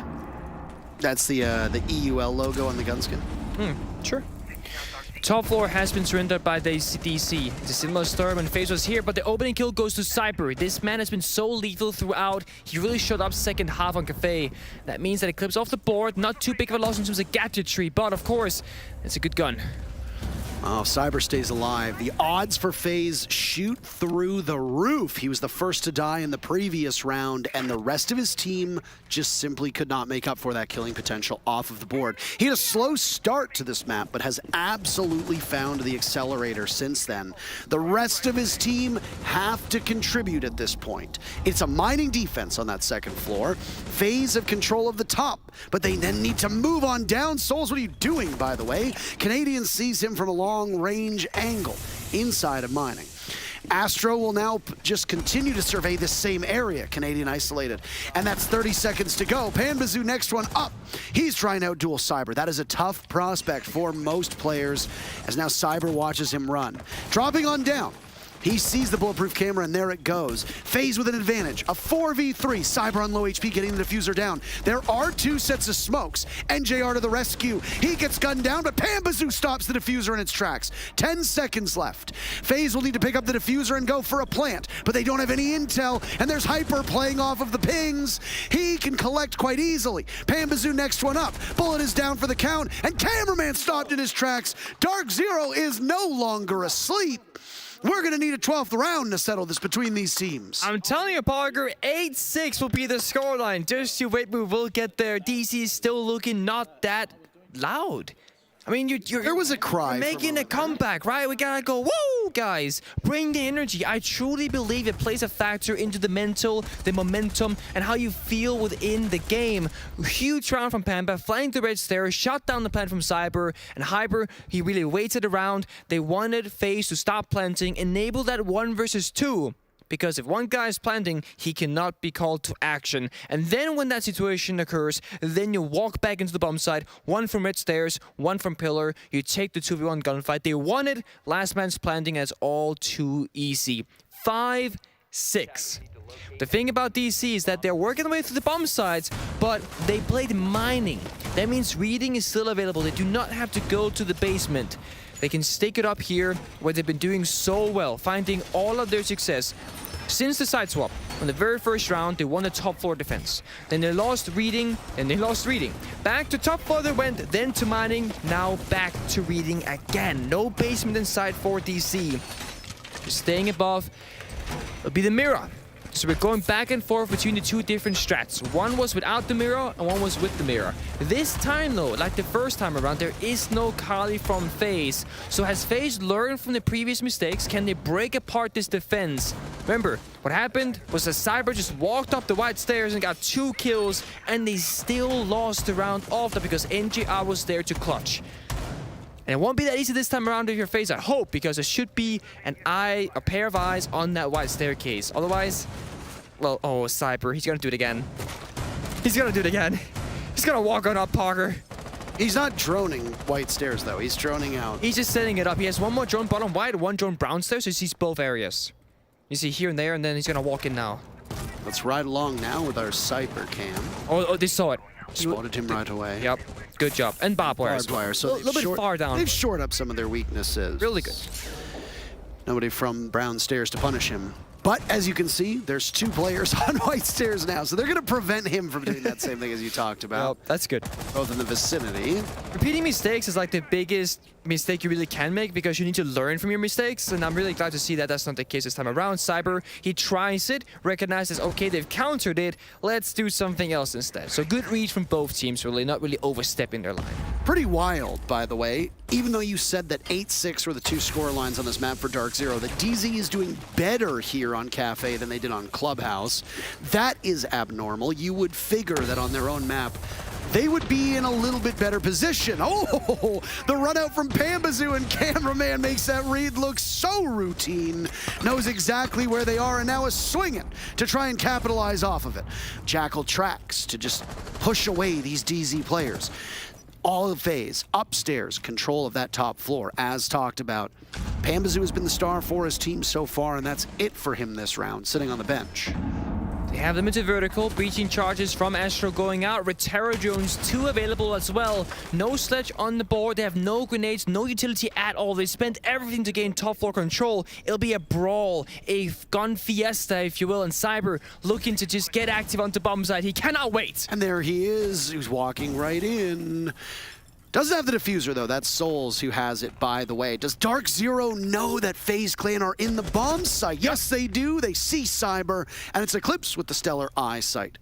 It's a big kill. 40 seconds left. This will be the calm before the storm. DZ looking to ride out said storm. If they do, overtime awaits, but Hyper loses his duel to Bullet from above. NJR sees the Jackal, cameraman caught sleeping, and now NJR has another lined up. But no, Astro says, I've got something to say about that. Final 2 players from DZ will go against the 2 sites, a Bullet and Astro as diffuser goes down. This is where things get from bad to worse for DZ. Eclipse retaking from above. There's 1 player from FaZe up there. Down goes Canadian. Eclipse has been in so many clutch moments, he hasn't succeeded yet. He'll need to do it this time for his team to stay. There's 1 kill to go. 2 more for him. Does he know where the diffuser is? Almost past the point of no return. About 10 seconds left for Eclipse, but not even that. The Brazilians do it in the 11th hour on map 2. FaZe move on, DarkZero go home.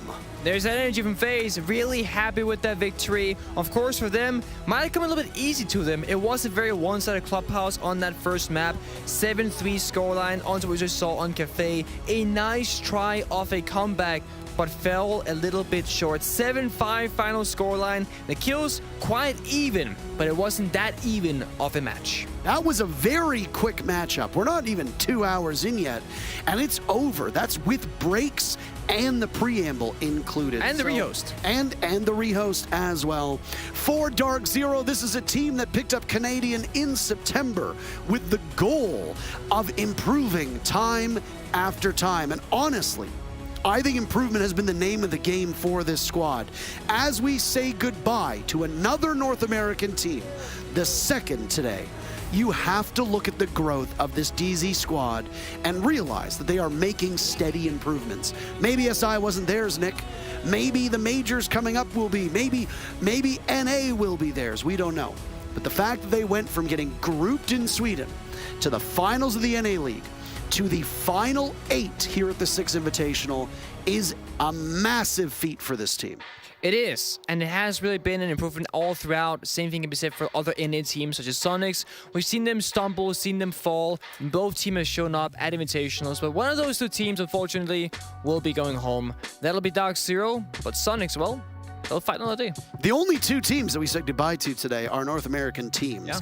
They came into today with the lion's share. Half of the 8 teams remaining were from North America, but we said goodbye to Oxygen, and we just said goodbye to DarkZero. Tomorrow, FaZe Clan will go, or rather, in 2 days from now, FaZe Clan will go up against MIBR. It will be a regional matchup, and that will be electric. That's what FaZe Clan has in store for them. So MIBR, on this miracle run, who've knocked out NIP, who knocked out SSG, who are a big reason why Team 1 isn't here, now have an opportunity to knock out another major champion in FaZe Clan.